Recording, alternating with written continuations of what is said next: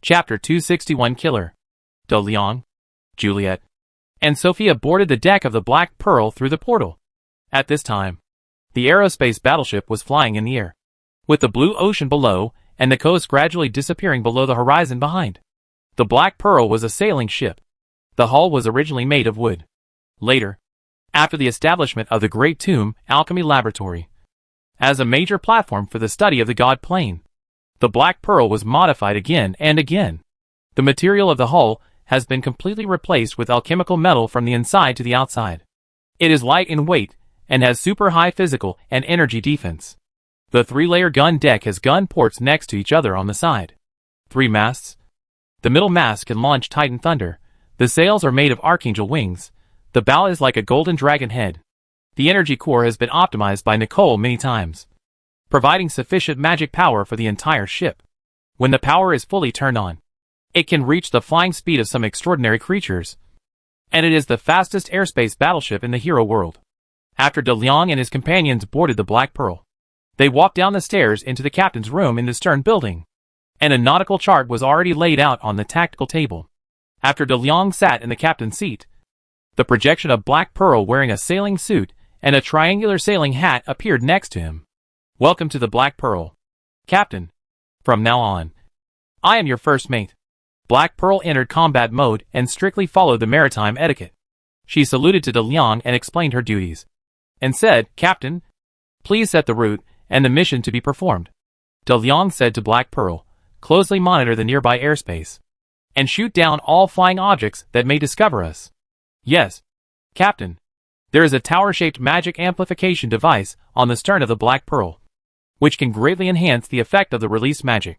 On the top of the magic amplification device, a closed magic eye is suspended. After Black Pearl received De Leon's order, the originally closed magic eye opened instantly, emitting a scarlet light. Then the magic eye was suspended in the air and rotated, and magic beam shot out from the pupil.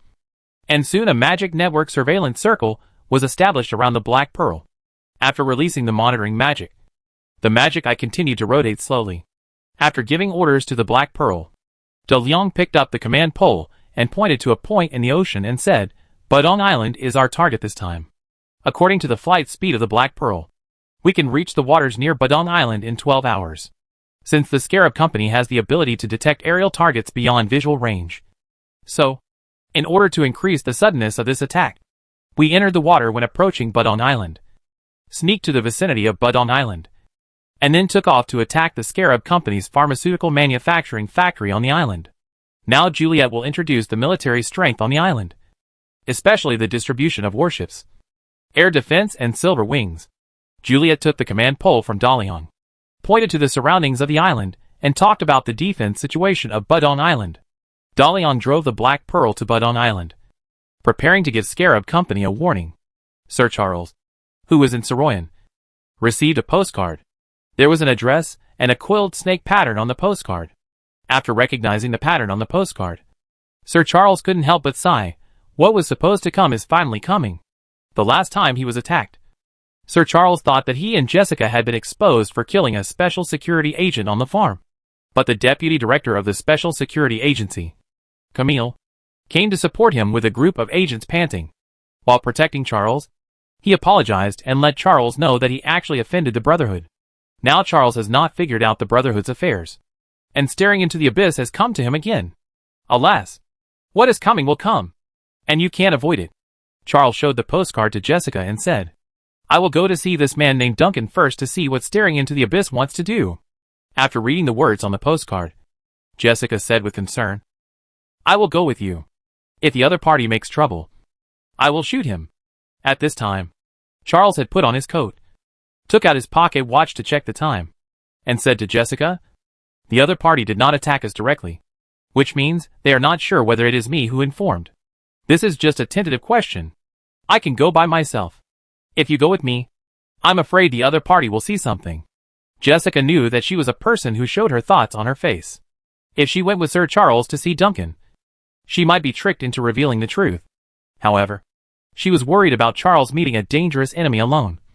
So she said, "I will hide aside to support you. If the enemy attacks you, I and Cindy will definitely be able to rescue you." Sir Charles had already picked up his hat and put it on his head. He said, "You are right. We need an evacuation plan. I'll go first. And then you can follow me. Be careful. The other party is definitely not alone. Don't be discovered. Don't worry." "Sir." Jessica picked up the sniper rifle specially made for her by Charles, carried it on her shoulder and said, "If this Duncan dares to do anything dangerous, I will blow his head off." Looking at the strange combination of Jessica and the sniper rifle, Sir Charles smiled rarely, then pushed the door and walked out to the street. Jessica carried her sniper rifle to the laboratory at the back and drove the disc-shaped aircraft into the sky. Duncan ordered a cup of coffee in a cafe and sat there quietly. After investigating and tracking Charles, he is now very sure that Charles was once a believer of gazing into the abyss. When gazing into the abyss was besieged by the Church of the Most Good and had to withdraw from the Order continent, he and some believers did not leave, but lurked. This time, Speaker Peters asked gazing into the abyss to assassinate young Master Liang. Duncan, who did not want to be cheated, decided to meet Charles, although he did not know that Charles had invested in young Master Liang's energy news. The fact that Charles and the Pure Magic Academy cooperated to establish several research institutes was published in major newspapers. The college alliance headed by the Pure Magic Academy is in the limelight, according to reports from people who followed Charles. He now often goes in and out of the Pure Magic Academy to meet young Master Liang and attend some publicity activities of the college alliance.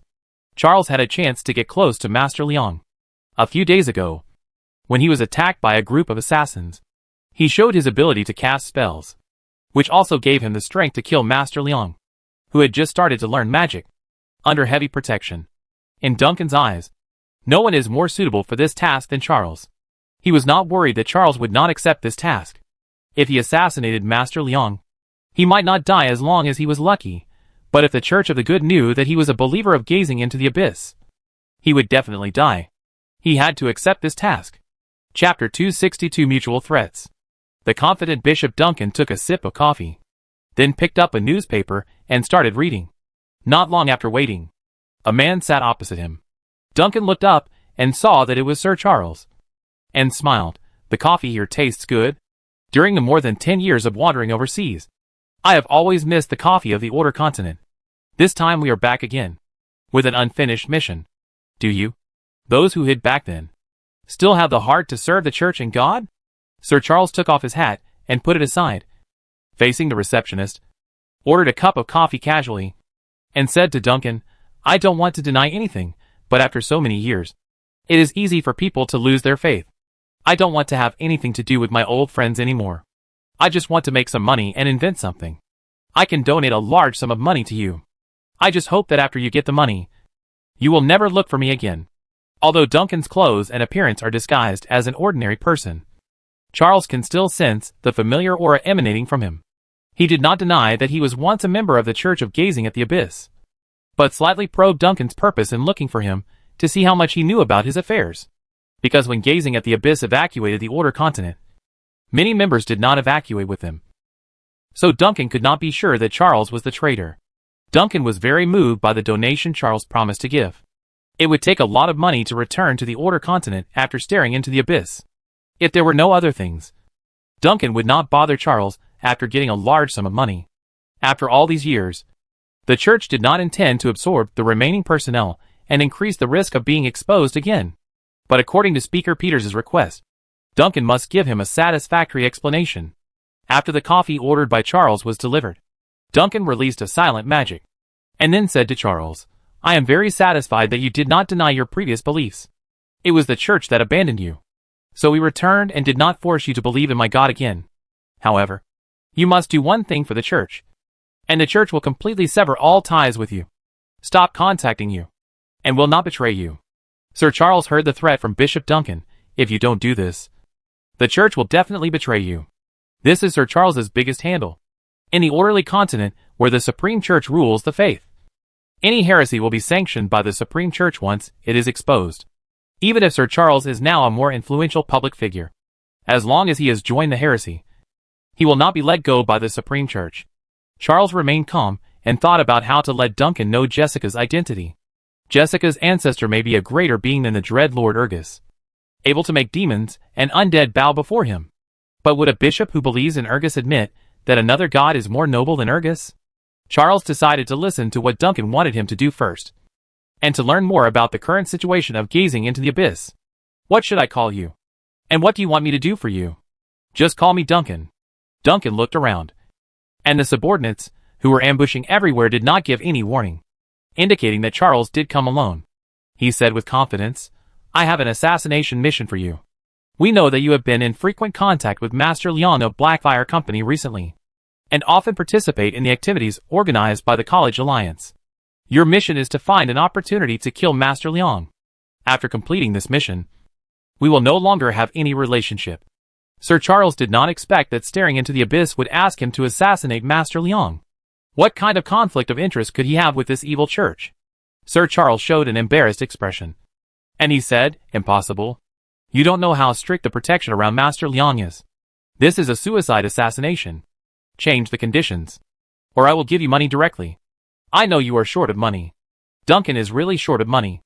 If he has a choice, he will ask for money. But he really can't find anyone more suitable than Charles to assassinate Master Liang. This is not a matter of money. Master Liang must die. Duncan refused the temptation. Blackfire Company has the strength to challenge Scarab Company. I certainly know that Master Liang must be protected by 13th or even 14th level strongmen. But now is the era of hot weapons. As long as you can grasp his whereabouts, or arrange him to a place you have reserved, a shot from a distance can complete this task. I believe you have a way to make yourself not suspected. After completing this task, you have nothing to do with us, and you continue to be your rich man and explorer. Sir Charles said, I refuse. Duncan pressed, You are not qualified to refuse. If you don't accept this mission, then tonight, the Knights of the Azure Cathedral will knock on your door. Sir Charles replied coldly, Are you threatening me? Yes. I'm threatening you again. Will you accept this mission or not? The conversation came to a deadlock, and neither of them spoke. At this time, Jessica had already set up a sniper rifle on the roof of the building opposite the cafe. Since the cafe was not a glass wall, Charles and his seat could not be seen from the window, so Jessica could not directly observe Duncan. However, Jessica has learned a lot of magic skills from Cindy these days. The skills of using earth magic can let her see the magic fluctuations behind obstacles, and then distinguish what she sees again through the magic ripples and the strength of magic. Jessica found the location of Charles's magic energy characteristics, and saw Duncan sitting opposite Charles, as well as those people with high energy characteristics in the cafe. The light of magic covered Jessica's eyes, and she stared at the scope and completed all preparations. The shooting instinct made her confident, as long as she fired. This specially made alchemical bullet enchanted by the ritual could penetrate the wall and hit the target. Duncan in the cafe also looked at Charles confidently, waiting for his answer. Charles didn't let Duncan wait too long. He knew that Jessica should have arrived at the location at this time, and aimed his gun at the person in front of him. So Charles said to Duncan, Mr. Duncan, I have no interest in the task you gave me, not only because Master Liang saved me, but also because I want to be Charles in someone's heart. You also said that this is the era of hot weapons. Do you really think I came alone? Now there is a powerful gun aimed at your head, including those people next to you who only drink coffee and don't order anything. They are also your subordinates. Staring into the abyss is really desolate. The cost of an operation is so pitiful. You should really consider my advice and take the money away from this thing that does not belong to you. Chapter 263 A Sudden Visitor. For Charles, as long as Duncan is not looking for him because of the betrayal, everything else can be turned around. Besides, gazing into the abyss is a religious organization, and taking the risk of killing a businessman is itself very suspicious. In Charles's view, the gazing into the abyss church has no reason to assassinate Master Liang, so they are instructed to complete this task. Then, it is not difficult to guess who this person is. Master Liang acquires the Pure Magic Academy and forms a college alliance. The 4th generation of Magic Potential Activation Potion and Returning Magic Beverage are launched on the market, directly encroaching on the interests of the Marcellus Council and the Scarab Company. The mastermind of this assassination must be one of them. As long as staring into the abyss doesn't want to kill young Master Liang, everything can be discussed. Charles was very grateful to young Master Liang for saving him from the Brotherhood siege last time. This time staring into the abyss wanted to assassinate him, so of course he would try to stop it. This itself is in Charles's interest. as he can find the secrets of Jessica's ancestors through staring into the Abyss Church. In this negotiation, Charles began to fight back. Duncan's face turned very bad, and he looked around. No trace of the gunman was found. Do you think such a lie that can be easily exposed can scare me? Duncan, who did not notice anything unusual, said to Charles seriously, half of my people are in this cafe, and there are also my people outside. If you brought people here, you would have been discovered long ago. Charles laughed. You have been away from the Order continent for too long, and you don't know how high the current level of technology and magic has reached. My people don't need to be in this cafe at all. A bullet fired from a special sniper rifle can still blow your head off after penetrating the wall. Magic can locate you and monitor the energy changes around you. If you don't believe it, you can try to use offensive divine arts or magic to see if there are any bullets shot in. The smile on Charles's face made Duncan unsure whether there was really someone who could snipe accurately through the wall. After all, Charles was a world-renowned inventor, and no one knew what kind of unimaginable weapons he could create. A commissioned assassination mission was not worth Duncan's life. Duncan said, Charles, threatening me will not bring you any benefits. If I die, you will definitely die. If I survive, you will also die. So don't negotiate with me. You must complete this mission. Charles picked up his hat and stood up impatiently. He said to Duncan, you think you can threaten me with something just because you have something on me? But I want to tell you, that's nothing. This world is not just the Order continent. Overseas, the influence of the Church of the Most Good is not that high, and I will be welcomed wherever I go. As long as I leave the Order continent, the Church of the Most Good will have no way to deal with me. My assets will be damaged, but only partially. Mr. Duncan, as a former believer of Urgus, I want to remind you, never mess with Master Leong. He is not someone you can afford to mess with. The people behind you obviously want you to be cannon fodder. My donation commitment to gazing into the abyss is still valid. If you want money, I will give it to you. Don't bother me anymore. After that, Charles put on his hat and was about to go out. Duncan hurriedly said, Sir Charles, I think we can talk about this matter again. Please sit down. I promise that it will be a pleasant conversation. At this point, Duncan's strategy against Charles completely failed. If Charles is determined not to accept the task of assassinating Master Leong even if he leaves the continent of Order, then gazing into the abyss will not have to fight Charles. You can find someone else to assassinate young Master Leong. But Charles's donation must be obtained. As Charles despised, the funds for gazing into the abyss at this time are really tight. On the continent, where the Holy See enforces religious monopoly, gazing into the abyss has always been cautious and never easily obtained by violence. The Soroyan branch led by Duncan is in its early stages of construction and needs money everywhere. Although Speaker Peters gave a sum of money, it is only enough for the daily expenses of the branch. Just like this time when meeting Charles, Duncan and his subordinates did not order any other food here except a cup of cheap coffee. The Soroyan branch is really short of money. After Sir Charles sat down again, Duncan asked, How much money are you going to donate to us? Duncan's rapid change made Charles more certain that someone else wanted to kill Master Leong.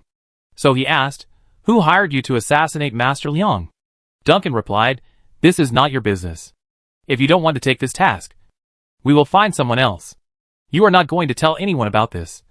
This is our bottom line. Charles knew that Duncan would not tell him such a confidential matter, so he did not continue to ask.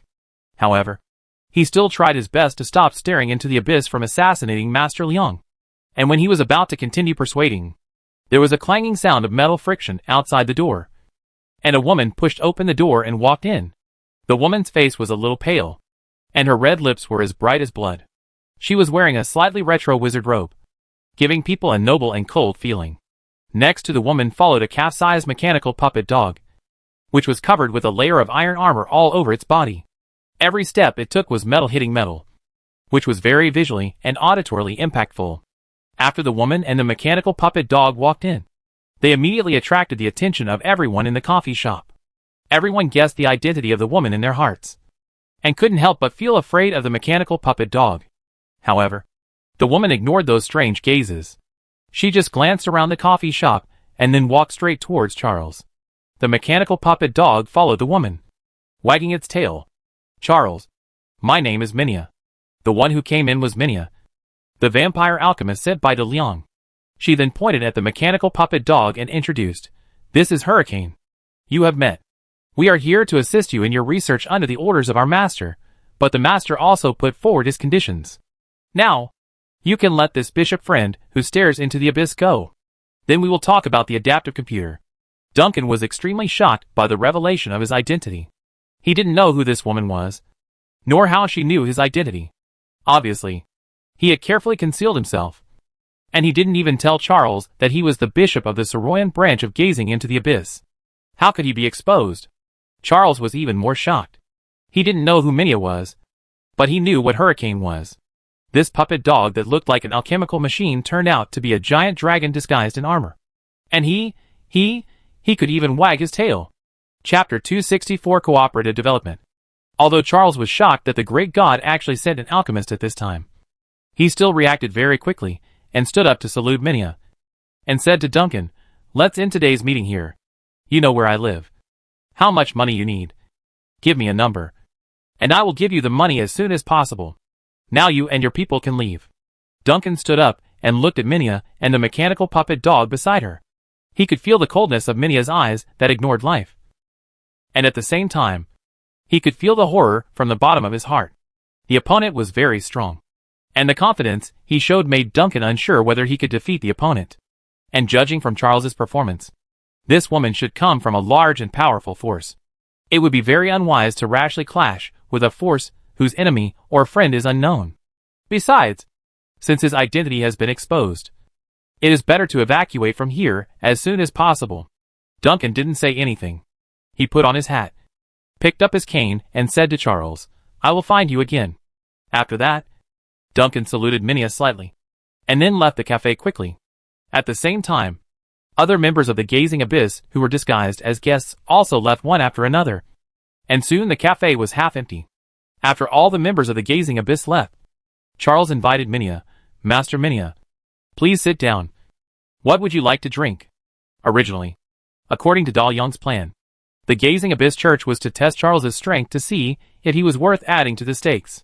Unexpectedly, the Brotherhood took over this job, and the Gazing Abyss could not find evidence of Charles's betrayal, so it was slow to act. The threat of the Scarab Company made Daliang unable to take the postgraduate entrance examination for Charles anymore, and he needed an adaptive computer. The magic alchemy in the Great Tomb has broken through the bottleneck. The difficulty of magic formula calculation brought by more advanced magic technology has begun to increase exponentially. Now a magic structure requires tens of thousands of formula calculations, and it is unimaginable in the future. Nicole's Alchemy Master team needs a super adaptive computer to help them complete this tedious and error-free calculation. At the same time, the College Alliance will gradually start the development of more high-end technologies in the future, and adaptive computers can also speed up the development progress. Minia is a very good alchemist, and the housekeeper of the Great Tomb Alchemy Laboratory. She will coordinate the Charles Institute and the Great Tomb Alchemy Laboratory, and will definitely be able to create the super adaptive computer into Liang's mind as soon as possible. Hurricane, as a frost dragon with a strength of 15th level, is responsible for the protection of the entire adaptive computer research project. Minia sat down in the seat opposite Charles, and waited for the waiter to bring a new cup of coffee. Minia said to Charles, "My master is very interested in the adaptive computer you invented, and he is willing to invest in your research. He has ordered his strongest alchemist team to prepare, as long as you agree to his conditions. This cooperation can be launched immediately." After meeting Minia and Hurricane, Charles was very optimistic about the response of the god, but he did not expect that this great existence would attach so much importance to the adaptive computer. What would be the lineup of the strongest alchemist team under God? As for the conditions proposed by God, Charles asked curiously, "What does the great god need me to do for him?" Minia said, "My master wants full ownership of the adaptive computer." Charles did not respond immediately. As the inventor of the adaptive computer, Charles knew the future value of this machine. It represented the future. It could bring him unimaginable honors and make his name engraved in history. Charles had no children, and this invention that he poured his heart and soul into was like his child. Now that God wants to take the ownership of the adaptive computer, he is unwilling in every way. "I can give a part of the ownership. After all, this is developed by us together, and I have the core technology," Charles said very firmly. Minia was unmoved. She insisted on the instructions given to her by De Leon. "Charles, you are not qualified to bargain with my master. My master said that if you study the adaptive computer by yourself, you will not be able to make the computer's calculation speed reach 100 million times per second until your life is exhausted. And with our technology, adaptive computers that can complete trillions of calculations per second will soon be manufactured. Your role in this research is just a guide, and we are the main force for subsequent development. Don't take your role here too seriously. You are not the only one in the world who studies computers. Even if we develop it independently, we can quickly come up with our computer. If you don't agree to our conditions, your research will soon fall behind. Charles knew that Minia was telling the truth. The technology of adaptive computers is a special application of adaptive magic arrays. And his adaptive magic array technology comes from the ancient magic era. Without his own technology, the god could find someone else to cooperate with, or even develop it himself. But it would take more time and take more detours. As long as the right direction is found, the development progress of computers can be put on a fast track. This is the frustration of small development teams. Charles did not have much room for choice.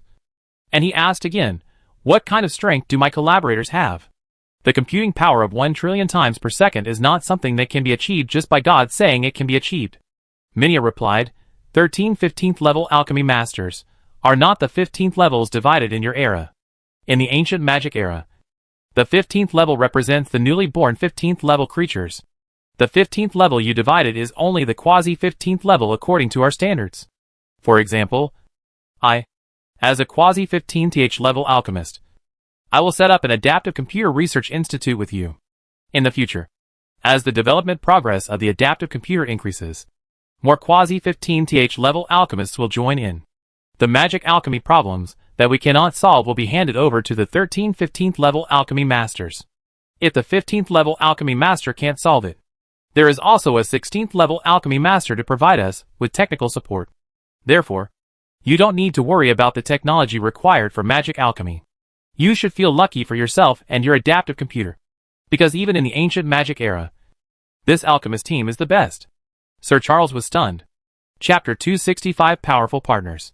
Jessica, who was on the rooftop opposite the cafe, saw a very strange scene. The person with a stronger magical signature sitting opposite Charles left, and those who were suspected of being a cultist who was staring at the abyss also left. But Charles continued to sit there. Soon, just as Jessica was wondering why Charles didn't leave, Charles's magical signature suddenly became chaotic. Oh no! The Sir was ambushed. There must be someone sitting opposite the Sir who I can't sense.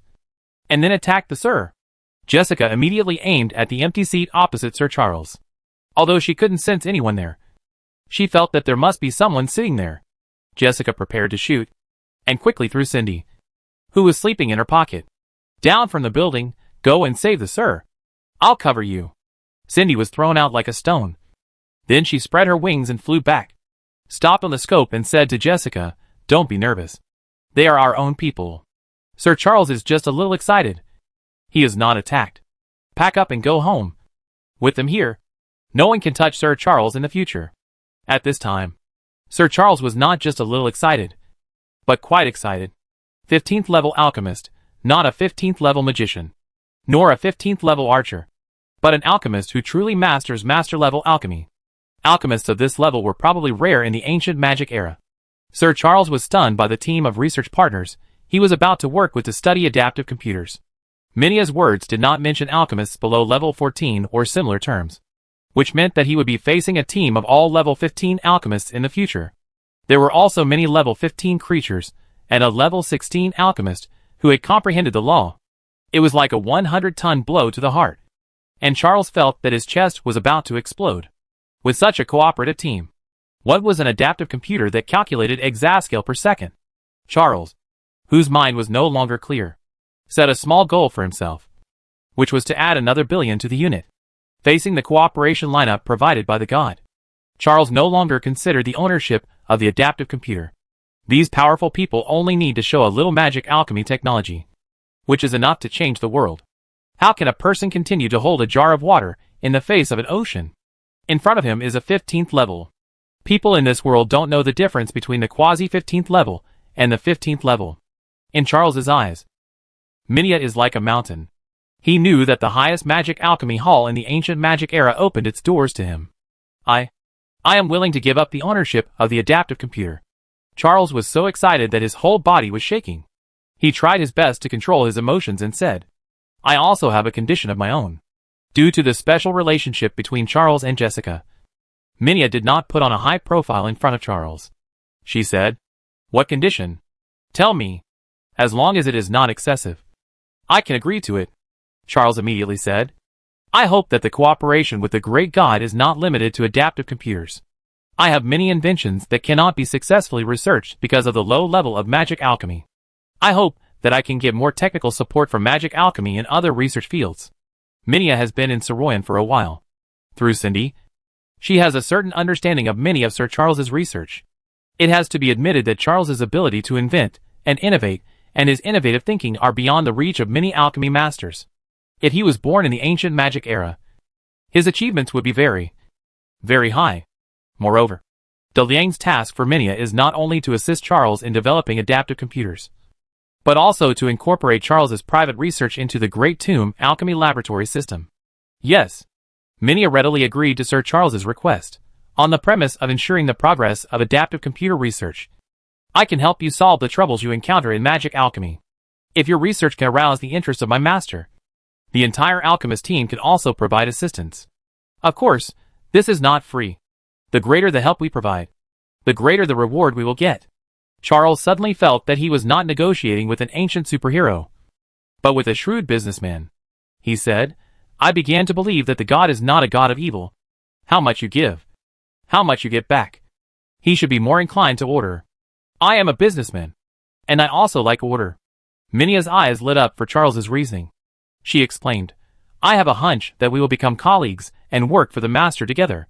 You found the right direction. My master does tend to favor order. Keep looking.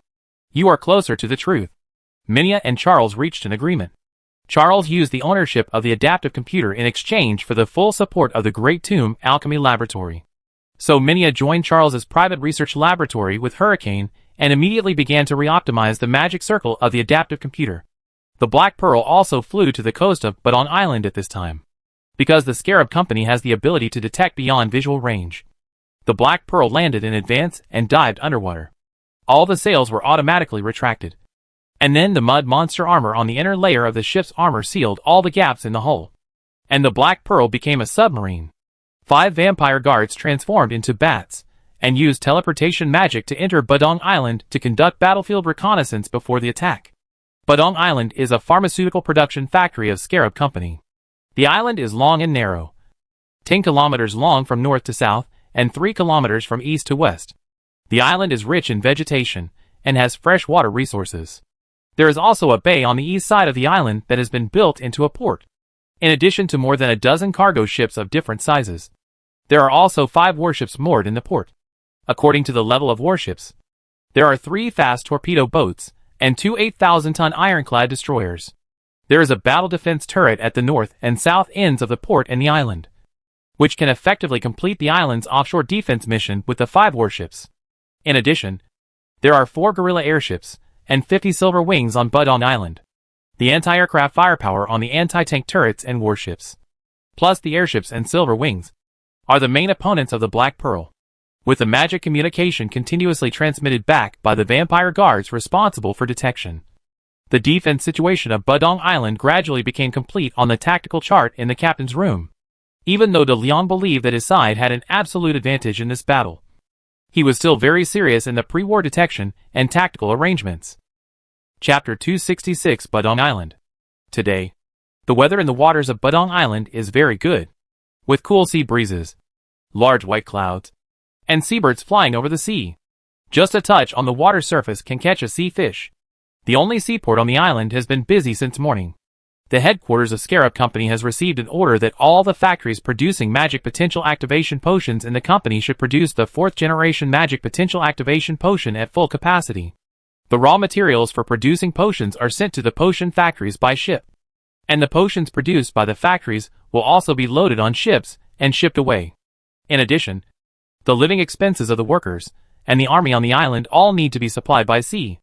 Peaceman is the director of the production area of Badong Island of Scarab Company. While managing the pharmaceutical factory, he also serves as the highest commander of the company's army on the island. At this time, he was in the tower on the top floor of the port lighthouse, looking at the sea in the distance, where the Budong Island fleet was cruising from north to south. The thick chimney in the middle of the warship was billowing white smoke, and the combined guns at the bow and stern were alertly pointing to the sea in front. In the sky, the silver wings pulled out a long white tail against the blue background. A formation of 5 silver wings flew over the Budong Island fleet. Peaceman was very strong, and the double-breasted military uniform on him was in the shape of an inverted triangle. His military service left a hideous scar on his neck. Originally, such an injury could have killed him, but he was taken away by Scarab Company when he was about to die.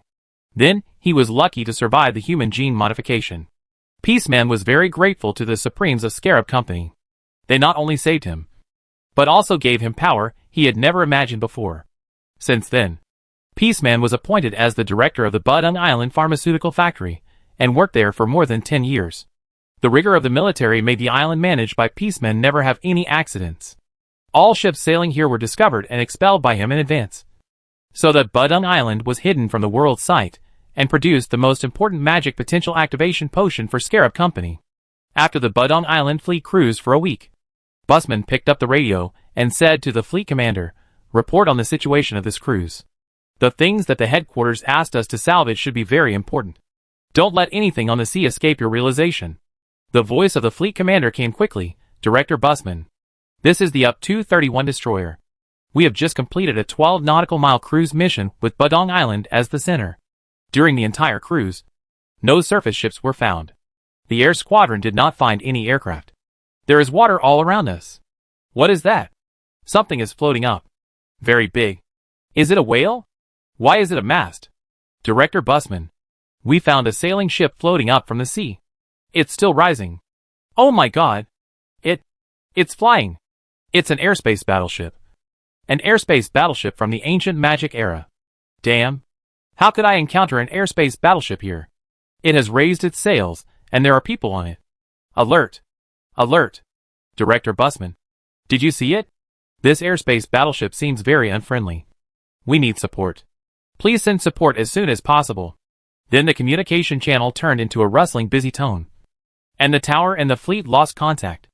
Throwing away the radio walkie-talkie, Busman immediately picked up the telescope and looked in the direction of the fleet. And then he saw the airspace battleship mentioned by the fleet commander. The dark 3-masted warship was suspended above the side of the Budong Island fleet, and the seawater brought by the floating hull fell back into the sea along the ship wall like a waterfall. At this time, the white cloud sails were rising on the 3 masts, and there was a black flame in the middle of the cloud sails. This is a warship that can fly in the air, and it only exists in the great alchemy work in the Legend of Ancient Relics. Now, such an aerospace warship is floating on the sea next to Budong Island. How could an aerospace warship appear? Peaceman couldn't help but burst out a swear word when he saw the aerospace warship. After seeing the aerospace warship adjust the angle of the hull, open the gun port and push out the black gun muzzles, he immediately shouted to his subordinates in the tower, "Use the signal light to contact the Budong fleet and let them retreat to the port while defending."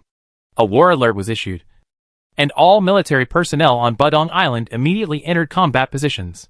The artillery batteries in various places monitored the sea surface to prevent the enemy from attacking from other directions. All airships took off, and the Silver Wings were on standby. The 4 Silver Wing Squadron went to meet the Budong Island fleet returning to the port, and the 5th Silver Wing Squadron conducted a rapid reconnaissance of the 50 nautical mile sea area. Let non-combatants enter the shelter. Report the situation here to the headquarters. As Peaceman's orders were quickly issued, the communication personnel in the tower immediately issued instructions in various ways. The shrill alarm sounded throughout the island in an instant. Along with the alarm, there was a series of roars from the sea in the distance. The bombardment began.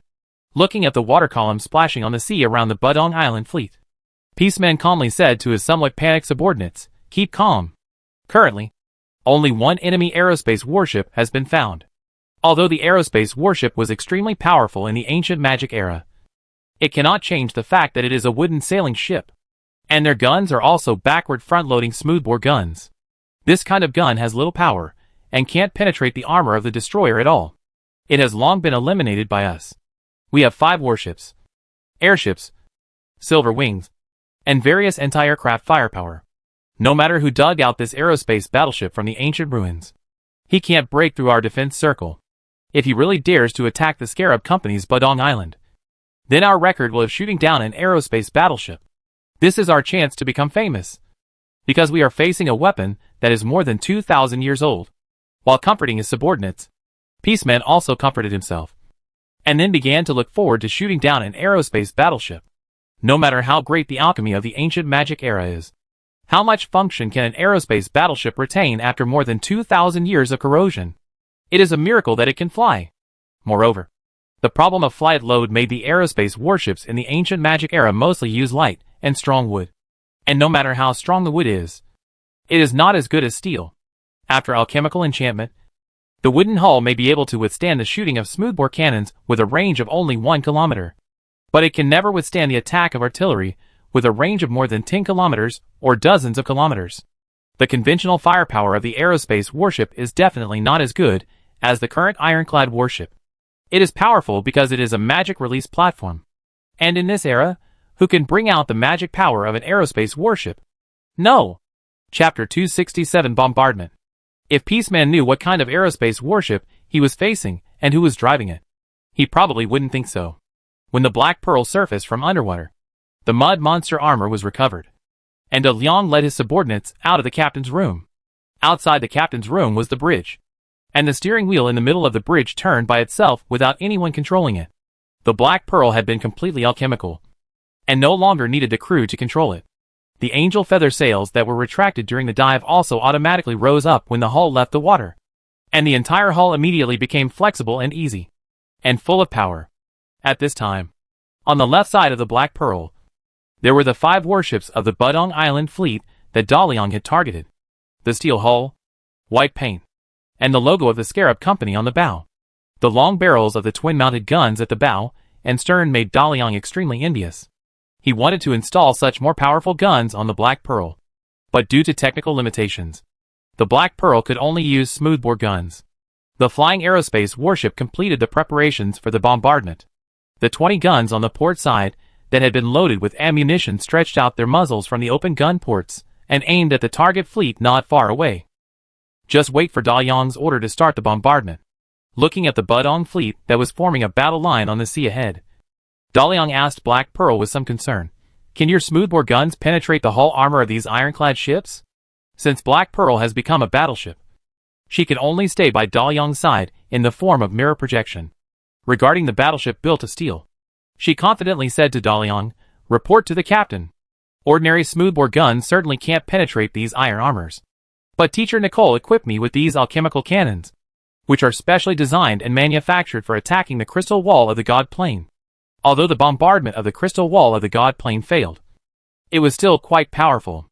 But if the full power is released, the burden on the energy core is a bit too much." Hearing that the Black Pearl can penetrate the steel armor of these ironclad ships, Da Liang no longer has to worry about making a fool of himself here. If he fires his cannons here, ping ping pong hitting the hull of others, and there is not even a dent, then he will just return home, too embarrassing. Just adjust the power to penetrate their hull armor. Then, we will officially attack the Badong Island pharmaceutical production factory of the Scarab Company. Da Liang shouted, "Fire!" The 20 alchemical smoothbore cannons on the port side of the Black Pearl were all activated. On the gun body, a bright magic circle emerged, and after expanding due to the injection of magic energy, it was instantly retracted into the gun barrel. Then the hull shook, and then there was a continuous roar. 20 spherical projectiles were fired almost at the same time, and the residual magic made the flames that followed the projectiles splash and form a dragon head pattern. The sound of the cannon seemed to be the roar of these fire dragons. The specially made shells with added materials instantly flew across the airspace between the aerospace battleship and the Badong Island fleet. Some shells missed, splashing water columns more than 10 meters high around the fleet, and more shells directly hit the hull of the fleet flagship. The crystal wall of the Divine Plane is the barrier of the Divine Plane. Only by opening the crystal wall of the Divine Plane can the Divine Plane be opened. The artillery on the Black Pearl was prepared to directly bombard the crystal wall of the Divine Plane. Although the plan to attack the crystal wall of the Divine Plane failed, it is also conceivable to what extent the firepower of the Black Pearl has been strengthened. Even though the Black Pearl reduced the power of the bombardment to save energy, The shells hit the battleship's hull armor plate like a piece of tofu. The solid turret drilled in from one side of the hull, and then drilled out from the other side of the hull. The penetration effect allowed the shells to pass through the hull and then hit the seawater, splashing high water columns. The water columns all around the fleet seemed to be that the aerospace battleships were not accurate, and all the shells were fired in the wrong direction. In fact, 14 shells opened 28 holes in the EP261 destroyer, the flagship of Budong Island. The Black Pearl fired obliquely from top to bottom, and some of the muzzles were just under the water. One round of bombardment caused the flagship of the Budong Island fleet to start taking on water. The Black Pearl made a 180-degree turn in the air, closing the distance with the target fleet, and once again aimed the 20 alchemical smoothbore cannons on the starboard side that had completed the bombardment preparations at the EP231 destroyer. Boom, boom, boom, boom. The fire dragon roared. And the Black Pearl, which had found the shooting feeling, did not miss a single shell this time. 20 bullets penetrated the EP231 destroyer together. After discovering the Black Pearl, the Budong Island fleet began to transform from a cruising formation to a combat formation. The 5 warships were connected end to end to form a bombardment battle line, and all the guns on the warships were aimed at the Black Pearl. But they soon discovered that the enemy ship was in the sky, and the maximum elevation angle of most of the guns on the warships could not aim at the aerospace warships diagonally above. The helpless Budong Island fleet could only use the anti-aircraft machine guns on the warships to fire at the warships in the sky. The tracer bullets fired by the machine guns formed a chain of light in the air, and it was like a long whip whipping at the Black Pearl. At the same time, the 10 silver wings of the escort Silver Wing Squadron responsible for protecting the fleet were divided into 5 combat groups and flew towards the Black Pearl from different directions. Bullets with high-powered armor-piercing and explosive spells bombarded the hull of the Black Pearl. On the poop of the Black Pearl, the magic eye on top of the magic amplifier opened, and a protective shield wrapped the entire hull. All the bullets hit the protective shield and could not penetrate the 10-meter range around the Black Pearl. At this time, 10 electric chains jumped out from the middle mast of the Black Pearl. Then 10 silver wings surrounding the Black Pearl fell to the sea below like flies being electrocuted. Seeing the scene in front of them, the silver wings that came to support them immediately scattered and evacuated in fear. In the tower of the port of Budong Island, Peaceman was still fantasizing about becoming the first person to shoot down an aerospace battleship in 2,000 years. And then, he was instantly pulled out of his fantasy by the cruel reality. He couldn't believe what he saw. The powerful Silver Wing was so weak that 10 of them were killed in the blink of an eye. And what happened to the Budong Island fleet? The other side was using alchemical smoothbore cannons, but all the cannons were fired empty. Why did the flagship EP231 destroyer of the Budong fleet begin to sink? Is this 2,000-year-old aerospace warship so strong? If it continues like this, the Budong Island fleet will be sunk before it can return to the port.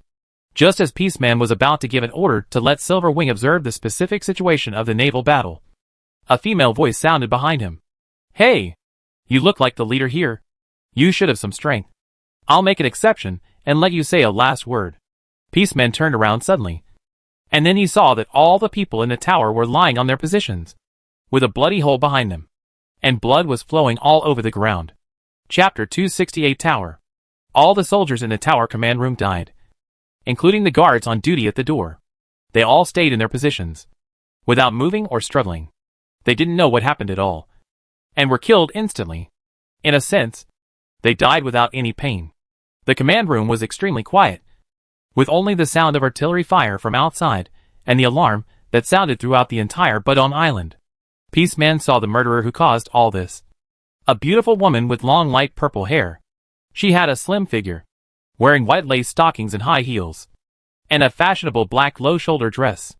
She looked like a harmless and innocent girl, if she wasn't holding 2 long swords dripping blood in her hands. If she wasn't floating in the air. Looking at the woman floating in front of him with her feet about 10 centimeters off the ground, Peaceman pulled out a waist knife from the scabbard on the table beside him. Holding the knife in one hand, with the tip of the knife pointing forward, he asked, "Who are you?"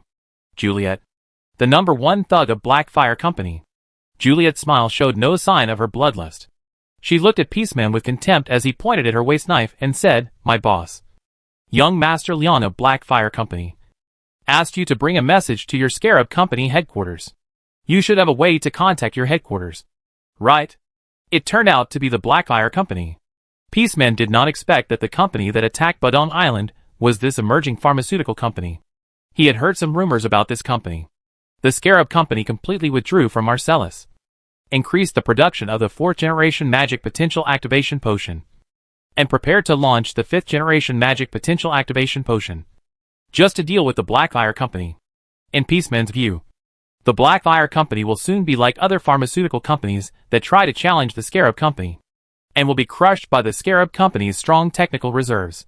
But the Blackfire Company dared to sneak attack the Scarab Company's pharmaceutical production factory, which was really beyond Peaceman's expectation. Peaceman couldn't help but look outside the tower again. The naval battle outside the port was still one-sided. Facing the aerospace warship, the main heavy firepower of the surface ships had no way to deal with it. The displacement of the Black aerospace warship was only about 3,000 tons. But its inherent advantage allowed it to continuously pour shells at the Badong Island fleet, which was several times larger than its own tonnage. At close range, submerging the 5 ironclad ships in dense water columns. The flagship EP261 destroyer had been stopped. The waterline was about to overflow the deck. All anti-aircraft machine guns had stopped firing, and the crew and sailors were scrambling to escape from the sinking warship. The other ships were also tilted to varying degrees, which meant that they were flooded to varying degrees. The Badong Island fleet was finished. The Blackfire Company actually excavated an aerospace warship from the ancient magic era and was able to repair and put it into use. It would be the enemy of the Scarab Company. Peaceman said to Juliet, "Do you know? Blackfire's current behavior means a full-scale war with the Scarab Company." At this time, Peaceman was still extremely confident in the Scarab Company. He knew what kind of strength this super company was hiding. The technology that could give ordinary people 13th and 14th level power was invincible in Peaceman's eyes. Juliet said impatiently, "What I want most now is to go to war with Scarab Company. And even better, to go to war with the whole world. But my boss doesn't like me to kill too many people." "Don't talk so much nonsense. Contact your headquarters quickly and tell them that Blackfire Company is responsible for the attack on the pharmacy factory on Badong Island. And the things you salvaged a few days ago also belong to us. Then say your last words, and we can end this meeting happily. The Black Pearl is about to sink your entire fleet, and I will kill all the damn people before she flies over." In Juliet's expression and words, she didn't regard Peaceman as an opponent at all, just like an ant that could be crushed at any time. As a warrior and the director of the Scarab Company stationed on Badong Island, how could Peaceman endure such an insult? But Peaceman could also feel that the woman in front of him was indeed powerful. The flying spell she cast alone proved that she had the strength of a 13th level magician. However, the narrow environment of the tower was not conducive to the performance of mages or agile warriors. Strength can overwhelm everything. Peaceman received genetic modification from extraordinary creatures, and he was very confident in his strength. The Supremes of the Scarab can see everything. What happened here must have been known to them.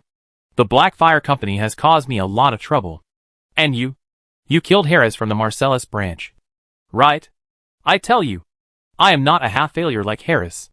You will pay the price for your arrogance." After saying that, Peaceman swung his hand and threw a blade at Juliet. At the same time, he exerted force on his legs and rushed out like a cannonball, rushing to Juliet's side in an instant. At the moment of rushing over, he slashed the knife at Juliet's waist with all his strength, trying to cut this woman in two. Hit! But just when Peaceman thought that this lightning-fast knife would hit, he saw Juliet turn her head to look at him and showed a wicked smile. It was like this knife that he thought had exerted explosive power and speed to the extreme was just a slow motion in the eyes of the other party. Then his hand shook. Although he didn't see it, Peaceman knew that his knife was blocked. What really shocked Peaceman was that his full-strength knife didn't move the woman at all. He had an extraordinary physique, and with the knife technique he was best at, he could make the instantaneous explosive power break through the ton level. How could this be possible? How could a person not be affected by such an impact? You have to know that this woman was floating in the air. How could she block this horizontal slash without moving in place without a point of support? It was completely unscientific. But Peaceman knew that it was not appropriate to consider how this knife was blocked at this time. The opponent's strength assessment in his mind was raised to a higher level, and he had to focus all his energy on the next attack. Moreover, Peaceman found a good opportunity. As he was right behind the woman at that moment, Peaceman stopped suddenly His feet dented the concrete floor, and his body turned back almost close to the ground. And the blade turned upside down and slashed at Juliet's back from bottom to top. On the tip of the blade, purple lightning flashed and instantly covered the entire blade. The sound of breaking through the air and thunder exploded in the small control room of the tower at the same time. At this time, Juliet did not turn around. She was still floating, keeping the posture of turning her head just now, looking at Peaceman from the corner of her eyes. And the smile that made people feel uncomfortable did not change at all. That smile made Peaceman, who was confident that this knife would hit, feel as if his heart was hit hard. His legs instantly lost strength, and the blade that was extended forward did not reach the position it should reach because of the loss of force. And it passed by the clothes on Juliet's back. Peaceman knelt on the ground, and he felt a mountain-like pressure on his shoulders, which came from the woman in front of him. You? Who are you? Peaceman finally realized the gap between himself and his opponent. Now he couldn't move his whole body, and the opponent only needed to stab him in the back with a sword to end his life. Chapter 269 Expression and Understanding. Juliet turned around in the air, looking at Peaceman who was lying on the ground and struggling to support his body, and said pitifully, "What a pity. You shouldn't be so embarrassed. Although your physique is close to that of a supernatural creature, your mental power is still that of a low-level ordinary person. You can't see anything at ordinary times. But high-level creatures that can release pressure from the mental level are simply your nemesis. And I just happen to have mastered mental pressure. I just don't use it often. You, who are you?" Peaceman used all his strength to support his body, and the fear of the superior creatures from his heart kept draining his strength. He had never thought that he would encounter such a battle. This was simply unsolvable. Anyone who could not resist this kind of mental pressure would be a lamb in front of this woman. But he did not wait for Juliet's answer. This hell angel who truly regarded killing as an instinct would not find pleasure in bullying the weak. She just killed for the sake of killing. There was no need to explain anything to a prey. With a swing of the long sword, Peaceman's head was chopped off. Juliet shook off the blood on the long sword, inserted the long sword into the scabbard, and then fell to the ground, walking with a cat step and shaking her slender waist. She walked to the console and picked up a microphone. During the reconnaissance of Budon Island, Juliet had a general understanding of the function of the equipment in the tower. This microphone can send broadcasts to the entire island. Turning off the shrill alarm, Juliet put the microphone to her mouth, looking at the sea battle in the distance, and said, "Hello to all residents of Budon Island. I am making a statement here on behalf of my boss. You can tell your headquarters that Blackfire is responsible for the attack on Budon Island in retaliation for Scarab's 2 consecutive attacks on Blackfire. My boss, Master Leong, asked you to bring a message. Business matters are best resolved in a business way. If Scarab continues to use unconventional means, then our attacks on Scarab will not stop. We welcome Scarab Company to send people to negotiate with us. My boss is waiting for you in Saroyan. Then, Blackfire Company's attack on Budon Island officially begins. According to Master Liang's order, all people with weapons will be eliminated. But I hope you can fight like your supervisors, holding your weapons. Wait for me to find you." Juliet was reluctant to say the last warning. She would kill fewer people. But this was Da Yang's order. Most people on the island were only employed by Scarab Company, including workers and soldiers. Da Yang did not want to start a massacre on Budon Island. The purpose of his trip was to tell Scarab Company that he was not passively waiting for their attack, but had the means and strength to counterattack, so that Scarab Company would be more restrained in the future. The people on the island were just victims of the Blackfire Company's muscle show this time. There was no need to create a tragedy here. Juliet disappeared on the spot after issuing the warning. A subspace ripple shook, and screams were heard around the tower. Juliet knew that she had just issued a warning on the tower, and she had already let the people on Budong Island know that their command system had been destroyed when the Black Pearl destroyed the Budong Island fleet and sailed to the interior of the island. The defenders on the island would probably surrender because of losing their fighting spirit. De Liang stipulated that those who laid down their weapons could not be killed. Juliet had to kill more people before the defenders on the island reacted and surrendered. The released Juliet began her killing spree. She shuttled like a ghost. Most soldiers only felt a shadow passing by, and then found a fatal wound on their bodies. In terms of killing efficiency against low-level creatures, no hero in the entire Great Tomb could be better than Juliet. As long as it was her target, she would not hesitate at all. Cruel and efficient. At this time, the Black Pearl had also completed the annihilation of the Budong Island fleet. 5 ironclad ships had either sunk or were sinking, and the sea was full of crew members jumping into the water to escape. They swam hard towards Budong Island and looked at the aerospace battleship flying towards the island with fear, not knowing what fate would be waiting for them after they escaped to the island. Dalian looked down at the sea from the bridge and ordered the Black Pearl to continue sailing towards Budong Island. He wanted to show the Black Pearl to the Scarab Company to let them know who they were facing. A hero from the ancient magic era, mastering magic power beyond this era, possessing the strength to threaten the Scarab Company and its backers. Use high-end power to make the Scarab Company misjudge. Buying time for the Blackfire Company and the Great Tomb to fully climb the technology tree. However, in the eyes of the remaining 2 players of the Scarab Company, the Blackfire Company has already had a solidified image, a space exploration team from a large interstellar company of the Star Alliance, just like the Scarab Company. Therefore, when players Needham and Eliza saw the Black Pearl and Juliet through the hidden surveillance equipment installed on Budong Island, they imagined the information that De Leon wanted to convey in a different way. Blackfire Company was very lucky to find an ancient relic of great value, and this aerospace battleship was obtained from that relic. There must be a lot of treasures from the ancient magic era in that relic. It was the development of this ancient relic that allowed Blackfire Company to catch up and obtain technology higher than that of Scarab Company. Now Blackfire Company has stored enough magic alchemy technology, and the wormhole station built by Star Alliance in the nearby star field will be opened soon. They no longer hide at this critical point, but instead attack the Scarab Company to achieve overtaking. That is, to occupy a favorable position in the formal competition for colonization of Order Star in the future. It is really better to come at the right time than to come early. The Scarab Company has funded so many excavations of ancient ruins, but has not found too advanced ancient magic technology. The Blackfire Company obviously came later than the Scarab Company, but was lucky enough to dig up the ancient ruins where the aerospace warships were stored. The aerospace warship itself is a concentrated embodiment of the alchemy technology of the ancient magic era, and the place where the aerospace warships are parked must be a very important ancient military facility. What good things will be inside? Just thinking about it makes people drool. India side, how should we deal with the current situation? A space battleship with actual combat capability, extraordinary genetic modification technology that is more mature than that of Scarab Company. Scarab Company seems to have nothing to show for itself except for the strong sphere of influence it created because it came early.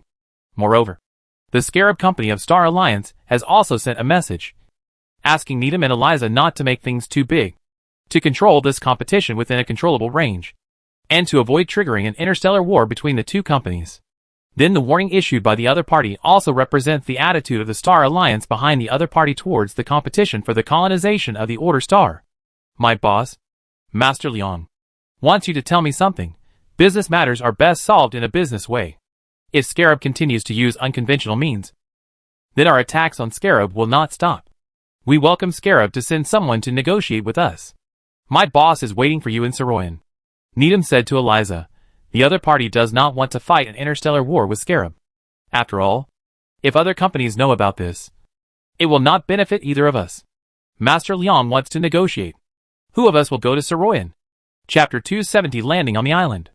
Needham and Elisa felt the aggressive momentum from the Blackfire Company. The Star Alliance was about to include this place in its radiation circle. The 2 interstellar companies that wanted to colonize the Order Star began their final sprint. There were only 2 of them left in the Scarab Company. Just in case, they could not go offline to report the situation here to their superiors before the wormhole station was opened. How to maintain their advantage under the close pursuit of the Blackfire Company was what Needham and Elisa urgently needed to face. Elisa said, I'll go. You are needed here. We can't let the people of the Blackfire Company know that our spacecraft was damaged. There are only 2 of us left in the company on the Order Star. Needham said to Eliza, that will only make Blackfire launch a decapitation operation against us without hesitation. But they have no backup now, and they should be afraid that we will use spacecraft to attack them. Be tougher during the negotiation, and it is best to limit Blackfire to the province of Marcellus. I understand. Needham. While the 2 working players of Scarab Company were discussing the strategy against Blackfire, De Leon was flying the Black Pearl to the sky above Budong Island. They did not suffer any attack, and the entire harbor was quiet. The guards here were either killed or their weapons were thrown far away. The living people squatted on the ground, holding their heads and trembling. The experience just now was too terrible. They could not see the enemy at all. They saw their companions nearby suddenly fall to the ground with blood splattering. Thinking of the warning just broadcast, the frightened soldiers immediately threw their weapons away. And then many people felt a gust of wind blowing past them, and their clothes and vital parts were cut. And some people's skin slowly oozes blood. It was simply a glimpse of death. The entire port area has been cleaned up by Juliet. And the Black Pearl is confident and bold to fly low and drive straight in. This time, De Leon came to show his power. He wants to let the Earthlings behind the Scarab Company see clearly what kind of enemy they are facing. They must know how prosperous the civilization was in the ancient magic era, and how powerful extraordinary creatures like Juliet and Black Pearl are. The 15th level saint and the aerospace warships that rule the sky and the ocean. As long as the Earthlings cannot come to this planet in large numbers, with the strength shown by the Scarab Company, they can only stop using force and go to Soroyan for peace talks. De Leon on the Black Pearl overlooked the island, and the people on the island also looked up at this miraculous warship. The black hull was full of mysterious and beautiful magic runes, and the two horizontally extended balanced sails were like the pectoral fins of a fish. She flew silently over the head. The shadow covered the ground, and the outer defense shield crushed and pushed away the high-rise buildings and chimneys that blocked the route. Nothing could stop her. Boom, boom, boom. The cannons of the ships roared, and the fire dragon sprayed, and the entire Badong Island dock was submerged in a sea of fire. Then the magic eye on the stern of the Black Pearl shot a magic column into the air, and the originally clear sky suddenly became gloomy. Dark clouds gathered. The temperature dropped sharply, and large flakes of snow fell. It was early autumn at this time, and it was hot and scorching. If you want to create a large-scale snowfall in this environment, it is very difficult to cast a spell. Black Pearl seemed very unhappy that Juliet had left her no place to perform. Not only did she let the blizzard cover the entire Badong Island, she also shot the Titan thunder formed by the energy of the middle mast into the sky. A thunderous explosion shook the sea surface, and a dense lightning net suddenly appeared under the clouds, and the lightning penetrated as if it was going to tear the sky apart. Such a powerful magic completely dispelled the resistance of all the defenders on the island. This was not an invader they could deal with at all. The other party could create heavy snow, and they could turn snow into hail. The thunder released by the other party could split the sky. And what kind of scene would it be when it fell on the ground? The command system was destroyed, and no one could deal with the warship flying in the sky. Silver Wing was a flight probing in the electric net, and the spacecraft was a slow-moving target. White flags were raised for military bases all over the island. They did not dare to fight against such aerospace warships, but they did not know that death was passing them by at this moment. Juliet returned to Dalian with a bad look on her face. She had just been in the mood to kill, but she didn't expect that the rest of the people surrendered. According to Dalian's order, people without weapons cannot be killed. So Juliet said to Black Pearl viciously, "Do you know that I am very unhappy? Do you want to be beaten by me?" The projection of Black Pearl was frightened and disappeared. And then the magic eye on the poop turned around and stared at Juliet motionlessly. Juliet was even angrier when she was stared at, but she couldn't do anything about Black Pearl. This was the embodiment of the top alchemy technology of the Great Tomb. High defense, high magic resistance. Juliet was most reluctant to face such an opponent. So Juliet directed her anger at Dalian. "Black Pearl did this. Don't you care? You know our agreement. Black Pearl only deals with the sea and the sky, and the people on the ground are left to me." In response to Juliet's accusation, Dalian hit back, "Juliet, no one broke the agreement. Black Pearl did not attack the people on the ground. On the contrary, your murderous intention needs to be released and channeled, not completely vented. Killing too many people will not do you any good. From the time you awakened in Julian's body, you are only a little older than Black Pearl. What you need to learn now is how to control your own mind, not be controlled by it." After listening to Dalian's words, Juliet suddenly calmed down. Juliet is the evil body created by the angel Julian after being contaminated by evil energy. It has only been a few years since she became conscious, so her behavior sometimes has a child's willfulness. When Juliet first awakened, she was a murderous maniac, and no living creature could be found wherever she went. Later, under the joint suppression of Julian and Dalian, she gradually became restrained. Hell's angels are a brand new species, and Juliet is the only Hell's angel. No one knows what the Hell's Angels will eventually grow into. Julian and Dalian can only help Juliet control her murderous nature and prevent her from losing herself in instinct. In a sense, Dalian and Julian are like Juliet's father and mother. They watched Juliet's awakening and birth together, endured her weird and violent temper together, and helped her fight against her inner demons together. In fact, Juliet also has a kind of dependence on Julian and Dalian. She may listen to Julian because she can't beat her sister. Why is she so obedient to Dalian, who has lost his power at this time? Juliet has the willfulness of a child, but her mind is a sound 15th level extraordinary creature. She knows that Dalian is right, and she has vented too much at this time. Okay, I'll leave it to you here. I'll go back to the Azure Cathedral to find my sister. I find that teasing those ignorant priests is more interesting than killing people. After saying that, Juliet disappeared on the spot. Chapter 271 Sisters. Dalian continued to show his strength on Budong Island, and arranged for people to take away the other half of the drone. In the Azure Cathedral of Soroyan, the nervous Father Titus knocked on the door of the twin sisters' exclusive prayer room with a pilgrimage mood. Since he discovered Julian's possible true identity, he has been preparing for this visit for a long time. After all, this creature only exists in legends, and is worshipped by every believer of the Supreme Believer. After getting permission, Father Titus pushed open the door and walked in. At this time, Julian was standing in front of the statue of the God of Light. She was wearing the armor of the Knight of the Temple. In fact, the armor of the Knight of the Temple was made to imitate the armor of angels, to show the holiness and power of angels. A faint halo appeared on the surface of the armor. Julian placed one hand on the hilt of the sword, raised his head, and looked at the statue in front of him without any awe. This scene made Father Titus dare not make any sound. He stood respectfully beside him, experiencing and enjoying this solemn and sacred moment. After a long time, Julian seemed to talk to himself and said, "Most of the time here, I will try to communicate with the God of Light. But unfortunately, in my eyes, he is just a creature a little higher than me. I have no way to feel his divine power, and naturally I can't sense his existence. There are so many priests in the Holy See. Has anyone ever really seen the God of Light or communicated with him?" Titus said, "Believers gain divine power by believing in God. But God actually doesn't care about faith. Because with the development of civilization, a race will go from ignorance to enlightenment, and then to more and more knowledge of the world. And it will become increasingly difficult to have faith. The proportion of believers in the God of Light is much less than 100 years ago, let alone 1,000 years ago.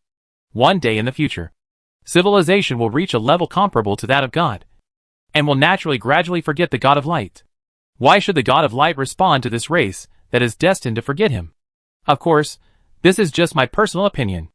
I don't know how God exists. For example, Master Liang, the Destroyer Demon King, and the Immortal King." Julian finally turned to Titus and said, "I don't admit anything, nor do I deny anything. You do what you should do.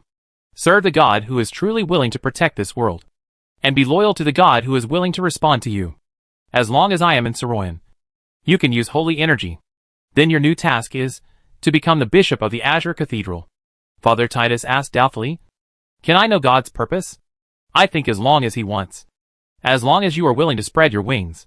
He can easily deny the doctrine of the Supreme Good, destroy the cornerstone of the Supreme Good Church, and then expand the Church of the Light of Order. The whole world will surely cheer for the angel's return." Julian smiled and said, "You just said that God doesn't care about those beliefs that are destined to be lost. Because no race can be more steadfast and eternal than the undead race. God is the Lord of Order.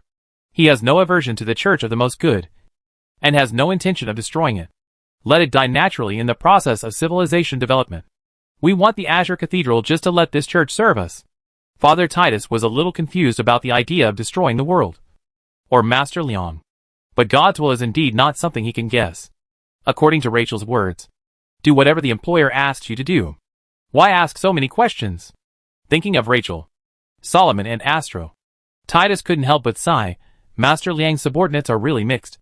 Master Julian, I know what to do. What happened here during the days I was away? At this point, Juliet appeared from nowhere. She found a place to sit down, put her legs on the table, and said in a rebellious manner, "Sister, Titus seems to know a lot. Do you want me to kill him to silence him?" "Ha ha ha. Just kidding. I killed too many people today, so I'll let you go." Go out, so I won't be able to hold back and chop you off. At this moment, Juliet was not like a usual knight of the palace. Although she acted relaxed, her eyes were slightly red. She looked at Titus as if she would pierce his chest with a sword at any time. Julian knew that Juliet was ready to kill, and was restraining herself with her will. So he said to Father Titus, "It's dangerous here. You should go out first." "Yes, Lord Julian. Lord Juliet. Since Julian is an angel, then his twin sister should be the same." Even though Father Titus had already sensed the danger from Juliet, he still saluted the two sisters respectfully, and then left the door. After Father Titus left, Julian walked to his sister, sat on the table and asked with concern, "I can feel that your condition is very bad. What do you need me to do? If we become arbitration angels, we should be able to help you suppress the rising murderous intent."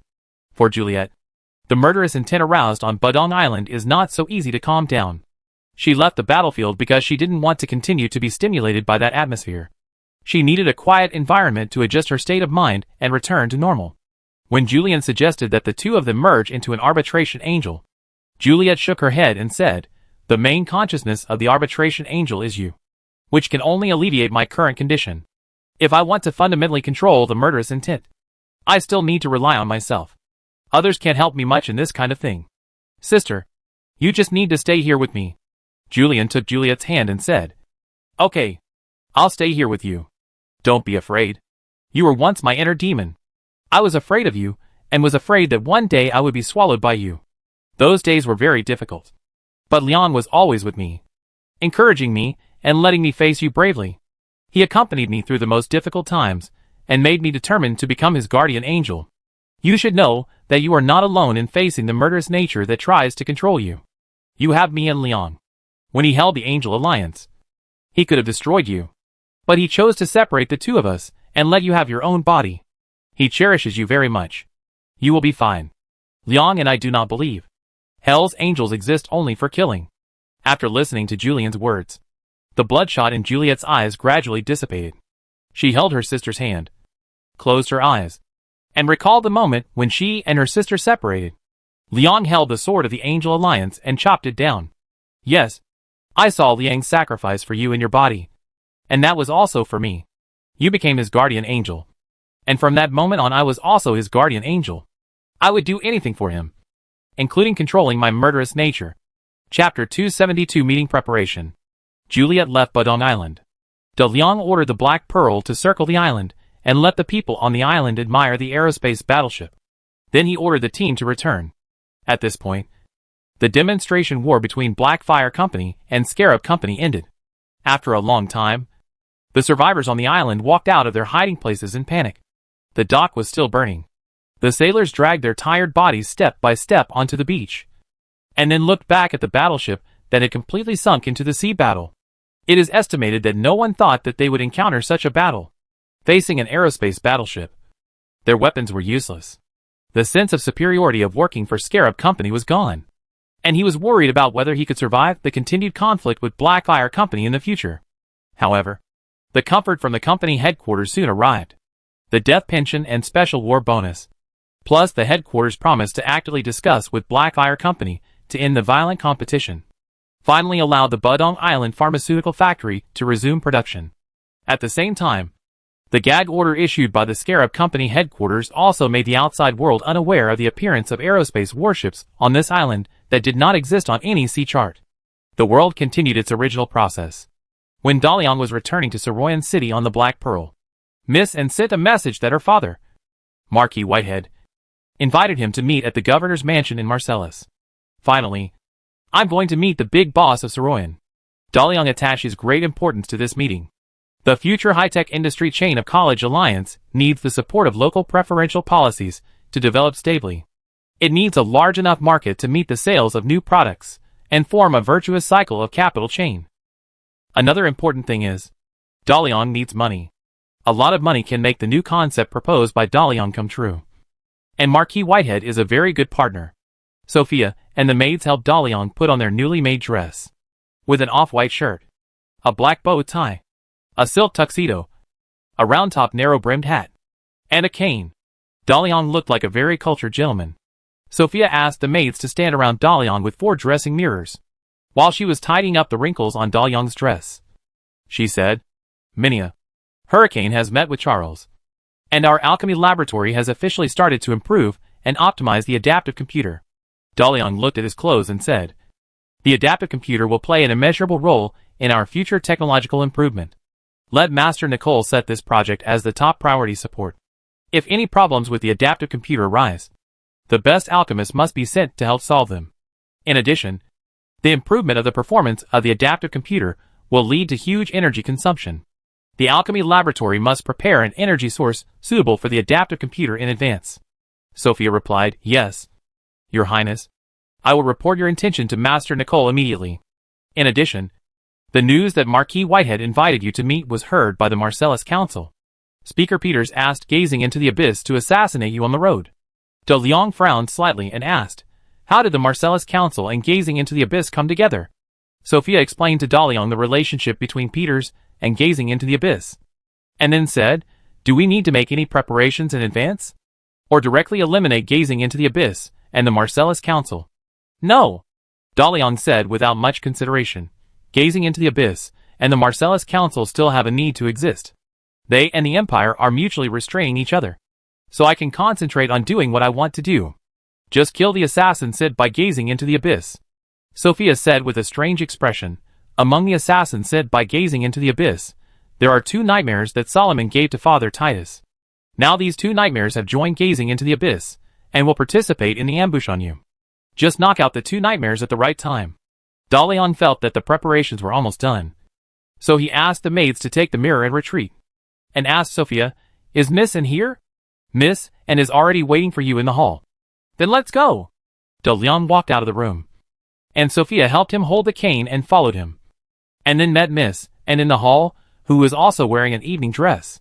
Seeing that Master Leon was dressed so formally, Miss and knew that this meeting would be of great significance to the Whitehead family and the Vlaming Empire. She lifted her skirt and saluted to De Leon like a noble lady, saying, "Hello, Master Leon. My father has been waiting for you at the governor's mansion. He is very much looking forward to meeting you, and has sent the Royal Musketeer Cavalry Regiment as a guard to welcome you. The carriage is ready." Eric and Robin, who followed Miss N, also saluted Dalyong. Dalyong casually said, "We are already very familiar with each other, and there is no need for such polite words. I will take my own carriage and leave now. Don't keep the Marquis waiting for a long time." Miss N returned to her usual relaxed look. After checking that there were no outsiders in the hall, she said, "A friend told me that a very powerful organization wants to assassinate you. Obviously someone wants to destroy your cooperation with the Empire. I don't know if the news of your meeting with my father this time has been leaked. I believe your subordinates will be able to protect your safety. But just in case, please take the carriage I prepared for you. There are 5 identical carriages in the whole team, which can reduce the threat to you to the minimum." After these days of contact, Annie has some understanding of Dalyong's current situation. She knows that Dalyong really learns magic because he has no magic power and his body is just that of an ordinary human child. Although it is unknown what happened to Master Leong, who should be a super strong man, to become like this, he is indeed vulnerable now. Even with the protection of so many ancient heroes, it is difficult to guarantee that there will be no omissions when facing long-range snipers or roadside bombs, and attached great importance to the good relationship she had established with Master Leong. So after receiving the news that someone was going to assassinate her, she immediately made the most comprehensive protection measures. After leaving the Avenue de Champs-Élysées, the 5 carriages will be divided into 5 identical convoys, heading to the governor's palace from 5 different routes. This measure can make the assassin hesitate and have a high probability of missing or abandoning the assassination plan. In response to Anne's kindness, Dalyong said, "Miss Anne, please believe in the power from the ancient magic era. No one can hurt me in my carriage, and I am not as weak as you think." After saying that, Dalyong suddenly disappeared from Anne's presence. Then a voice came from the direction of the gate, "Let's go. No one will disturb us along the way." When Anne turned around, she saw the elf butler Mike opening the door, and Master Leong had already walked out. Chapter 273 Visit. Duncan walked out of a mansion. The iron gate behind him was 50 meters away from the 4-story main building. The land in the middle was a lawn and garden. In front of the main building there was a fountain and several artistic statues. He must be a super rich man to be able to use the space so luxuriously in Saroyan. thinking about his own simple church. It was really touching. This was only a small part of Sir Charles's wealth. God knows how rich he is. Duncan folded the check he got from Sir Charles and put it in his pocket. With this money, he can be less passive when dealing with Speaker Peters. With this money, he can pay the subsequent remuneration for the assassin. Speaker Peters asked gazing into the abyss to assassinate young Master Leon on his way to the governor's mansion. But Duncan did not do it himself due to various concerns. He found a professional assassin, and after negotiating the price, he asked the assassin to take the risk on his behalf. Then Duncan sent 2 nightmares to prepare for the assassination. Nightmares can disguise themselves as horses and are good at mental spells. They can finish off the enemy when necessary, and they can easily retreat if the situation is not right. In Duncan's view, this assassination can not only give an explanation to Peters, but also avoid gazing into the abyss from suffering heavy losses due to misjudgment of young Master Liang's strength. Now that he has money again, Duncan decided to make his church better and recruit more believers. When he becomes strong, he will not be restricted everywhere. In the study room of the main building of the mansion, Sir Charles watched Duncan get on a carriage and leave, and he breathed a sigh of relief. It seems that gazing into the abyss has not yet discovered that he is the traitor who betrayed them, and has temporarily avoided direct conflict with this evil sect. Sir, Jessica, who was sitting on the sofa, asked in confusion, you gave gazing into the abyss money, and completely cut off your relationship with them. How can we find out from them the identity of my ancestor? Charles turned around and looked at Jessica, then at Hurricane, who was lying next to the sofa, without the metal armor. Hurricane was a smaller version of the Frost Dragon, and he seemed to enjoy being with Jessica. But like Minia, they never revealed information about the ancestor. In response to Jessica's question, Sir Charles replied, have you found that the unexpected money will be spent quickly? Although the money I gave Duncan was a lot, it was far from enough for what he wanted to do. I believe he will come to me again soon. At that time, my money will not be so easy to get. Then I will slowly let them realize your special status in the Hell race, so that they will take the initiative to help us find your ancestor. Jessica rolled her eyes, thought for a while and asked, does it need to be so complicated? Isn't it easier for us to just knock on their door and interrogate them? For the straightforward Jessica, Sir Charles shook his head helplessly and said, that is a forgotten history. It is not easy to find the truth from many scattered fragments. If we interrogate them, they may not know, and they may not tell us even if they know. It is better to let them take the initiative to mobilize manpower to find. For this matter, let's wait for Duncan to come again. Now I'm going to Miss Minia to discuss the improvement of adaptive computers. Recently, regular signals from the universe have become more and more frequent. Perhaps we are not the only intelligent group in the universe. If we can improve the computing power of adaptive computers, we can definitely crack these signals. Jessica is not very interested in technology. Knowing that Sir Charles is going to work, she yawned and stood up and said, I hope you are right. Maybe one day in the future, an alien will take me to the moon for a ride. Hurricane, you fly so fast. Can you fly to the moon? Hurricane stood up, looked at the full moon in the sky through the window, and said, I have tried my flight limit before, but I couldn't break through a restricted airspace, and my strength is still sufficient. This limitation cannot be overcome simply by force, and requires more advanced magic. I believe that the Master's Alchemy Laboratory will soon be able to develop such magic, and then I can take my lady to the moon to play. Wow! Jessica didn't expect that her casual wish could actually come true. She said, when you learn that magic, you must take me with you. Hurricane shook his tail and said, yes, my lady. At this time, a black carriage escorted by a team of royal musketeers stopped at the door of the governor's mansion. The maid, Rachel, opened the door and jumped down, and put down the folding steps, saying, Master, Miss Anne, we have arrived at the governor's mansion.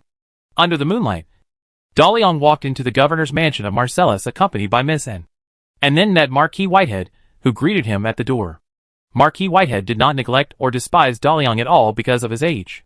The 4th-generation gene activation potion, the return to magic drink, the benefits behind the energy newspaper, and the establishment of the college alliance by himself, all refreshed the Marquis's perception of this young Master Liang over and over again. If he is a friend, he will definitely bring immeasurable benefits. If he is an enemy, then the Empire's control over Marcellus will have another powerful opponent. Today, The Marquis invited Master Liang to the governor's mansion in order to find out whether this suddenly appeared hero is an enemy or not. What is his purpose in coming to Saroyan? And what kind of changes will it bring to the Marcellus province and the Vlamic Empire? Seeing the Liang, Marquis Whitehead smiled warmly. Dear Master Liang. Hello. Thank you very much for giving the Whitehead family the exclusive agency rights of the 4th generation gene activation potion and the return to magic beverage in the Empire. We all know how much benefit there is in this. And your generosity makes me feel extremely grateful. Today, without Governor Marcellus, I am your business partner. I look forward to more cooperation with you. Blackfire Company and Saroyan University Alliance Company Limited today. Let us contribute more to the prosperity of Saroyan. Please come in. I have prepared a sumptuous dinner. I hope it will suit your appetite. Daliang has experienced this kind of occasion many times in the game before, and he is very familiar with the rhetoric between nobles. He expressed his greetings to Marquis Whitehead with the same enthusiastic language, and then walked into the governor's mansion with the Marquis. Chapter 274 Materials. Marquis Whitehead used a long family-style dining table to entertain Daliang. The host and the guest sat at both ends of the table, and 4 or 6 people could sit on both sides. In order to make this dinner more intimate, the Marquis also invited Brown to give Daliang the feeling of a family dinner. The Marquis really took this meeting with Daliang very seriously. After each dish was served, he personally introduced the name of the dish, the ingredients, and even the production process. He could tell in detail. Such subtle details were carefully remembered, so that Daliang finally understood why and was so afraid of her father. The more meticulous a person is, the more difficult it is to guess. Master Liang, said Marquis Whitehead, pointing to a plate of crystal-clear sashimi. This is the fin spine meat on the back of the red eagle tuna. After the fishing boat catches the red eagle tuna, it will immediately dig out this piece of fin spine meat and quickly freeze it to lock the meat juice inside. When making fish fillets, such a small piece of fin spine meat needs to be sliced 100 knives, and the process from thawing to serving cannot exceed 3 minutes. It tastes the most delicious and tender when eaten within 5 minutes. Please try it. Sophia took a piece of red eagle tuna fillet on the plate and placed it in front of Daliang, then took out a small can of green mustard and used a table knife to apply a thin layer of green mustard on the fillet, and finally folded the fillet into a square. Daliang explained, in addition to locking in the meat juice, the main purpose of freezing the red tuna meat is to prevent the fish meat from producing a fishy smell. The best time to eat the red tuna is immediately after it is caught. Otherwise, no matter how much it is frozen, it will produce a little fishy smell. In addition, frozen food is prone to bacteria. The green mustard made from wasabi can just cover up the fishy smell, while amplifying the taste on the tongue to feel the toughness of the tuna meat and the freshness of the meat juice. In addition, the wasabi juice used to make green mustard has a very good bactericidal effect. Adding a little when eating seafood can effectively prevent diarrhea. Marquis, do you want to taste the taste of red tuna slices with auxiliary ingredients? Daliang picked up the fork and put the whole fish fillet into his mouth.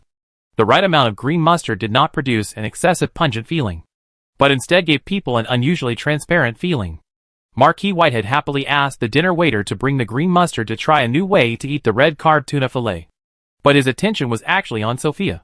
He did not believe that as a servant he would know the future and carry a bottle of green mustard with him when he knew there would be sashimi at the dinner. Is it possible that she brought a bottle of cumin when I served a plate of barbecue? With so many strange things on her, how could she protect the safety of her master in the best condition at the most dangerous moment? This bottle of green mustard must not be brought by her. She has mastered space skills or has space props on her. The Blackfire Company is indeed mysterious and powerful. Space skills or props can be used to store condiments. Marquis Whitehead took a bite of the fish slices with green mustard and couldn't help but praise. The taste of red tuna slices with green mustard has risen to a higher level. It can be seen that Master Liang is a person with taste and very expensive life. I am very curious about what kind of family can cultivate someone like you, who makes people admire you. Miss and saw Marquis Whitehead testing Master Liang's background and said, yes. What Master Liang did in Saroyan can be described as a miracle. You will definitely be able to influence the whole world in the future. The Whitehead family is willing to become the initial partner of Blackfire. Master Liang, which industry are you going to get involved in next? I heard that you are asking the Research Institute of the College Alliance to jointly develop a new engine. The Whitehead family has a steam engine factory that produces the best steam engines in Form Inc., and exports them to many countries. If our two families cooperate, it will be like red tuna slices with green mustard. And the engine developed by our cooperation will become the heart of the world. And he brought the topic to the theme of today's dinner. Although Marquis Whitehead knew that his daughter had stopped him from probing Master Liang's identity, he did not show any displeasure. Instead, he was curious about the fact that Daliang organized the College Alliance to develop a new engine. He said, the University Alliance should not have mature steam engine technology now. It is very difficult to develop steam engine technology from scratch. And now countries have reached the limit of tapping the potential of steam thermal efficiency. If you want to make a breakthrough, you can only think of ways to use stronger materials to withstand greater pressure. I want to know if the engine that the University Alliance is researching has any different initial design from the current steam engine. Marquis Whitehead didn't know what and knew, so he didn't immediately express his willingness to invest in the engine that Daliang was researching. As the Marquis just said, the University Alliance does not have mature steam engine technology, and the foundation is seriously lacking. I am afraid that it may not be able to produce a decent steam engine for several years. Rather than investing money in a project with no future, it would be better to give the money to his own steam engine factory to improve the thermal efficiency of his own steam engine by 1 or 2 percentage points. Of course, if the engine researched by the University Alliance has obvious improvements in design ideas, he is also willing to invest in it. In short, he will not release the eagle until he sees the rabbit. However, Daliang did not want the Whitehead family company to interfere in his own engine research. He asked Sophia to take out a metal rod and hand it to the attendant of the governor's mansion next to him. The attendant handed the metal rod to the Marquis. Daliang said, the engine we are currently researching is still very immature. Let's discuss cooperation after the University Alliance understands the design ideas. But the problem of steam engine materials mentioned by the Marquis. I just happen to have an alloy that can withstand high pressure and high temperature. The metal rod in your hand is made of this alloy, with a diameter of 2 centimeters and a length of 1 meter. It will not deform even if a 2-ton weight is applied to it. It can withstand a temperature of 1,200 degrees without physical changes. This time, the Marquis Whitehead saw clearly that Master Liang's servant had produced a 1-meter-long metal rod out of thin air. This is definitely an advanced application of space technology. A technology that even the Empire has not touched the threshold. The Marquis was even more curious about Master Liang and the Blackfire Company behind him. Did they find a very valuable ancient relic? Originally, the Marquis' attention was on the spatial skills performed by Sophia. But when De Liang introduced the properties of the metal rod, the Marquis' hand could not help but tremble, and the metal rod almost slipped. Such a thin metal rod can withstand 2 tons of gravity. It can withstand a high temperature of 1,200 degrees. Is it possible for such a material to exist? Chapter 275 Steel. When the thermal efficiency of the steam engine is difficult to improve significantly, the higher the strength of the material used, the higher the output power of the steam engine under the same volume. Therefore, the improvement of steam engine technology has been on the development of new materials. Heat resistance, wear resistance, and high-pressure resistance determine whose steam engine is more advanced. And the metal smelting technology in De Liang's hands can not only improve the power of the steam engine, but also be used in large quantities in national defense and civilian industries. Larger and stronger ships and warships, large bridges, and railways all require high-quality metals. For the Marquis of Whitehead, the significance of this slender metal rod far exceeds the magic potential activation potion and the returning magic drink. Without the 4th-generation magic potential activation potion, the Empire has its own 3rd-generation potion. Without the return to magic drink, the Empire can rely on its own conventional military force. It's a little difficult, but not insurmountable. And steel is the foundation of a country and the basis of rule. Without high-performance steel, the army will be weaker than others, and will be invaded, and will be beaten. If this metal rod can really reach the high strength that Master Liang said, then the smelting plants of the entire empire can be eliminated. The atmosphere of the entire dinner suddenly became heavy, and Miss N stood up and said, I'll go take a look around. Miss N certainly knew the meaning behind this metal rod.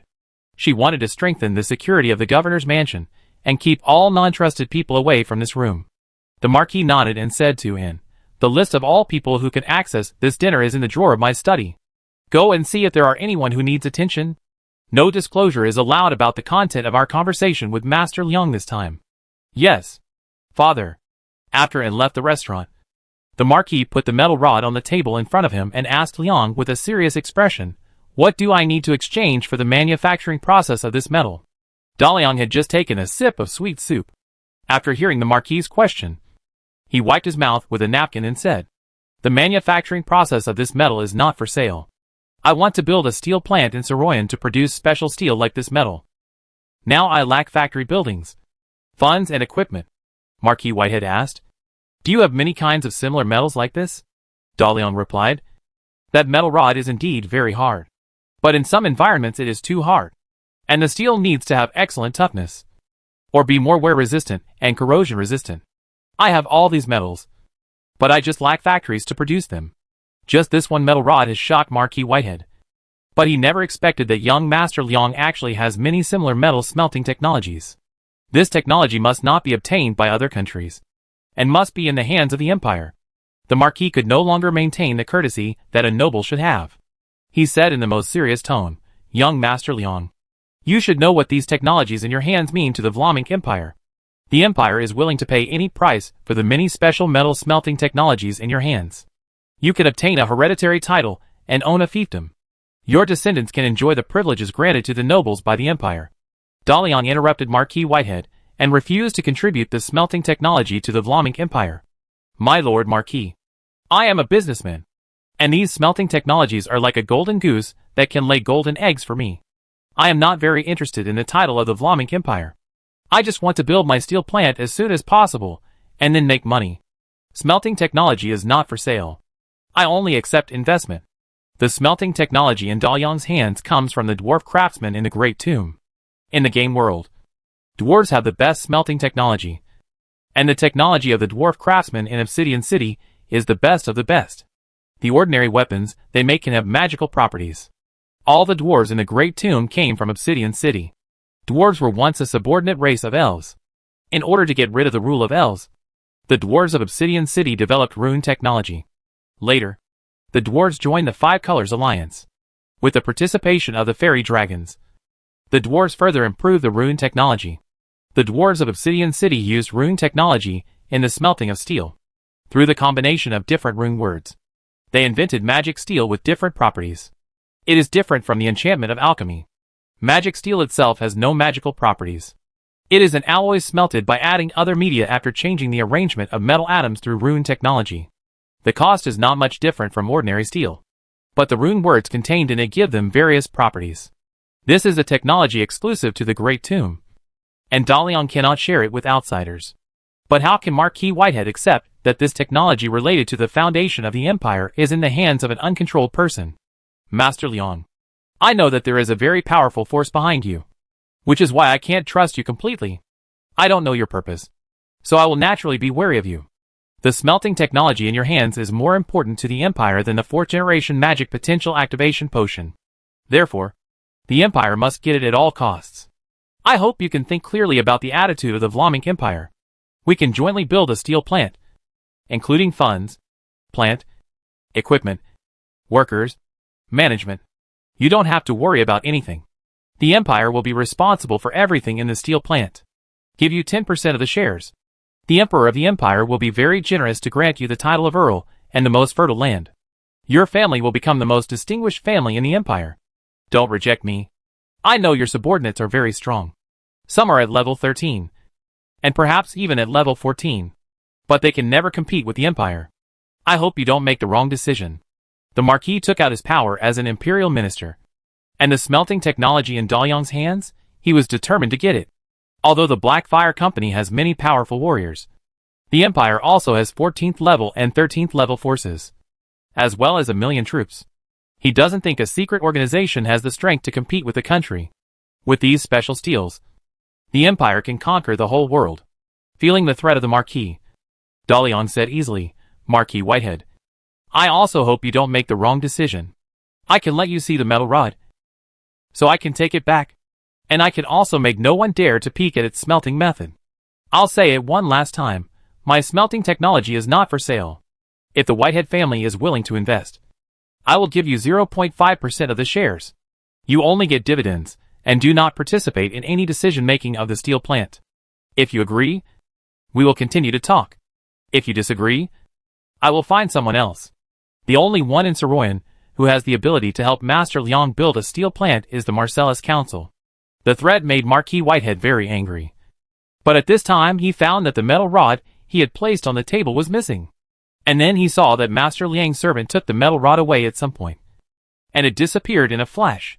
Chapter 276 Negotiation. Sophia showed off her skills a little bit, which made Marquis Whitehead suppress his growing arrogance. Why did the Marquis invite De Liang to the governor's mansion? In addition to being more solemn, it was also because this was his home court. The governor's mansion has the most elite royal musketeers and guards trained by the Whitehead family. These troops not only highlight the identity of Governor Marcellus, but also serve as a deterrent force.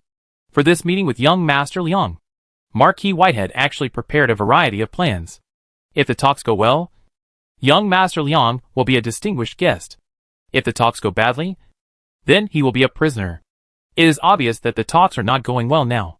The Marquis wants the smelting technology of special metals in Da Liang's hands.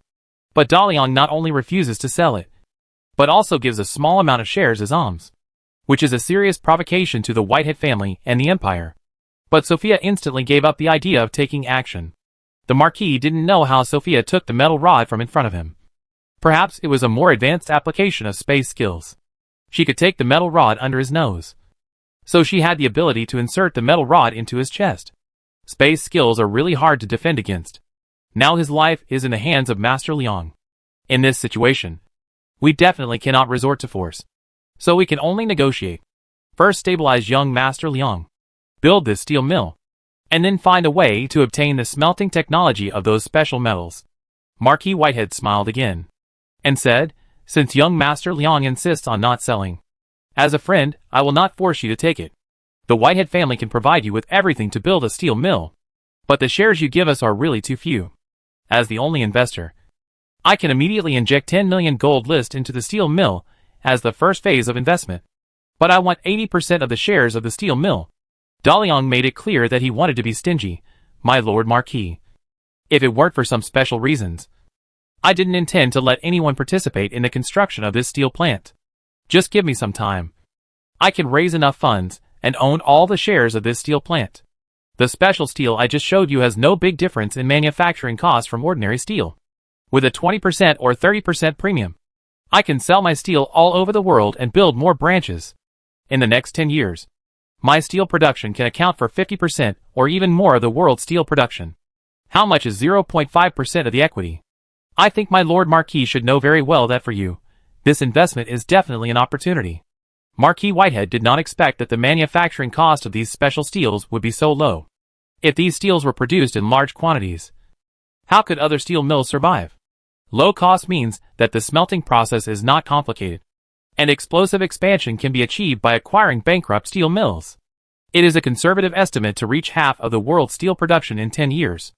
As long as Master Liang can ensure that the smelting technology and alloy ratio are not leaked, the whole world will depend on him. 0.5% of the shares may not seem like much.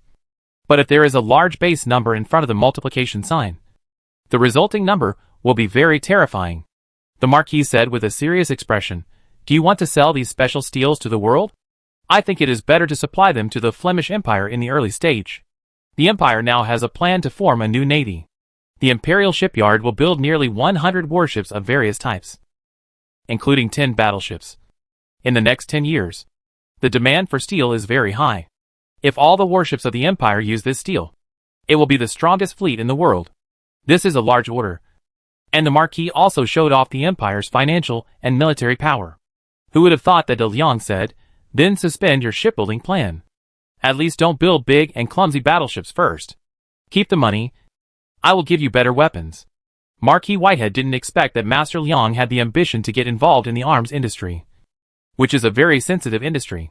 He asked, Blackfire wants to build a warship, but you can't even build an engine. Da Liang smiled and said, although the new engine has not been developed yet, it can be bought. Blackfire does not plan to build a warship for the time being, but wants to build this first. Sophia took out a piece of paper and gave it to Da Liang. Da Liang put the paper on the table and folded a paper airplane, then threw it gently to the Marquis. The paper airplane glided steadily over the dining table and landed in front of the Marquis. Da Liang said, This is a fixed-wing aircraft that is very different from the Silver Wings flying method. I call it an airplane. It uses power more directly, and does not need as many steam nozzles as the Silver Wing. 1 or 2 nozzles all spray steam backwards to push the aircraft forward. And then the aircraft gains lift through the wings and flies.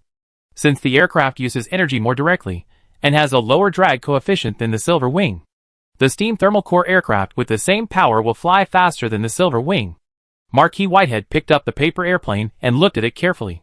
But his expression showed no great interest in Daliang's idea. The design idea of fixed-wing aircraft has been around for a long time. But no fixed-wing aircraft has ideal flight performance so far. The reason is that the Silver Wing technology is too mature, leaving no room for the development of fixed-wing aircraft. There are also defects in the fuselage design. Fixed-wing aircraft are very unstable and prone to losing control and falling over. Designers often use steam nozzles as an improvement. But after many changes, they changed to Silver Wing. Therefore, Silver Wing and airship became the mainstream design direction of manned flight. But Daliang knew that airplanes fly faster than Silver Wings and are more suitable for long-distance transportation than airships. In addition, due to the simple flying method of airplanes, the requirements for pilots are far less than Silver Wings. There is no decent fixed-wing aircraft in this world so far, because there is a high-powered magic thermonuclear steam direct injection engine, without propeller aircraft to accumulate aircraft design experience and summarize aerodynamics. Directly using steam direct injection engines that are more direct and powerful than turbojet engines. The design difficulty of the aircraft body is extremely high. About the airplane, we can put it aside for now and talk about it when we have a chance. Now Marquis Whitehead's mind is full of special steel. How can he see what the future of airplanes will be like? He put the paper airplane aside and said to Daliang, "For your steel mill, the Whitehead family invested too much. But the initial return was too little. I suggest that the Whitehead family owns 70% of the shares of the first steel mill, and for each additional steel mill of the same size, the total shareholding of the Whitehead family will be reduced by 10%. And so on. The bottom line is 5% of the original shares." Chapter 277. A piece of fat meat. When Miss and returned to the restaurant after investigating and screening all the people who could come into contact with the dinner, Daliang and Marquis Whitehead were arguing fiercely about the issue of shares in the steel plant. The verbal sparring between the two sides made the scene extremely heated. But Anne could see that neither of them had the intention of using force to intimidate, and she couldn't help but breathe a sigh of relief. She was really afraid that an uncontrollable situation would occur during her absence, while Daliang was negotiating with the Marquis, in order not to ignore Brown, and slowly talked to him about the construction of the Wharf Magic Academy, and proposed to arrange for some of the Whitehead family and their followers to transfer from the Empire to the Wharf Magic Academy. If Annie's previous understanding of the strength of the heroes of the ancient magic era was all in her imagination, then during this period of time, she has truly seen how far these heroes of the ancient magic era can go. Even though she and Robin both have the ability to predict ancient heroes in advance, they still can't keep up with Master Liang's actions. Acquired the Pure Magic Academy, established the College Alliance, and now wants to build a steel plant. What exactly does he want to do? But no matter what Master Liang wants to do, he must have mastered the cutting-edge magic alchemy technology of the ancient magic era. Since he runs a school, it is absolutely right to study at the Pure Magic Academy. Moreover, the Pure School of Magic is gathering the best of the College Alliance and is destined to become a dark horse and leave the dust behind. If she has time, Miss, and is willing to go to the Pure School of Magic for further study. This dinner was a bit boring for Brown. He is an excellent educator, but he can't see the meaning behind the quarrel between Daliang and Marquis Whitehead. He can't get a word in, so he can only eat in silence. Miss and happened to ease Brown's embarrassment at this time, and the topic was also his expertise. So Brown and talked about the teaching plan of the Pure School of Magic for a period of time in the future. Daliang actually didn't know how a magic academy should operate and develop. He could only give Brown some suggestions, and then support him with all his strength. The Wharf Magic Academy was related to whether Daliang would have enough magicians and other talents to use in the future. So he tried his best to meet Brown's requirements. Now that he had a good platform, Brown also let go and showed his skills. Within a month, the Wharf Magic Academy completed the upgrade of the Intermediate Magic Department and the Advanced Magic Department, successfully accepted the establishment of several magic alchemy research institutes of the University Alliance, and also arranged the professors and students working for the University Alliance. The magic atmosphere presented by the Pier School of Magic is not inferior to that of the Saroyan School of Magic next door, which allows the freshmen of the Pier School of Magic to be in a very good learning environment from the beginning. Brown is now recruiting a large number of magic assistants to prepare for the expansion of the Pier School of Magic next year. As for Miss N's proposal to let the children of the Whitehead family transfer to the Pier School of Magic, Brown is very supportive. The educational resources of the Pier School of Magic are very rich now. And what is lacking is teachable students. If someone is willing to come to the Pier School of Magic to study, Brown will be more than happy. No problem, Brown whispered to Anne, not only the children of the Whitehead family. As long as they are willing to come to the Pier School of Magic, we are willing to accept. The cooperation between Blackfire Company and Whitehead family to open a steel mill was not something that could be settled at a dinner. As for the future heavy industry base of Blackfire Company, Dalian did not dare to neglect it at all. He negotiated with Marquis Whitehead in person.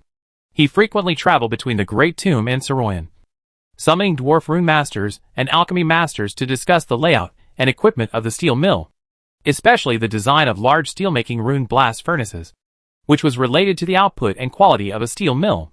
Fortunately, the magic steel that Dalian planned to produce did not require too high-end rune words, and the dwarves themselves had rich technology for large-scale steel production. So the design of the steel mill was relatively smooth. In Saroyan, the Blackfire Company's plan to build a steel mill could not be concealed. Not to mention that the Whitehead family group was already helping to select a site and contacting to purchase steelmaking equipment. Although the Marcellus Council did not know the existence of special metals, the appearance of a steel mill with a strong imperial background in Saroyan was definitely not a good thing. Moreover, news came from the native land of Vlaming that the Empire had a plan to build an independent navy in recent years, including nearly 100 new ironclad ships of various types, including 10 battleships, with a total displacement estimated to exceed 600,000 tons. So this steel mill was probably prepared for this plan. This is a huge business worth billions of gold pounds. The largest steel plant in Marseilles, the Lux Steel Plant, has secretly increased production for the order of this naval fleet. And the shipyard of the Lux Consortium is also actively designing new warships, preparing to provide one-stop services for the Vlaming Empire. The Empire does not have a decent steel plant in Marseilles. The freight alone is not a small amount to purchase steel for shipbuilding from the local area and transport it to Saroyan. The cost of building a new fleet is probably saved by the Empire with gritted teeth. And it is not luxurious enough to use railways to transport it across more than 1,000 kilometers. And some things in shipbuilding cannot be transported by railways. Another thing is the construction of warships. The few warships that the Empire has now were all purchased, and the warships designed by the Empire are all on the drawings. Battleships of tens of thousands of tons are not for the Empire's ship designers to practice. And the Lux shipyard has very rich experience in building ships. If the Vlaming Empire does not want to buy warships from foreign countries, then the Lux Consortium is its best and only choice. Now the Empire is going to build a steel plant in Saroyan, which clearly shows that it does not intend to use the steel of the Lux steel plant. How could the fat meat in his mouth fly away? The Lux Consortium asked the Marcellus Parliament to properly handle this matter. A bunch of guys who value money over life. Speaker Peters was extremely dissatisfied with the Lux Consortium on this point. He was very dissatisfied with all the capital bodies that only cared about money. It would not be of any benefit to Marcellus for the Fleming Empire to build this fleet. Once something serious happened in Marcellus, this new heavy firepower fleet would be able to block the way for the eastern countries to provide support from the sea. Under the cover of the naval guns, the parliamentary army would have to make greater sacrifices to capture Saroyan. And then, there would be no manpower and energy to stop the Fleming Empire army from supporting from the mainland. But these capitalists don't care about these things. They think that supporting the parliament is to let the parliamentarians deal with these troubles. And they only care about making money. Chapter 278 New Theory. The attitude of the Lux Consortium is very clear. Whether there will be an armed conflict between Marcellus and the Vlaming Empire is uncertain. Even if there is an armed conflict, the Imperial Navy may not be able to form combat effectiveness. Even if it can form combat effectiveness, it may not be able to stop the powerful maritime forces of the eastern countries, even if they can really stop it. When the Imperial Navy occupied Saroyan, Marcellus separated them from the Empire's homeland, and it was an isolated army. It will take more than 10 years for the Imperial Navy to form combat effectiveness, and whether it can threaten Marcellus is also an unknown. It is impossible to refuse such a huge sum of money for an uncertain probability. If you can handle the navy of the Azure Corps, you can handle the Imperial Navy. There is nothing that money can't do. If there is, it's because there is not enough money. Don't let the Empire build a steel plant in Saroyan. Do what the Parliament should do. This is the answer Speaker Peters got. And the purpose of the existence of the Marcellus Parliament is to solve problems for the local consortiums in Marcellus. However, the assassination of Master Liang by the Church of Gazing at the Abyss failed. These believers of hell are really untrustworthy. They don't use the demons or the elite believers. They just hired a group of killers and sent them to ambush the convoy of the governor's mansion. As a result, not only did he die without a trace, but he also missed a good opportunity. Now that Governor Marcellus wants to build a steel mill, the Lux Consortium asked the Parliament to stop it. How to stop it? Marquis Whitehead has just taken office as governor for less than 2 months, and is in the period of trust of the Emperor of the Empire. It is impossible to convict Marquis Whitehead in such a short time. Then we can only think of a way with Blackfire Company and young Master Liang. And Scarab Company also offers a high price to let the Marcellus Parliament stop the development of Blackfire Company. So Speaker Peters transferred all the information about Blackfire Company and young Master Liang to the office, and looked for ways to stop the construction of the steel mill bit by bit. Soon, Speaker Peters pulled out a piece of paper from the few documents about young Master Liang. He called the secretary of the Speaker's office over, handed the paper over and said, "Go find this person. Ever since Connie sold his coffee shop at a low price, he has spent every day in regret. But the person who bought his coffee shop was obviously not someone he could afford to offend. Seeing the booming business after his shop was converted into a multi-flavor fast food restaurant, Connie could only drink all day. So when Connie was brought to Speaker Peters, the smell of vomiting made Peters want to throw him into the incinerator. Peters covered his mouth and nose with a handkerchief, tried to stay away from Connie, and did not give him time to speak. He said very directly, "I already know that your property was maliciously acquired by speculators, although there is no problem with all the transaction contracts. And you signed them and took the money. This cannot cover up the fact that you were defrauded. This is a very bad economic fraud case. And after our investigation, the suspect not only defrauded your house, but also many victims in Saroyan. I have commissioned the Saroyan Police Department to set up a special task force to investigate this case. I need you to testify in court when necessary. If you win the case, you can get your property back." When he was brought to the Parliament to meet Speaker Peters, the drunk Connie sobered up a little, and when Peters said he had a chance to get the property back, Connie was completely sober.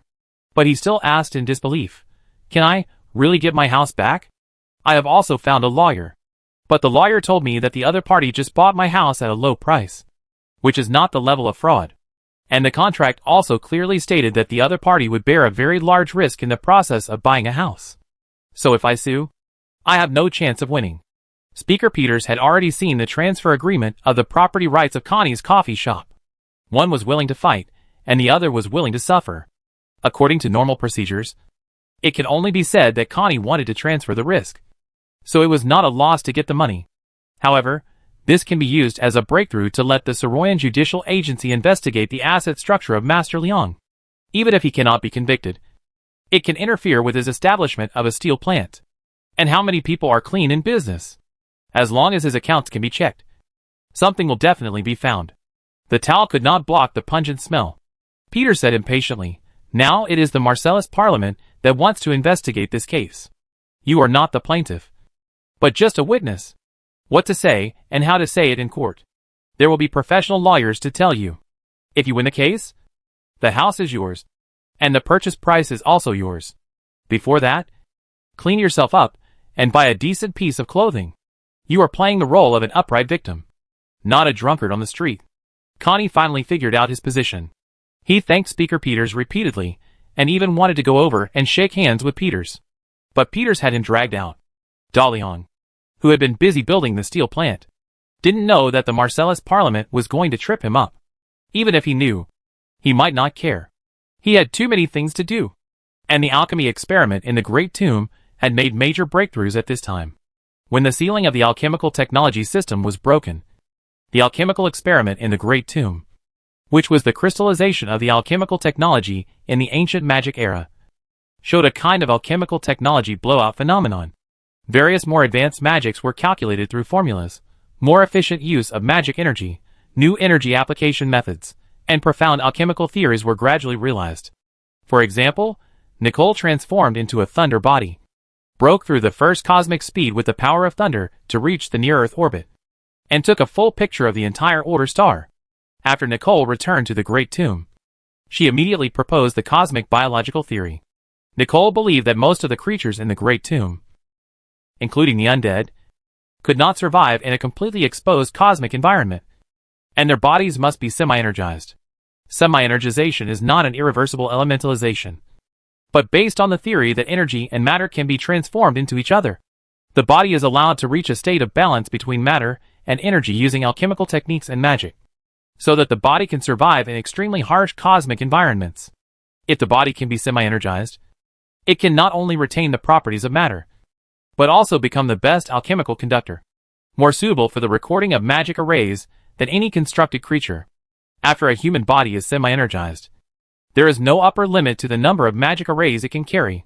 In a sense, in the future, we can create magic heroes that can rival gods, and the distance of the universe will no longer limit us.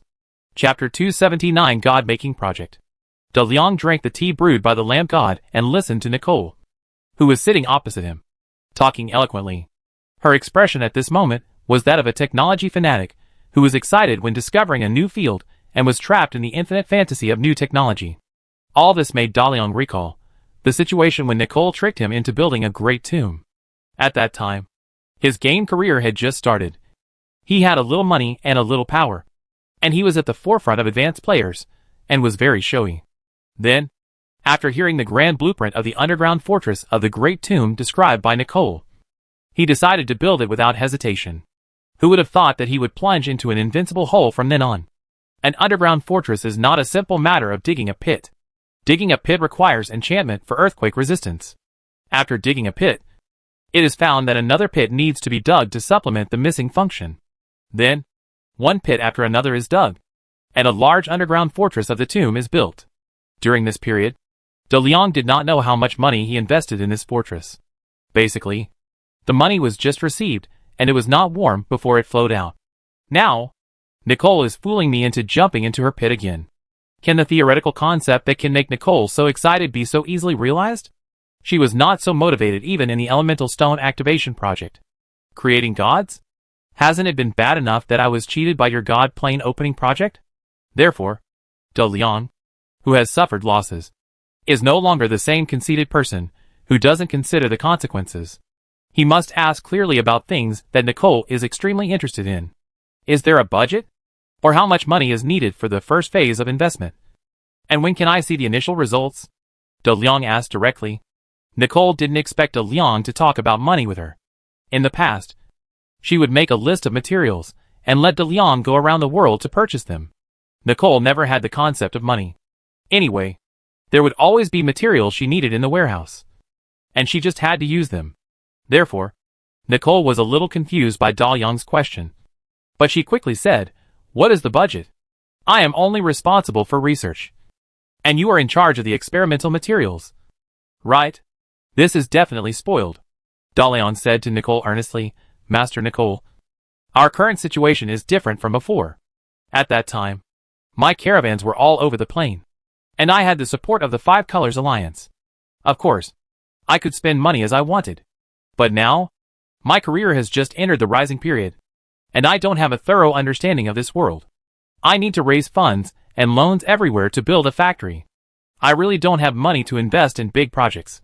Besides, can you first study the theory of the semi-energy body you proposed, or even the God-making project that may be started in the future? When the theoretical foundation is laid, I guess I will have spare money by then.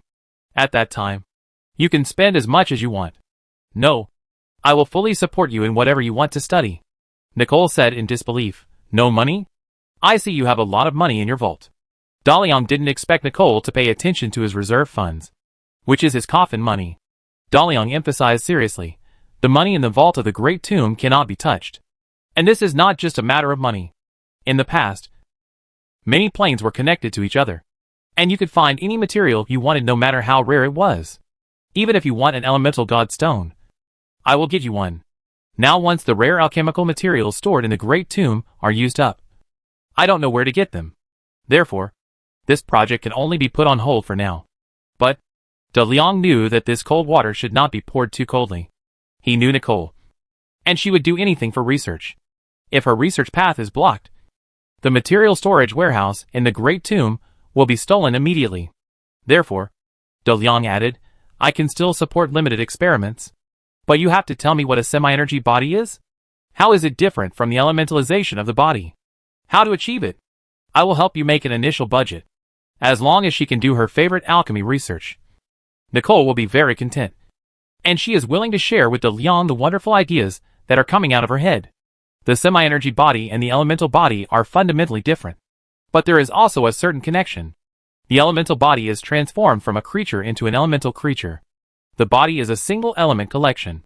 It looks like an energy body or a substance. Therefore, even if Nicole is transformed into thunder, she cannot be exposed to the universe for a long time. But it would be different if the body could be semi-energy. Energy and matter can be transformed into each other. Just like a magician can use water elements to condense water, or decompose water into water elements. However, it is very dangerous for living organisms to transform matter and energy. Matter is easy to destroy, energy is easy to disperse, and life is easy to die. Therefore, I thought of a semi-energy body that has both material and energy characteristics. However, a simple semi-energy body is very fragile, and its most valuable feature is its plasticity. Nicole introduced the semi-energy body to De Liang in detail, and used the black pearl for analysis and comparison. The prototype of the black pearl is an ordinary three-masted warship. And then, the three masters carried out a full range of alchemical transformation on it.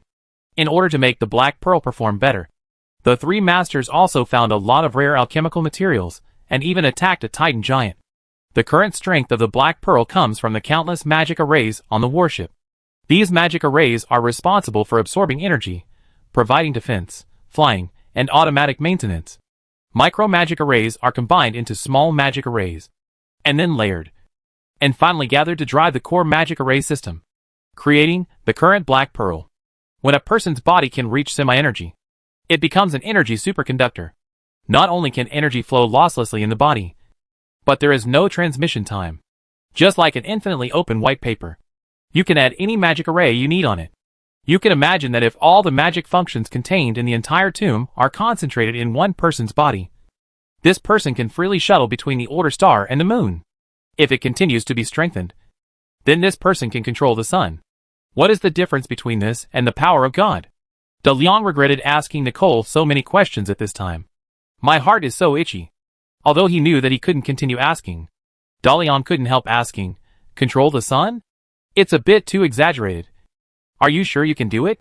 Nicole looked at De Liang with her black eyes and said with a smile, no, it's not exaggerated at all. Although this process will be very long.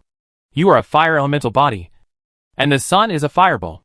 After the elemental god stone is activated, you will have enough energy to leverage the energy of the star. The premise is that you must have a semi-energy body and fund me to establish the god-making project. Don't worry. Semi-energy will not turn you into a strange thing. You are still a human being, but you will completely get rid of the limitations of human lifespan. How much budget are you going to give me? As much as you want.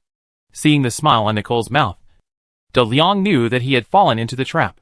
He slapped the table and said, from now on, the Great Tomb Alchemy Laboratory officially starts the god-making project research. I make a list of what you need. I will find a way. Chapter 280 Entering the Trap. De Liang had just gotten out of the God Plane opening project, and now he has stepped into the god-making project. It will be a bit hard in the future, but this thing must be done, and it is better to do it sooner rather than later. He knows the universe above his head better than Nicole. Relying on the technology of the older star, it is unknown how long it will take to reach the low Earth orbit. Now the magic alchemy technology of the Great Tomb is booming, and Nicole can already enter space. And unlike De Liang's fixed thinking, De Liang wants to build a spaceship to carry people into space. But Nicole, who doesn't know what a spaceship is, proposes a feasible plan for the human body to directly enter the universe, using a semi-energized body to realize all the functions of a spaceship. This is De Liang's understanding. In addition, eternal life is another sweet bait. not to mention using stellar energy to show off. Nicole's meaning is very clear. From now on, all energy in the form of heat will be under my control. In short, the god-making project is too tempting. Daliang knows it is a pit, but he can't help jumping in. With Daliang's promise, Master Nicole is naturally satisfied. And she said to Daliang, "You have to urge Minia to speed up the development of adaptive computers. When the number and complexity of magic arrays reach a certain level, it will not be driven by our existing alchemical drive core. The supercomputing power of the adaptive computer is very suitable for manufacturing alchemical drive cores. Many things here require more powerful drive cores to upgrade the alchemical equipment. The adaptive computer will also play a vital role in the god-making project." "I know." Daliang, who was carrying a huge debt, had no intention of continuing to accompany Nicole for tea. He replied, "Minia said that Charles's adaptive computer is already very mature. The difficulty now is to simplify and miniaturize the adaptive magic array. This requires continuous attempts. Minia should be able to handle the initial transformation. I have informed her that I will actively contact you if there are any difficulties." "That's good." After talking about work, Nicole immediately lost interest in Daliang, and she was in a daze, not knowing what formula to think about. Daliang couldn't help but feel lucky that Master Nicole followed the Great Tomb and traveled with him. This was definitely his greatest wealth. Without disturbing Master Nicole's thoughts, Daliang quietly left the alchemy laboratory and returned to Saroyan. Then, he received a subpoena from the Saroyan court. What is this? If he hadn't seen the subpoena in his hand, Daliang would not have known that Saroyan had a court, and he had become the defendant. The charge was suspected of fraud in the process of acquiring real estate 2 months ago. The prosecutor is the Saroyan City Hall. The Saroyan City Hall has urged all major banks in Saroyan to freeze the assets of the Blackfire Company and cooperate with the investigation of this fraud case. At the same time, all the properties that Daliang bought at the bottom were seized, and the shops that were in operation received a notice. They must close down within 3 days and accept the search by the Saroyan Police Department. The Pure Magic Academy and the College Alliance were more or less affected by this turmoil. Daliang knew that the Parliament's assassination failed, so he changed to a shady trick. The governor's office of Marcellus did not respond to the Parliament's move.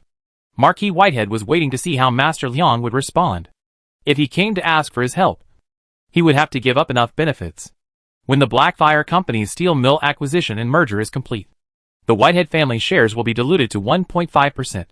Far less than the 5% that the Marquis wants. "Make an appointment for me to meet with Speaker Peters," Daliang said to Sophia. "I have already met with Governor Marcellus, and it is time to meet with the Speaker." Sophia said, "Yes, Your Highness. In fact, it is easier to kill all those who slandered Your Highness." No, Daliang rejected Sophia's suggestion. Killing a few people will not solve this matter. The essence of this matter is still the contest between the Vlamic Empire and Marcellus. Or more precisely, the collision of two economies. If a few agents die, there will be other agents who will come out to trouble us. The ultimate solution to the problem is, we are richer than our enemies, so these agents will turn to serve me.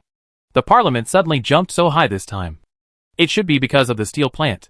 We must have encroached on someone's interests. Let's make an appointment with Peters to talk, and then think of a solution. Speaker Peters, who has been waiting for a response from the Blackfire Company, received an invitation letter from Master Liang. He invited the speaker to the Elf Charm Winery in a private capacity to taste the newly arrived red wine. Although it was a private invitation, Speaker Peters knew what young Master Liang wanted to talk about. He must have frozen his bank account, seized his property and shops, and made him realize the consequences of offending the Marcellus Parliament. If he did not show goodwill before the court hearing, he would likely face the risk of having his assets confiscated. This is the benefit of having power.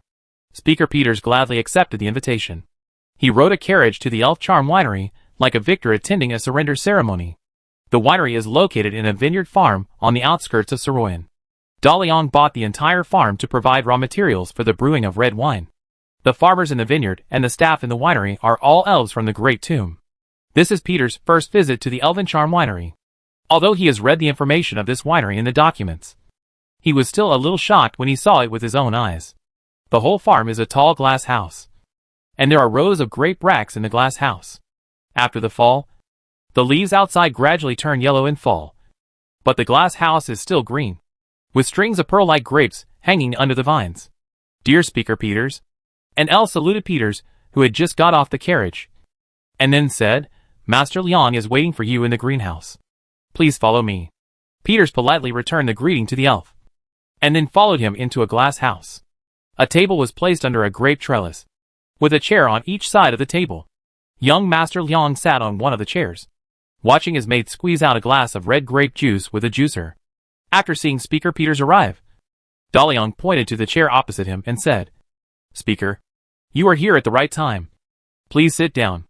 This is the grape juice squeezed from the grapes with the most sunlight in this greenhouse. Let's taste it together. It's hard to drink such fresh grape juice in this season." Daliang's attitude was somewhat beyond Speaker Peters' expectations. He didn't look like a person facing a serious asset crisis. Chapter 281 Business Skills. As a qualified politician, Speaker Peters behaved in a gentle and elegant manner, which was also his public image. His friendliness won him the support of most people in Marseilles. Therefore, even though Peters was arrogant in his heart, he still took off his hat to Daliang on the surface. After sending a polite blessing, he sat in the chair opposite Daliang. Putting his hat aside, Speaker Peters picked up the freshly squeezed grape juice from Sophia, tasted it gently and said, "Seeing such a greenhouse farm and drinking such grape juice, I finally understand why the taste of elf charm is so wonderful. I was also surprised to see so many elf employees here. Master Liang, your identity also made me very curious. What made me even more curious was, what did you want to talk to me about when you invited me to your winery this time?" "Of course, it was to invite Mr. Speaker to taste my red wine." Daliang asked the servant to pour a glass of red wine for Speaker Peters, and then said, "Then let's talk about the troubles my company is facing now." Speaker Peters did not touch the red wine poured for him. He would not easily drink drinks given by others outside. The grape juice just now came from the same juicer as the one that Daliang drank, and after careful observation, there was nothing else in the glass. Even so, Peters did not taste too much. He said to Daliang, "I heard that the Saroyan City Hall is investigating a real estate fraud case involving you, Mr. Liang, and your company. The amount involved is very large, and the impact is extremely bad. But this is the matter of the Saroyan City Hall. The Parliament has no direct jurisdiction over the Saroyan City Hall, and cannot interfere with judicial justice. But I believe that Mr. Liang is an honest businessman. Your real estate procedures are complete. In the spirit of the contract, I personally think you are innocent. Therefore, you can rest assured and let the Saroyan City Hall investigate. As long as you have not violated the law, the Saroyan City Hall will naturally withdraw the charges if it can't find anything." Speaker Peters passed the ball to the Saroyan City Hall very cleanly. Anyway, the Marseilles province has judicial independence for this kind of economic crime. As long as the Saroyan City Hall bites on it, it will be useless for the governor of Marseilles to plead. Invited here today. Peters thought he had caught the key point of Master Liang this time. Without money, he can't do anything. Speaker Peters, who was in a good mood, waited for Daliang to beg him after he finished speaking. In front of the machine of the political system, no matter how strong the personal power is, it can't be exerted. However, unlike what Peters expected, Daliang's expression did not change at all because of his words, but said lightly, "Your Excellency the Speaker is right. As long as the Saroyan City Hall can conduct a fair investigation, I and the Blackfire Company are not afraid of what they can find out. But Mr. Speaker, do you want to know why I can buy so many properties at such a low price?" Daliang was willing to accept the investigation of the Saroyan City Hall, which was beyond the expectations of Speaker Peters. It was impossible for him not to see that this case was just an excuse, the purpose of which was to restrict his capital flow. So what exactly did he want to do? Speaker Peters smiled and said, "Master Liang's investment in Saroyan City can be described as a miracle. You seized the opportunity of acquiring those properties at a very good time, and perfectly took advantage of the opportunity of the sharp drop in housing prices caused by various crises in Saroyan. Especially at that time, the evil cultists and demons had just attacked the Azure Cathedral and were lurking in the city of Saroyan. At that time, the Azure Corps and the Azure Cathedral were in an armed confrontation, which made people panic and citizens rush to flee the city. I now regret why I didn't take the opportunity to buy a few properties at that time. If Master Liang is willing to share your experience at that time, I will be very happy that I have learned another trick of doing business." Daliang also laughed. "There is no trick of doing business here, nor is there any experience and vision. It's all because my people found the two evil cultists and demons. then what I have to do is to take advantage of the sharp drop in Saroyan's housing prices to buy a large number of properties, kill the evil cultists and demons, and wait for the housing prices to rise. The smile on Speaker Peter's face froze instantly. The entire glass greenhouse was unusually quiet.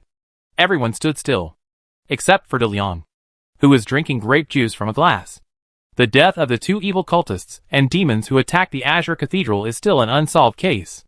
Except for the ignorant citizens, no one thinks they were killed by the Special Security Bureau.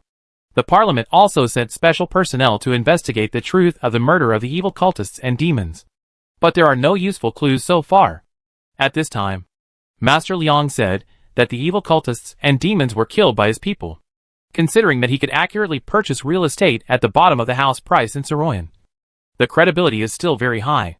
Moreover, Blackfire Company has more than one 13th level strongman, and it does have the strength to kill the demon, with the motive and strength. And looking at the time when young Master Liang came to Saroyan, it is really possible that this was done by his people. But why did young Master Liang suddenly say this to himself at this time? The death of evil cultists and demons means very different things to other people and to Speaker Peters. Others can only marvel at the fact that Blackfire Company has the force to kill demons.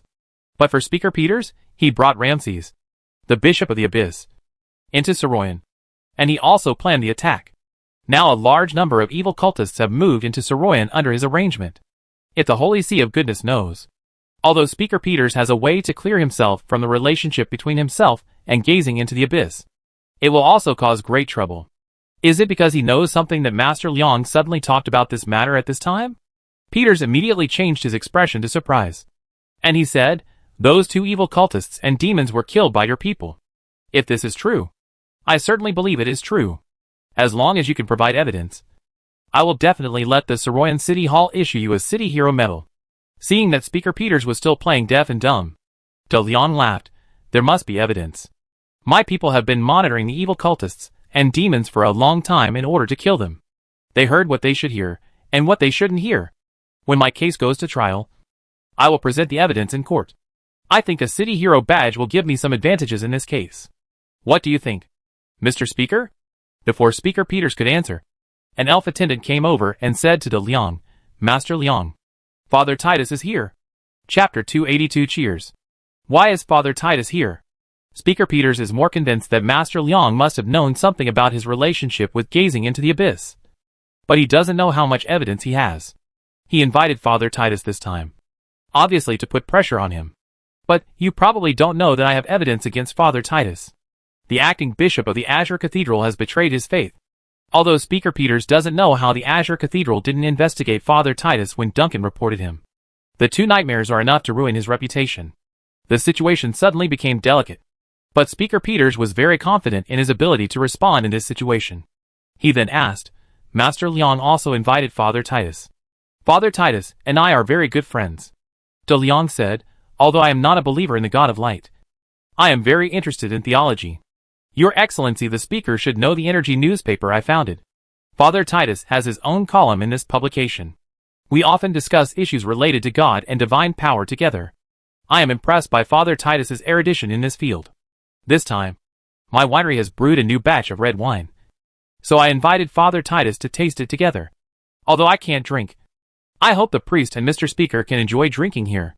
While speaking, Father Titus has been brought into the glass greenhouse, and Sophia has added a chair for him. Father Titus is in a very complicated mood at this time.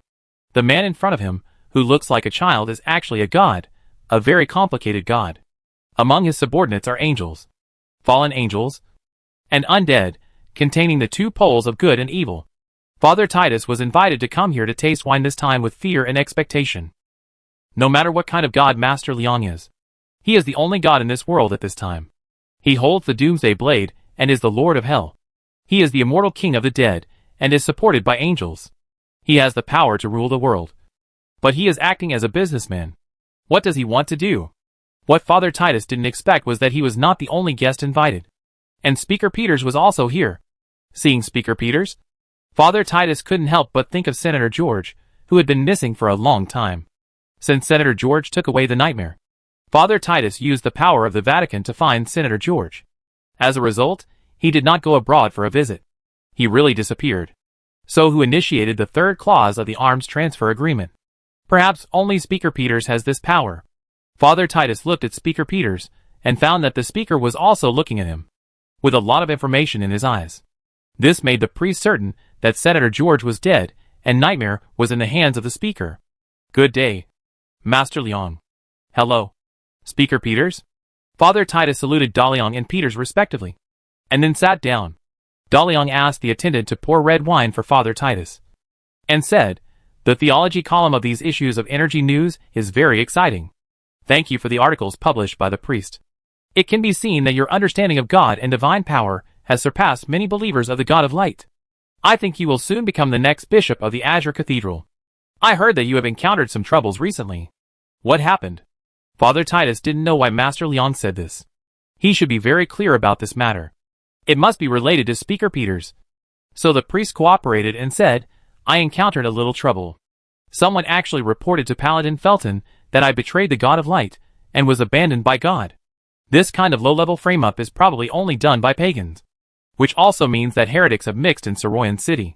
The church knights of the Azure Cathedral are already searching for these heretics, but they are obstructed by the Saroyan City Hall. Mr. Speaker should know about this." Titus looked confident, and he didn't look like he had been caught. Speaker Peters was very puzzled. Where did Father Titus get his confidence from? How did he get through the investigation of Paladin Felton? Speaker Peters, who was thinking, did not forget to answer, "The Saroyan City Hall will certainly not stop the Church of the Good from hunting down heretics. But the knights of the church cannot overly affect the daily lives of Saroyan citizens. All the officials of the City Hall are elected by the people. For their own votes, they must deal with complaints when they receive them. I suggest that when the Church of the Good is hunting down heretics, it is best to notify the police station to cooperate in the action to minimize the impact on the citizens." Father Titus said, "I am willing to accept your suggestion. The knights of the church will continue to investigate. As long as it is a heretic, no matter who he is, he must be judged by the church." Another threat. Speaker Peters couldn't understand. Master Leong threatened him. "But what qualifications do you have to threaten me?" Titus, who has 2 nightmares. "Yes, as long as it is a heretic, he must be judged by the Church of the Most Good." Father Titus, "You should still remember Congressman George. Although the Parliament publicly said that Congressman George was visiting abroad, he was actually dead. He was killed by the creatures of the evil sect. Counselor George is my best friend. I will definitely find the murderer who killed him. Priest, I hope you can use your magic here to pray for him, so that his soul can rest in peace under the light of the God of Light." Faced with the offensive of De Leong and Father Titus, Speaker Peters decided to fight back. "As long as Father Titus surrenders, he will be controlled by me. Then the Azure Cathedral will stand on my side. And even if Master Leong really produces any evidence, I can sue the Blackfire Company for having a relationship with the evil sect." Ha ha ha. "Master Leong, you can't imagine that you invited Father Titus to threaten me. But Titus will be my man." However, Speaker Peters was not happy for long. He thought that Titus would not dare to perform magic here. But he did not expect that Father Titus's hands had begun to emit divine light. It was getting brighter and brighter. Under the divine light, Father Titus was solemn and sacred. He closed his eyes and recited prayers for the dead. With that pious look, who would dare to doubt that he was not a believer of the God of Light?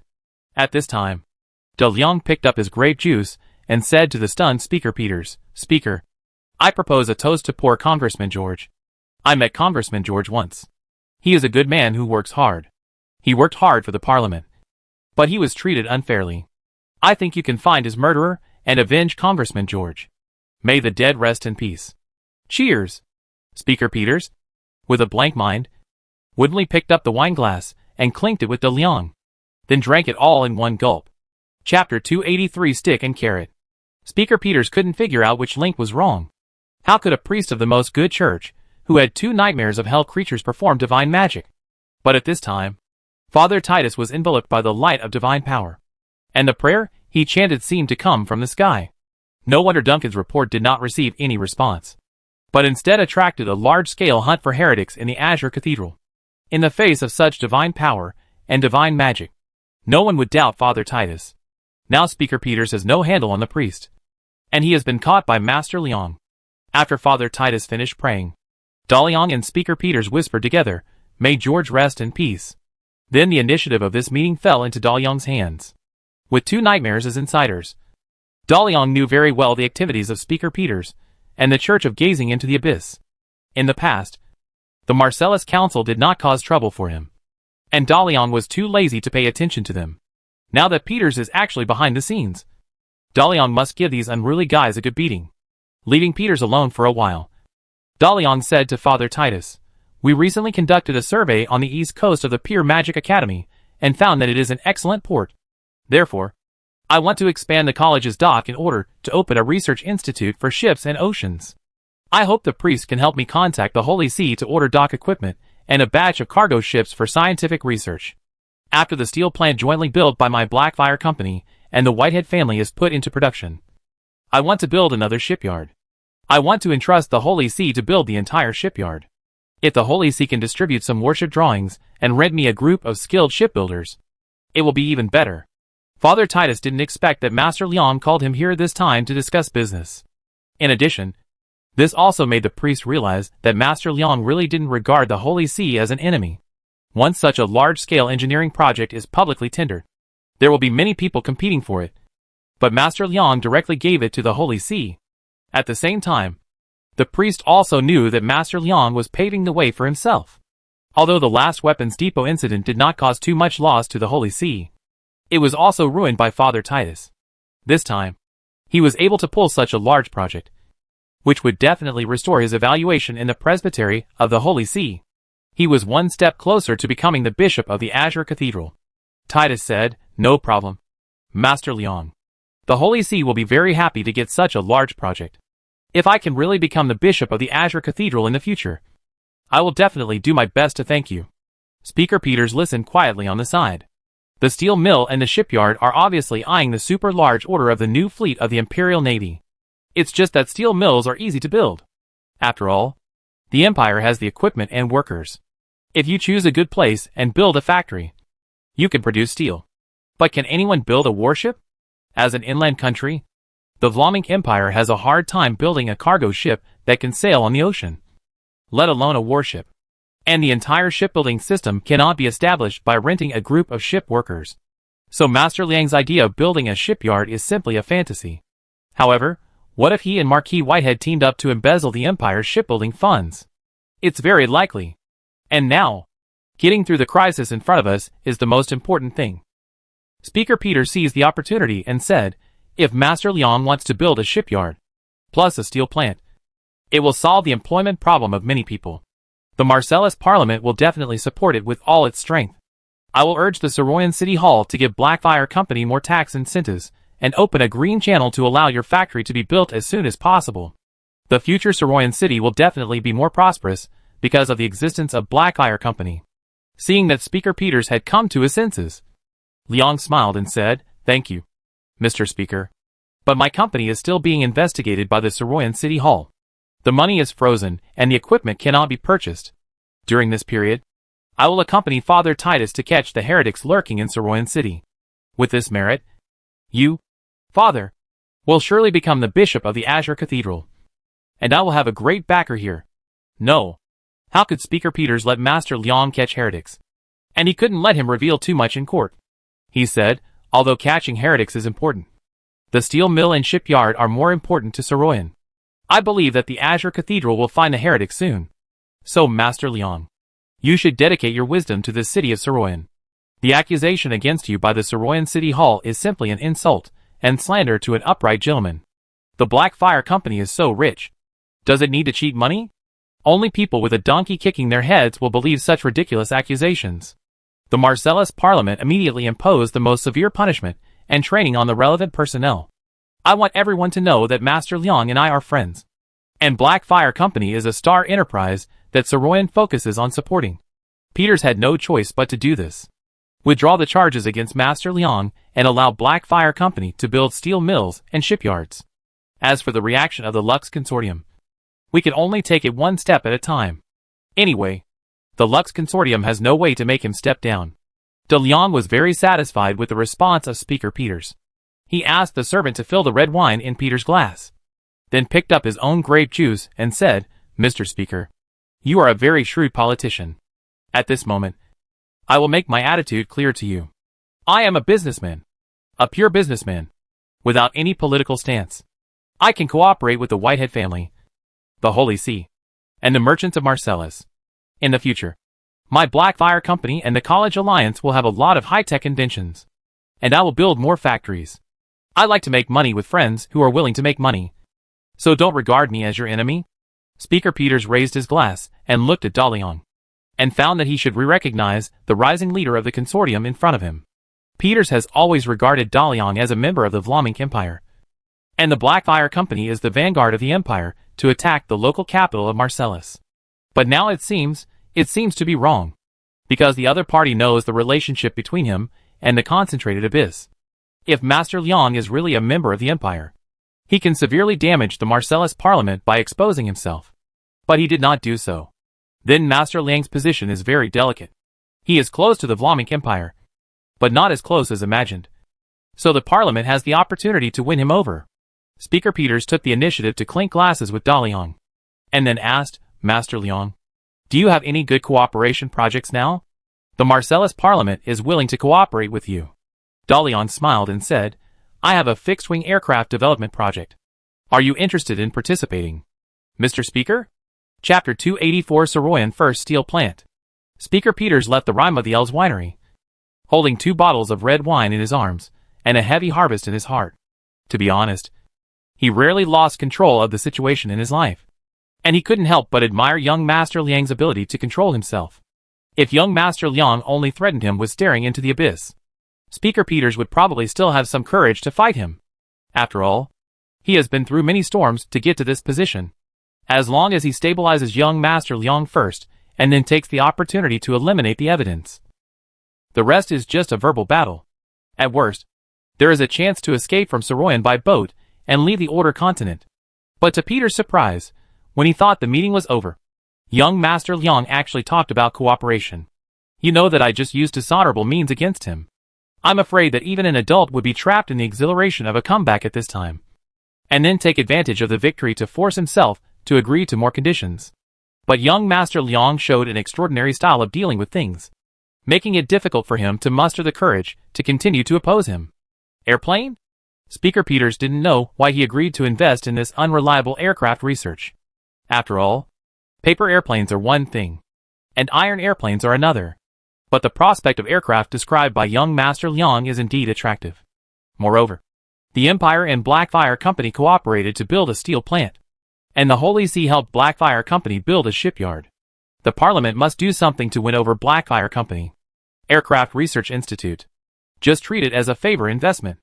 Peters, who returned to the Parliament, immediately stopped all investigations and accusations against young Master Liang and Blackfire Company, and made a 180-degree turn to let Saroyan City Hall try its best to cooperate with Blackfire Company to build a factory.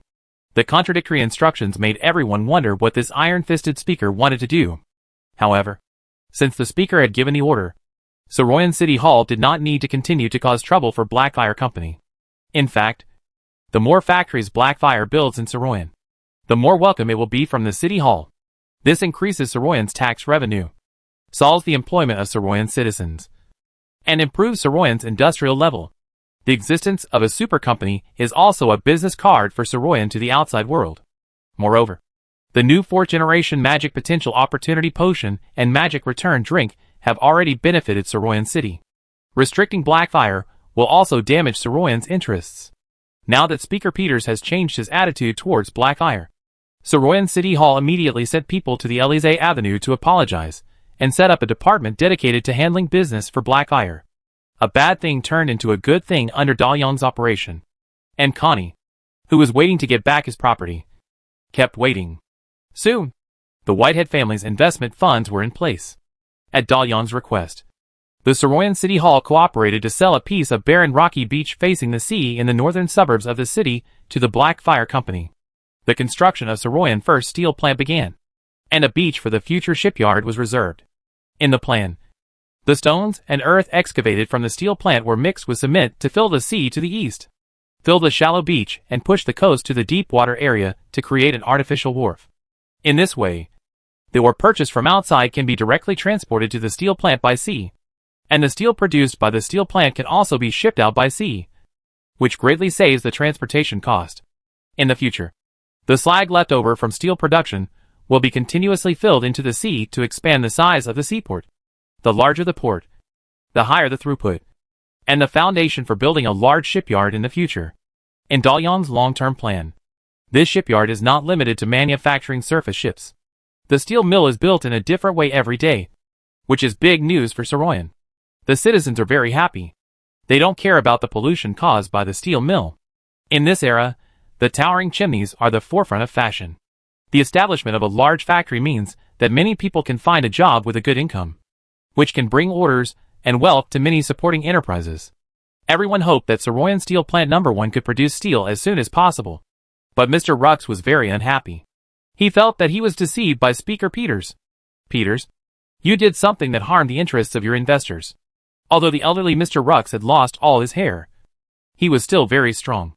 This time, he came to the Parliament building to question Peters in person. And he knocked on the floor with his cane while speaking to show his anger. He almost yelled at Peters. What's going on with Saroyan Steel Plant No. 1? I remember you promised me that you would stop the construction of this steel plant.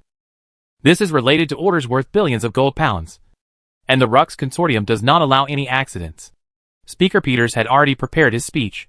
He said to Mr. Rux in a friendly manner, Mr. Rux, you are one of my investors, and I am willing to provide you with convenience within my ability. But in this matter, your request is a bit excessive. You should be very clear about how many workers a steel plant needs. Around a steel plant, 10,000 or even 20,000 people can find jobs. This is 20,000 adults, behind which are 20,000 families and tens of thousands of votes. The Saroyan City Hall is under great pressure when handling this matter. Officials of the Marseille's Parliament and Saroyan City Hall are all elected by the people, and a vote from voters can decide who goes up and who goes down. Once the accusation against Blackfire fails, do you know how many people will step down from their positions under the counterattack of Blackfire and the Empire? This is to make enemies with the citizens of Saroyan. I have to be responsible for my subordinates. Many of them rely on this job to support their families. I can't let them lose their jobs because of my own interests. So I stopped the accusation against Blackfire. I will bear all the consequences alone. Rux was still angry. He knew that politicians have a mouth that can make the dead come alive. What Peter said was not a reason at all. He didn't say it to himself, but to those who were outside the door to get information for various congressmen and officials.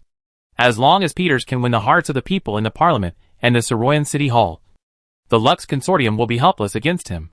If you don't invest in me, there are plenty of people to fill this gap. Lux asked, can you afford our losses? Peters replied righteously, Mr. Lux, what have you lost now?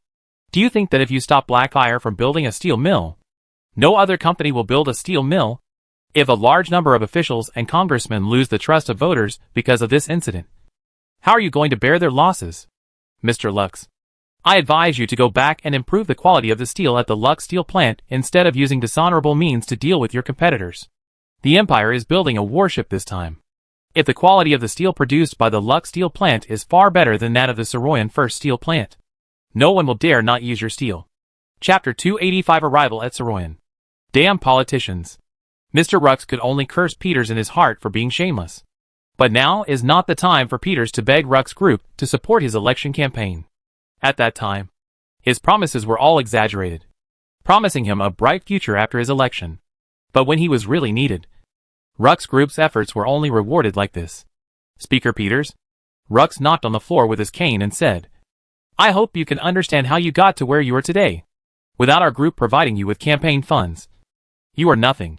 If you cannot protect the interests of the Lux Consortium, then other consortiums will also doubt your previous promises. I will tell other members of the Saroyan Business Alliance about my experience here today, and you will know what you have lost. Goodbye. After saying that, Mr. Lux left without looking back, leaving Peter sitting in his seat with an expressionless face. The Saroyan Business Alliance can be said to be the invisible ruler of Marcellus. It is a union of local capital in Marcellus. They use powerful capital power to cover the entire Marcellus Parliament, and the shadow of the Saroyan Business Alliance is behind most of the members, including Speaker Peters. He was able to hold this position with the support of the Saroyan Business Alliance. The Marcellus Parliament is the spokesperson for each capitalist. Peters is not worried about offending a Lux Consortium. But he cannot lose the trust of the Saroyan Business Alliance. Black Fire Company is a big trouble. No matter what the real purpose of this young Master Liang's investment in Saroyan is, he cannot be easily provoked. Let's hand him over to the Scarab Company. The magic potential activation potion will inevitably lead to a decisive battle between the two companies. The Scarab Company will force young Master Liang to reveal more things. Now the most important thing is to appease the Saroyan Business Alliance. The sudden change of the Marcellus Parliament's attitude towards the Blackfire Company from hostility to support also surprised Marquis Whitehead, who had been watching. He did not understand how De Leon operated at all. The Saroyan City Hall had clearly prepared all the information, witnesses and physical evidence, and the court date was set. A stormy attack was about to begin, but all retreated. Marquis Whitehead felt the hidden ability of Master Liang and became more proactive in promoting the construction of the steel plant. Eliza of the Scarab Company also arrived at the Saroyan International Airport by airship at this time. It was drizzling in the sky at this time, and most passenger airships had stopped flying. The airship of the Scarab Company was parked at the berth specially prepared for it at the airport. The hatch was opened, and the cool breeze blowing in made Elisa tighten her windbreaker. She was 63 years old, and her physical condition was not as good as before. If it weren't for the sudden appearance of competitors, she really didn't want to leave her comfortable base and come to Saroyan. An umbrella was opened over Elisa's head, and a young female attendant in a professional suit held the umbrella and whispered, "Madam, should we inform the Saroyan Merchant Alliance that you are here?" The Scarab Company, which founded the Order Star, helped Eliza develop a calm demeanor. Her gray hair was tied into a bun, and the wrinkles on her face did not make her look old, but rather she looked capable. She took a deep breath to get used to the temperature in the drizzle, then walked out of the airship with her hands in her windbreaker pockets, walked towards the magic locomotive that came to pick her up, and said to the attendant, "No, I don't need to inform anyone about my coming to Saroyan. Just let the company's remaining personnel in Saroyan continue to collect information about the Blackfire Company. I heard that the Blackfire Company and the Whitehead family jointly built a steel plant." "Yes, ma'am." The attendant opened the door for Eliza, and after Eliza got in, he put away his umbrella and sat next to her. After the driver started the train, she said again, "I can't understand why Blackfire suddenly got involved in the steel industry. The entire steel industry is monopolized by old steel companies, and even our Scarab Company does not operate steel. And Blackfire built a steel plant when the pharmaceutical market is not stable. Isn't it afraid that poor management will affect the pharmaceutical field?" Eliza looked at the city outside the car and said to herself, "Yes. Why did Blackfire build a steel plant? The Scarab Company did not get involved in the steel industry. Not because they did not have advanced smelting technology, but because their fundamental purpose was to study the extraordinary genes of Order Star and eventually master the extraordinary gene modification technology. The existence of the entire Order Star Scarab Company serves this purpose. Involving too many industries will only distract the limited energy of the few players. And after the opening of the Star Alliance's wormhole station, Order Star will be colonized by the Scarab Company, and all technologies will be available. Magic and extraordinary genes are the most valuable things on Order Star. As the pioneer of the Star Alliance, why did the Blackfire Company build a steel mill, and the natives built the original steel mill together?" Eliza couldn't figure out the purpose of the Blackfire Company, but the Marcellus Council provided many conveniences for the construction of this steel mill, which meant that Saroyan no longer had any allies worth cooperating with. The Marcellus Council did not dare to go to war with the Empire, nor did it stop the development of the Blackfire Company. So there was no need to let them know that they were coming. The ignorant natives had no idea who they were facing, and they did not know how pitiful and ridiculous they were. "Please help me make an appointment with Master Leon of the Blackfire Company."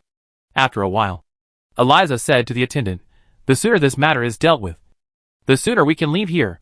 In addition, notify the headquarters that the Scarab Company has begun to fully open the sales of the 4th generation magic potential activation potion, and at the same time launch the 5th generation magic potential activation potion on the market. There is also the return to magic drink. Purchase a batch in Saroyan, and then send it back to the headquarters, so that our pharmacists can research the imitation as soon as possible." "Yes, ma'am. We've arrived at the hotel." After the construction of the steel plant was on track, Daliang finally had some free time from his non-stop busy schedule. However, Daliang did not stay idle, but immediately returned to the Pure Magic Academy to continue his studies. After all, he was still a first-year student in the junior magic department. Of course, it was impossible for Dalian to take classes with a group of little brats, and his learning progress was much faster than normal courses. The professors of various subjects at the Pure Magic Academy were his private teachers. Vice Dean Brown was responsible for his magic meditation class, and Princess Xiling was his full-time magic theory tutor. The elemental stone will absorb all the magic power that Dalian gains from meditation. Therefore, although Dalian has accumulated a huge amount of magic power, he cannot release any magic and can only learn the theory first. When students of the same level began to try to make fireballs, rumors about Dalian gradually spread. The Dean of the Magic Academy can't cast magic. Magic practice class failed. Chapter 286, A Meeting Across the Stars. Just the invitation from Scarab Company prevented Dalian from studying for too long. He finally waited for the person he was waiting for. A woman named Eliza, who, even though she was not from Earth, had a great relationship with Earth. This made Dalian very cautious about this meeting, and even a little nervous. He didn't know what he was about to face, and what the Earth he was familiar with would become. Eliza's arrival was very low-key, and Dalian also decided to keep a low profile to keep the appointment. And the portal went directly to the hotel where Eliza was staying.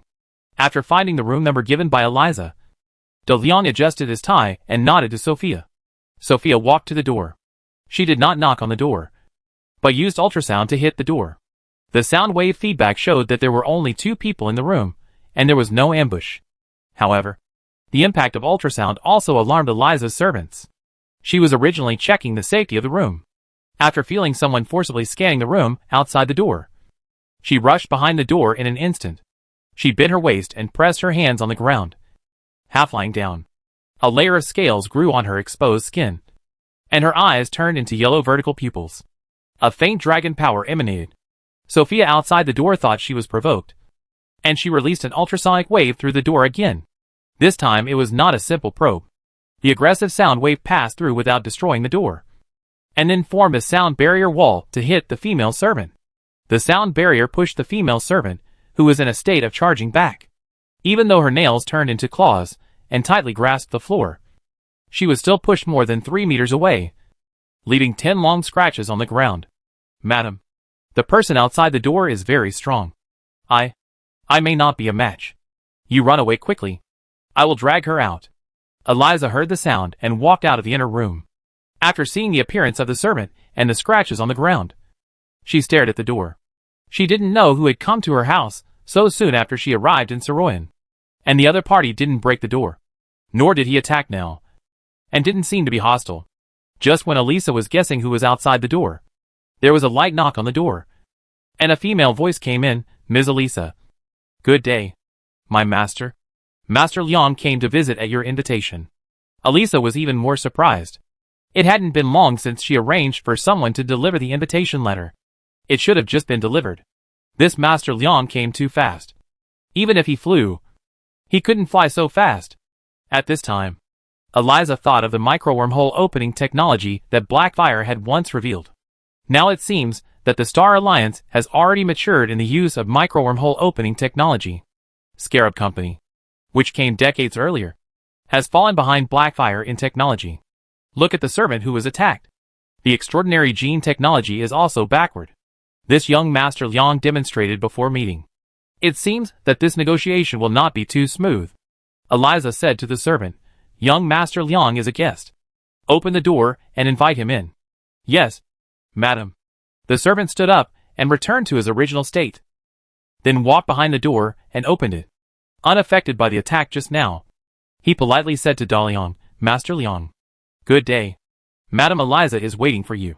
Please come in. Dalian walked into the room and looked around. This is a luxury suite, and the spacious living room is opposite the door. The wall uses spraying technology, which ensures that the room has sufficient light while not producing strong reflections, so that first-time guests will not be irritated by excessive light and can adapt to the new environment more quickly. Other decorations and furnishings are mostly made of sculpture technology, giving people a sense of luxury and highlighting the distinguished status of the guests.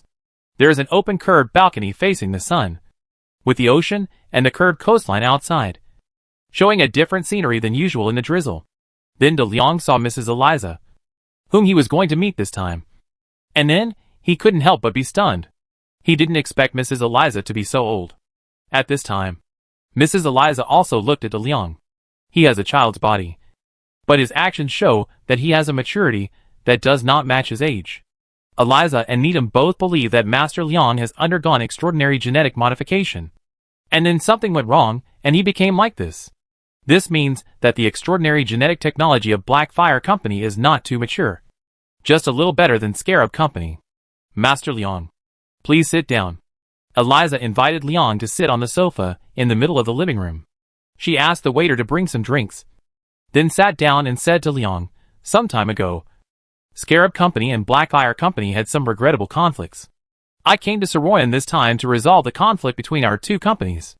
According to the laws of the Star Alliance, whoever discovers the resource planet first has the priority to develop it.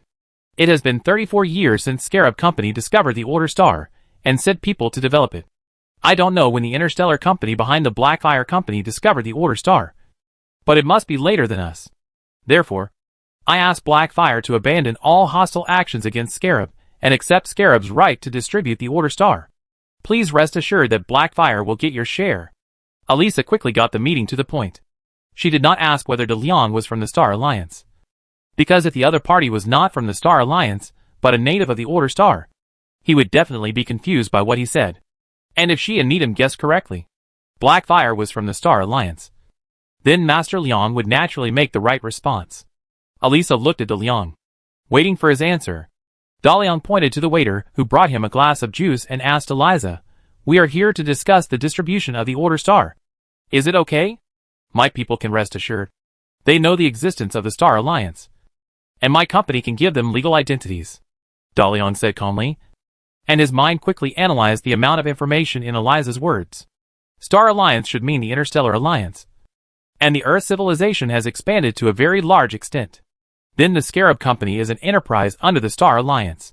There are many such enterprises in the Star Alliance, and they have independent development rights for some discovered resource planets. As a resource star, Order Star has been discovered by Scarab Company for 34 years. They originally wanted to monopolize Order Star, but now they have found a competitor, their own Blackfire Company. And the most important information is, the people of Scarab Company actually think that their Blackfire Company also comes from the Star Alliance. Elisa came to Saroyan this time to share Order Star with them, according to the rules of the Star Alliance. Chapter 287 World Boss. The sudden information made De Leon temporarily change the purpose of his visit. He originally wanted to declare his sovereignty over the Order Star to the Scarab Company, and show his strength appropriately to gain time for development. However, since the Scarab Company mistook him for being from the Star Alliance, it would be better to acquiesce to it, so that we can better understand the strength of the Scarab and the Star Alliance. De Liang's natural performance made Elisa deny the option that he was a native of the Order Star. The Blackfire Company was a competitor from the Star Alliance. Then the strategy of the Scarab Company at this stage is to maintain its advantage on the Order Star, and it is best to let the Blackfire Company recognize that the Scarab Company has the right to distribute this resource star. Eliza glanced at her attendant, with a bit of tender care in her stern eyes. She said to De Leon, Moira is my adopted child. I will bring her into the company when the Star Alliance's wormhole station opens here. She is one of our most successful extraordinary genetically modified bodies. We added the dragon gene we found to her genes. After joining the Scarab Interstellar Company, she will be an important warrior of the company. I have introduced Moira. Master Leon, please introduce your extraordinary genetically modified people to me. I can see that this lady's strength exceeds Moira, as well as the 3 modified people who killed Harris, Stephen and Peaceman. First of all, congratulations to Blackfire for its breakthrough in supernatural gene modification technology. I admit this. Scarab is slightly behind, but we will catch up soon. Elisa remembered the embarrassed look of her servants when they were attacked just now. Although she admitted that Blackfire's supernatural gene modification technology surpassed Scarab, she did not think that Moira would lose in a real fight. Harris was a semi-finished product.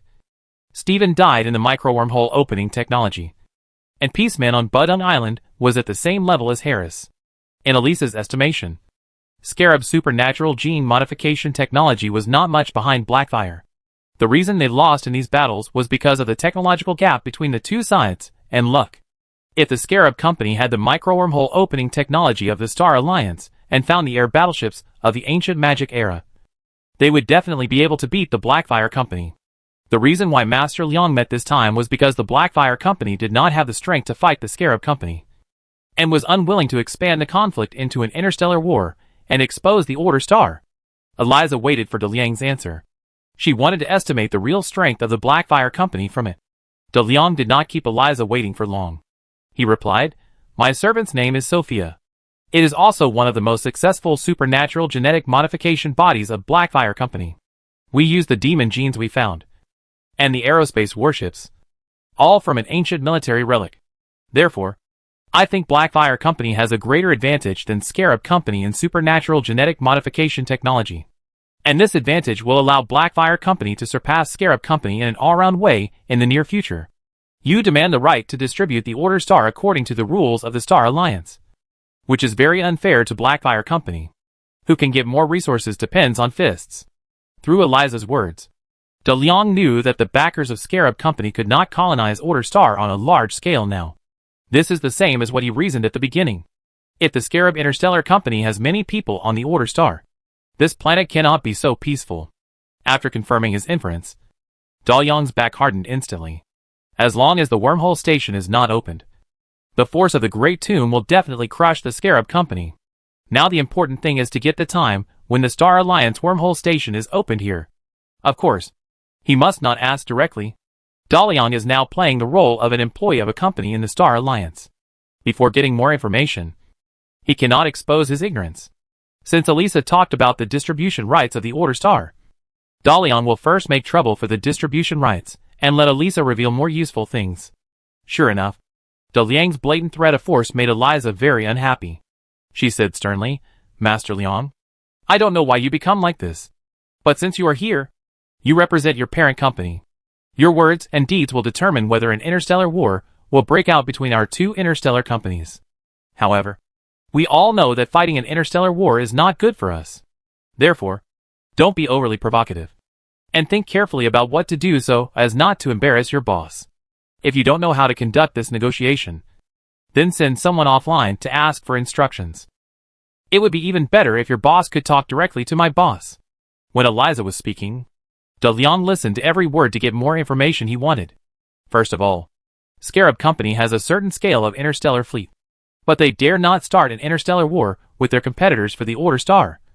So, the result of the interstellar war is likely to make them all lose the Order Star.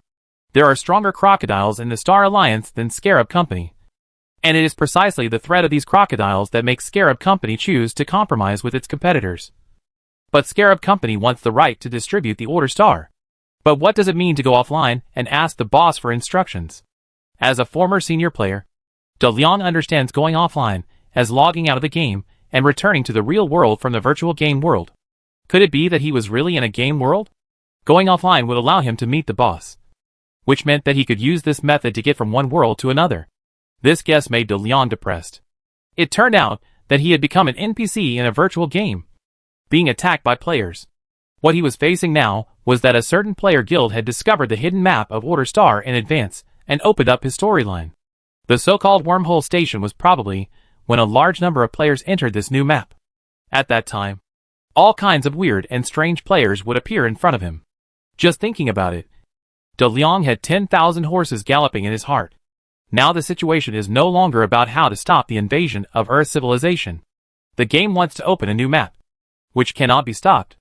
How to welcome the arrival of players is what De Liang needs to consider at this time. First of all, the Scarab Company, that is, the Scarab Guild, cannot be allowed to monopolize the Order Star map. As a plot strategy expert, De Liang knows how great the ability of a large player guild to open up a map is when it concentrates on strategizing a map.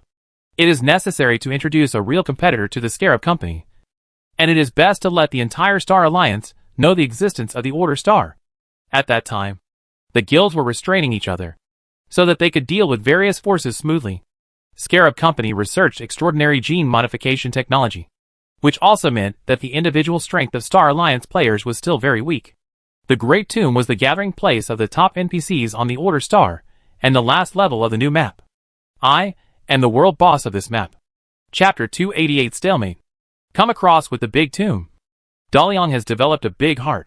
Therefore, even if he finds that he may still be in an unimaginable game world, He can quickly adjust his mentality and face up to his current position. It's just that he has changed from a player who captures NPCs to an NPC waiting to be captured by players. Since this is still a game, just play it as a game. The more players come, the more fun it is. The change in state of mind and the familiar field make DeLeon relax. This makes him more calm when facing Eliza. And at the same time, he is curious about a player who has been squatting on a hidden map for 34 years. Is this how games are played now? Since I'm sitting here, it means I can represent everyone. DeLeon leaned back on the sofa and took a high-profile attitude.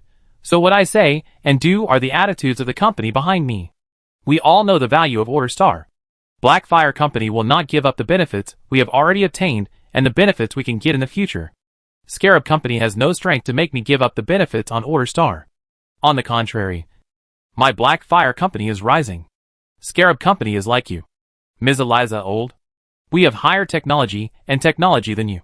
And we will soon be able to grab the market and resources in your hands. If you were as young as me and had such a big advantage, would you agree to give up the distribution rights of the Order Star? Whoever occupies more will ultimately be determined by strength. Blackfire Company is unwilling to start an interstellar war with Scarab Company, but it is not afraid of fighting an interstellar war. The drive shown by DeLeon made Elisa judge that the parent company behind Blackfire Company should be a newly rising interstellar company. When the old interstellar companies have divided up the existing resources of the Star Alliance, these newly rising companies are more keen on the development of unknown star fields and dare to fight for the newly discovered resources. Elisa is unwilling to face these entrepreneurial rookies, but the interests of Scarab Company and her own efforts over the years make her unable to give in here. Don't think that you can really defeat Scarab Company just because you have taken advantage of it. We have been operating on Order Star, and that little loss is just a trivial matter for us. Now Scarab Company has opened the sale of the 4th generation magic potential activation potion to the world. We have privileges in all countries. Even if the prices of magic potential activation potions sold by our two companies are the same, countries will give priority to purchasing our potions. In addition, the 5th generation potion produced by Scarab Company will soon enter the market. And we also have technical reserves for the 6th generation magic potential activation potion. This is just one product, the magic potential activation potion. Scarab Company has many other leading potion products. You may be ahead in some technology, but you are still lagging behind overall. You are indeed young, but youth is not your capital for arrogance. You cannot challenge the old interstellar companies casually. And do not talk about interstellar war easily. This will not bring you any benefits, but will bring trouble. Recognizing the right of the Scarab Company to distribute the Order Star is the best way to protect your existing interests. Otherwise, after an interstellar war, the Scarab Company will at most not want this planet. But can you afford this loss? The high-spirited Eliza spoke generously like an iron lady. Since the other party threatened her with an interstellar war, she must not show fear of war. In this negotiation, one person must give in, and the one who gives in is not me. DeLeon replied, "Don't threaten me with the magic potential activation potion. The fact that Blackfire can develop the return to magic drink means that we have surpassed you in this regard. I have the 5th generation of magic potential activation potion, and I also have the 6th generation. My people can even prepare exclusive magic potential activation potions according to the different physiques of each person. This is explained in the energy newspaper I founded. In 5 years, I can eliminate Scarab Company from the magic potential activation potion market. All the privileges you have obtained will be owned by Blackfire Company. Miss Eliza, I know it's hard to admit defeat, but if Scarab Company is willing to give me the distribution rights of Order Star, you can still keep a lot of benefits. Otherwise, my space battleships will wipe out your bases on Order Star one by one." The technical disadvantage made Eliza very uncomfortable during the negotiation. And there were only 2 people left on Order Star, herself and Needham. So how could the Scarab Company stop the pressure of Blackfire Company? But Eliza also knew that if she took a step back at this time, the other party would definitely see the weakness of Scarab Company. "I think we should calm down first." Elisa took a sip of coffee and said, "We are both a little excited. It is easy to make wrong decisions in this situation. Why don't we suspend this negotiation first and report the content of the conversation to our bosses, and then discuss it after they give the latest instructions?" The damage of the Scarab Company's scientific research spacecraft prevented these players from logging in and out normally. Every time they log off, it means a companion leaves. Elisa said this to tell DeLeon that they still have many players here. who can contact the head office freely and have the power of a group. It's a kind of bluff. But Daliang still didn't understand what the so-called players and game world were. He thought he was now an NPC, a big boss waiting for players to attack. And the huge amount of information he had just obtained also needed time to digest and plan how to face the arrival of players. The current deadlock was also deliberately created by Daliang. The talks could not continue. Therefore, Eliza's proposal to suspend the negotiations was responded to by Daliang. He stood up from the sofa and saluted Eliza like a gentleman. Please forgive my impoliteness. As a member of the Black Fire Company, I have the obligation to fight for power for our group. But as for me personally, I admire you and your team very much. You have done a great job on the Order Star. You are my predecessors, and I have a lot to learn from you. Let's stop here for today's meeting. Welcome to Saroyan. I hope you like it here. Goodbye. Look forward to meeting you next time. Daliang put on his hat and left the room accompanied by Sophia, and then returned to the Avenue de Élysée through the portal. After returning, Daliang immediately said to Sophia, "Go back to the Great Tomb. You go and notify the heads of each department to go to the meeting." Chapter 289 Great Tomb Meeting. The high-ranking heroes from the Great Tomb of the Ancient Magic Age gathered together again. Daliang sat at the head of the conference table, and his subordinates sat on both sides. This time, Daliang suddenly convened a meeting without any signs, which led the heroes to speculate on the content of this meeting. Some people looked at Julian, wanting to get some clues from her. However, Julian was also at a loss. She knew that a meeting of this level must be a big thing, but she did not find any signs. Sophia stood behind Daliang and whispered, "Your Highness, everyone is here." Daliang nodded. His eyes swept over all the people participating in the meeting. These are the top combat forces on the Order Star, and they are also his trusted subordinates. In the ancient magic era, they joined this team one by one, followed Daliang to fight against the sky and the earth, created the Five-Colored Flag Alliance, and created the third largest camp. This time, Daliang will also lead them to face the arrival of the player. This time, we summoned you here because our opponent has appeared. The danger signal conveyed by Daliang in his opening remarks did not cause chaos in the venue. Everyone sat motionless in their seats, looking at the lord they swore allegiance to. Daliang had led them to victory after victory before. Even if they were facing a god this time, they had the courage to fight. Daliang was very satisfied with the performance of his subordinates. No matter what they were facing, their morale was the most important. He did not let his subordinates speculate too much and continued, "This time we are not facing a god, but an alien civilization from the universe. An invasion force called Star Alliance. I call them opponents, not enemies, because the members of Star Alliance are very complicated. Some of them we need to be vigilant against. Some we need to cooperate with. And some are there to serve us. The Scarab Company is the vanguard of a certain faction of the Star Alliance. They have been on the Order Star for 34 years and have established a national-level business group here. However, for some reasons, the Star Alliance has not come to the Order Star on a large scale. But the quiet days will not last too long." When negotiating with Elisa, according to the information she revealed, the Star Alliance's wormhole station should be opened soon, which means that players have a convenient way to come to the Order Star. And it also means that the Order Star is integrated into the large map explored by the Star Alliance. This is also the reason why Daliang is so anxious to hold this meeting. As a scientific researcher, Princess Xiling is very interested in alien civilizations. When technology and magic are touching the universe, those who are engaged in scientific research will naturally have many ideas about whether there are planets, like the Order Star on alien planets. Therefore, when Daliang said that the Scarab Company came from the Alien Civilization Alliance, she said as if she had realized it, "So that's it. No wonder that mecha and unmanned aircraft are far superior to the natural technology we have come into contact with in terms of structure and function. We have no way to study them, based on the technological level shown by the Scarab Company. If the Star Alliance really invades our Order Star on a large scale, except for the Great Tomb, the entire world has no strength to fight them." Are you building the Magic Whisper steel plant in Saroyan to prepare for the Star Alliance invasion? Daliang replied, "Yes. Although I don't know the invasion date of the Star Alliance yet. I can't let the Star Alliance target the Great Tomb first. I plan to build a magic, technology and industrial system beyond this world in Saroyan as the central city of the Order Star to attract the attention of the Star Alliance. This way, The Great Tomb can be well hidden in the dark. If there is a real war, the eastern coast of the continent is more suitable for the battlefield than the Death Desert. As the last level of the new map, the Great Tomb cannot be exposed to the players too early. The modified Saroyan can perfectly serve as the main city of the new map. At that time, all player guilds and individual players will take Saroyan as their main foothold. Conflicts are inevitable, but the more complex the player forces are, the safer Saroyan will be. As the ultimate boss of the map, De Leon can fish in troubled waters to get what he wants.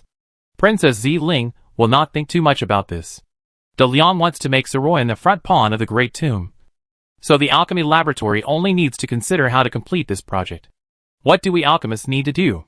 De Leon did not make this meeting too tense. He smiled and said, just continue according to your research progress. The arrival of the Star Alliance is both a threat and an opportunity for us.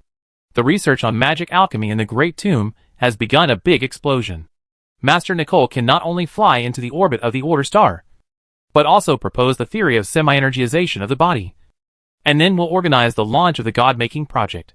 Soon we will be able to enter the space age like the Star Alliance. But compared with magic alchemy, the natural technology outside is far behind. Relying solely on our own research, I don't know when we can catch up with the magic technology that is getting farther and farther away. The people of the Star Alliance are here, and their technology is here too. The technology laboratory presided over by Her Royal Highness the Princess must complete the sorting and learning of the natural technology of this world as soon as possible, and lay a solid foundation for the technology of the Star Alliance of the Continuing Academy. Princess Ziling said, I understand. Alchemy labs and technology labs are the areas that Dalian doesn't need to worry about the least. For research groups that can open the divine plane, they only need to be given a research direction and wait for the results. What Dalian is worried about is still the military force. Julian. Dalian said to Julian on his right, the Great Tomb Angel Corps will all be transferred to Master Nicole's God-making project. Angels are pure light element bodies, and should be able to complete semi-energization faster. You must become the first batch of troops in the Great Tomb that can conduct space operations as soon as possible. If we can't enter space, we won't have the capital to deal with the Star Alliance. Julian replied solemnly, yes, Your Highness. The Angel Legion of the Great Tomb will always be your strongest blade. The Great Tomb Angel Legion has a total of 349 angels. Angel Legion. Leader, Julian. She is a 15th level Holy Angel, and can merge with Juliet to become a 16th level Supreme Angel Arbitration, who masters the power of the law.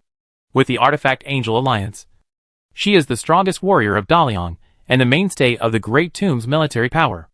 In addition, the Angel Legion has 4 15th level Holy Angels. It has 127 14th level Archangels.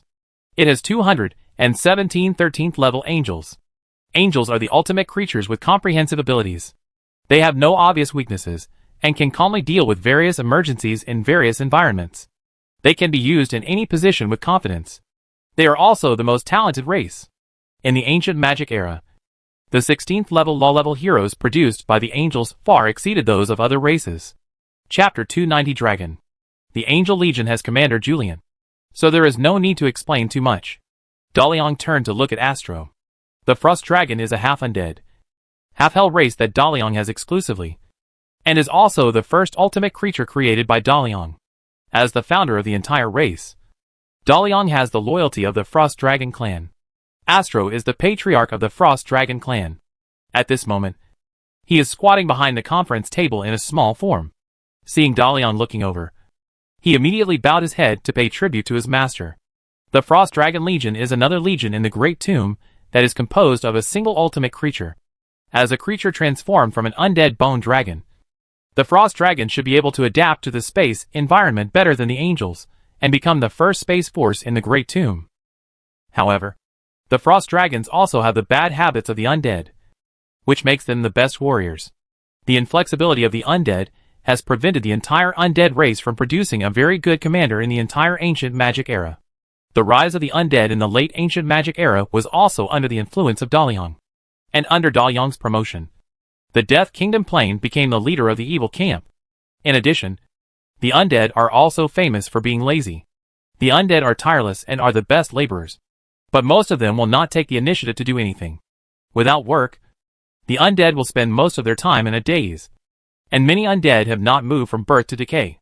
Facing cunning players, it is better for the Frost Dragon not to be the first Space Force to come into contact with them. But as the Frost Dragon Legion is not weaker than the Angel Legion, De Leon does not intend to let them sit idle.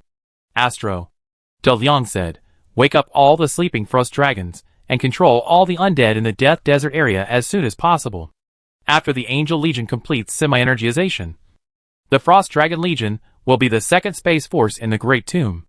The undead army is best at fighting with the Skeleton Sea.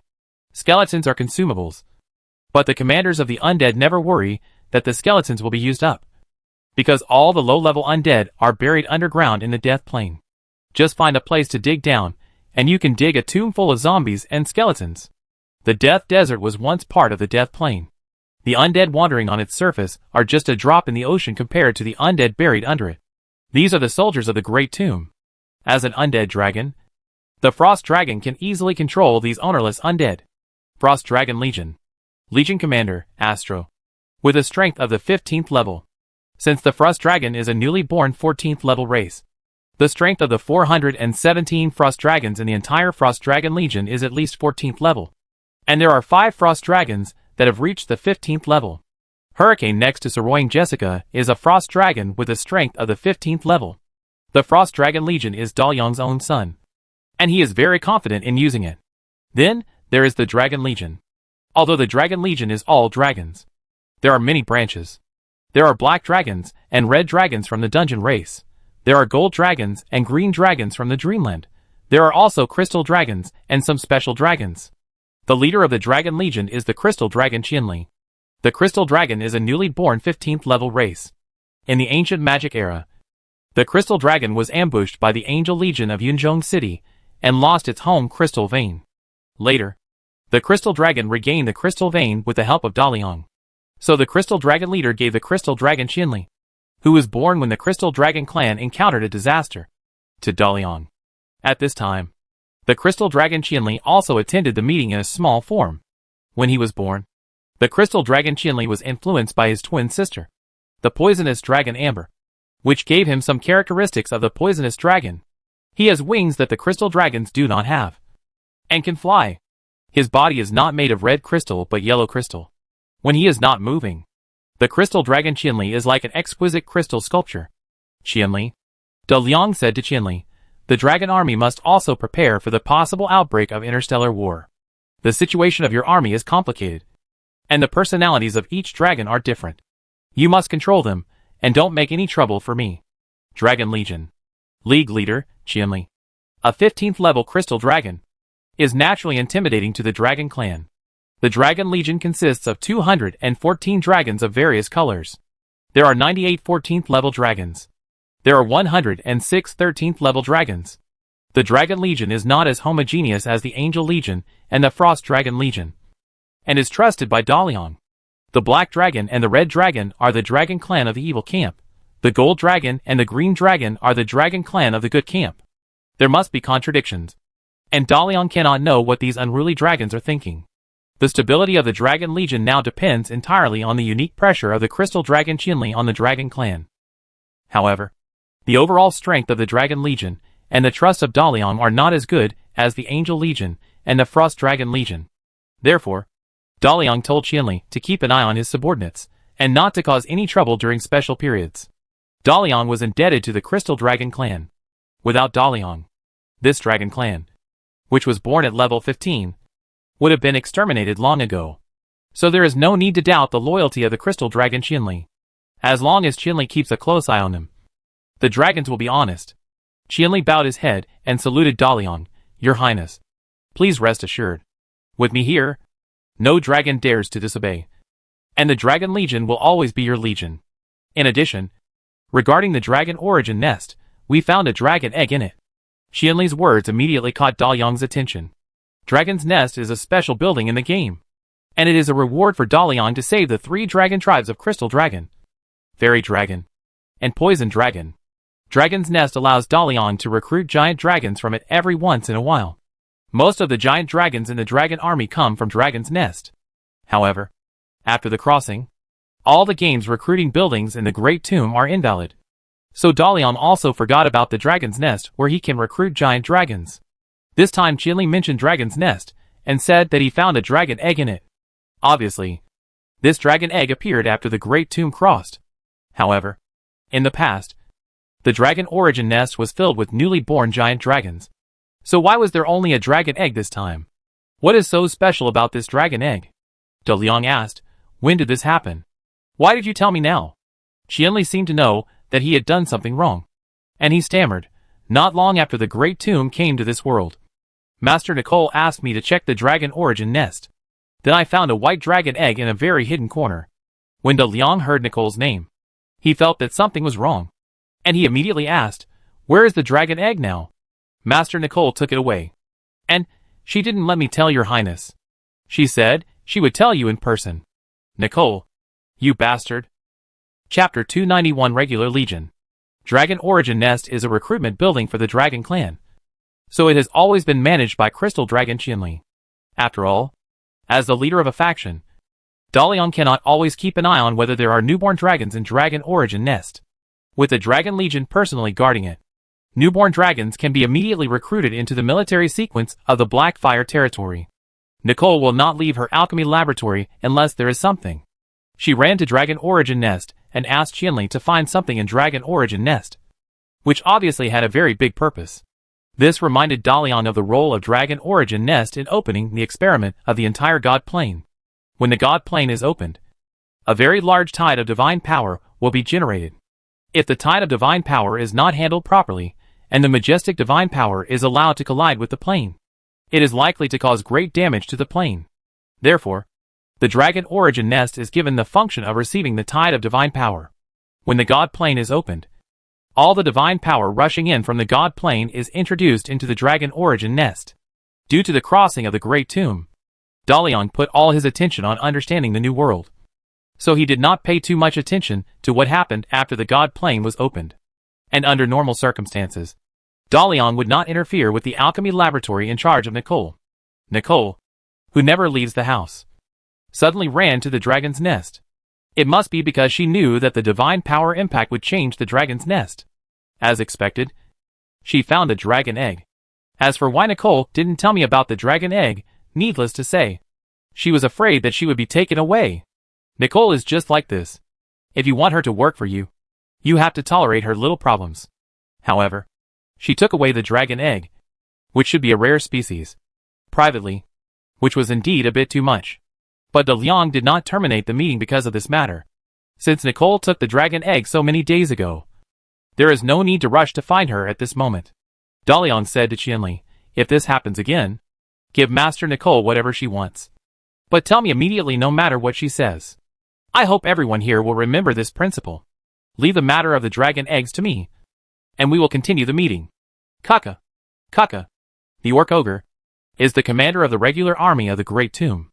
The current standing force of the Great Tomb is 100,000, including humans, elves, dwarves, undead, orcs, native races of the dungeon, drow elves, hell races. Kaka is responsible for the overall defense and internal security of the Great Tomb, and is also transforming the military system and tactics, making his army the most active military force in the Great Tomb. Hearing his name, Kaka, a commander-type hero from the regular army of the Beast Men, sat up straight and said, Your Highness, what do you need me to do? Dalian asked. It has been nearly 3 months since you received that batch of arms. Tell me about the results. Kaka replied, Your Highness, I have used that batch of arms to form a training division with human soldiers as the main body. A total of 15,452 people. The officers are organizing to study the hot weapon tactics books you sent. The Silver Wing Regiment under the training division has started flight training under the guidance of the instructor. The training division's reorganization process is going smoothly, but there is not much ammunition for training. Some damaged weapons cannot be repaired due to lack of spare parts and craftsmen. I hope that Your Highness can solve the problem of shortage of weapons and ammunition as soon as possible. We also need to develop weapons used by non-human races. Otherwise it will be difficult to continue the reorganization and training of the army. The Great Tomb has not yet established its own arsenal, nor has it any weapons procurement channels. Weapons and ammunition restrict Kaka's military transformation. After seeing the power of thermal weapons, Kaka also hopes to complete the reorganization of the army as soon as possible. De Leon said, "Don't worry. The shortage of weapons will not last too long. After my steel plant in Saroyan starts production, I will start to build our own arsenal. Gather all the problems you encounter in the use of weapons and hand them over to Princess Xiling. Now we have a large scientific research group, and I believe that better weapons will be manufactured by us soon. In addition, do not completely abandon our unique military characteristics. Now hot weapons are replacing cold weapons. And one day in the future, cold weapons may not be taken seriously again, and the use of magicians. We must also think about how to integrate them into new tactics." After hearing what De Leon said, Kaka couldn't help but have some enlightenment. After seeing the power of hot weapons, he couldn't help but fall into the idea of advocating hot weapons recently. Under his influence, officers of the regular army of the Great Tomb also set off a wave of learning hot weapon tactics. And there is a sign that all soldiers will put down their swords and pick up guns. Kaka's current thinking is a normal manifestation of being impacted by new tactics, while Daliang sees it more long-term. War is a contest between spears and shields. When the power of guns and cannons is greatly improved, the corresponding various types of armor are also gradually strengthened. He has seen the individual armor of the Scarab Company, which allows soldiers to wear protective weapons for space combat. There is no weapon on the Order Star that can penetrate it, but Yisei easily pierced a hole in it. That's because the Night Sword has an armor-piercing effect, which is the application of magic. When impacting, the physical strength of the armor at a specific position is reduced through the destruction of the elemental level. Weapons can also increase the armor-piercing effect. The larger the weapon, the more magic arrays are engraved, and the better the armor-piercing effect. Therefore, when encountering armor that bullets cannot deal with, a melee weapon with efficient armor-piercing properties can shine again on the battlefield. Kaka is an excellent war commander. Some things don't need to be said too much. As long as you give a hint, he will naturally understand the things behind. The humble Kaka said to Daliang, "Thank you for your reminder, Your Highness. During this period, I have indeed been too superstitious about the hot weapons I just came into contact with. If we only learn things from the outside world, we will never be able to surpass them. When the Great Tomb integrates our unique combat thinking with the tactical thinking of hot weapons, our army will be invincible. Your Highness, I admire your strategic vision. I will reflect on it with my subordinates." De Leon also asked about some defense work inside the Great Tomb and the current situation of the 5 cities. The underground fortress under military management is operating normally, and the fast-growing food cultivated by the elves ensures that there is sufficient food inside the Great Tomb. With sufficient supplies, the interior of the Great Tomb is a complete self-circulating system, and there will be no major problems in the next few years. Chapter 292 Crystal Energy. The threat from the Star Alliance gave the Great Tomb a time travel group, a goal, and also inspired the heroes. The meeting clarified the functions of each department again, and detailed work was formulated and assigned. It also allowed the heroes to find the nervous feeling they had before. De Liang's calmness brought confidence to his subordinates. After the meeting, the heroes returned to their respective posts. After leaving the conference hall, De Liang immediately rushed to the alchemy laboratory. "You are here." Nicole was very focused when she was working. The new theory helped her find the direction she was pursuing. Even when De Leon walked into her laboratory, Nicole didn't even raise her head and continued to stare at the changes in a small pile of powder. After a casual greeting, she pointed to another table and said, "There is a list of things I need. Prepare them as soon as possible, as they will be used in the next stage of the experiment." De Leon walked over and picked up the list. After reading the materials on it, he gave the paper to Sophia. Then he said, "I will prepare everything as soon as possible. I came here to talk to you about the dragon egg." Nicole paused for a moment, then quickly added a few drops of green potion to the powder in front of her, and then said, "Dragon egg? What dragon egg? If you want a dragon egg, go find Qianli. I don't lay eggs." Daliang didn't expect Nicole to talk nonsense and resist stubbornly, which means that the dragon egg must be something extraordinary. Daliang said, "You know which dragon egg I'm talking about. Qianli told me that you took a dragon egg from the dragon's nest and didn't let him notify me. The dragon's nest is mine, and the things inside are also mine. Give me the dragon egg." Nicole finally looked at Daliang. She cast magic casually to end the experiment. She walked to the rest area and asked the lamp god to pour her a cup of tea. And then said, "You were talking about the dragon egg. I wanted to tell you. But then I forgot. The dragon egg is with me. Don't worry. I will take good care of it. This can't be concealed anymore." He is about to start playing dirty. De Leon will not be fooled by Nicole like this. The more Nicole tries to hide it, the more he wants to see it. Master Nicole. De Leon sat down opposite Nicole, drinking the tea brewed by the lamp god, and said, "I can guess that the dragon egg must be related to the experiment of opening the god plane. And it was produced by the divine power tied impacting the dragon origin nest. The dragon that can be hatched from the dragon egg must be able to surpass all known dragons. When the enemy is getting closer and closer, I need this dragon to fight for me." Nicole drank the whole cup of tea in one breath, and then asked De Leon, "You know this dragon will be very special. Are you sure you can control it? Qianli's pressure on the dragon clan is only effective against dragons of lower ranks than him. If this dragon doesn't listen to you, aren't you afraid that your dragon army will follow it?" De Leon was speechless. He came to ask for the dragon eggs this time, and he really didn't think about the future. Nicole's words are not unreasonable. If she can't control this dragon, it will cause civil strife in the Great Tomb. The stability of the Great Tomb now is because the heroes trust their leadership ability, rather than succumbing to their power. How could a newly born super dragon easily surrender to a weak human? De Leon asked, "What's the use of that dragon egg?" Seeing that De Liang's attitude to ask for the dragon egg was not so firm, Nicole, who had quietly started to study the dragon egg, said confidently, "The divine power tide generated when the divine plane is opened has the power to destroy a plane. But there was no response after crashing into the dragon origin nest. I guessed that the divine power must have undergone other changes after entering the dragon origin nest. So I asked Qianli to search carefully in the dragon origin nest, and found a dragon egg. After returning, I did some inspections on the dragon egg. What is certain is that those divine powers are not actually divine powers defined by a certain god, but energy with divine power attributes. It is very similar to divine power, but can be absorbed and used by non-believers. In order to distinguish it from divine power, I redefine this energy as crystal energy, because the crystal energy we know now comes from the crystal wall of the divine plane. The divine power of good attributes and the divine power of evil attributes absorbed by Julien and Juliet are actually changes in the attributes of crystal energy. In addition, we have also confirmed that crystal energy can also be transformed into elemental energy. It is a higher level of energy than divine power and elemental energy, and it is also a very dangerous energy. There is almost no creature that can be safe and sound after directly absorbing crystal energy.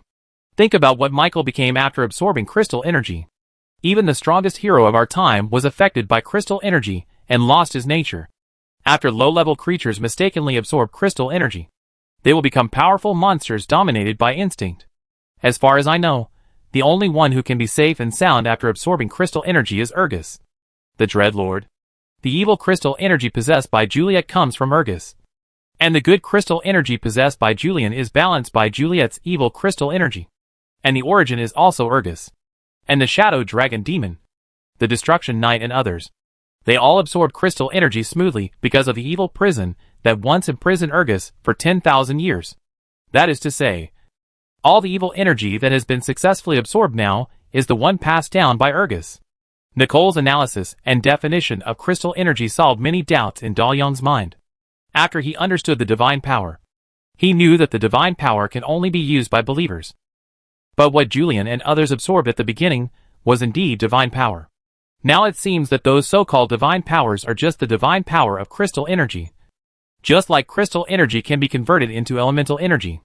Regardless of what Nicole said, only Urgus directly absorbed crystal energy and was dominated by crystal energy.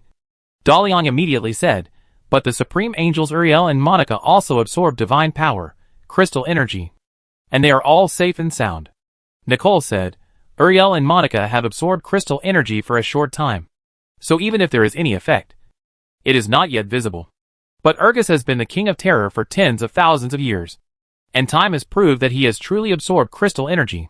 Now we are more than 2,000 years away from that era, and we don't know whether Uriel and Monica have changed." Hearing Nicole say this, Daliang couldn't help but worry about Monica. She was probably his most important subordinate left in that era, because she was the queen of the Drought Kingdom. Daliang didn't transfer her to the Great Tomb. I didn't expect the great tomb to travel through time. And 2,000 years have passed. But now even if I worry about Monica, there is nothing I can do. Dalian brought the topic back. So it seems that the dragon egg absorbed crystal energy? It's very dangerous. How do you plan to deal with it? Chapter 293 Dragon Egg. In the ancient magic era, in order to save Julian from the danger of being swallowed by Juliet, De Leon spent a long time looking for crystal energy with good attributes. So he had a certain understanding of this energy.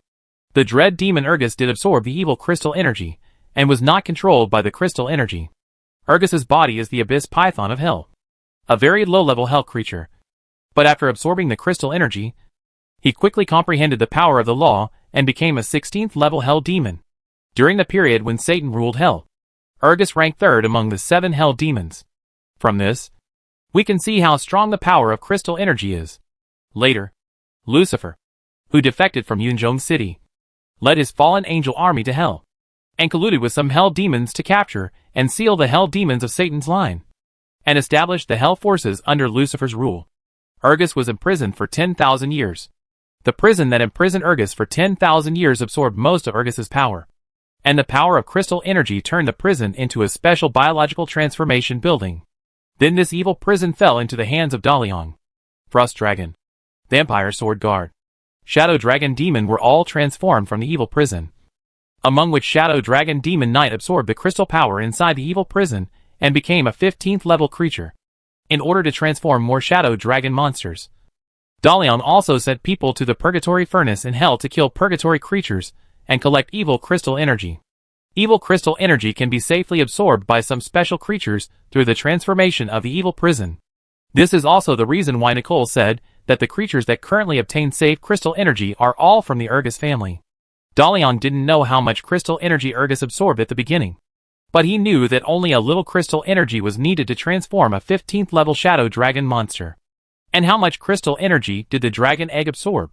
That was all the energy that surged out when the god plane was opened. And it was a power that could easily destroy the plane. Dalian didn't know what the dragon would become after hatching with so much crystal energy, but the chances of it staying rational like Urgus were infinitely zero. Therefore, Dalian felt that it would be safer to leave the dragon egg with Nicole than to take it away by himself. However, he still had to figure out what Nicole wanted to do with the dragon egg, as if she had known that Dalian would not take the dragon egg away. Nicole sipped her tea slowly and said slowly, "You have seen the power of crystal energy. In our time, the use of crystal energy was to integrate it into alchemical tools. A little crystal energy could create a powerful artifact. Now the dragon egg is a large crystal energy-rich mine, which can fully meet our deeper research on crystal energy. It will be an energy source that none of us can imagine. Even if we enchant the entire planet, it can provide constant and lasting energy output. Our god-making project needs such energy. Anyway, I have put the dragon egg into indefinite hibernation. When I have consumed all the crystal energy in it, I will let it hatch. It is unknown when the crystal energy that can provide energy for the planetary alchemy body will be consumed. Dalian can only mourn for this giant dragon that is still an egg yolk. Anyway, he dare not let the dragon egg hatch now. Okay, I'll do as you say. Dalian has no say in alchemy, and now everything in the Great Tomb must facilitate the god-making project. After agreeing to hand over the dragon egg to Nicole, Dalian said again, "Take me to see the dragon egg. You have to let me see my things." Nicole smiled and said, "No problem. I'll get it for you now." After that, Nicole stretched out her hand and released a lightning.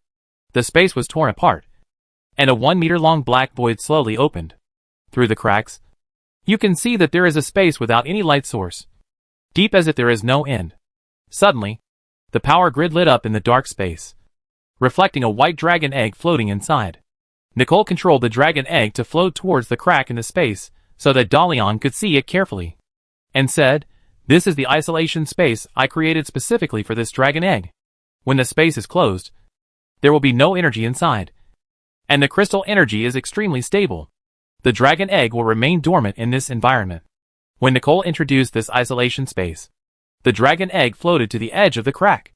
It was a little bigger than a basketball, oval in shape, and had very beautiful blue lines on the white eggshell.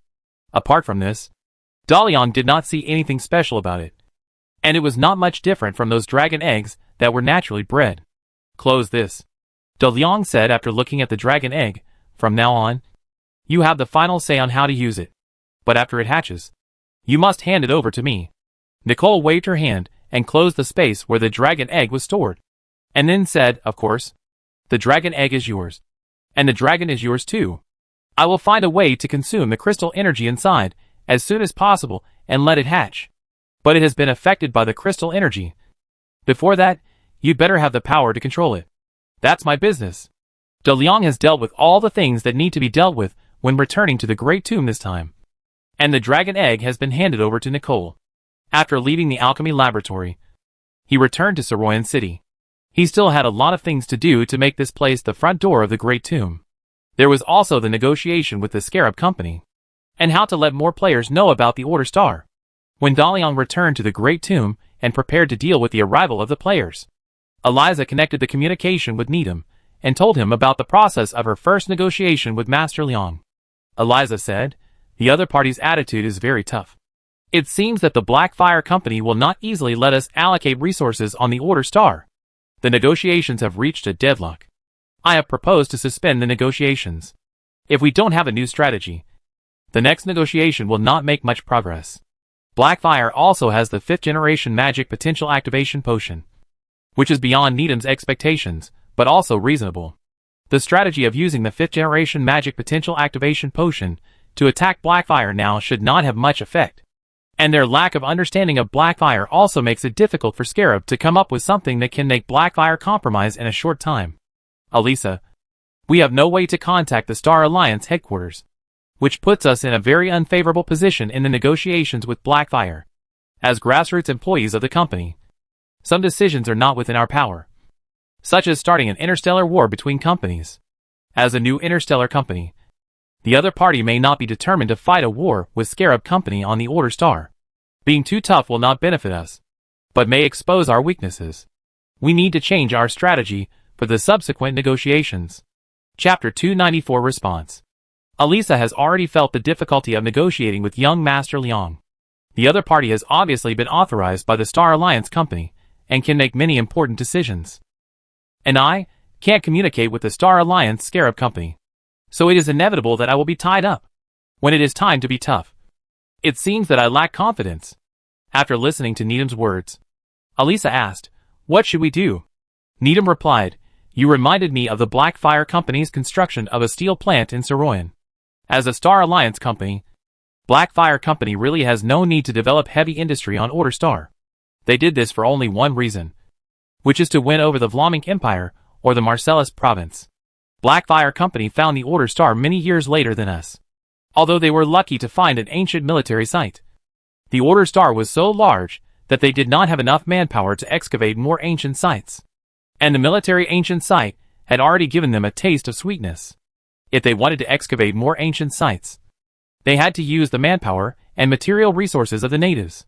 The steel plant was Blackfire Company's investment in the natives, using technology in exchange for manpower to find ancient sites. Intelligence showed that Master Liang had established many cooperative projects with the famous explorer Sir Charles, and his purpose was already very clear. Eliza agreed with Needham's analysis. She stood on the balcony of the suite, looking at the sea after the rain, and lit a lady's cigarette for herself. Then he said to Needham through the communicator hanging on his ear, you are absolutely right. Blackfire Company has the strength to come out of the dark and compete with us because it discovered a precious relic of the ancient magic era. The brilliant magic alchemy technology of the ancient planet is the most precious resource. Blackfire Company found a valuable ancient relic and must want to find another one. I have to say that these newcomers are too lucky. We have been searching for decades on Order Star and have not found a space battleship. You tell me, how should I negotiate the next round? Needham said, war is only the last resort for us and Blackfire Company. After all, neither company wants to alert the Star Alliance to pay attention to this planet.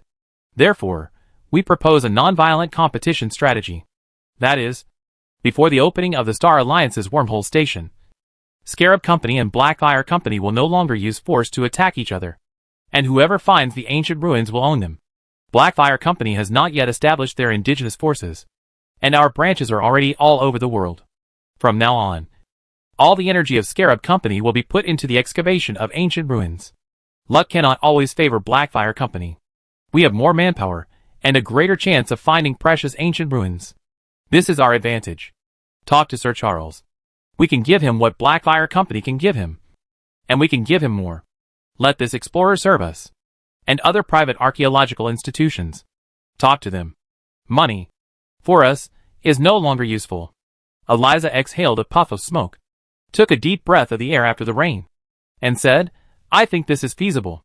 Fighting is not good for either side. Master Liang will agree to our proposal.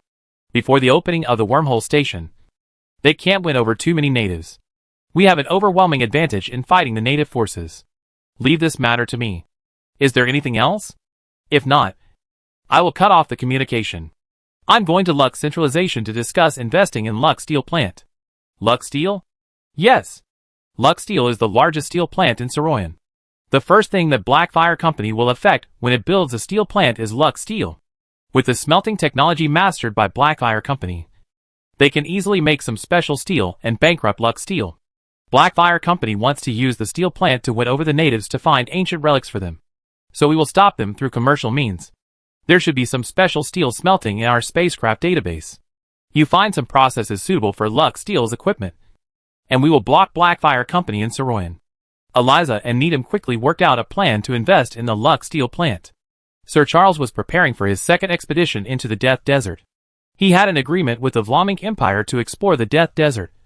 So even if the first expedition almost failed, the subsequent expeditions had to be carried out. And also gave him a treasure map. The Sir was also very curious about whether the treasure map was true or false, and what kind of treasure was waiting for him to dig. 2 tents, 2 sleeping bags, 6 blankets. There were a lot of supplies piled up in the hall of the room. Jessica read the list while Sir Charles checked the supplies. During the period, Jessica said, I felt strange when I went to explore the Death Desert this time. I didn't feel the worry and excitement at all. Sir Charles sorted out the supplies and said, the Death Desert that all explorers dare not easily enter is just an ordinary desert for you. So you are naturally less nervous. But our work is not easy. Without the interference of the undead, we can have more time to spend on geological exploration and finding ancient relics. The Vlaming Empire wants to develop the Death Desert. But I don't know if your ancestors are willing. Hearing Charles mention her ancestors, Jessica asked Hurricane, who was crawling at her feet, are there any ancient relics in the Death Desert? Hurricane replied, Death Desert was once part of the Kingdom of Death in the Undead Plain, and is one of the Master's territories. But the Master has not had this land for too long, so he has not fully developed this territory. We don't know whether there are things left by other undead heroes in it. But this land belongs to my Master, and whatever is in it is my Master's property. Of course, everything you dig up is yours, young lady. At this time, Charles said to Hurricane, Lord Hurricane, thank you for your master allowing us to enter the Death Desert this time. It's just that this expedition will have a mercenary group following us. In order to prevent them from seeing the weird places, we hope that low-level undead will attack our team from time to time along the way. If we are not attacked by the undead in the Death Desert, it will be easy for people to suspect me and Jessica. Hurricane replied, no problem.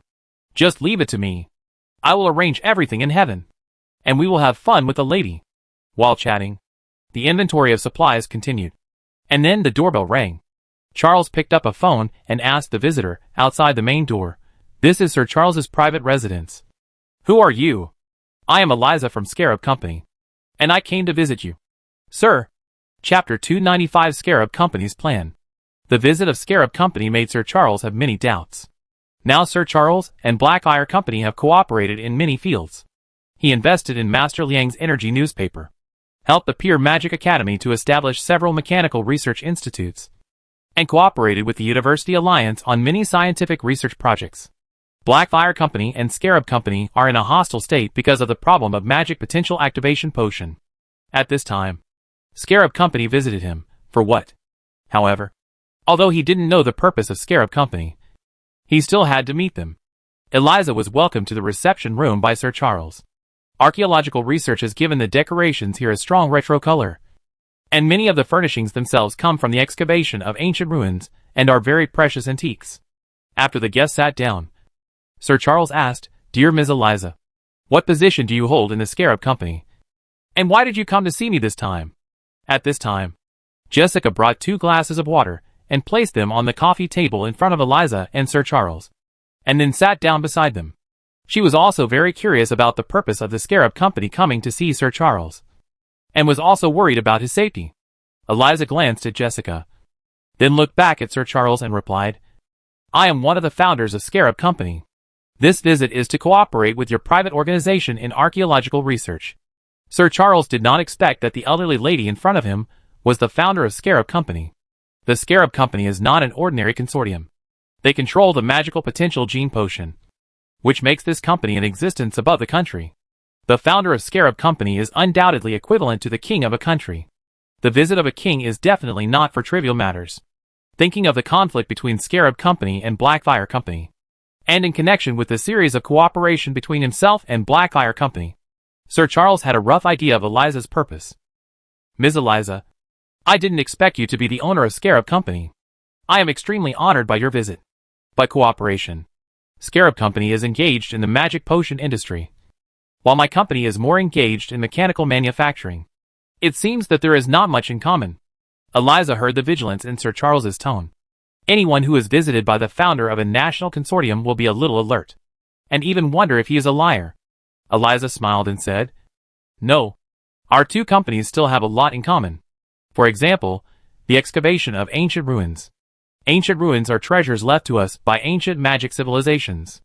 The fact that your private company can grow to such a scale must have a lot to do with your archaeological research. Many of Scarab Company's potions also come from the research on potion science in the ancient magic era. The development of our entire civilization is inseparable from the legacy left to us by ancient magicians. The cooperation I propose this time is to conduct a global excavation of ancient ruins with you. Sir, I think you will be very interested in this cooperation." Sir Charles also doubted Eliza's identity, but he did not verify her identity. Anyway, if she was a liar, she would be exposed in the end. Therefore, Sir Charles now treated Eliza as the founder of Scarab Company. Regarding the proposal of cooperation, Sir Charles asked, "Global excavation of ancient ruins? This is indeed very tempting, but it is more difficult to implement than we thought. Archaeology carries a very high risk. For example, I am now employed by the Vlamic Empire to explore the Death Desert. The first time, all the mercenaries I hired died in it, and the harvest was zero. Now I am preparing to enter the Death Desert for the second time, and the situation is still not optimistic. To conduct a global excavation, a lot of money is needed. Professional archaeologists are needed, and countless people are needed to ensure logistics." When Sir Charles talked about the difficulties faced by this plan, Eliza interrupted him and said, "Scarab Company is responsible for all the funds for this global archaeology. All branches of Scarab Company will provide the best logistical support for this archaeology. As for professional archaeologists, you can rest assured. In addition to you, Scarab Company will also contact world-renowned archaeologists and explorers to jointly form the world's strongest ancient ruins excavation team. As for the final harvest, you can rest assured that Scarab Company is willing to fairly distribute all the gains from archaeology with all partners." Eliza's words aroused great interest in Sir Charles. After 2,000 years of excavation, it is difficult to find new ancient relics, and few people are willing to invest in this high-risk project. Although the remaining ancient relics excavation teams are more professional, they are also competitors. Everyone holds the clues of ancient relics tightly in their hands, fearing that they will be stolen by opponents. The lack of information has once again increased the difficulty of archaeology. But if there are big investors who can organize all the excellent exploration teams, with credit guarantees and fair distribution mechanisms, the exploration teams can form information sharing. Then many vague clues will become clear, which will definitely lead to the discovery of a large number of ancient ruins. The financial strength of Scarab Company is beyond doubt, and their branches all over the world and the privileges they have in various countries can allow the expedition team to travel around the world without obstacles, and they can get sufficient logistical supplies when they land. This is an opportunity. This global excavation of ancient ruins will definitely push world civilization to a new height. All the people involved in this excavation can also leave their names in the history of civilization. If this is true, Sir Charles has no reason to refuse. Although he cooperates with Blackfire Company, it is not a strategic alliance, which does not affect his cooperation with Scarab Company. "Ms. Eliza, this is the best news I have heard today," Sir Charles said. "I am willing to participate in the Scarab Company's plan. No explorer wants to miss this great adventure. It's just that I need to enter the Death Desert now. When I come back, I will immediately prepare to join this global ancient ruins excavation team. I hope it won't delay your plan. Sir Charles's response was within Eliza's expectations. She said in a sincere tone, "Sir, you will always be a great adventurer worthy of any adventure team. You can rest assured to fulfill the agreement with the Vlaminck Empire. It will take time for us to contact other explorers, and we need to formulate a specific exploration plan so that each branch can prepare for the reception. But no matter what, we will wait for you to come back and join." Chapter 296 Crafts. Eliza did not stay for long. In her eyes, Sir Charles was the target that Blackfire Company was trying to win over. He was a businessman with rich exploration experience and had certain value. The sphere of influence formed by Scarab Company on Order Star could give Charles what he wanted, so he would refuse Blackfire Company's recruitment to join its team. This is the advantage of Scarab Company. Its influence on the natives of Order Star is far beyond that of a new company. After Eliza left, Jessica asked Charles, "Sir, aren't you afraid that this woman is a liar? After all, no one knows who the founder of Scarab Company is." Sir Charles replied, "A global archaeological project cannot be organized by a liar. When the adventure team begins to form, they only need to consult the Scarab Company to know whether the plan exists. This is our opportunity to learn more about the ancient magic era. Maybe we can find clues about your ancestors this time." "I hope so," Jessica said to Hurricane, who had been lying at her feet again. "You obviously know everything. Why don't you just tell us quietly?" Hurricane shook his head.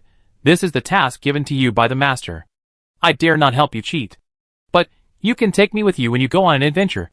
Maybe you can come across places I've been to."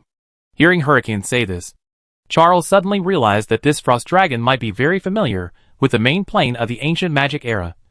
So he asked, "The current Order Star is the main plane of the ancient magic era, and the undead should live in the dead kingdom of the undead plane. Lord Hurricane, are you also very familiar with the main plane?" Hurricane replied, "Of course, my master also has his own territory in the main plane, and he is very prestigious. Very, very prestigious. For the sake of the lady, I can only give you this hint." Jessica stroked Hurricane's head and encouraged him. "How can this be considered a hint? Say a little more. Just a little bit." Hurricane enjoyed Jessica's touch very much. It wagged its tail and said slowly, "No, no more. In fact, if you can find the records of that period of history, you should be able to find his name easily. He was the most dazzling hero of that period, and his deeds must have been recorded." After the Scarab Company was listed as the #1 opponent by Daliang, all the intelligence-gathering forces of the Great Tomb were looking for information about the Scarab Company. Not to mention that Sir Charles and Jessica were the key protection targets of the Great Tomb. Eliza's visit and her purpose were immediately known to Daliang. Scarab Company is actually organizing a global ancient ruins excavation team. What do they want to do? Daliang, who owns the most advanced magic alchemy resources in the ancient magic era of Order Star, cannot understand the importance of these things to Scarab Company. In his opinion, Order Star is valuable for its population and suitable living environment, which is suitable for rest and replenishment bases for interstellar exploration. Players can travel to experience different living environments, or make a magical, punk-style movie, just like the industry he once did in the game. Those ancient ruins have experienced geological mutations in the Dark Ages, and have been buried for more than 2,000 years. What else can be left? Can it be used if it is left? Is it good to use the ones in the Big Tomb? Therefore, Daliang was not very interested in the global ancient ruins excavation plan organized by Scarab Company. As long as Scarab Company did not affect his climbing the technology tree, and did not come to Soroyan to mess with him, he would let them dig holes on the Order Star. Anyway, there were Charles, Jessica, Cindy and Hurricane in the expedition team. If there were any good things that were worth looking at, they could just grab them directly. Eliza was not in a hurry to start the second negotiation with Daliang. She did not want Blackfire to know that she was contacting well-known explorers on the Order Star to prepare for a large-scale expedition. After organizing this expedition team and mastered all the excellent resources, she would notify Blackfire Company and catch them off guard. In addition to organizing the expedition, Eliza and the Lux Consortium also met several times. The establishment of the Soroyan steel plant put great pressure on the Lux Consortium. The Vlaminck Empire is located inland and is a place of war. Military construction has always been a top priority, And the army needs high-quality steel. Steel is the foundation of a country. And the Empire's metallurgical technology is no worse than any other country. The Saroyan steel plant was jointly built by the Blackfire Company and the Whitehead family, and it must have obtained the Empire's metallurgical technology. The quality of steel at the Lux steel plant has no technical advantage over the Empire. It is very obvious which company's steel the Vlaamic Empire will use to build a large fleet. No one can snatch the business that has been decided. The Lux Group not only lost a big order, but also this steel purchase can allow Saroyan steel plant to gain a firm foothold in Saroyan, and then compete with Lux steel plant for customers. The existence of Saroyan steel plant has encroached on the huge interests of the Lux Group, which is why Mr. Lux made a scene in the Parliament and turned against Speaker Peters. However, just when the Lux Group was formulating a loss-stopping plan for its own steel plant and thinking about how to keep its existing customers, the Scarab Company came and brought the manufacturing process of special steel. Seeing the special steel samples brought by the Scarab Company, Mr. Lux instantly lost his knowledge of steel and came up with an idea. With this kind of steel, the Lux Consortium can rule the world, no matter what the price. The Lux steel plant must obtain the manufacturing process of this special steel. Ms. Eliza, if we were still young, I would definitely pursue you madly. Mr. Lux sat in his boss chair, facing Eliza, who came to visit, and said with praise, I am also glad that the Scarab Company did not get involved in the steel industry. Just like the magic potential activation potion. If you build a steel plant to produce this special steel, I will directly declare my steel plant bankrupt. Please be sure to sell me the smelting process of this kind of special steel. And the Lux Group will help the Scarab Company fight the Blackfire Company in Saroyan. Lux knew that Scarab Company would not come to him with the smelting process of special steel for no reason. The matter of the magic potential activation potion made Scarab Company and Blackfire Company hostile to each other. Now Blackfire Company wants to build a steel plant. The purpose of Scarab Company's coming must be to stab Blackfire Company here. At this moment, Lux was somewhat happy that Blackfire Company built a steel plant. If the Saroyan steel plant was not built, this advanced steel smelting process would never fall into his hands. Chapter 297 The Brotherhood's Dilemma. The Brotherhood, hidden inside the Special Security Bureau, suffered heavy losses when they were besieging Sir Charles. Not only did they fail to kill Charles, but Deputy Director Camille caught many clues and caught many traitors. If the 5 founders of the Brotherhood had not cut off the tail in time, Camille might have directly found the core members. However, what was even more devastating was that Speaker Peters secretly sent a message that the people who killed the evil believers and demons who attacked the Azure Cathedral were actually the Blackfire Company. And the purpose of Master Leon of the Blackfire Company to kill the demons was most likely to speculate on the housing prices in Saroyan. House speculation. The founders of the Brotherhood did not expect that such an operation could be carried out in business. No one associated the devil with house speculation. If so, the devil died without dignity. If the devil's death was caused by the Blackfire Company for house speculation, then Deputy Director Kimir's performance during this period was probably a pretense. He had no allies at all, and everything was a false impression created by him. However, the Brotherhood had been seriously injured and lost many people. Whether the remaining people could be trusted still needed to be slowly identified. At this time, the Brotherhood was in a state of shock. It could not organize any manpower to deal with Kimir, but had to worry about being invited to drink coffee by the Deputy Director with a keen sense of smell. The 5-member meeting of the Brotherhood was held again.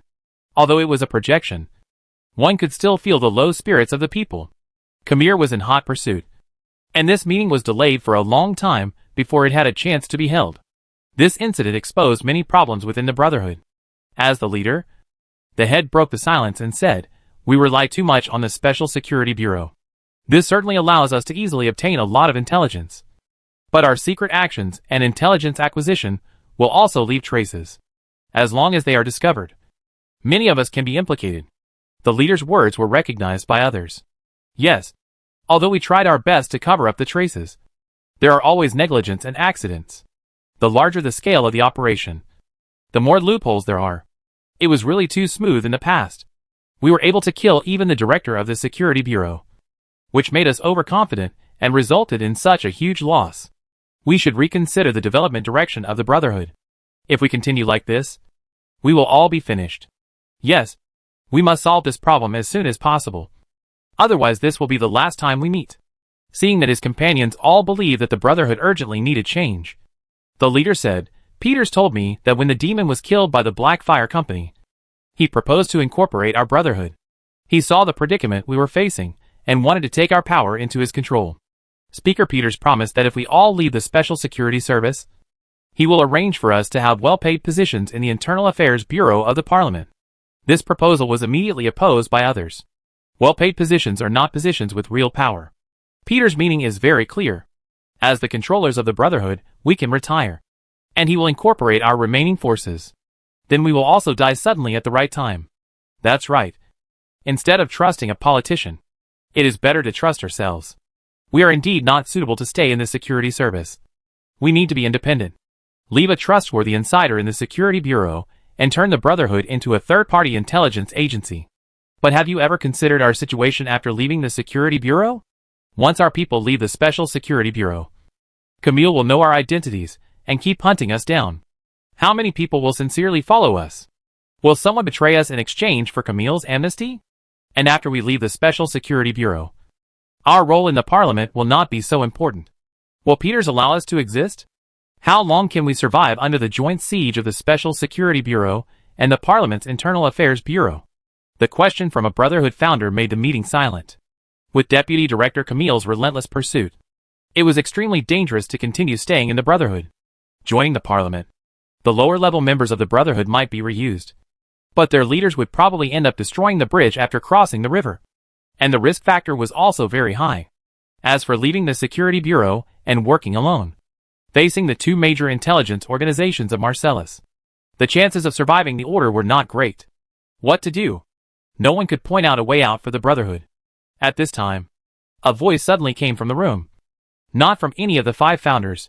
You now need a powerful boss who is willing to invest in the Brotherhood and is willing to reuse your boss. The 5 candles on the magic circle shook violently, and the shadows of the 5 people faded and then recovered. And then, they looked at the place where the sound came from. In the middle of the 5-pointed magic circle, a black shadow slowly rose from the ground. He was covered in a black cloak, and his appearance and any skin and limbs could not be seen. And in the eyes of the 5 people, the front of the shadow was facing them. The other party was able to use the projection magic circle set up by the Brotherhood here to project his image, which was a very advanced application of magic. After the black shadow was fully presented, it said to the 5 people, "I guess you have all noticed that there is a dagger against your back at this time. Please do not resist. The assassin behind you can kill you even if he faces you fully armed. But as long as you listen to me, I will guarantee your safety." When the voice just appeared, the intelligence personnel's high reaction ability made the 5 founders of the Brotherhood immediately cut off the projection and escape from their actual location. But they also felt a sharp hard object against their backs at the same time, and they could only feel the sharp edge that made their hearts tremble. But they could not detect the existence of an assassin behind them. Such an assassin must be the top existence in the whole world. The 5 people believed the Black Shadow's words. Even if they were fully armed and fought head-on, they might not be the opponents of these assassins, not to mention the current situation. But the 5 people remained calm due to their trained psychological qualities. They turned to the Black Shadow and said, "Who are you? If you have anything that the Brotherhood can do for you, we are willing to provide our help. My name is Hoagie. My master asked me to set up an intelligence agency and strongly recommended you to me." The Black Shadow said in a very gloomy tone, "I have been investigating your Brotherhood for a while. To be honest, it is a miracle that you can survive until now. The boss you killed proved his incompetence with his life. Now you have been replaced by a slightly capable person, and you have fallen into such a desperate situation. If you are not really useful, I don't intend to use you." Chapter 298 Recruitment. Hoagie, who suddenly appeared, mercilessly mocked the Brotherhood. Although the 5 founders were ashamed, they dared not show any emotion because their lives were in the hands of others. Moreover, the other party could control the 5 of them at the same time, which meant that their whereabouts and identities had long been clearly investigated by the other party. The other party was a very powerful intelligence agency. The leader said, "Mr. Hoagie, I think there must be some misunderstandings between us. We are a small group selling intelligence, so naturally, we will not be favored by you. If you want us to do something, we will do our best. Now can you ask your subordinates to put away the daggers, in case there are casualties?" Hoagie continued in a voice without any emotion, "Don't play tricks in front of me. I have made it very clear that I am recruiting your brotherhood under the order of the master. You 5 will continue to manage the brotherhood and be directly responsible to me. In return, I will also guarantee your safety. As long as you agree to work for my master, the assassins behind you will be under your command. An unknown person came up and wanted to recruit the brotherhood. Even though his life was threatened, the leader still said, "Who is your master? We must know who we are serving." Right? My master's identity is not something you are qualified to know now. You do whatever you are told to do, and you investigate whatever you are told to investigate. The master will provide you with protection and funds. I will not impose too many restrictions on you except for the necessary tasks. The leader did not buy it. Our lives are in your hands. But it does not mean that we will work for you if you say to recruit the brotherhood. The original intention of the brotherhood was to resist fate. But if our fate is still controlled, then sooner or later we will betray you and your master. Therefore, I think we are still qualified to negotiate with you. Hoagie said, I began to admire you a little bit. It's not because of your backbone, but because you are also trying to take the initiative in this situation. This shows that you are not as bad as I thought. Tell me, how do you want to negotiate with me? Let me see what you look like first. The leader stared at Hoagie under the cloak and said, I want to look into your eyes when I talk, so that I can know whether you are trustworthy or not. Hoagie didn't expect the leader to make such a condition. He couldn't help laughing and said, No problem. You can remember my appearance. It will make you never forget what happened today. After that, the black cloak fell off Hoagie's body. And then the 5 people were so shocked when they saw his appearance that they almost let the dagger pierce their backs. Soul Eaters are a very special intelligent creature in the dungeon world. They have a round head, no bones, and the brain is wrapped in a layer of flesh and exposed outside. There is no torso under the head, but several tentacles to support it, which is somewhat like an octopus in the ocean. The developed brain makes Soul Eaters excellent magicians, and they are very good at dark mental suggestion magic. There are rumors Soul Eaters can devour the soul of the other party by looking into their eyes. Standing in the middle of the magic circle at this time is a Soul Eater. Even though the 5 people knew that they were facing a mirror projection, and they were also projections, they immediately turned their heads to the side, and did not dare to look at the Soul Eater Hoagie. Hoagie sneered, stretched out his tentacles to grab the smock and put it back on, and then said, You should remember what I look like. You probably don't dare to look at my eyes. Now we can talk officially. Show your sincerity. Otherwise you will be 5 corpses. The 5 founders of the Brotherhood did not expect that they would see a real Soul Eater one day. This is a very rare underground race, and it is difficult to see them even in the ancient magic era. Now this world has experienced the geological changes of the Dark Ages, and the underground races living in the underground city are almost extinct. The cavemen who once flooded the underground have become a rare species, not to mention the mysterious Soul Eater. And what kind of existence is that person who can make the Soul Eater call him master? Mr. Hoagie, you are really surprising. After Hoagie put on his smock again, the 5 people turned their eyes back. The head said with emotion, It seems that we don't need to make fearless struggles. No one wants to be the enemy of the Soul Eater. The Brotherhood is willing to serve you and your master. In the future, you will be responsible for the expenses and development funds of the Brotherhood, as well as the weapons and places and equipment we need. We and some core personnel will be separated from the Security Bureau, and our safety and property will also need to be protected by you. But how do we know that you can come up with this money and the force to protect us? With the 5 assassins behind us, it is definitely not enough. Regarding the Brotherhood's request, Hoagie said, You can rest assured about the funds. Now the Brotherhood can be self-sufficient. Not to mention that I took over the Brotherhood. My brain is more developed than humans, and I don't need to rest. My ability and speed to handle things are faster than all of you combined. As for the force, behind you are the Drow assassins, all of whom have the strength of level 13. Any one of them can kill all of you, so it is definitely enough to protect you.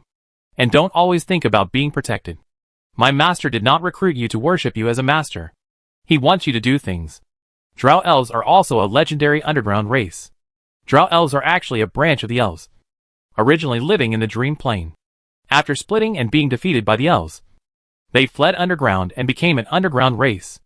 Drow elves believe in the Dark Dragon, so they are contemptuously called Black Elves by the elves. In appearance, there is not much difference between Drow elves and elves, because they live underground. The skin of Drow elves is whiter than that of elves. Drow elves are rich and excellent assassins. They are good at using shadows to hide, and their excellent explosive power makes them like a venomous snake when they attack. The weapons they used were indeed coated with deadly poison. After the Dark Ages, there was almost no news about the Drow elves. But now, 5 of them appeared at once. There was a Soul Eater in front of them, and the 5 founders of the Brotherhood did not doubt the authenticity of the Drow assassins behind them. And they were 5 Drow assassins with a strength of level 13.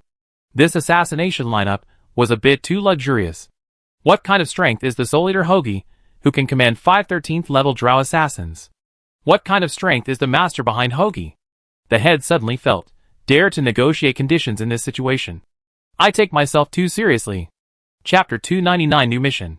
In the villa on the Avenue de l'Elysée, the Soul Eater Hoagie hid in his cloak and stood in front of Daliang, reporting to his master on the situation of the Brotherhood's incorporation. Hoagie once operated an assassin's hut in the endless maze of the dungeon plane, and was proficient in assassination and intelligence gathering. He was later captured by Daliang, who used special means to make Hoagie obey him. In the past, Hoagie was not valued by Daliang. The Drow Elf Kingdom controlled by Daliang had enough assassination masters, so Hoagie had always been in the second line of the Blackfire Territory's intelligence system, training professional thieves and assassins for Daliang. Now that they have lost contact with the Endless Labyrinth, they naturally cannot contact the Drow Kingdom, since most of the assassins and thieves in the Great Tomb were trained by Hoagie. Daliang entrusted Hoagie with the important task of establishing the Great Tomb's intelligence agency on the Order Star. Recruiting the Brotherhood became Daliang's first task for Hoagie. The Great Tomb has no shortage of excellent assassins and thieves, but their lack of understanding of this world has greatly limited their performance. The Brotherhood is a very professional intelligence organization. It does not belong to the Empire or the Parliament, but is a self-employed individual business entity. It has just been formed not long ago and does not have a very deep background. It is in danger of being eliminated, so it is just the right time to buy at the bottom. Incorporating the Brotherhood can make up for the difficulty of the Great Tomb to integrate into the environment, allowing the assassins of the Great Tomb to quickly recognize the social system outside, especially the new things and new consciousness that are different from the ancient magic era.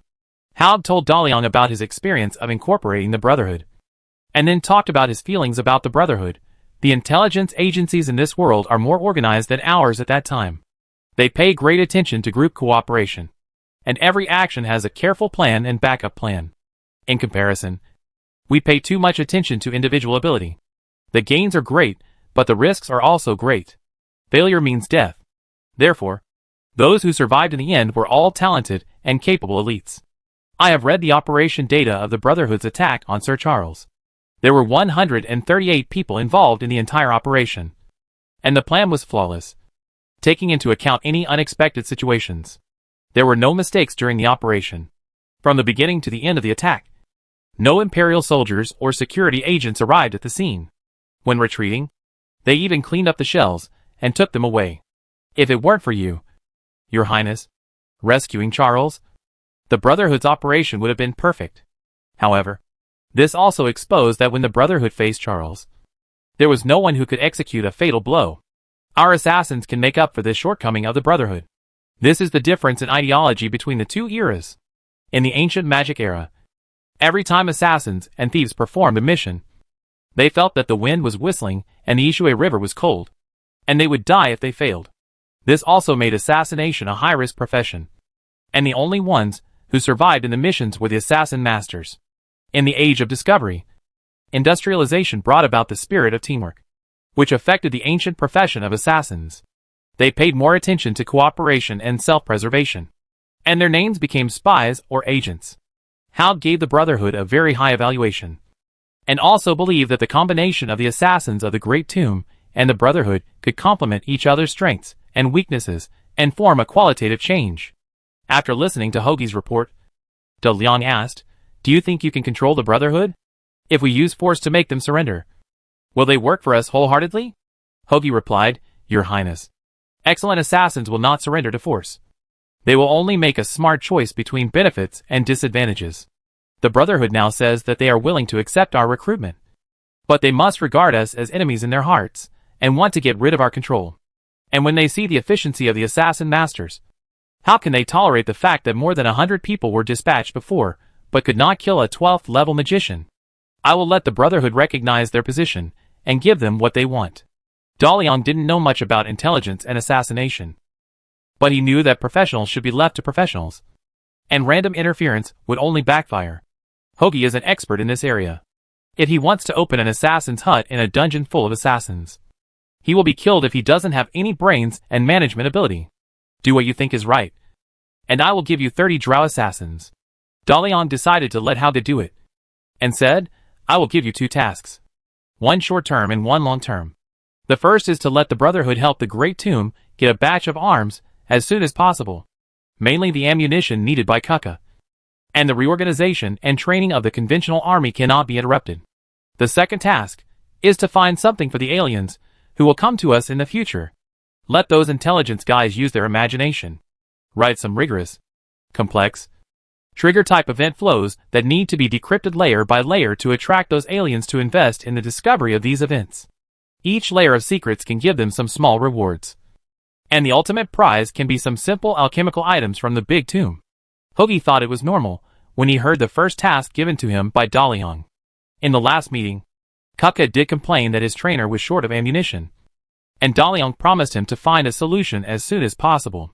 The Brotherhood must have a way to buy arms, so that the Great Tomb can have a stable channel for arms procurement without exposing itself.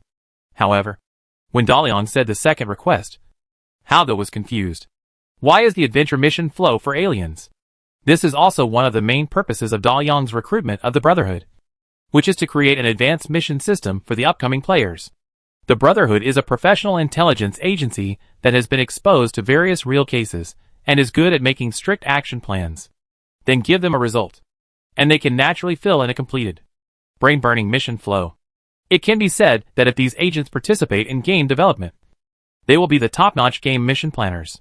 Now Daliang is giving the Brotherhood the job of game mission planning. An excellent mission chain can stimulate players to explore in depth. Daliang can give out rewards layer by layer, and then get what he wants from them without the players knowing. For example, Star Alliance intelligence, advanced technology, cosmology, and some high-tech machines. During the mission, Daliang can also ask them to help him do things that are inconvenient. In short, when Daliang realized that he might be in a game, he found the feeling of playing games by himself before. At that time, he often played various NPCs and issued tasks for players to help him do things. Therefore, Daliang knew very well how to sell to players and let them count the money for him happily. Chapter 300 Reasoning. Daliang did not give Hoagie too much explanation for this matter, and there was no need to explain it to him. He just gave the task and let the right person do it. Hoagie left the Élysée Avenue and officially took office. The backbones of the Brotherhood also disappeared from the Special Security Bureau. The organization was reorganized and re-identified, and the connection with some untrustworthy members was cut off. The new Brotherhood became the third intelligence agency in the Marcellus province. As the new boss, Hoagie gave the Brotherhood the task he received from Daliang. Purchasing arms was not difficult for the Brotherhood, but such a large amount still surprised David. David is the head of the Brotherhood. As the leader of the 5 founders, he is a man of real ability. But in the Special Security Bureau, he is just an ordinary liaison in the office lobby. In the Empire's institutions, it is difficult to be reused and promoted without a background. Not to mention that David's combat ability is not outstanding. He is just a 5th-level intermediate magician. Then he worked in this position for more than 20 years. He knew that he was very strong in organizational ability and could see the characteristics of each person. His work allowed him to access many secrets and try to formulate his own action plans for some cases. He once showed his talents to his superiors, but he was still an ordinary civilian. This made him extremely disappointed with the Security Bureau. So he and some like-minded colleagues took advantage of their positions to take private jobs for their own benefit. Because David's ability was indeed outstanding, they made a lot of money without worrying about being discovered. Gradually, David became the leader of this small group. Then slowly, the Brotherhood became this size. At the beginning, no one thought about making the Brotherhood so big. But once something was done, it would become difficult to control. Perhaps David's subconscious mind wanted to prove himself in this way. David had no loyalty to Hoagie, the new boss of the Brotherhood. He certainly did not want his hard work to be taken away by a Soul Eater and 5 Drow elves. But facing the threat to his life, he could only temporarily endure and wait for an opportunity. First of all, You have to understand who you are working for, who is the owner behind this soldier, and what kind of power he has. This batch of arms orders may be a breakthrough. Then David saw several medium-caliber shells that only the Holy See used on the order. In Marcellus, only the Holy See used the standard weapons of the Holy See, and the Holy See did not need to buy arms and ammunition secretly. Then, the Marcellus Council had ordered a batch of arms from the Holy See, and the Brotherhood helped to transport these arms into the Azure Cathedral. However, these arms were not obtained by the Council, but were buried in the arsenal of the Azure Cathedral. As for the scattered smuggled weapons, they did not use such a large amount of ammunition, so there was no need to consider them. Then there was only one possibility left. That is, the batch of weapons in the Azure Cathedral was not buried, but was quietly taken away. Now that they have consumed the ammunition of that batch of arms, they are thinking of smuggling them in through the Brotherhood. Although David did not believe that anyone could transport so many arms under the supervision of the Azure Cathedral, but after eliminating all the impossible options, the remaining ones are the truth no matter how bizarre they are. Interesting. In addition to the Empire, the Parliament, and the Church of the Supreme Being, there is a fourth large force on the land of Marcellus. It is not only training its own army, but also recruiting the Brotherhood to cultivate its own intelligence system. This is a manifestation of restlessness. Being so active in secret means huge ambition. Then, in public, this force must also be actively expanding its influence. Who is the most active in Soroyan recently? Who has a large number of strong people? Who has enough financial resources to buy so many arms? Who has the motivation to form a private army and cultivate an intelligence system? The answer is very obvious. Blackfire Company. It seems that Blackfire Company's killing of demons is not as simple as hyping up housing prices. Although David guessed that the person behind Hoagie might be young Master Leon of Blackfire Company, he did not show anything. Instead, he suggested, the quantity of this batch of arms is a bit large. A one-time purchase will definitely attract the Holy See to track down the whereabouts of the arms and our identities. I suggest purchasing them in small quantities, and then sending them to Soroyan through different channels. A small amount of arms is easy to hide, but the process will take a longer time. In the Brotherhood's exclusive founder meeting room, Hoagie's projection was hazy. He responded to David's suggestion. Your suggestion is very pertinent, and this is also your area of expertise. This batch of arms will be purchased in small batches from different channels according to your method, but the time cannot be delayed too long. Do this well. You will get the reward you deserve. I promise you will like it. Then let's talk about the second task that the Master gave to the Brotherhood. At this time, David was analyzing the purpose of the series of operations of the Blackfire Company. To deal with the military attack of the Scarab Company? Or do you want to take a piece of land from Marcellus, when the contradiction between the Empire and the Parliament intensifies? Or is the Blackfire Company greedy enough to swallow the whole Marcellus? There are too few clues. Maybe enough information can be found in this second task. Lord Hoagie, please tell me. Just when David was waiting to analyze the purpose of the Blackfire Company from the second mission, he heard a completely confusing mission. It had no connection with the first mission, and even had no connection with the functions of the intelligence agency. Hoagie did not tell David about the aliens and the Star Alliance coming. He just told the Brotherhood to use their own imagination or adapt the cases they encountered. The subject matter is not limited. Then arrange an unlimited number of reasoning or exploration mission chains in Marseilles, or even the whole world. The mission chain must be rigorous and cannot be arranged in advance. Let the people who complete the task gain something at each stage, but also pay for it. Hoagie didn't know what Daliang wanted to do by issuing this strange task. He could only repeat Daliang's request and let the Brotherhood do it. Professional things should be done by professionals. Fearing that David would ask about the details of the task and he couldn't answer, Hoagie cut off the projection and left the meeting room after issuing the second task, leaving David standing there wondering what this task was. Who is the infinite number of fabricated task chains for? It costs countless money to arrange so many task chains. It shouldn't be a task to assess the Brotherhood's ability. Right? Strange Blackfire Company. Chapter 301 Technical. No matter how David guessed, his life was in the hands of others. Although he had never seen the Drow assassin assigned to him, he could feel that the Master Assassin was near him. Moreover, the Brotherhood also needed the protection of high-end military forces at this time, and needed a stable and powerful backstage. As for how to get rid of Hoagie, it would require enough patience and forbearance. Everything Wait to gain the trust of the other party first, and then determine whether the boss behind the scenes is the Black Fire Company, and then make arrangements. Davis, who received the task, immediately went back to formulate an action plan. The second task. The workload is a bit heavy. Dalian continued his seemingly ordinary life, traveling back and forth between Avenue de Élysée and the Pure Magic Academy, and insisted on going to the meditation training room every day to receive one-on-one guidance from Brown. Dalian's fire element constitution allowed him to gain a lot from meditation every time. Under the stimulation of the magic potential activation potion specially prepared by Princess Xiling for him, the element sensing element in his body was activated at an extremely exaggerated speed. In just half a year, the number of activated element sensing elements reached the level of a third-level primary magician. The magic absorption speed exceeded that of an 8th-level senior magician. The magic power reserve in the elemental god stone is already the same as that of a 15th-level fairy dragon. The increased mana reserve allowed the elemental god stone activation project to enter the next stage. At the same time, the technological breakthroughs of the god-making project and the adaptive computer were also applied to the elemental god stone activation project by Master Nicole. The adaptive computer is definitely a revolutionary invention. After the Great Tomb sent an alchemist to participate in this research, it was able to develop rapidly. The adaptive magic array specially improved for the adaptive computer. After cutting off unnecessary functions, reduced the volume of the latest adaptive computer to 9 cubic meters. After being equipped with a dedicated energy core, the computing speed broke through 100 million times per second. The alchemy laboratory in the Great Tomb has been equipped with a new adaptive computer, and its computing speed can temporarily meet the needs of the alchemy masters at this stage. De Leon also has his own adaptive computer. Nicole opened up an encrypted space specifically for the adaptive computer in the Elemental God Stone activation project.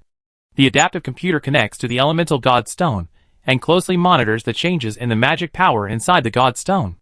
In the future engineering process, the computer will also participate in the construction and control of the magic circuit. The interior of the Elemental God Stone itself is an infinitely vast energy space. De Liang's magic power at this time is like a grain of sand in the desert to this space. Although the amount is not enough to stir up a storm and make this space active again, it can do a lot of things. In Nicole's theory, the elemental stone is not really without energy. If its internal state is compared to a furnace, then its energy is the heat generated by combustion. In the opening of the divine plane, due to the excessive extraction of energy from the elemental stone in a short period of time, the furnace was extinguished, making it unable to generate energy and entering an indefinite dormancy. The elemental stone activation project is the process of reigniting this furnace. The controllable magic power is the source of fire, but De Liang's magic power is far from enough to ignite the furnace.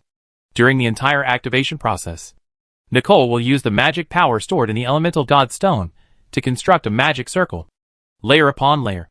The magic circles with different functions form a magic circle named Striker by Nicole. When the striker is large enough and De Liang has enough magic power stored, starting the activation project will allow De Liang's magic power to burst out instantly through the striker, thereby reigniting the furnace of the elemental god stone. However, pure magic power cannot form a stable magic circle without a medium. Therefore, this involves the semi-energy proposed by Nicole in the God-making project. Unlike the God-making project, the elemental god stone activation project does not require the transformation of matter into a semi-energy body, but the transformation of energy into a semi-energy body. Compared to turning matter into a semi-energy body, turning energy into a semi-energy body is a little simpler. But the semi-energy body itself is also unstable. Without a control unit, the semi-energy body cannot exist for a long time. De Liang's current ability to control magic power does not allow him to maintain a semi-energy body for much.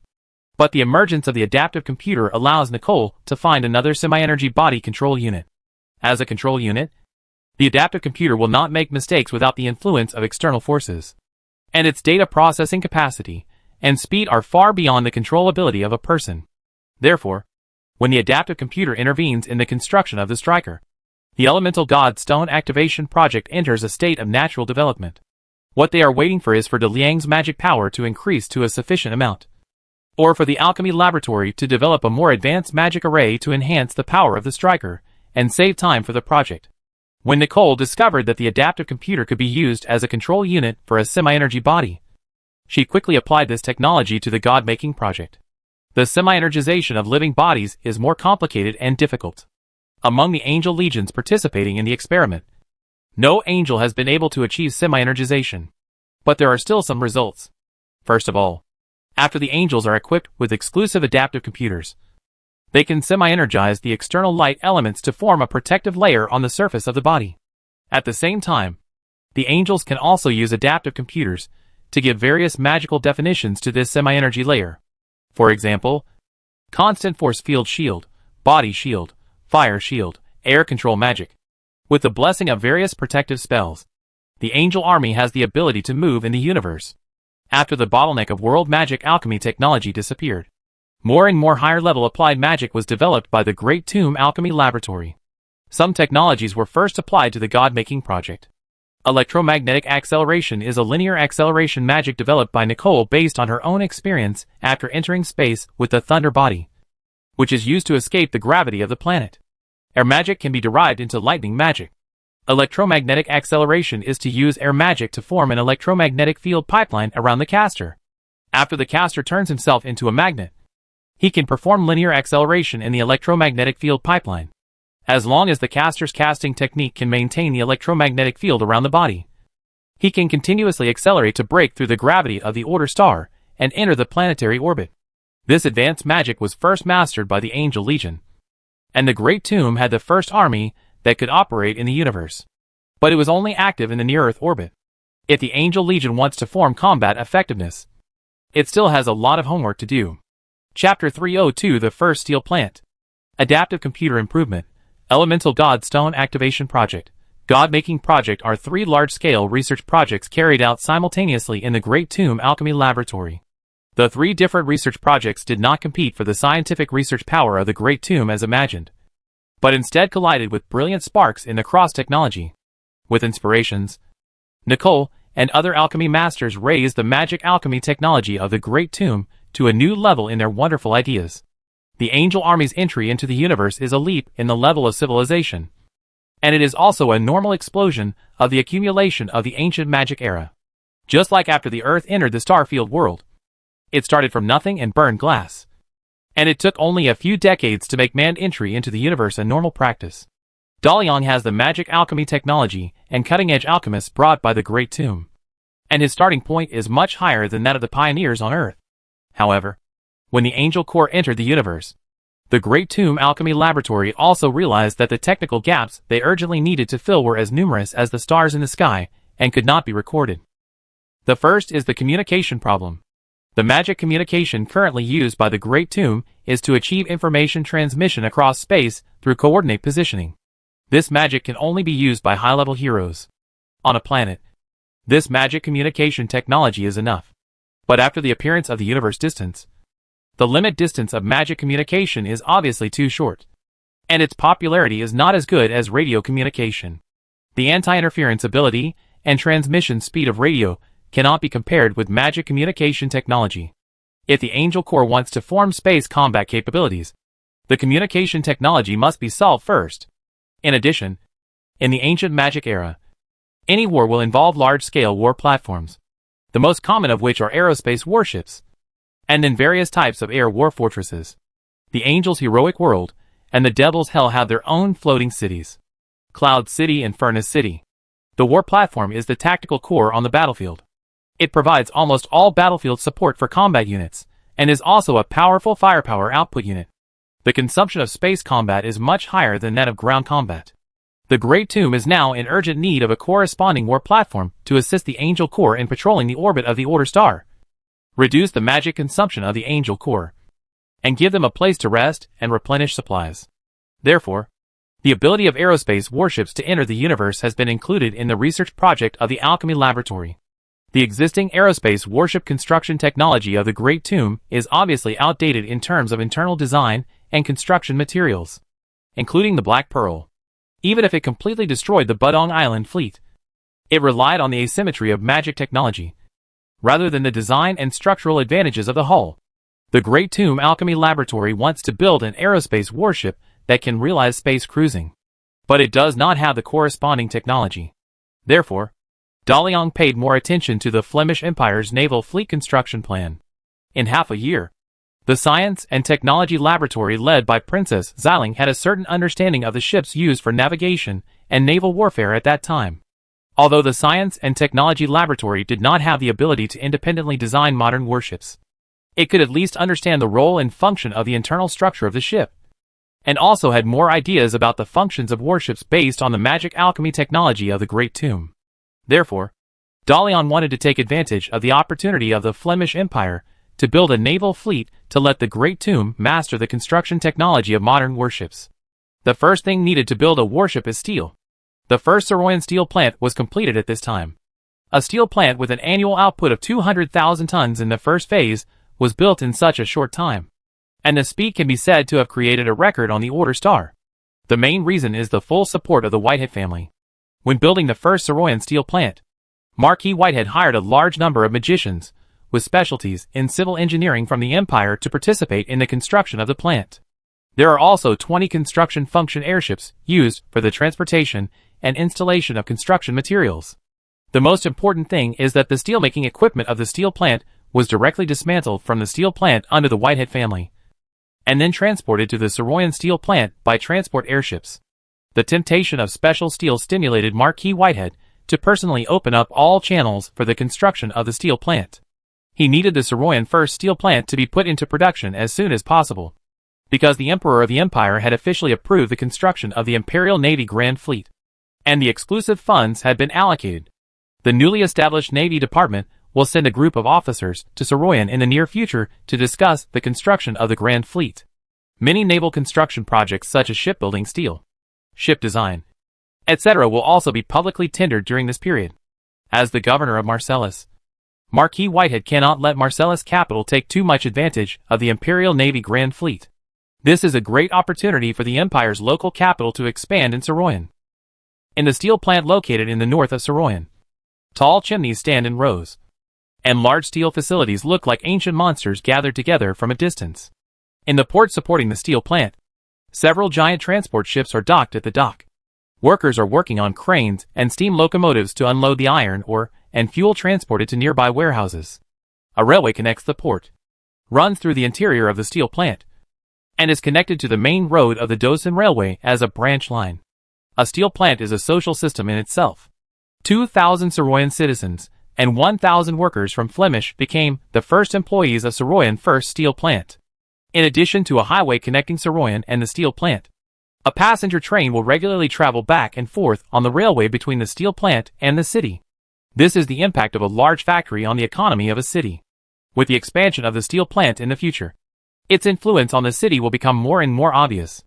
However, although the workers have started to work, the steelmaking blast furnace of Saroyan steel plant has not been put into use. It has been closed and guarded by special security personnel to prevent anyone from approaching.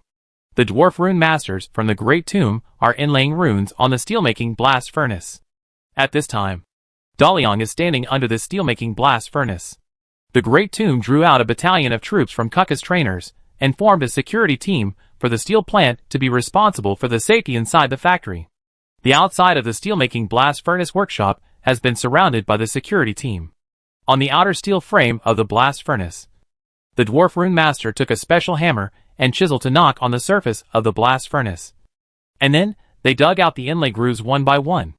There were also dwarf rune masters inside the blast furnace, digging inlay grooves on the inner wall of the blast furnace. Finally, according to different rune words, they embedded the runes that had been prepared long ago in the grooves one by one according to the order in position. When all the runes were embedded, the originally dim runes released a diffused strong light at the same time, and the light linked the groups of runes together. Then, the light disappeared, and the runes disappeared with it. The steelmaking blast furnace returned to its original appearance, and no inlay grooves could be seen. Chapter 303 Blast Furnace. My king. The white-bearded dwarf rune master saluted Dalian. He was a little taller than the child Dalian, but his respect for Dalian was indeed from the heart. In the final battle of the Black Iron City in the Dwarf Independence War, Dalian saved the dwarves from the elves, preserved the main force and ruling class of the dwarves, and allowed them to migrate smoothly to the Obsidian City in the Endless Labyrinth. The dwarves avoided repeating the fate of the Drow Elves. The backbone of the Drow Elves was broken in the war against the elves. The main force and ruling class were completely destroyed. and they fled into the endless labyrinth like a stray dog without dignity. As a result, they changed from a high-level civilized race to underground barbarians. The race had no centripetal force and was driven to the most barren wilderness, and never recovered from it. De Liang helped the dwarves occupy a rich underground city, and then asked the underground kings to recognize the dwarves' control over this underground area. He rebuilt the dwarves' economic system, and despite the opposition of the elves, he recognized the dwarves as an independent race, invited the dwarves to join the Five Colors Alliance, and announced that he would provide armed protection for this weak race. The grateful Dwarf King announced that he would grant De Liang the title of Dwarf King, which means that his status in the dwarfs is equal to that of the Dwarf King. In the absence of the Dwarf King, King of the Hill, De Liang can take over the duties of the King of the Hill. Therefore, regardless of De Liang's kindness to the dwarves or his identity, all dwarves have the highest respect for him. After the dwarf rune master saluted De Liang, he said, "King, we have enchanted this steel-making blast furnace with rune words according to your request. The internal rune words can increase the temperature inside the blast furnace and control the temperature at different locations. After strengthening the strength and heat resistance of the blast furnace, the external rune words can also infuse the magic words into the produced molten steel. It's just that the facilities here are far inferior to the steel mill we built in Hellfire City in the Great Tomb. We have enchanted all the equipment there with advanced rune words, and the magic steel produced has magical effects." De Liang certainly knew that the first steel mill of Saroyan he built could not be comparable to the steel mill in the Great Tomb. The cost of the steel mill in the Great Tomb is too high, and the production capacity is limited to only enough for use inside the Great Tomb, not suitable for large-scale mass production. Like the blast furnace in front of you, the annual production capacity is 200,000 tons. If you build a few more blast furnaces like this, you can easily produce 1 million tons of steel per year. Selling them all means money, and what the Great Tomb lacks now is money. De Liang had great respect for the scientific and technical personnel of the Great Tomb.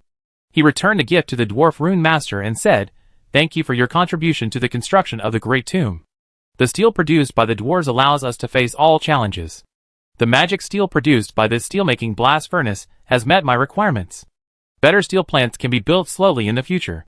You can go back to the Great Tomb now and store more magic steel. We will need a lot of high-level magic steel in the future." "As you wish, my king." All the dwarf rune masters saluted De Liang together. "As you wish, my king." The dwarf rune masters left the steel plant and returned to the Great Tomb through the teleportation magic circle. When De Liang was thinking about finding an auspicious day to officially start the steel production, Sophia behind him leaned down and whispered in his ear, "Your Highness, just now, Marquis Whitehead sent someone to the Élysée Avenue to invite you to the governor's mansion to discuss the steel production of the steel plant. It seems that the first steel plant has been silent for so many days, which makes Marquis Whitehead a little anxious. The salaries of so many workers, and the large amount of consumption that the factory will generate every day when it is not open are all paid by the Whitehead family company. In addition, the steel plant does not produce steel, and the steel-making blast furnace is closed, which has caused a lot of rumors. The steel mill is an important part of Marquis Whitehead's many plans. If there is no movement in the steel mill, his subsequent plans will not be able to proceed. Therefore, Marquis Whitehead could not wait to invite De Liang to the governor to discuss and let the steel mill produce steel as soon as possible. Okay. Unblock the steel-making blast furnace and let the workers come in to debug the machine. If there is no problem, ignite the steelmaking." After giving the order, De Liang said to Sophia, "Let's go back and prepare to go to the governor's palace of Marcellus." In the governor's palace, Anne, dressed in a lady's dress, sat at the round table on the lawn to drink tea with the Marquis. A large number of agents from the Special Security Bureau suddenly disappeared, representing that Deputy Director Camille basically kicked out the power of the Brotherhood from the inside. The Security Bureau has become safe. And Anne, the director, faces two choices. One is to formally take over the work of the Special Security Bureau, fully exert her intelligence capabilities, and assist Marquis Whitehead in achieving the Empire's control over Marcellus. The second is to resign as the director of the Special Security Bureau and hand over the Security Bureau to Camille. In this way, Anne will return to the Empire and return to the Garrison General Administration to wait for promotion. "I want to hear your thoughts," Marquis Whitehead said to his daughter, "but I have to remind you, Camille has been eyeing the position of director. He is a capable person, and is very familiar with the multilateral situation in Marcellus. However, I cannot rest assured that he will be the director of the Security Bureau. Without the Brotherhood, he will be the target of the Parliament. In Soroyan, few people are clean. Once Camille betrays us, it will be a big trouble. Annie asked back, didn't you promise Camille that if he handles the Brotherhood, the position of the director of the Security Bureau will be his? The Marquis sneered, yes. I promised him. But did he handle the Brotherhood? He caught some shrimps. But none of the core members were caught. He just scared them away from the Security Bureau. Now the Brotherhood has completely entered the dark. And it is hiding deeper. I can say that Camille completed the task. Or I can say that he seriously neglected his duty. It depends on your choice. And looked at her father. From childhood to adulthood, her father arranged everything for her. In her impression, he rarely let her choose anything. Especially this kind of major event related to the empire and the province. What is his purpose? Unable to figure out her father's true intention. And said without much consideration, I don't want to continue to serve as the director of the Security Bureau. But I don't want to return to the Imperial Garrison General Administration.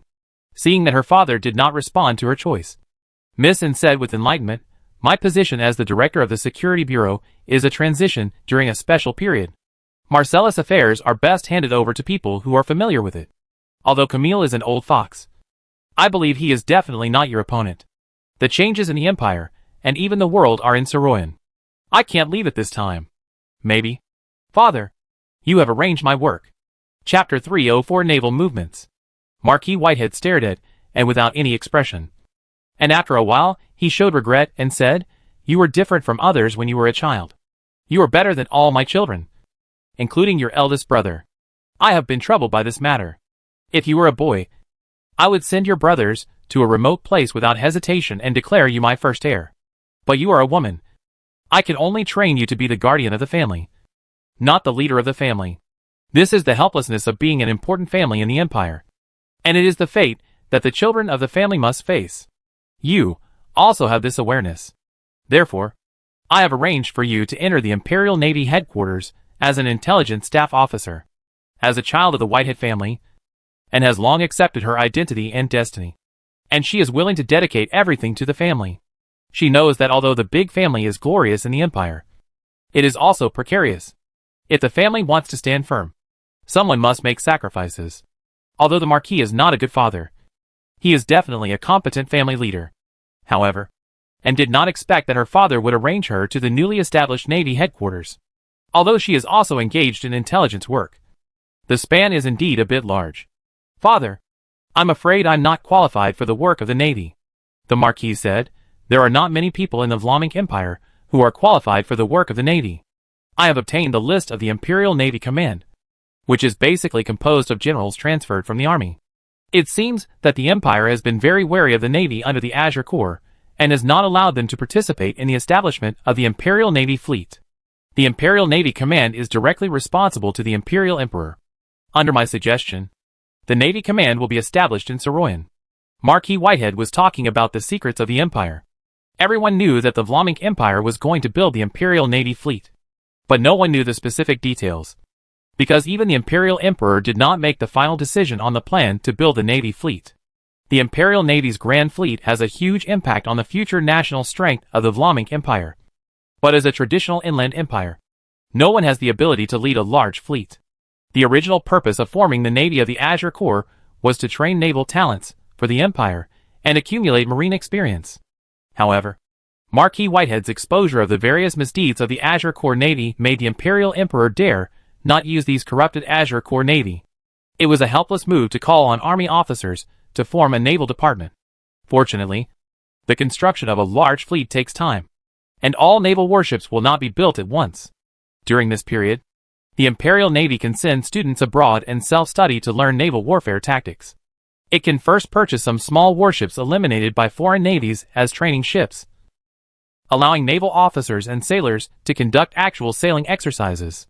This kind of forced solution is really a helpless move. The construction of the Imperial Navy has been delayed for too long, and the environment is bad. If you don't bite the bullet and build a large fleet, it will probably never be built. And knew why her father arranged her to join the Navy headquarters. The Marcellus Parliament and the eastern countries will not sit idly by and watch the Empire's large fleet form combat effectiveness. They will definitely find ways to obstruct it. The Special Security Bureau cannot interfere in military affairs. The military has its own intelligence agency. Marquis Whitehead let and joined the Navy headquarters as an intelligence staff, which is equivalent to pushing and to the front line of the future Saroyan intelligence war. The danger is naturally self-evident. Yes, Father. I will follow your arrangement. When will I hand over to Camille and report to the Navy headquarters? Marquis Whitehead knew that and would not refuse. He nodded with relief and said, "It will take some time to set up the Navy headquarters. However, in 10 days, the Minister of the Navy will lead the naval officers to Saroyan.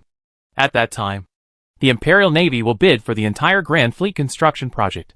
The Imperial Navy will give priority to companies in the Empire, followed by companies in the Marcellus province. If no company in the Empire and the provinces can meet the requirements of the Navy, foreign companies will be the last choice. In short, His Majesty has already issued a death order. The Imperial Navy has no time to wait and must ensure that the Empire will have a large fleet in this tender. Even if all the ships in the entire fleet are built by foreign shipbuilding ships, there will definitely be people who try to disrupt the Empire's large fleet plan. Your task is to ensure that this tender can go smoothly." "I understand, Father," and took on this task and said, "In fact, we use the special steel provided by Master Liang, and the design of the warship should not be too advanced. The defense of the hull itself, coupled with the large caliber naval guns cast by the Empire using special steel, is enough to allow our large fleet to compete with the navies of other countries." Speaking of special steel, the Marquis couldn't help but think of the Saroyan First Steel Plant, which has not yet been put into production. Most of the equipment in the steel plant was provided by the Whitehead family, and all of them were very ordinary machines. The entire steel plant is no different from other steel plants inside and out, and even the steelmaking raw materials purchased and stored in the warehouse are nothing special. Without special machines and special raw materials, how can such high-strength special steel be produced? Marquis Whitehead was very puzzled, seeing that the naval officer group is about to come to Saroyan. The bidding for the Imperial Navy's Grand Fleet will also be launched in the short term. Without mass-produced special steel, many things cannot be done. The Marquis replied to, "But I am not the one who controls the Saroyan First Steel Plant. The market for these special steels will cover the entire world in the next few years, and our fleet has no advantage in materials. Master Liang, I can't see through him. He cooperated with us to build the steel plant, and cooperated with the Parliament to carry out several research projects. After the steel plant was built, the Holy See sent workers to help him build the shipyard. What exactly does he want to do? Is he still planning to participate in the bidding for the design of battleships for the Imperial Navy's Grand Fleet? What makes me even more afraid is, Scarab Company actually acquiesced that Blackfire Company has become their competitor. They canceled the branch in the Marcellus area and gave the entire market to Blackfire Company. Why did this newly rising company allow Scarab Company to ignore the murder of its branch president and make such a big concession? Annie, I know you know the identity of Master Liang and the background of Blackfire Company, and you have been preventing me from investigating them. You are the safe distance between Master Liang and me. But you should also know that you are a member of the Whitehead family. Do what you should do, and don't let him become an enemy of the Empire. And answer me. Does Scarab Company's attitude towards Blackfire Company match the strength of Blackfire Company and Master Liang?" Annie answered without hesitation. "The attitude of Scarab Company is very normal. I believe that Scarab Company has had many conflicts with Blackfire Company. The attitude of Scarab Company has already explained the results of those conflicts. If you have a plan to seize the steelmaking technology of Blackfire Company, please do not implement it." Chapter 305 Shipbuilding Plan. In response to Anne's reminder, Marquis Whitehead touched his nose slightly embarrassedly. The reason why he readily agreed to invest in Blackfire Company to build a steel plant was that he had the idea of controlling the special steel smelting technology by force. If the special steel could be controlled in his hands, as Anne said, the Empire could dominate the world seas by just building some warships. However, the reaction of the Scarab Company to the Blackfire Company prevented the Marquis from putting the plan into action. This time, Anne warned him again that the strength behind the Blackfire Company was not something that could be easily used against them. "I understand. I won't cross the line," the Marquis said without sincerity. "I have invited Master Liang to the governor's mansion to discuss the production of the steel plant. He should be here soon." Can you ask him the purpose of building the shipyard? See if he really has the ability to build warships. It was at this time that Daliang arrived at the governor's mansion. Marquis Whitehead did not change the meeting place. He asked someone to pour tea for Daliang, and brought some fruits and desserts, making this meeting like an afternoon tea between family members. Daliang picked up an apple unceremoniously, asked Sophia to help him peel it, and then said to the Marquis, "The governor asked me to come this time because of the steel plant. Don't worry. I just came from the steel plant. I have already started trial production with the workers. In 2 to 3 days, the first batch of molten steel will flow out of the blast furnace. It shouldn't delay the governor's business." Hearing that the steel plant can produce steel before the naval officers arrive in Saroyan, Marquis Whitehead smiled and said, "This is really good news. As long as our special steel can be mass-produced, the orders for steel used by the Imperial Navy fleet this time will all be ours.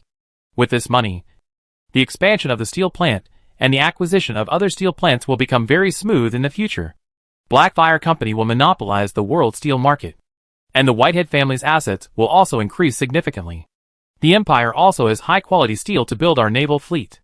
The Marquis brought up the topic, and then followed up and said, "Master Liang, I found that the Holy See is building a shipyard near your steel plant. Are you also interested in this tender for the Imperial Navy fleet?" Daliang built the shipyard to participate in the Flemish Empire's naval fleet construction plan, so there is no need to hide anything from Anne and Marquis Whitehead. At this time, Sophia had peeled the apple, cut the apple into small pieces, and placed them on the plate in front of Daliang, and took out a bottle of salad from the private space and spread it on the apple pieces. So Daliang picked up his fork and ate his apple salad, saying, "No businessman would refuse to participate in the Flemish Empire's fleet construction plan. This is a business worth billions of gold pounds, and it is also an opportunity to make the Blackfire Company's shipyard famous. If we can get some orders from the Imperial Navy, I think my shipyard will definitely receive more orders.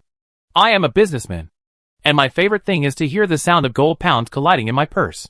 Although Daliang always emphasizes that he is a businessman, Marquis Whitehead and will not regard him as a businessman. They all think that Daliang has an ulterior motive, but they don't know whether this motive is harmful or beneficial to the Empire, and knew that she was facing a hero from the ancient magic age. In the ancient magic age, shipbuilding technology was still limited to wooden sailing ships. Today's ironclad ships are different from sailing warships both inside and out. The design and construction technology of ironclad ships cannot be mastered in a few months, and did not think that the Blackfire Company had the ability to build ironclad ships. Master Liang was participating in the construction of the Imperial Navy's fleet at this time. What could he use to participate in the bidding? "Master Liang, can you tell me what kind of warship design you are going to use to participate in this Imperial Navy's fleet bidding?" Seeing that De Liang had eaten half of his apple salad, and also picked up an apple to help peel it, and said, "I have received a new appointment and will go to the Imperial Navy headquarters as an intelligence staff officer in the near future. If your warship design is really unique, I will definitely win the Navy order for Blackfire Company." De Liang asked Annie in confusion, "Are you going to the Imperial Navy?" "Yes. The Security Bureau's affairs have been temporarily ended, and Camille will take over as the director of the Security Bureau. The Imperial Navy Command has just been established and urgently needs the support of the Intelligence Department. I am very happy that I can continue to stay in Saroyan and provide help to you, Master Liang." De Liang laughed and said meaningfully, "It's good to go to the Navy. There will be a lot of room for advancement in the future. I don't think you need to limit yourself to intelligence work. In fact, naval warfare is similar to what you are doing now. It uses various means to analyze or guess where the enemy fleet is. The ocean is not like the land. On land, due to the terrain restrictions, the army can only move along a few roads and seize a few strategic locations. When both sides deploy their armies, they can watch the other side's army fight, which is a great test of the commander's ability to respond on the spot. The sea is vast and warships can run freely. In fact, naval battles are pre-war intelligence battles. Whoever hides well, whoever can deceive the enemy, whoever grasps the position of the enemy fleet first, will win 70%. The remaining 30% is a competition of the commander's tactical qualities. I think you have a talent for naval warfare and can develop in the direction of a naval commander." Daliang's insights on naval warfare made Anne and Marquis Whitehead widen their eyes at the same time. The Marquis couldn't help but ask, "Master Liang, are you also proficient in naval warfare?" The Marquis's question made some memories flash through Da Liang's mind. He did not continue to discuss naval warfare in depth, but casually said, "These are all told to me by a friend of mine. She is a very, very powerful naval commander." "What were you talking about just now?" And he saw that Da Liang was unwilling to say more. So she reminded him, "Master Liang, I want to know what kind of ship design you are going to use to participate in the bidding for the Imperial Navy's Grand Fleet. You should know that the Empire has very high expectations for this Grand Fleet, and all warships must be the most advanced. It is difficult for a shipyard that has not been completed to gain the trust of the Imperial Navy. But I believe in the ability of Blackfire Company, and am willing to win orders from the Imperial Navy for you." Da Liang used a fork to pick up the apple salad on the plate. He was a little full. In response to Anne's kindness, he said, "The warship that Blackfire Company participated in the bidding has a different design concept from all the current ironclad ships. Its uniqueness lies in the use of the new engine technology developed by Blackfire Company and the University Alliance.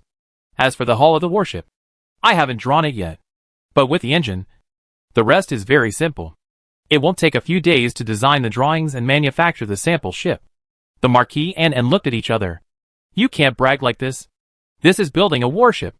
Chapter 306 Ship Designer. Even Anne, who had faith in the ancient heroes, felt that Da Liang's words were unreliable. Not to mention the Marquis of Whitehead. The engine is indeed an important part of a warship, but having good engine technology does not mean that an advanced warship can be built. A warship that can gallop in harsh marine environments, survive in brutal naval battles, and perform its duties well is the crystallization of the overall industrial level. A steel-built warship must first be able to float on the sea, and not easily sink or capsize in turbulence. Just this requirement is very demanding on the internal design of a ship and the welding technology of the hull. In addition, warships need to be equipped with various weapons and a large number of functional facilities. There must be rest areas for the crew, work areas, reasonably designed ammunition warehouses, and defensive armor, and so on, and so on. None of them are very simple, and can be drawn in a few days. Not to mention that the few days mentioned by Master Liang also include the construction of sample ships. You have to know that his shipyard has just started construction not long ago, and the dock has not been built yet. How can he build a warship? It's simply too unserious to take warships seriously. But it's understandable. After all, different trades are like different mountains. As an inland empire, most Flemings still think that a ship is just an engine plus a hull. Battleships are just about putting guns on them. And the Empire's artillery technology is still very good. Only by truly understanding battleships can you know how complicated it is to design and build a battleship. The Empire's Ship Design Institute has not yet produced a good design plan for ocean battleships. Therefore, the Empire even has the worst-case plan of outsourcing all the battleships when building the naval fleet this time. For this naval battleship procurement, the Empire has sent invitations to world-renowned shipyards, inviting them to come to Soroyan with their most advanced battleship designs to compete for the super order of the Flemish Empire Navy fleet. I am looking forward to the new warships that Blackfire will bring to the Imperial Navy. Marquis Whitehead eased the slightly awkward atmosphere. He no longer had any expectations for Blackfire's warship design. The Navy would rather choose a mediocre warship design in all aspects than an advanced engine plus an unreliable hull. After the Soroyan first steel plant goes into production, we can eliminate all the warships in the world with just special steel. In fact, I still very much hope that the first steel plant will only provide special steel for the Empire. You can put forward your conditions, and we only need 20 years. 20 years of exclusive supply is enough for the Vlaamic Empire to conquer the world with special steel. But De Liang is thinking more long-term. When the Star Alliance comes to the Order Star, it is impossible to allow a super empire to exist on this planet. He said, "Governor, we are now a very pure business partnership. Please do not let it have political colors. Otherwise our relationship will become either friends or enemies. The Empire will definitely not allow a commercial company to choke the Empire on steel. And I don't want to always be on guard against the conspiracy of a super empire."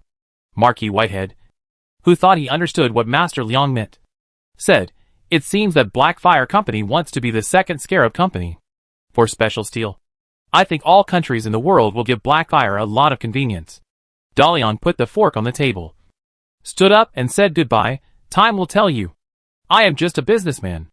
If the governor has nothing else to do, then I will take my leave. The bidding for the Imperial Navy fleet is about to begin." and I have to rush back to design the warships that Blackfire will bid for. What kind of warship will it be? Marquis Whitehead actually had some expectations. Just like when he saw an ugly woman on the street, he would take another look to see how ugly she is. Daliang left the governor's palace of Marcellus and returned to his home on the Avenue des Champs-Élysées. A blank design drawing was spread out on the square table. He stood on the bench and looked down at the drawing, lost in thought. The maids around him held rulers, compasses, pens, and other tools needed for designing warships. The room was quiet, and no one made a sound to disturb Daliang's thinking. In Daliang's gaming experience, he once learned ship design from the ship design master GIs. Although the game system will assist in generating shipbuilding drawings when designing ships, there is a success rate for whether qualified drawings can be generated. In order to increase the success rate of shipbuilding drawings, Daliang really spent a lot of time and learned battleship design knowledge from master GIs. In the game, Daliang is a senior ship designer who can design a 3-masted sailing warship. Although the sailing warship is not at the same combat level as the ironclad ship in this world, and the design ideas are also very different. As a ship, the main structure has not changed much. Therefore, it is not too difficult for Daliang to design a ship that can float steadily on the water. As for the functions that a warship needs to have, they can be slowly added according to the displacement after the hull is built. When designing an ironclad ship for the first time, Daliang did not aim at battleships and cruisers above 10,000 tons, nor did he try destroyers of several thousand tons, but aimed at light frigates of thousands of tons. Of course, even for a 1,000-ton light frigate, Daliang's entry-level design level cannot compete with the mature design solutions of those well-known shipyards in traditional warship design. In order to get the order of the Flemish Empire Navy and cultivate the shipbuilding experience of the Blackfire Company shipyard, Daliang must come up with a unique design solution that exceeds the competitors in all aspects of performance. The difficulty is extremely high, but fortunately Daliang has a special engine in his hand. The steam engine technology in this world is highly developed, and after combining with magic alchemy technology, the power efficiency is not inferior to that of internal combustion engines. Therefore, warships of navies of various countries also use steam power. The more advanced the steam engine, the higher the purity of water required. Seawater must not be directly injected into the steam engine. When a ship is sailing on the sea, even if there is a water magic circle that can refine seawater, a large amount of pure water must be stored in advance. Storing water takes up a lot of space and the ship's load capacity. Daliang now has a molded engine that can directly use seawater to convert into steam. Traditional steam engines do not use seawater because the salt in seawater can damage the components in the engine. But if the seawater is directly heated to produce steam, the seawater will not enter the engine and will not affect the engine. In Daliang's thinking, as long as this engine is placed under the hull, the steam engine heating the seawater to produce steam will form a strong pressure between the hull and the sea surface, thereby pulling the entire hull off the sea surface. That's right. Daliang plans to design an air-cushioned ship. Chapter 307 Hovercraft. The benefits of a hovercraft are obvious.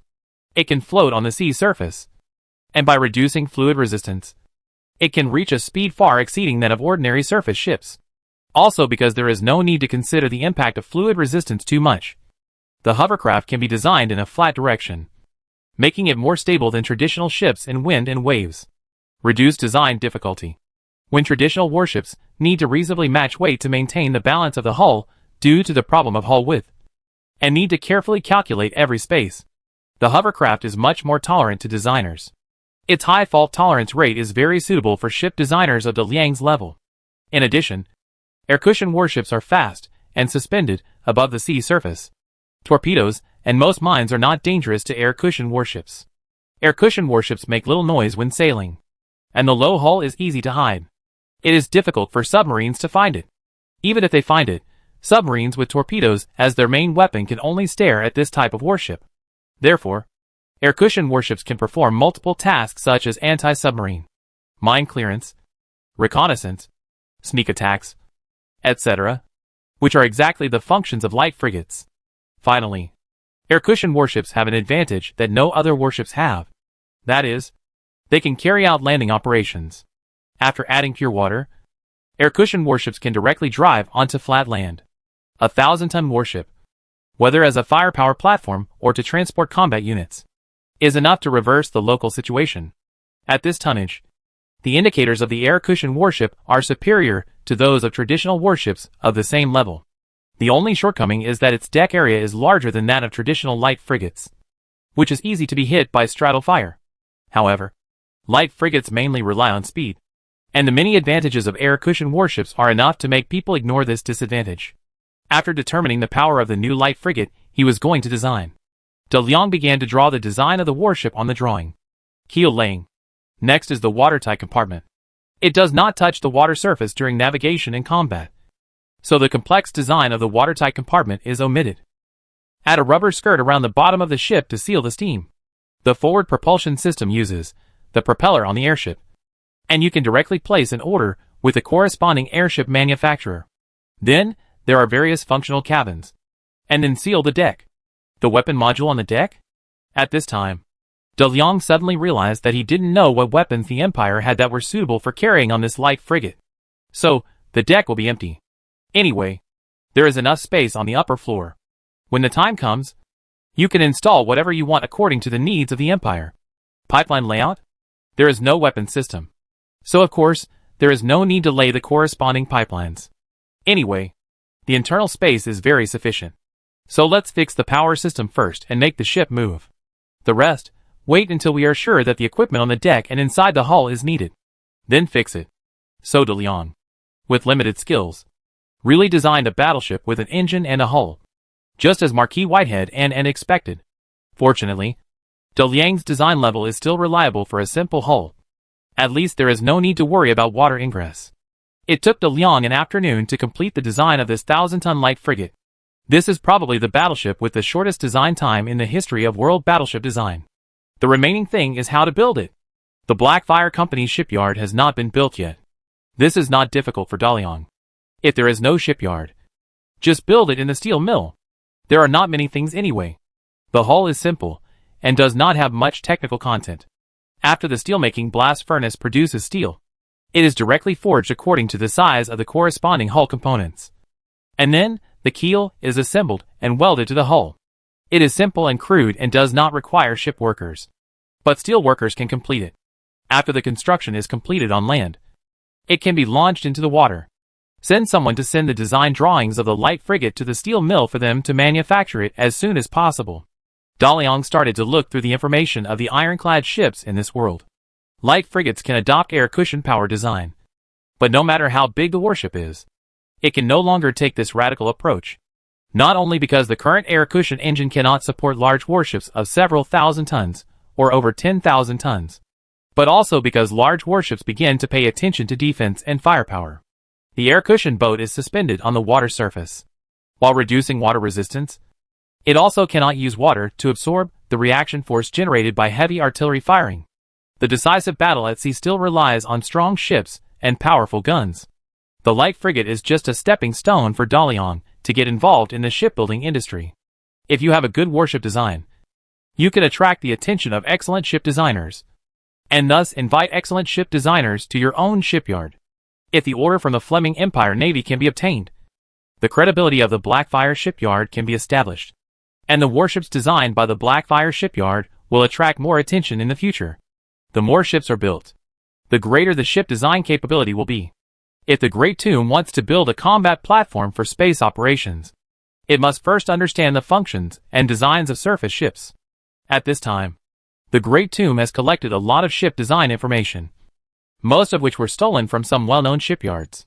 Among them, there are battleships in service, and some battleships that are still on the drawings. Each battleship drawing is much more complicated than the light frigate that De Leon just designed. In addition to the main map, there are also detailed designs of each cabin and module. These are all valuable treasures. Throwing out one of them at random may trigger a war.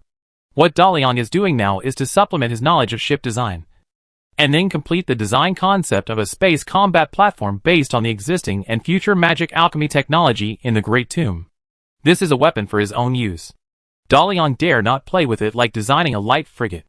Every detail must be carefully considered. When De Leon was in seclusion studying warship design, according to the steelmaking technology provided by Scarab Company, the Lux Steel plant completed the transformation of steelmaking equipment, and the special materials required for special steel alloys were also secretly purchased. in the steelmaking blast furnace workshop built specifically for the production of special steel. Magic detection devices monitor every corner of the workshop. All the workers working here are personally selected by Mr. Lux. And at least 3 generations have been workers at Lux Steel Plant, and have no criminal record. The outside of the workshop is also heavily guarded. And any personnel and goods entering and leaving must be subject to the most stringent inspection. After get off work, workers must wash their whole body and cannot take any powder out of the workshop. The secret here is a wealth that cannot be measured by money. Lux cannot let anyone know the smelting process and raw material formula of special steel. The molten steel flowing out of the blast furnace turned the entire workshop red. Lux endured the high temperature in the blast furnace workshop and waited nervously for the engineer to test the performance data of the special steel just produced. Eliza stood beside Lux, looking at the primitive steelmaking plant, thinking that she had tried her best to find a special steel smelting process that could be produced by this low-level blast furnace. With the same equipment, Blackfire Company could not produce better steel. Chapter 308 Blocking the Blackfire Company. Ms. Eliza. Lux took out a handkerchief and wiped the sweat from his forehead, and said to Eliza attentively, "In fact, there is no need to wait for the test results. I only need to look at the color of the molten steel to distinguish the quality of the steel after cooling. The smelting process you gave me is definitely one era ahead of the world. With this kind of steel, Lux Heavy Industry will become a company that can influence the world situation. If Lux Company and Scarab Company have a deeper relationship, I think we can join forces to become the real masters of the world." So-called deeper relationship. Of course Eliza knew what Lux meant. When the old man knew that she was single, he began to pursue her fiercely. Eliza admitted that Lux was somewhat charming, but as a person from a higher civilization, her natural sense of superiority made it difficult for her to have too much affection for these ignorant natives. Not to mention that Lux's pursuit was also for other purposes. Eliza said, "Don't compare your Lux Company with the Scarab Company. Without our technology, your steel plant will soon be bankrupted by the Blackfire Company. Think carefully about what to do with special steel. According to our intelligence, Saroyan First Steel Plant also has its own special steel production process, and your special steel will not have much advantage over them." Lux was used to Eliza's soft nail, but if there was a chance, he would never miss the opportunity to step to the top of the world. However, the information that Eliza suddenly said poured cold water on Lux. How is this possible? How can the Saroyan First Steel Plant have such advanced steel smelting technology? Madam Eliza, don't joke with me. Lux thought that with these special steels, he could defeat all competitors, get the order of the Flemish Empire Navy fleet alone, and then sell this steel all over the world. He even made a good price for this steel. Due to the complex process and the need to add rare metals, the cost of special steel is twice that of ordinary steel. But Lux is ready to sell this steel at a high price of 5 times that of ordinary steel. If the Saroyan First Steel Plant can also produce similar steel, then the Lux Steel Plant will not only lose the steel order of the Imperial Navy fleet, but will also have a strong competitor in the future special steel market. Eliza replied, when facing the Blackfire Company, "We are allies. We have to admit that some of the technologies of the Blackfire Company have the strength to challenge the Scarab Company. We don't want the Blackfire Company to develop without restraint. You don't want Lux Company to be squeezed out of living space. I won't joke with you about this. Confirming this news is simply a disaster for Lux Company." Mr. Lux couldn't help showing distress on his face. He said, "What should I do? For steel with the same performance, the Imperial Navy will definitely give priority to the Saroyan First Steel Plant. Without better special steel, I can't get the Navy's order. There is no way to help you control Blackfire Company." Lux's appearance made Eliza look at him with contempt from the corner of her eyes, and then said, "Don't worry. Scarab Company has a countermeasure. Now Blackfire Company is building a shipyard on the shore of Saroyan First Steel Plant with the help of the Holy See. Obviously they don't know that you have mastered the same special steel manufacturing technology as them, and they want to use the supply of special steel to kidnap the Flemish Empire Navy to purchase their warships. To be honest, with this kind of steel, you can use some outdated warship designs to build warships that are stronger than the current warships of various countries. Your steel has given the Fleming Empire Navy new options, and has dealt a heavy blow to the Blackfire Company in this regard. Then the Lux Company has the largest shipyard in Saroyan, and you must have prepared some advanced warship designs for the Fleming Empire Navy's fleet order.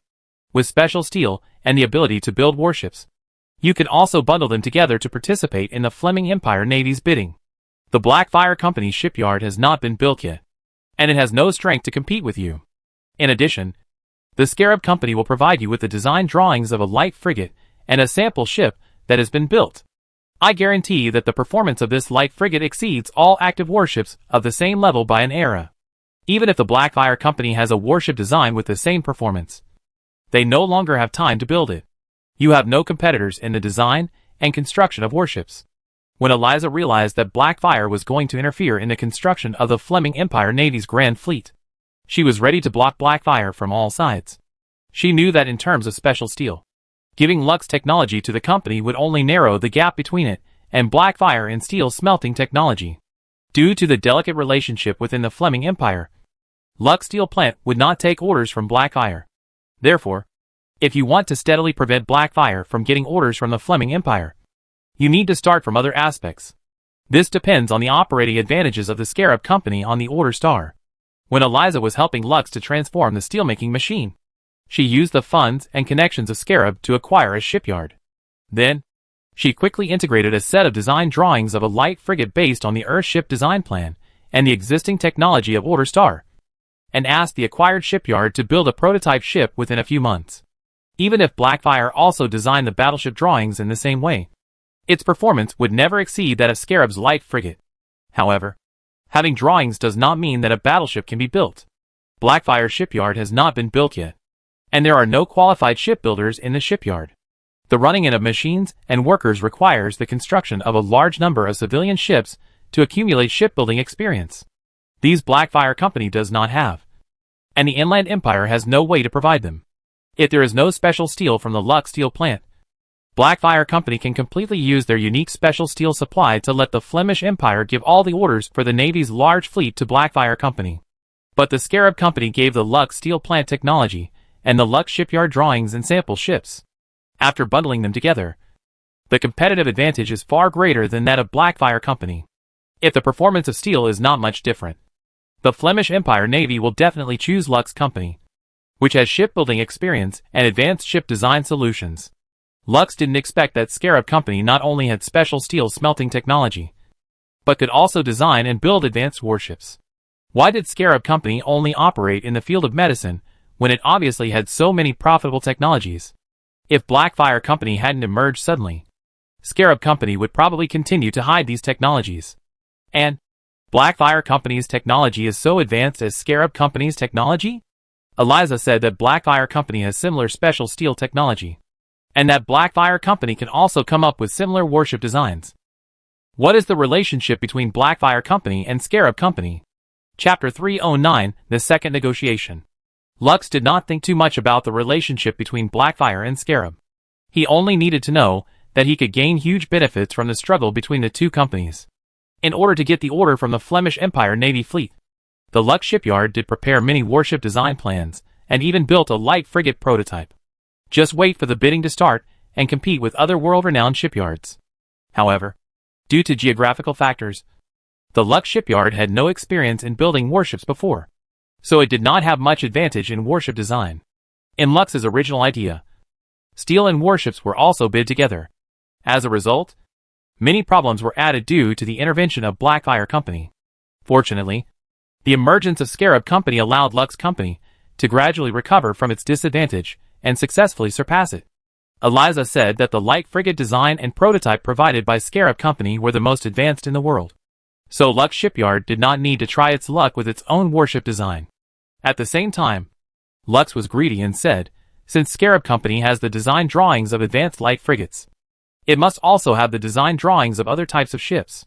Why not give them all to me, so that I can get the order of the Flemish Empire Navy more safely? Eliza chuckled at Lux's greed and said, I know the bidding process of the Flemish Navy.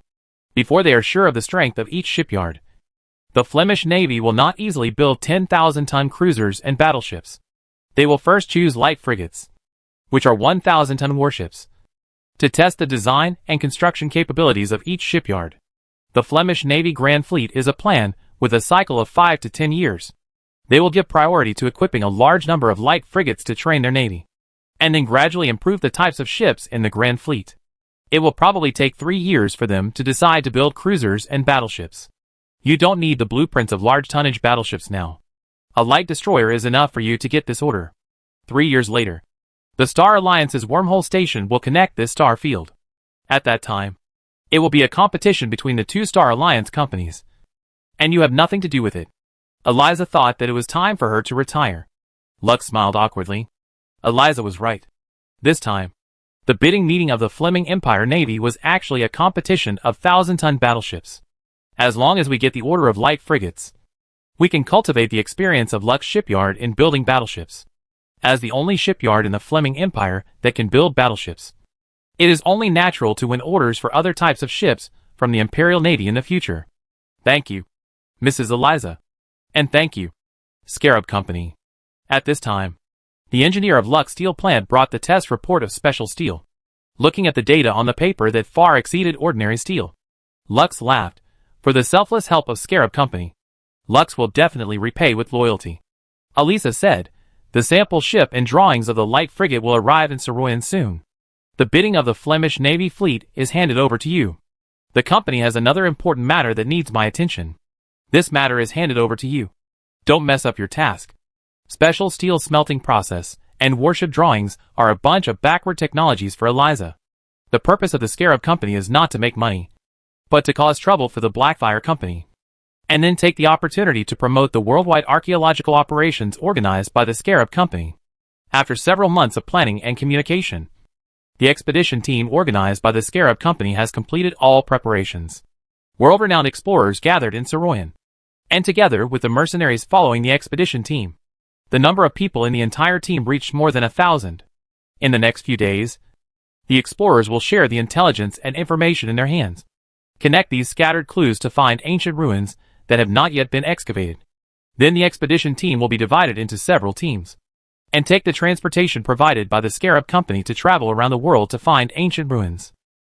Saroyan, with convenient transportation, is the activity center of the expedition team. Scarab Company rented a building specifically for the expedition team as a base. During the expedition team's search for ancient ruins, the people left behind in the base will continue to collect information about ancient ruins from all over the world, and then determine the location of the ancient ruins, and then hand it over to the expedition team to find. The entire expedition will continue until the wormhole station of the Star Alliance is opened, and the Scarab Company wants to seize more magic alchemy resources. In order to stabilize the Blackfire Company, Eliza invited De Leon to conduct the second negotiation on Order Star resource allocation after a lapse of several months. The negotiation location is in a suburban manor that Eliza bought for herself. The manor is full of green trees, blooming flowers, flying butterflies, and chirping birds. Under a pavilion covered with vines, there are several rattan chairs woven with rattan wood. Several furry little animals shuttled through the grass without fear of people, picking up food and stuffing it into their mouths from time to time. De Leon and Eliza sat opposite each other around a round glass coffee table, with Sophia and the dragon gene-modified Moira standing behind them respectively. A maid brought desserts and poured tea for the two people, then retreated far away from the pavilion. The soundproofing and anti-detection magic in the pavilion was activated. I haven't seen you for a few months, Master Leon. You have grown taller. Eliza used tweezers to pick up a small egg tart and put it on the plate in front of De Leon, saying, I made this myself. Try it. It is difficult to find such pure natural ingredients on Earth. And of course, there is no clean air here. This is why we linger in the Starfield world, where we can forget our bad lives. It would be better if you and Blackfire Company had not appeared. The discovery of the Order Star will definitely allow me to get a large bonus. Then I can terminate the contract with the Scarab Company and use the last journey of my life to travel to all the colonies controlled by the Star Alliance, which will also make my life on Earth better. But your presence may cause my bonus to shrink significantly. For my old age, I can only strive for the greatest benefits on the Order Star for the company I work for. I hope you can make concessions. You don't know what crazy things an old woman can do for her pension. De Leon took a bite of the egg tart and said, Mrs. Eliza, your egg tarts are very delicious. But an egg tart can't buy me. We are both employees of our respective companies. You want to get more pensions, and I also want more business commissions. I'm making concessions here. You can travel happily everywhere, but I still have to save money to marry a wife. I won't make any concessions. I will let you know the determination of a bachelor to fight for happiness. Chapter 310 Recruitment. De Leon followed Eliza and talked nonsense seriously. At the negotiation table, two armies were fighting, and interests, morality, and emotions had to be put aside.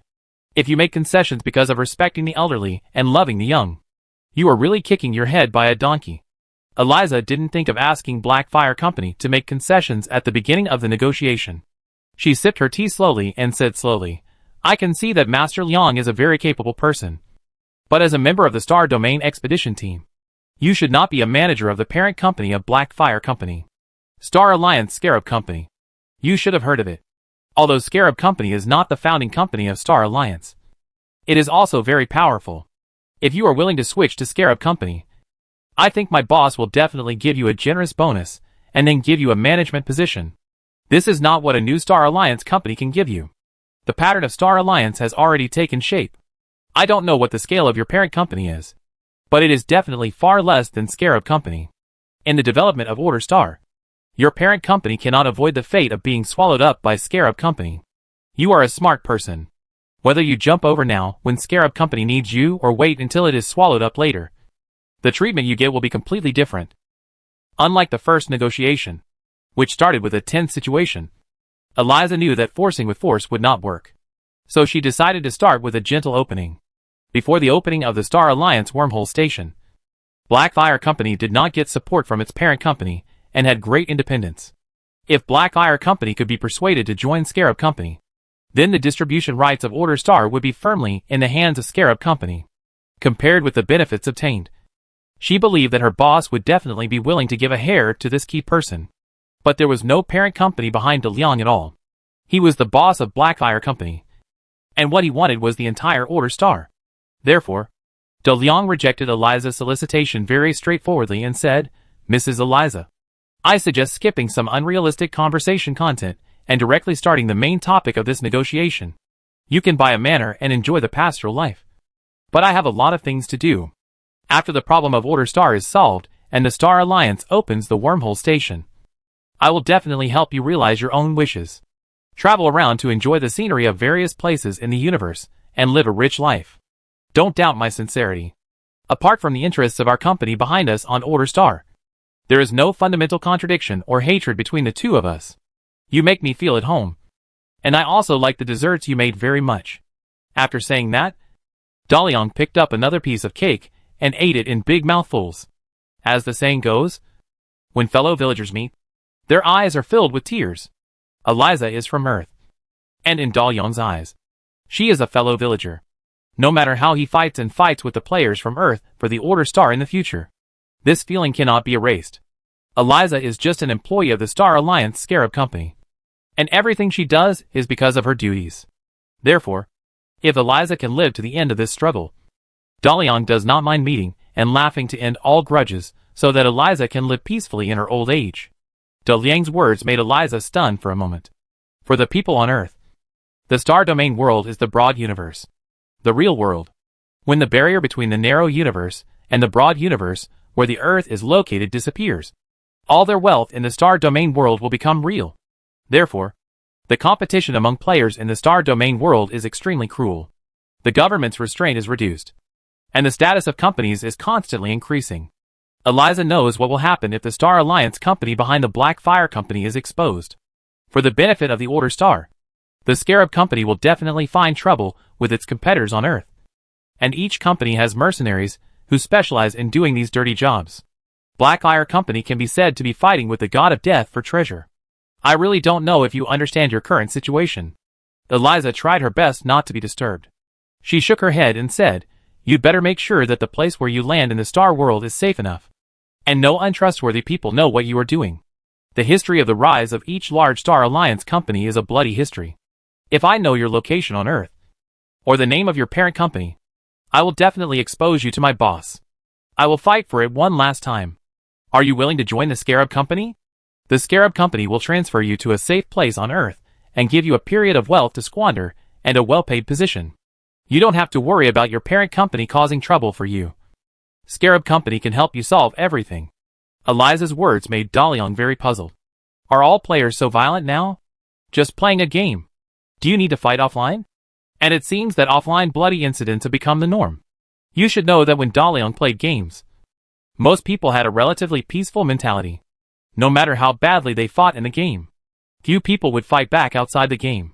Game bosses and game guilds would also actively prevent offline violent incidents from happening, and even sign the Anti-Offline Violence Convention for the sake of the game environment.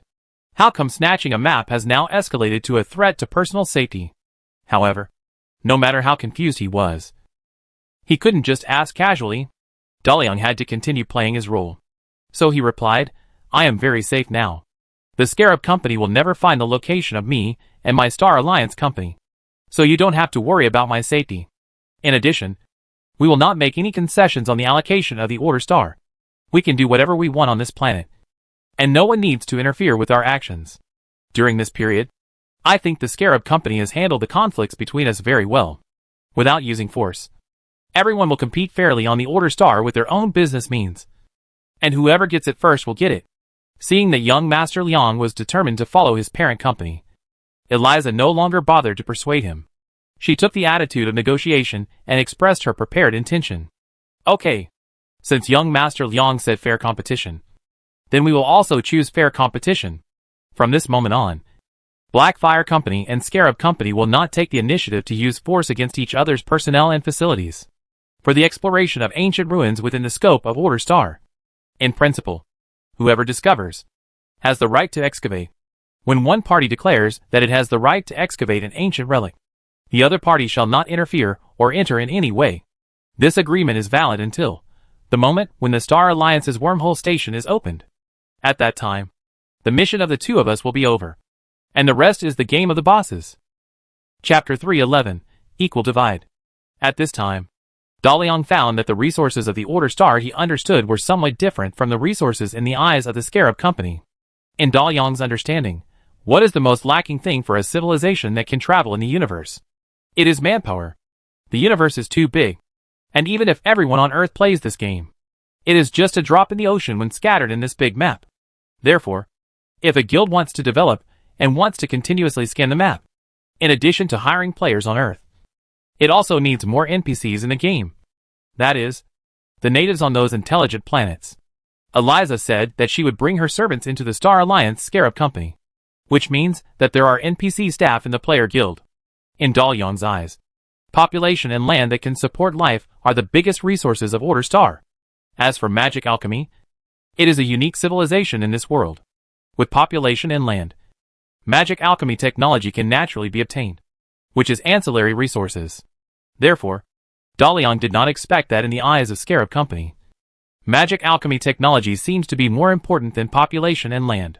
The archaeological operation organized by them around the world should be a preparation for this negotiation. Too little knowledge of the Star Alliance makes it difficult for Daliang to make an accurate judgment.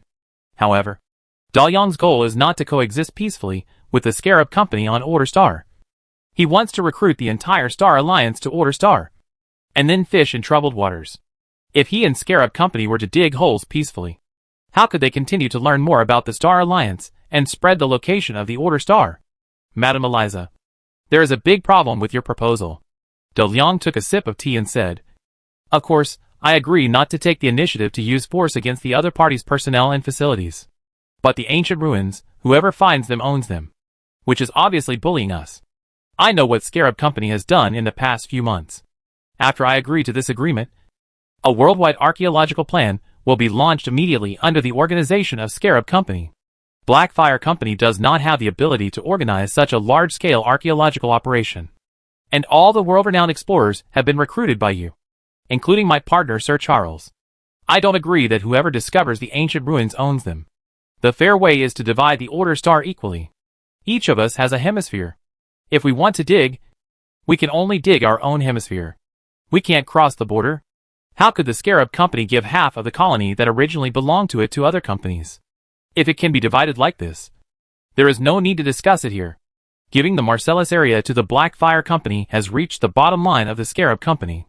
The Blackfire Company is so greedy that it can't help but arouse Elisa's anger. Master Liang, your proposal is really ridiculous. There is no sincerity in resolving this dispute at all.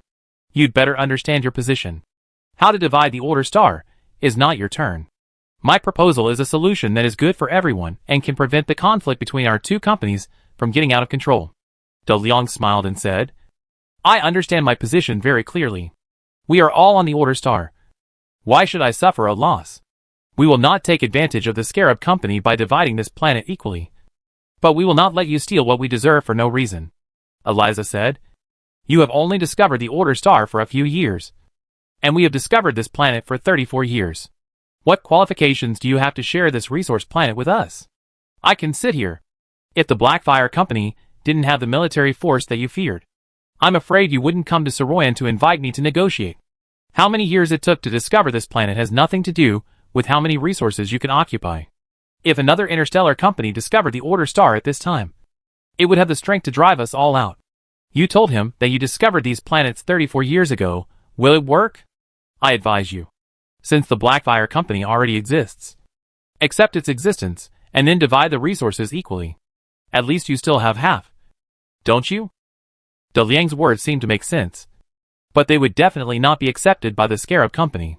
It's like you picked up $100 on the road, and suddenly someone ran over and said that you would share half of it when you meet. The powerful Scarab Company would never share so much profit. Eliza said, You are sophistry. You should know that your distribution method has no effect on the progress of this negotiation. If you were in my position, you would never allow a small Star Alliance company to share the Order Star with you. I can tell you the bottom line of the Scarab Company.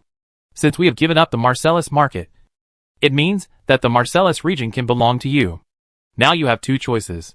First, choose Marcellus, and the two Star Alliance companies will jointly develop the Order Star. Second, choose my proposal just now. Whoever finds the ancient ruins will own it. De Liang pushed the teacup forward very straightforwardly, pretended to be angry and jumped off the chair, and said to Eliza, I think we really don't need to talk anymore. I can only make a promise that I will not actively attack the personnel and facilities of the Scarab Company unless the Scarab Company attacks me. Then we will take what belongs to us in our own way. Goodbye. I look forward to meeting you next time. And you can come up with suggestions that will really help our two companies to jointly develop the Order Star. After that, De Liang, accompanied by Sophia, left the manor without looking back. The second discussion between De Liang and Eliza ended in a bad mood again. The negotiation results did not meet Eliza's expectations. The worldwide archaeological operation organized by Scarab Company will definitely be interfered by Blackfire Company, even if Master Liang promised not to use force. There are too many ways to seize resources without force. But no matter what, this worldwide archaeological operation must be implemented as soon as possible. We cannot give up the excavation of ancient ruins because of the threat of Blackfire Company. I hope that Lux Company can delay the capital flow of Blackfire Company in the purchase of the Fleming Empire Navy fleet and prevent Blackfire Company from cooperating more deeply with the Fleming Empire. As long as the Blackfire Company is held in Saroyan, they will not have enough money and manpower to compete for the ancient ruins. After De Liang left the manor, Eliza carefully analyzed her layout in the procurement of the Flemish Navy's large fleet. In this regard, the Lux Company has an obvious advantage. As long as the light frigate prototype arrives in Saroyan, no country's navy can resist its charm. Coupled with the special steel bundle bid, the Flemish Navy has only one choice this time. Blackfire Company. Time is your biggest disadvantage. Chapter 312 Return from the Expedition. Sir Charles and Jessica rushed back to Saroyan, their clothes and hats still clinging to the dust from the Death Desert. The safe environment made Sir Charles decide to extend the time of exploring the Death Desert this time, and concentrate several exploration plans on this mission, so that he would have time to participate in the worldwide archaeological operations organized by the Scarab Company. He took off his hat, his windbreaker, and loosened his tie. Sir Charles took out a bottle of red wine from the wine cabinet and took out 2 glasses. While pouring the wine, he said to Jessica, We came back just in time and did not miss the expedition of the Scarab Company. Tonight, I will sort out the findings of this exploration of the Death Desert. After sending the information to the governor's mansion tomorrow, I can concentrate on participating in this worldwide archaeological operation. Jessica took off her cowboy hat, untied her face towel, and lay on the sofa with a tired face. Complaining, Continue the adventure so soon? God. We stayed in the Death Desert for 3 months, and we were back less than 10 days in the middle. Now my nose is full of dry smell. I really envy Cindy. She can sleep anytime and anywhere. I really want to sleep on my soft big bed for 3 days and 3 nights. Then go to the bar to party for a week. And then come back for 3 days of hangover. This is the life I want. Sir Charles put the wine glass on the coffee table in front of Jessica. Then sat in another sofa in a comfortable posture. Took a deep sip of wine. And exhaled a long breath. As if he had vomited out all his fatigue. He said, Jessica, when you reach my age, you will find that what we are doing now is far more meaningful than sleeping and partying. Humans are not a long-lived race. But they have contributed much more to our civilization than other races. Because humans are willing to use their limited lives to do something meaningful. Hearing Sir Charles start to preach to her again, Jessica impatiently drank the red wine in the glass in one breath. Then stood up and said, Okay. Stop talking. I'm just complaining. I'm going to take a bath. Then have a big meal. And finally practice magic with Cindy. I feel that I can soon advance to the 11th level magician. And I can vaguely hear the whispers of the elemental spirits in my ears. Maybe I can summon my elemental spirits soon. It must be a naughty and cute little guy. Jessica was really tired. She stopped chatting with Sir Charles and walked towards her room. Sir Charles shook his head helplessly and took out his notebook. He looked at it, drank and recalled his adventure experience during this period. The treasure map given by Miss N is real. According to the guidance of the treasure map, Sir Charles found an ancient relic. There is a decayed tomb with no undead and no magic traps. In fact, most ancient relics have no magic traps or guards. These relics were probably ordinary houses in the ancient magic era. Ordinary people could not make powerful magic traps to protect their houses. Of course, such ancient relics will not have too surprising discoveries. We can only learn more about the ancient magic era through some remaining texts and utensils. However, this ancient ruins gave Sir Charles many useful discoveries. For example, a relatively well-preserved map was found in the tomb. Through this map, Sir Charles knew that the Death Desert was once part of the Death Kingdom in the Undead Plane, and its name was the Burial Ground.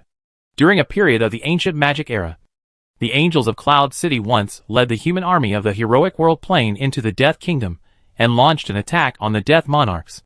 What is more meaningful is that Cloud City seems to have a powerful army of undead. There was once an undead army fighting side by side with the angels to attack the Death Monarchs.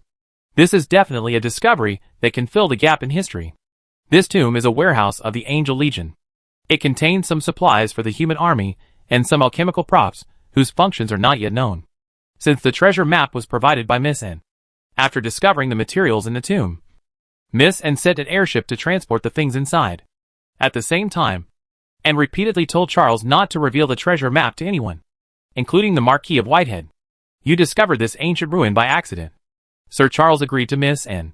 But he was very strange.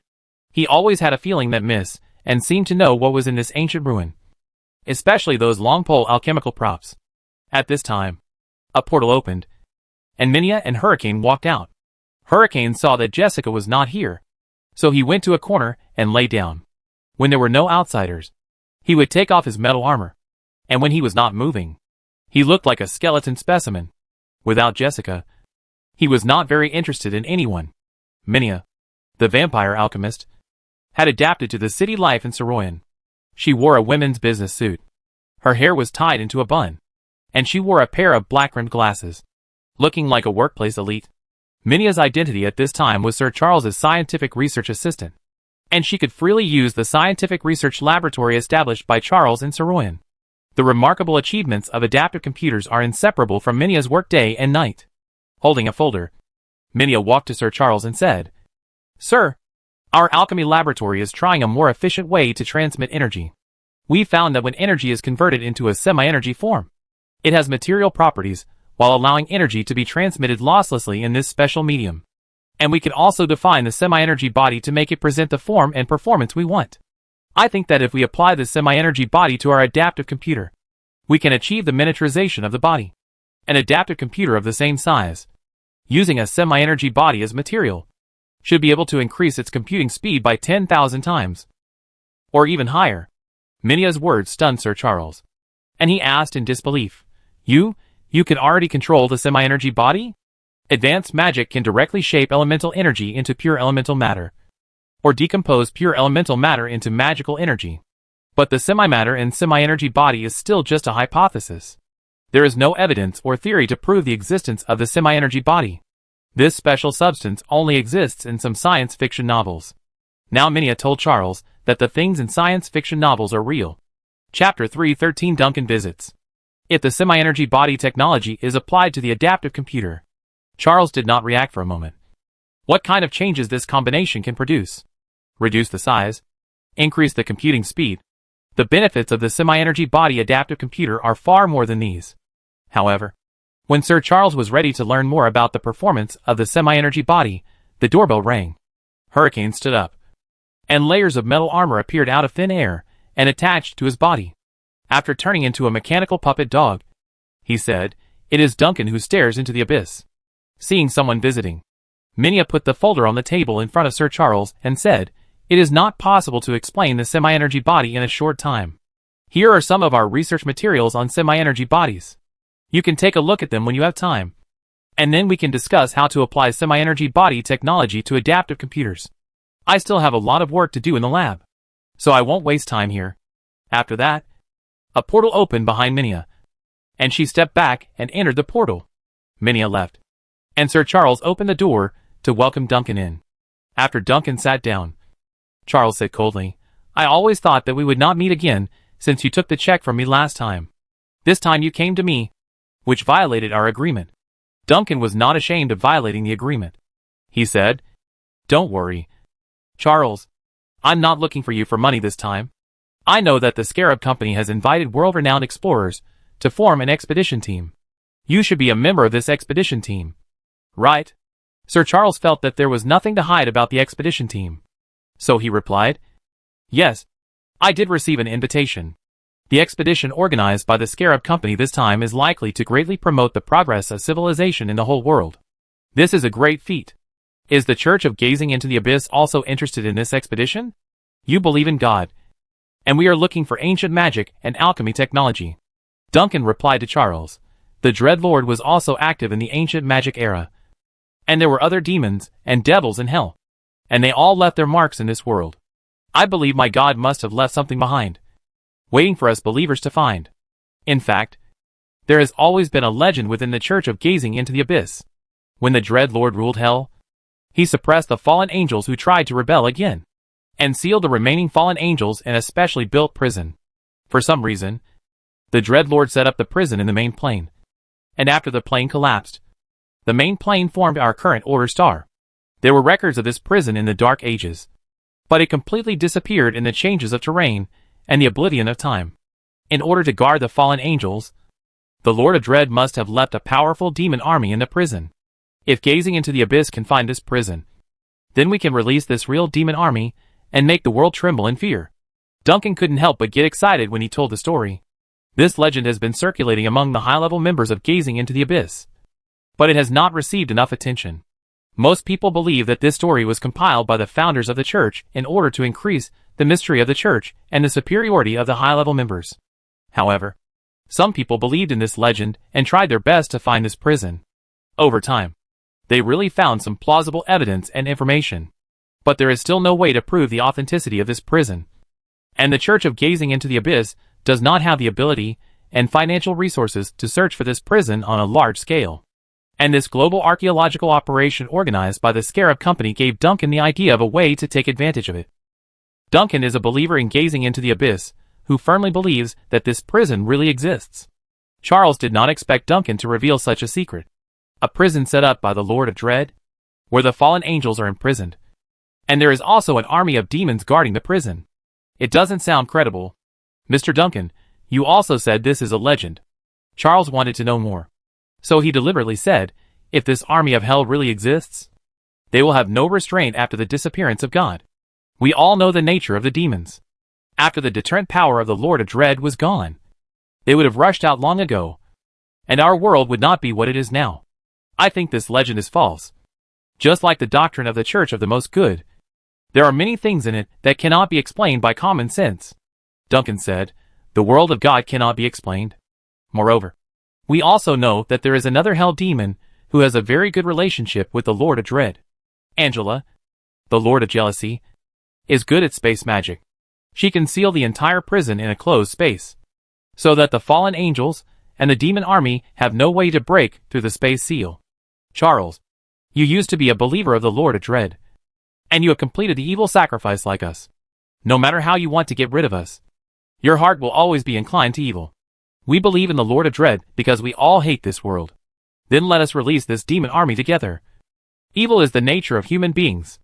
Faced with Duncan's missionary guidance, Charles is no longer the cynical genius young man. He met Jessica's ancestors and knew a lot of secrets about the ancient magic era. Good and evil are no longer the main body of the ancient magic era. However, Sir Charles is really interested in this prison where the fallen angels are imprisoned.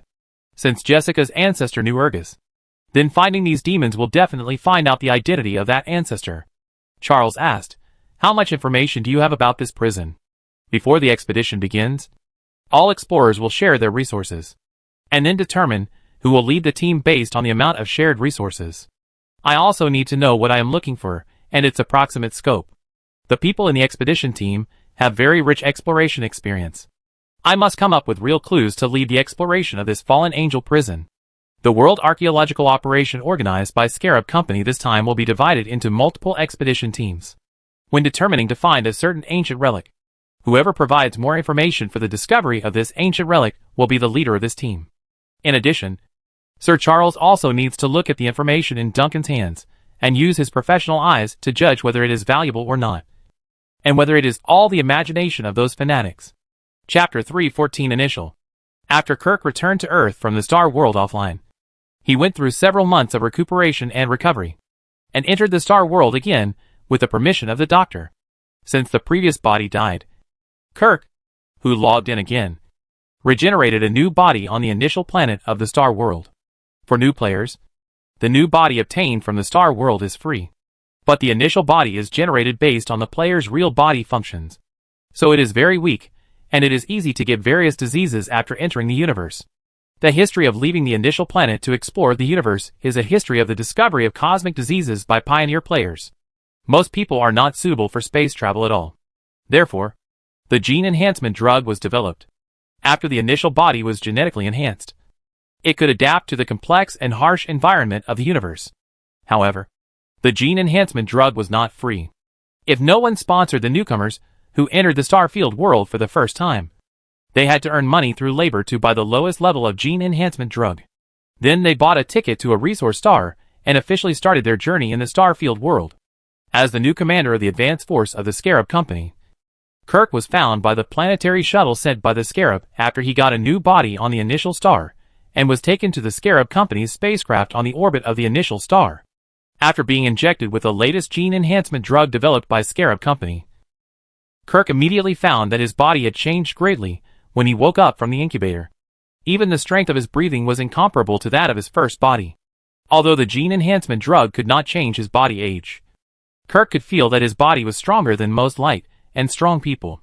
His muscles were as strong as car tires, and his reaction speed could easily capture the frequency of the mosquito's wings flapping, reaching out and pinching the mosquito that landed on his arm to death.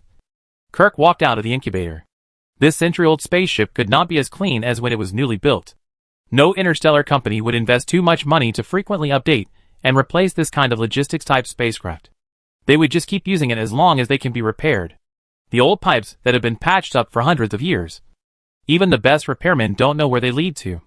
If something is broken, just cut the wall to repair it. Through the large special glass windows, you can clearly see the initial planet in the distance.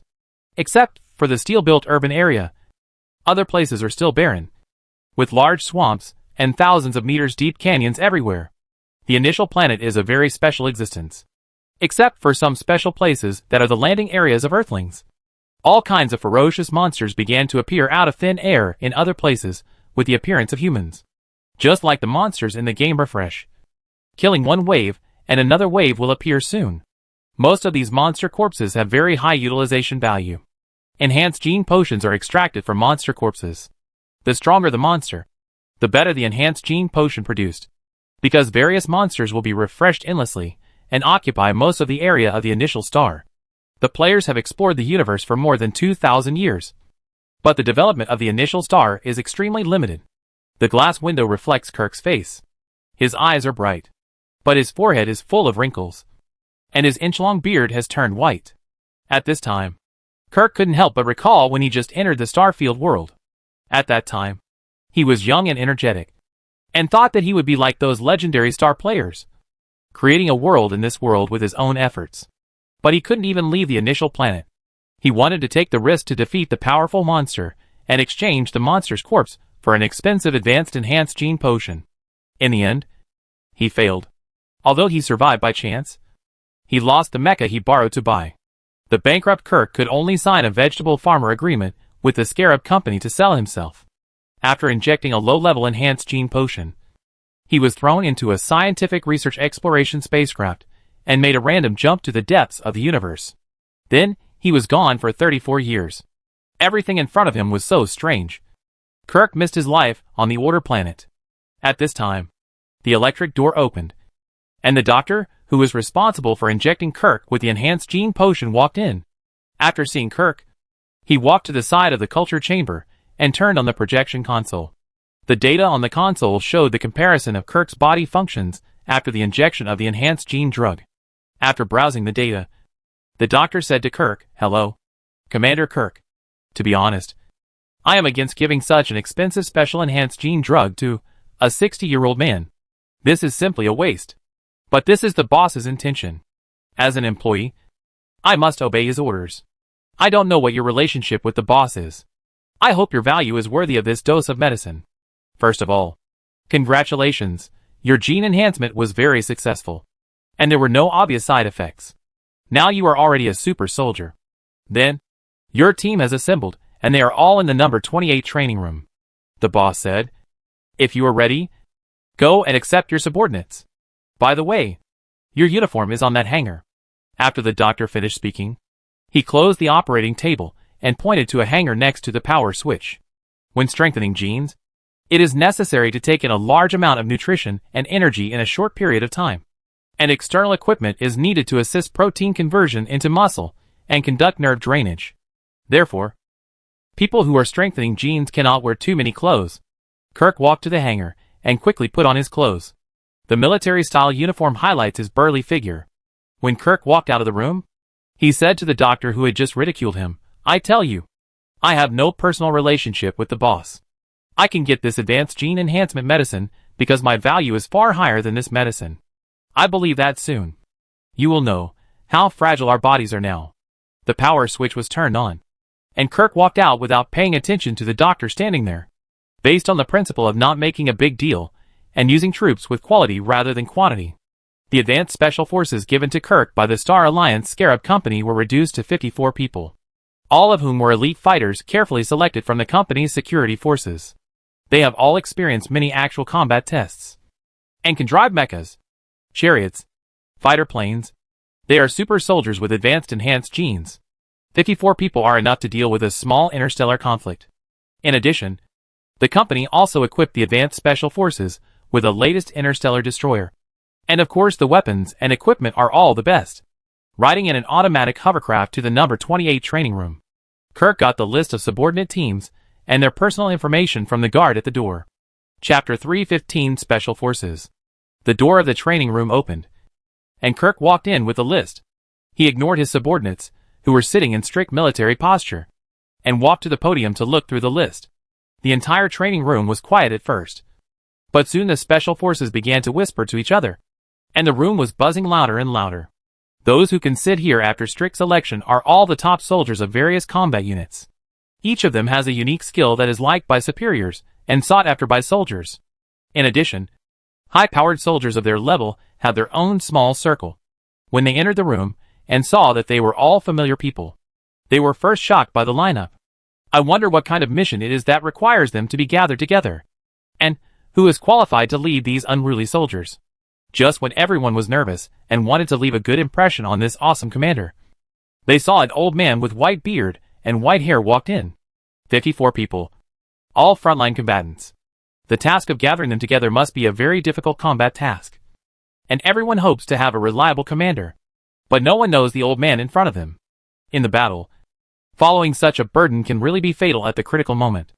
Although you can log in again and change your body after death, your body functions will change after enhanced genetic modification. Even if you don't become weaker, you still need to spend a lot of time to adapt to the new body. These are directly related to everyone's income. Hey, old man. A man with Viking ancestry and extremely strong body couldn't help but shout first. Who are you? This is not the place for you. The bed in the nursing home is suitable for you. The strong man's words caused laughter in the room. Kirk raised his head slightly and glanced at the strong man, but did not answer and lowered his head to look at the list. Kirk's silence made the strong man bolder. The laughter of his companions made him feel that he was the center of the team. He felt that as long as he continued to perform well, he could determine his leadership position in the team. Old man, say something. Are you scared to death? Do you need me to carry you to the emergency room? I can lift you up with just one finger. Again, everyone laughed. At this time, Kirk finally spoke. I am very disappointed with you, and I am worried about whether this mission can be completed. I am standing here not because I am stronger than any of you, nor because I know how to command you to fight. Before receiving this appointment, I was a low-level vegetable farmer in the company. Is it surprising? Kirk's words made the training room quiet instantly. No one thought that their commander was actually a vegetable farmer. These people who sold themselves to the company because of debt can only work in the lowest level of the industry, and they can hardly pay off their debts and gain freedom in their lifetime. Vegetable farmers are really the lowest level of the Starfield world. Their bodies on Earth are centralized and managed by companies. It is tolerable that the commander is old. Even if he cannot charge into battle, he can still make plans in the rear. It doesn't matter if you don't know how to command. Everyone is a veteran and knows what responsibilities they should take on the battlefield. In case of emergency, they can also nominate a commander, but a vegetable farmer. After the silence, the burly man who had just bullied Kirk slammed the table and stood up.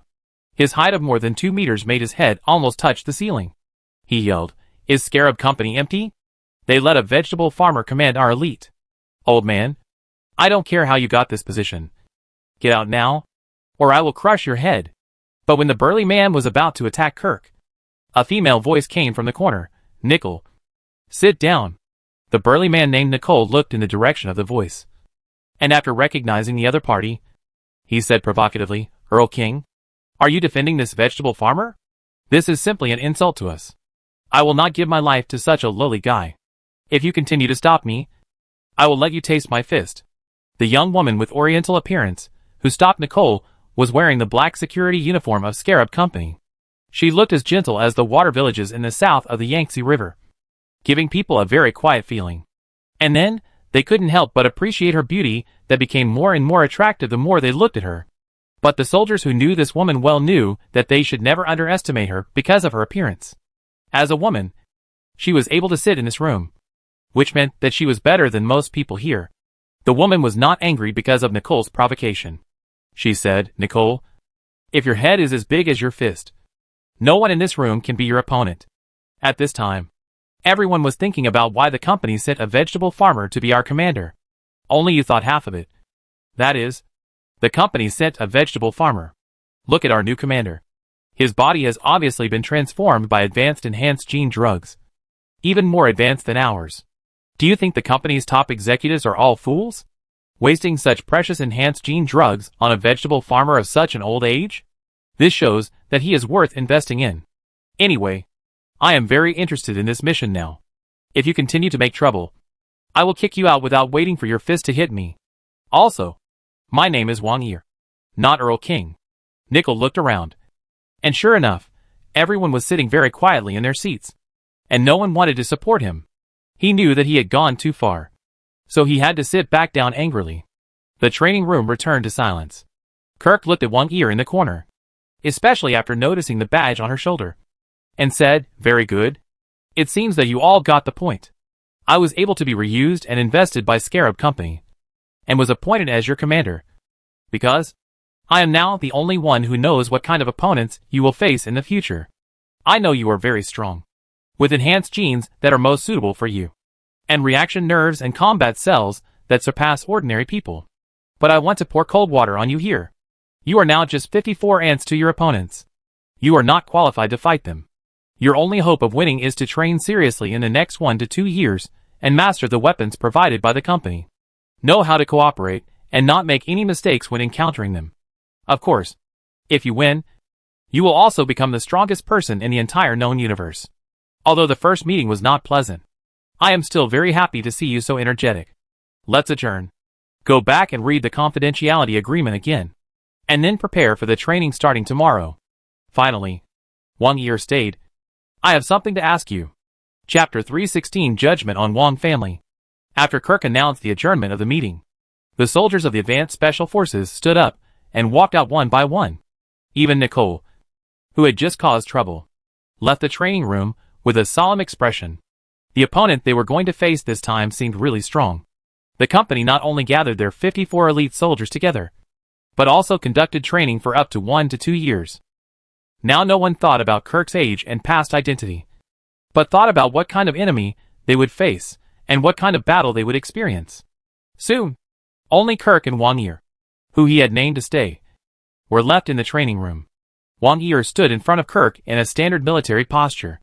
The pockets on her black tactical vest were filled with ammunition and portable combat tools. 2 Gauss pistols were inserted in the holsters on the outside of her double-cross. She said to Kirk, "Commander, you left me alone. Is there any special task for me to complete?" Kirk looked at the badge on Wang Yi's shoulder again.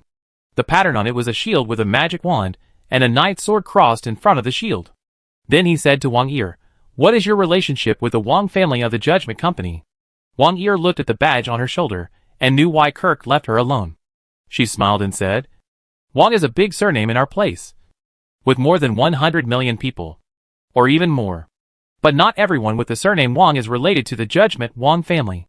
However, many Oriental people with the surname Wang like to wear the family emblem of the Judgment Wang family, because sometimes this emblem can really bring a lot of convenience. The Judgment Wang family has a history of more than 2,000 years, with so many direct branches and side branches. Some are rich and some are declining, unless it is a special occasion. The Judgment Company will not carefully identify whether the person wearing this emblem is a member of the Judgment Wang family." After listening to Wang Yi, Kirk asked again, "Please answer my question directly. Are you related to the Wang family of the Judgment Company?" The Judgment Company is one of the founding companies of the Star Alliance and has been prosperous for 2,000 years. The Wang family, the owner of the Judgment Company, is also the most prominent family on Earth. They hold some unknown secrets of the star domain world, occupy the best resource stars, support powerful private armed forces, and have the ability to influence the world pattern. The Scarab Company secretly sent troops to the Order Star to prevent Star Alliance founding companies like the Judgment Company. They know the origin of the star domain world and have erased all records about the hero world to put themselves in a position that cannot be challenged. Now, there is an Oriental man named Wang in the Advanced Special Forces heading to the Order Star, and he is wearing the badge of the Judgment Wang family, which immediately aroused Kirk's vigilance. Seeing that the commander's suspicion had not been eliminated, Wang Yi smiled and said, "Commander, you have my resume in your hand. I once served in the Earth Federation government army and stayed on Mars for 5 years. As a frontline combatant, I participated in 43 anti-violence battles. After retiring, I entered the Star Domain world and joined the security force of the Scarab Company. You should know that most armed violent conflicts are caused by the Star Domain Company. Mars is the hardest hit area for bloodshed outside the Star Domain Company's game. The federal government army will never let someone who has a direct relationship with the Star Alliance Company serve. If I were a member of the Judgment Wang family, even if I was a very, very distant branch, I would not be able to join the federal army. I have nothing to do with the Wang family of Judgment. If this badge causes you trouble, I can take it off now." Kirk looked into Wang Yi's eyes to determine whether she was telling the truth. With the development of the Star Domain world, the Star Alliance Company has expanded rapidly. Under the intertwined interests, these Star Alliance companies have gradually formed a trend of being too big to be eliminated outside the game. The Earth Federation government has no good way to control large Star Alliance companies, unless it is willing to risk the regression of civilization and fight a war between the federal government and the Star Alliance. However, once the contradiction between the federal government and the Star Alliance intensifies, the power of the federal government in the Star Domain world will be eliminated by the Star Alliance first. The Star Domain world is a broad universe, and the federal government, which is afraid of the consequences, cannot afford such a price.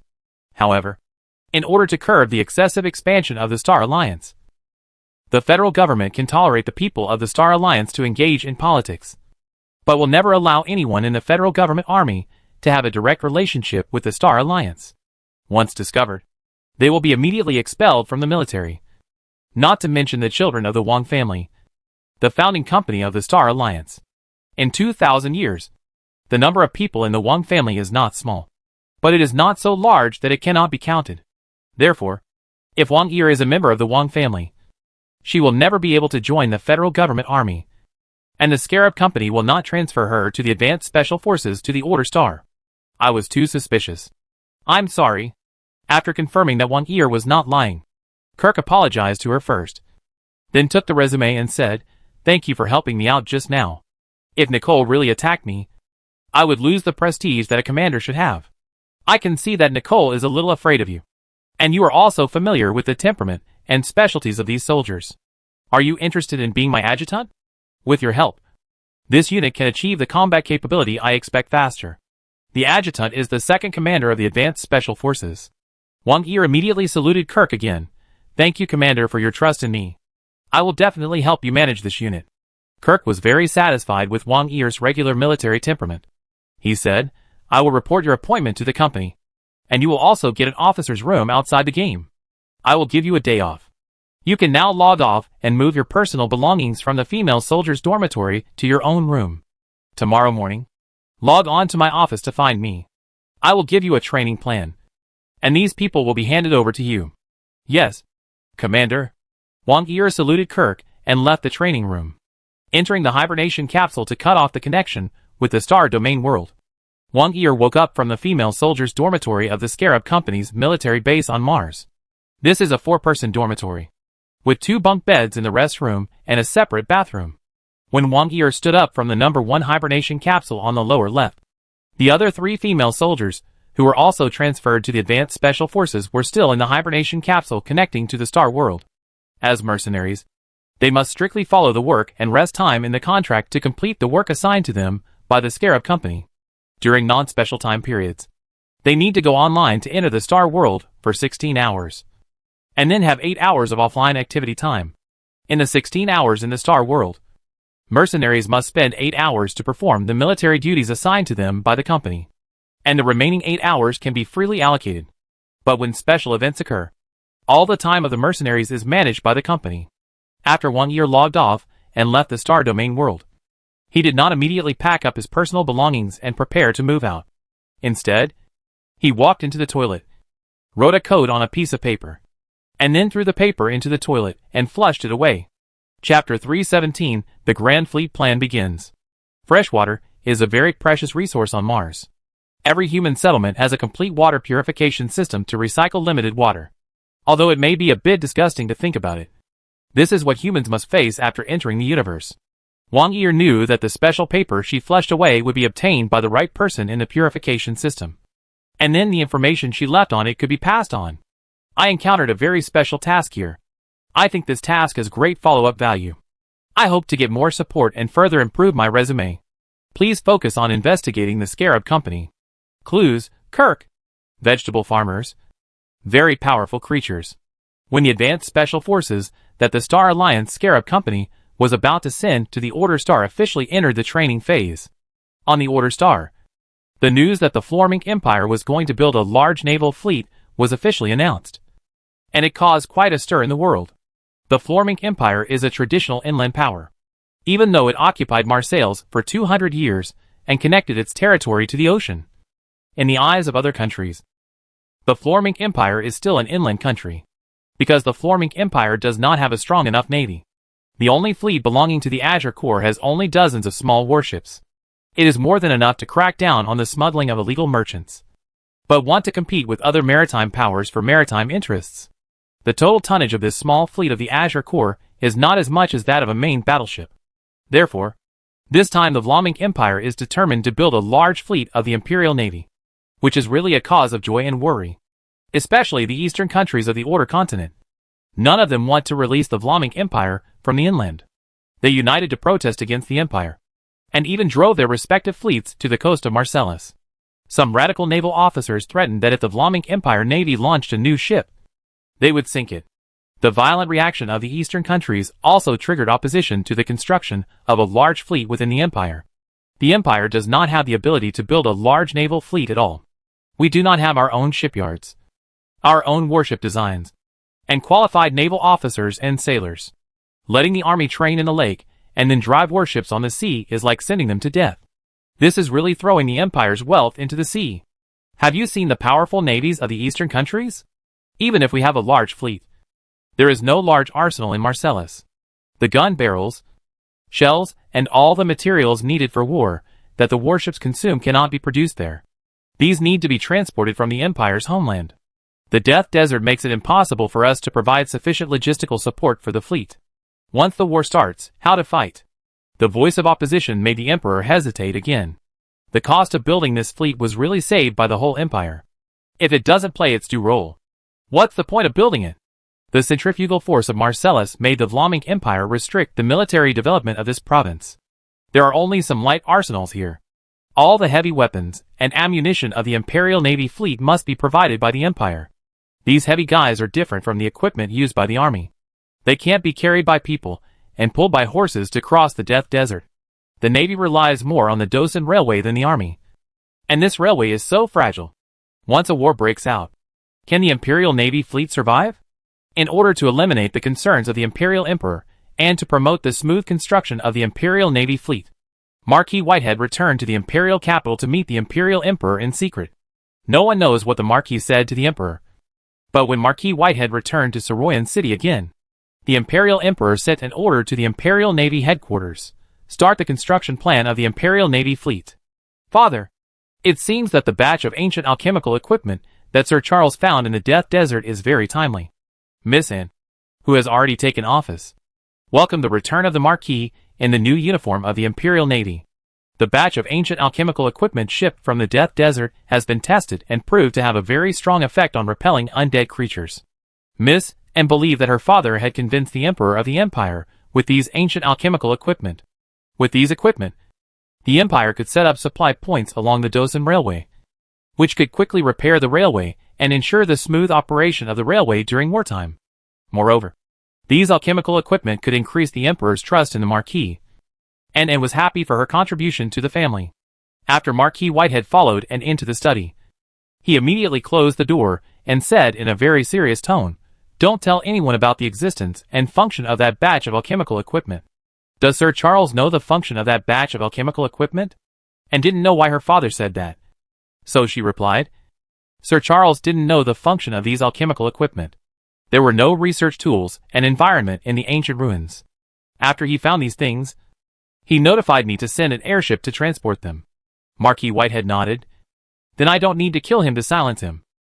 And I didn't tell your majesty about the ancient alchemical equipment.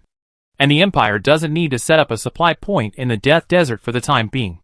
After hearing what the Marquis said, Anne suddenly had a bad premonition. And she asked, "Why didn't you tell your majesty? With this batch of alchemical equipment, the Empire can better control Marcellus. And you won't be suspected by your majesty. And you will have more ways and time to make Marcellus a real part of the Empire."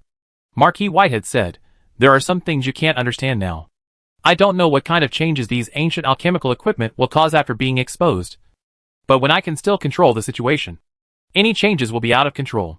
I don't like things to be out of my control, which will make me wonder where the threat comes from and when it will appear. Annie, that batch of ancient alchemical equipment is not a necessity for the current Empire. The war is far from the edge of breaking out. As long as the carrying capacity of the Dosan Railway is sufficient, we don't need to change anything." Although what the Marquis said made a lot of sense. Anne, who knew her father very well, knew that he had not finished what he was thinking. It was just that it was no longer appropriate to continue asking questions in this situation, because she could not get a real answer, and pretended to understand and asked, "Father, since you have made this decision, you must have your own plan. The current Dosan Railway does not need to be strengthened. But how did you convince His Majesty to agree to continue building the Navy fleet? He should be very worried about the fragile railway." "Right. I convinced His Majesty to build a heavy arsenal in Saroyan." Chapter 318 Battleships with Lifebuoys. Annie didn't expect her father to persuade the Emperor to build a heavy arsenal in Saroyan, which was like putting the Whitehead family on the fire. Being the governor of Marcellus was already like walking on thin ice. Anne, who was in charge of intelligence, knew what rumors about her father were in the Empire. The initiative to build a heavy arsenal in the Marcellus area was enough to make the Emperor of the Empire want to kill Marquis Whitehead. Annie asked worriedly, how could His Majesty agree to build a heavy arsenal in Saroyan? This is like stabbing a knife in his heart. Father, you are taking too much risk. Your Majesty is willing to take the risk. The Marquis' tone was calm, and it was impossible to tell the impact of this incident on him. He said and, Your Majesty is a far-sighted leader. He knows what kind of changes are happening in the world. He knows that if this large fleet is not built, the Empire will lose the opportunity to go out of the ocean for a long time in the future. There is no way to block the influence of the eastern countries on Marcellus. This enclave will always be a concern for every Emperor of the Empire. Your Majesty wants to do something that no Emperor of the Empire has done in the past. So he is willing to take some risks. With this arsenal, not only can the weapons problem of the naval fleet be solved, but it will also greatly save the Empire's military expenses for maintaining provincial garrisons, and show everyone the attitude of the Empire. The Empire will fight to build a large naval fleet.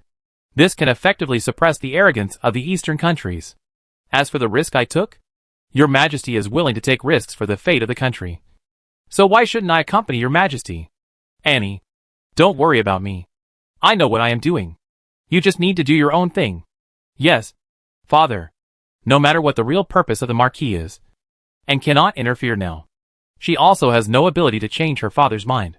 She can only pray that things are not what she thinks. The only thing and can do is to take precautions and make the worst plan. When the family really has to face a catastrophe, she can save some of the family members. Watching and leave the governor's mansion worriedly, Marquis Whitehead sat by the window and stared at the tall buildings of Saroyan. Whether this matter is right or wrong, since you have chosen it, you have to go on. De Leon didn't know what was happening in the Star Alliance, nor did he know what undercurrents were surging in the Vlaminck Empire. He did his own thing according to his plan and prepared to participate in the bidding for the purchase of the Imperial Navy's fleet. The interference of the eastern countries delayed the bidding for nearly a month. De Leon also used this time to fine-tune the light frigate he was building, so that it would not look so rough. But even in its final complete form, this frigate still looked so ugly.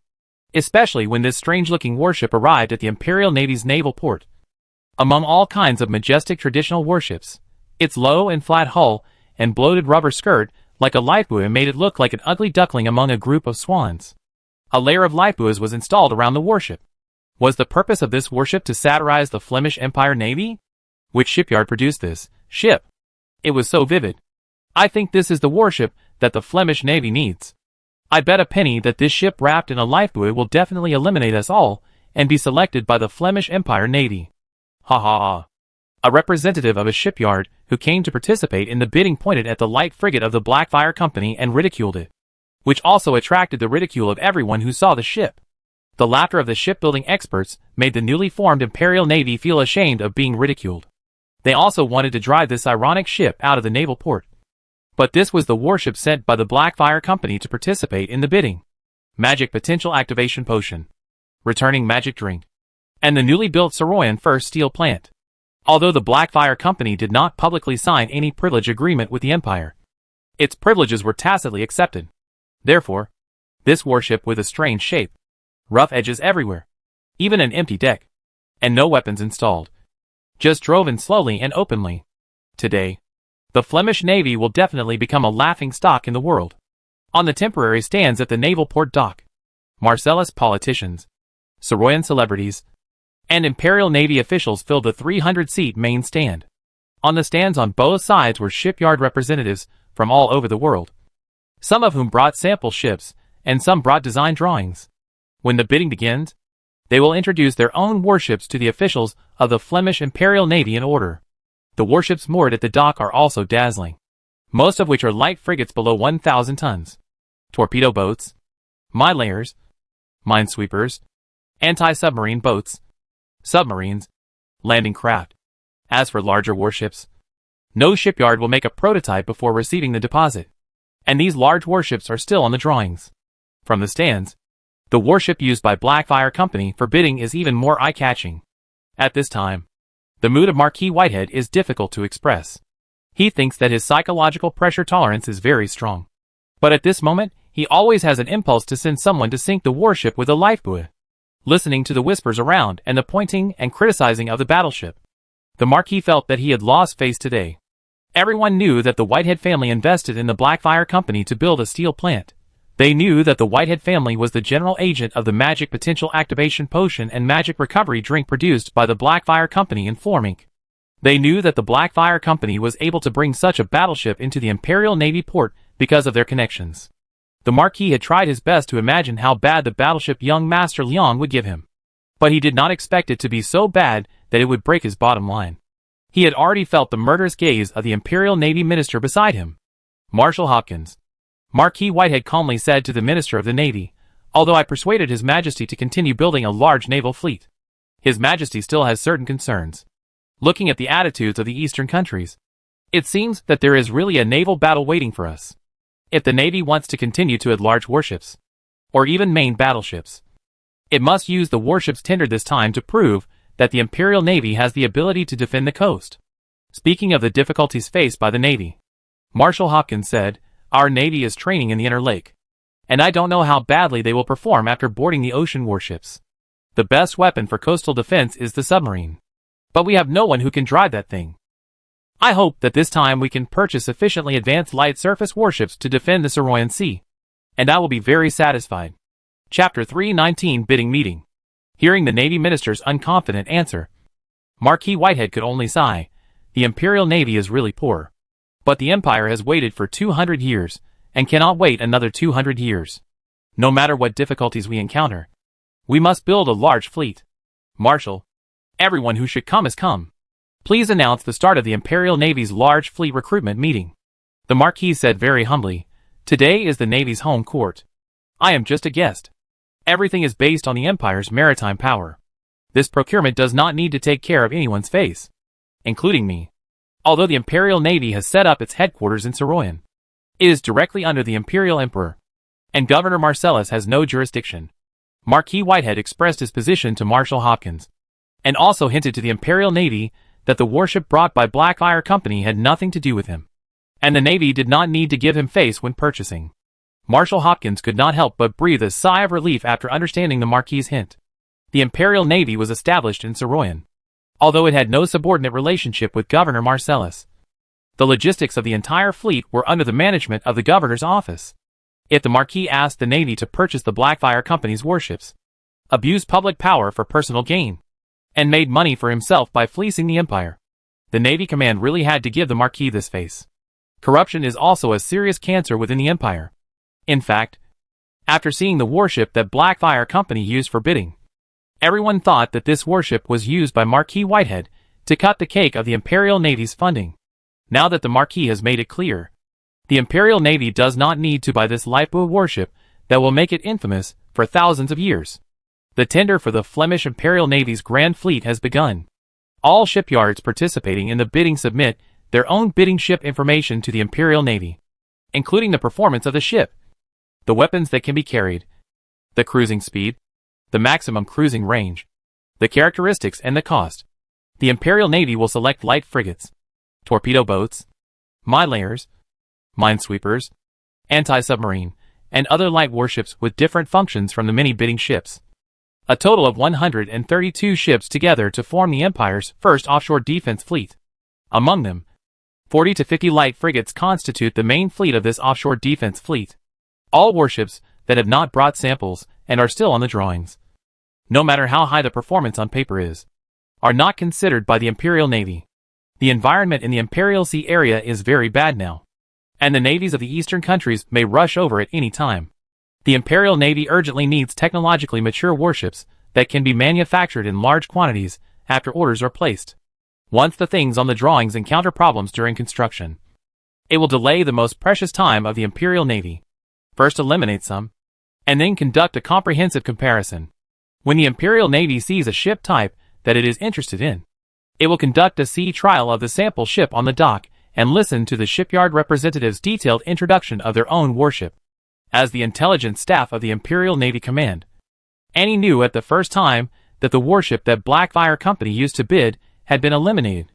She knew that behind Blackfire Company was a group of heroes from the ancient magic era, and that the seemingly ugly warship might really have some black alchemy technology. If that warship is really excellent, and the Empire missed it. Thinking of her father, Annie suddenly didn't know which side she should stand on. But she knew that she had to understand the warship brought by Blackfire Company. So she went to the stand of the shipyard representative to find De Liang. At this time, De Liang sat comfortably in a rattan chair, wearing sunglasses, with a parasol held up by Sophia on his head, and a maid serving drinks and fruits beside him. Robin and Eric, wearing black windbreakers and sunglasses, stood behind him like bodyguards. This dandy guy looked like he was not here to participate in the bidding, but to play at the beach. This style also attracted the attention of people around him. The maid that De Liang carefully selected for himself was really beautiful. Master Liang. And he sat down next to De Liang, wearing the uniform of a naval officer. The Navy came to the bidder at this time. There must be some inside story. And everyone around looked over instantly. Sophia immediately cast a soundproof barrier, and the surroundings instantly became quiet. Annie continued, the warships brought by Blackfire this time look really unique, which makes it difficult for the Imperial Navy to accept. I didn't find the information of Blackfire's bid. It seems to have been thrown away. I want to know the performance of the warship, so that I can directly recommend it to the Minister of the Navy. Marshal Hopkins. Thrown away? De Liang asked with a very bad face. Didn't they look at the data I provided? You can't say that this warship is too weird, and the Imperial Navy is too lazy to look at it. Wen was thinking about how to explain. Robin bent down and whispered, Boss Liang. When faced with new things, ignorant people like to use stupid methods to deal with them. You should know that the Imperial Navy was still the army some time ago. Most of them were timid when they saw the sea for the first time. They were very conservative in forming a large fleet and took no mistakes as their principle. Therefore, you can't expect them to have forward-looking ideas for naval warfare. Blackfire Company built this ship like this because you, the boss, must have foreseen the direction of the future battle for sea power. In my eyes, every design of this ship has a unique meaning and represents the wisdom of your era. You don't need to argue with those naval officers who are still seasick. At this time, you should use facts to let them know how ignorant you are. Robin's subtle flattery made Eric shudder all over. He glared at Robin and sent his own subtext with his eyes. What nonsense are you talking about? Don't disturb what the lady is going to do. Do you know what that ship is? Robin also glared back. What do you know? According to my work experience, can the things of ancient heroes be ordinary goods? In previous cases, who dared to question the ancient heroes ended up with a slap on the face like a pig's head. This time my new boss came to the bidding meeting in person. I guarantee that the ship must be amazing. Remember, I am an expert. I am helping the lady to lead things on the right path. Robin's words made De Liang feel better, because the information was thrown away. The hovercraft technology is indeed not understood by people in this world, and it is inevitable that they cannot understand the awesomeness of this design. De Liang believes that as long as he is given a chance to demonstrate it here, all the warships here, except for submarines, can go home. De Liang said to Annie, you go to the Minister of the Navy. My ship is the kind of ship that the Empire needs most. Chapter 320 Swordfish Light Frigate. As the early main battleship of the Imperial Navy's Grand Fleet, naval officials were particularly careful in selecting light frigates. Compare the values of the warships participating in the bidding one by one, and listen to the hired naval consultants' comments on the advantages and disadvantages of each type of light frigate. Then the Swordfish-class light frigate provided by the Saroyan Lux shipyard quickly stood out from the many bidding warships. The Lux shipyard has a long history and has very rich shipbuilding experience. Compared with all the shipyards on the entire eastern coast, the Lux shipyard is also a top-ranked shipyard. Although due to the restrictions of the Empire, the Lux shipyard has never built warships, but it certainly has the ability to build warships. However, the excellence of the light frigate brought by Lux shipyard this time has greatly exceeded everyone's expectations. The speed on paper has reached 27 knots. Among all kinds of warships with speeds generally below 20 knots. 27 knots means that the Sailfish-class light frigate can easily throw off all ships and then calmly penetrate through the gaps in the enemy fleet. Moreover, the high speed of the Sailfish light frigate is not based on sacrificing the defense and armament of the warship. This light frigate also performs extremely well in other aspects. Standard displacement is 1,350 tons.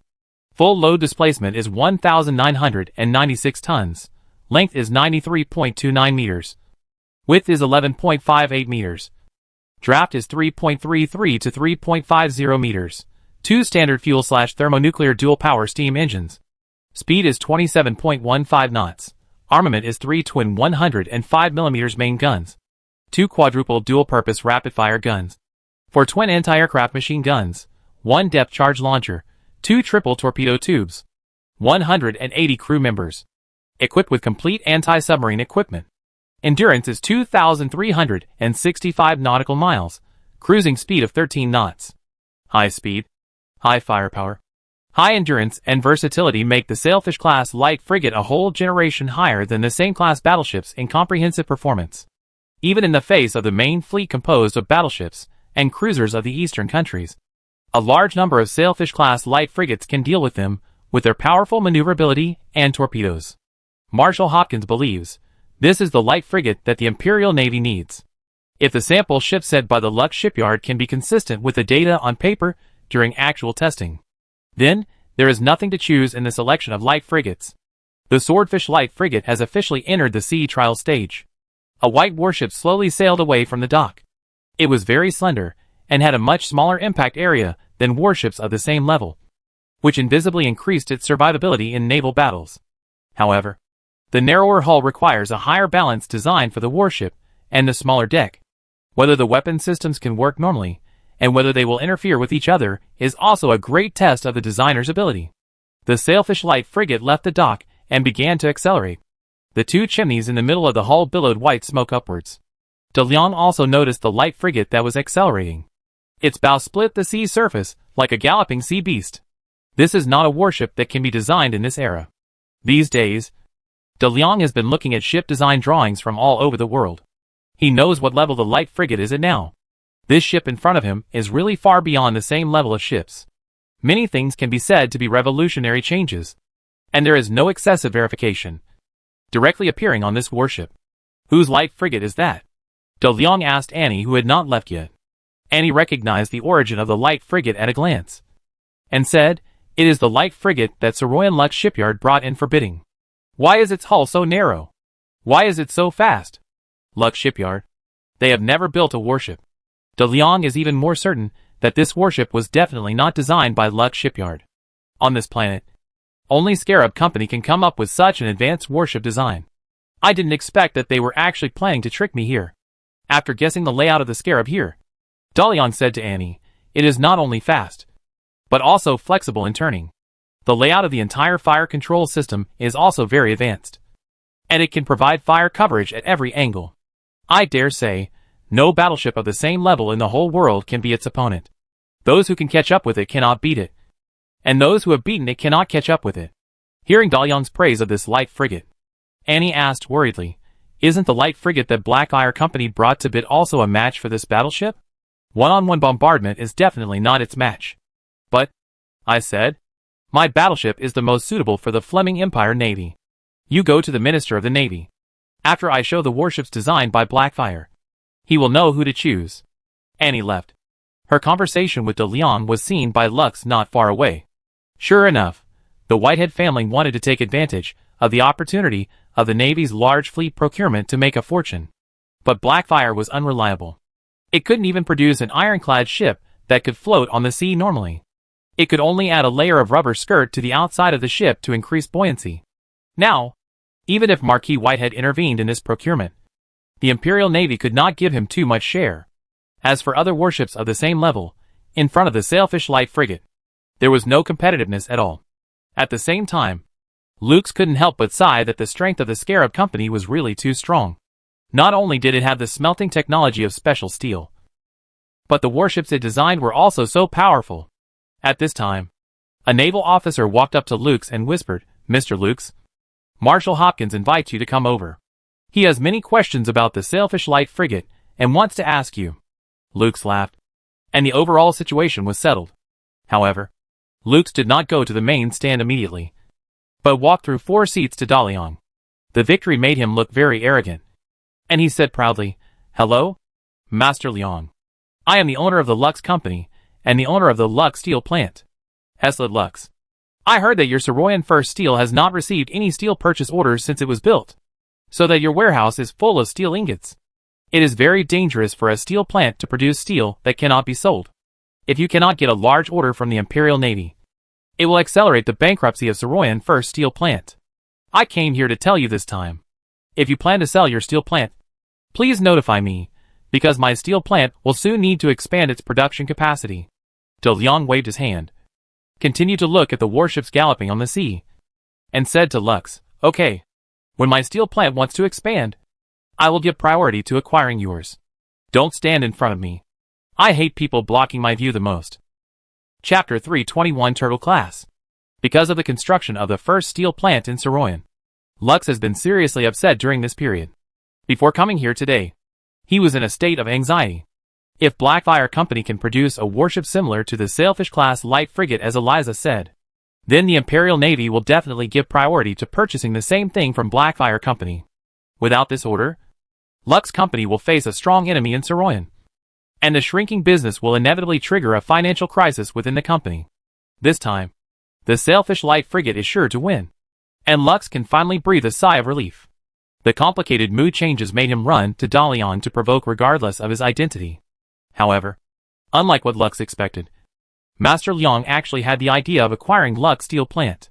He must still be thinking that Marquis Whitehead could help him get the order from the Imperial Navy. But he didn't see that he had failed.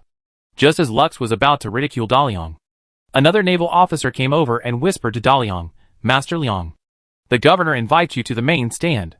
He hopes you can give Marshal Hopkins a detailed introduction to the warships brought by the Blackfire Company." On the main stand, Marshal Hopkins said to Marquis Whitehead in a very bad tone, "Governor, you just said that you would not interfere with the purchase of the Imperial Navy's large fleet. Now you want me to see Blackfire's warships. If Blackfire can remove the rubber skirt of that ship, I can give them an order for several ships. But if we buy warships like they are now, the Flemish Empire Navy will become the laughing stock of the world, and His Majesty will definitely investigate the fraud in procurement." The Marquis had no expression on his face.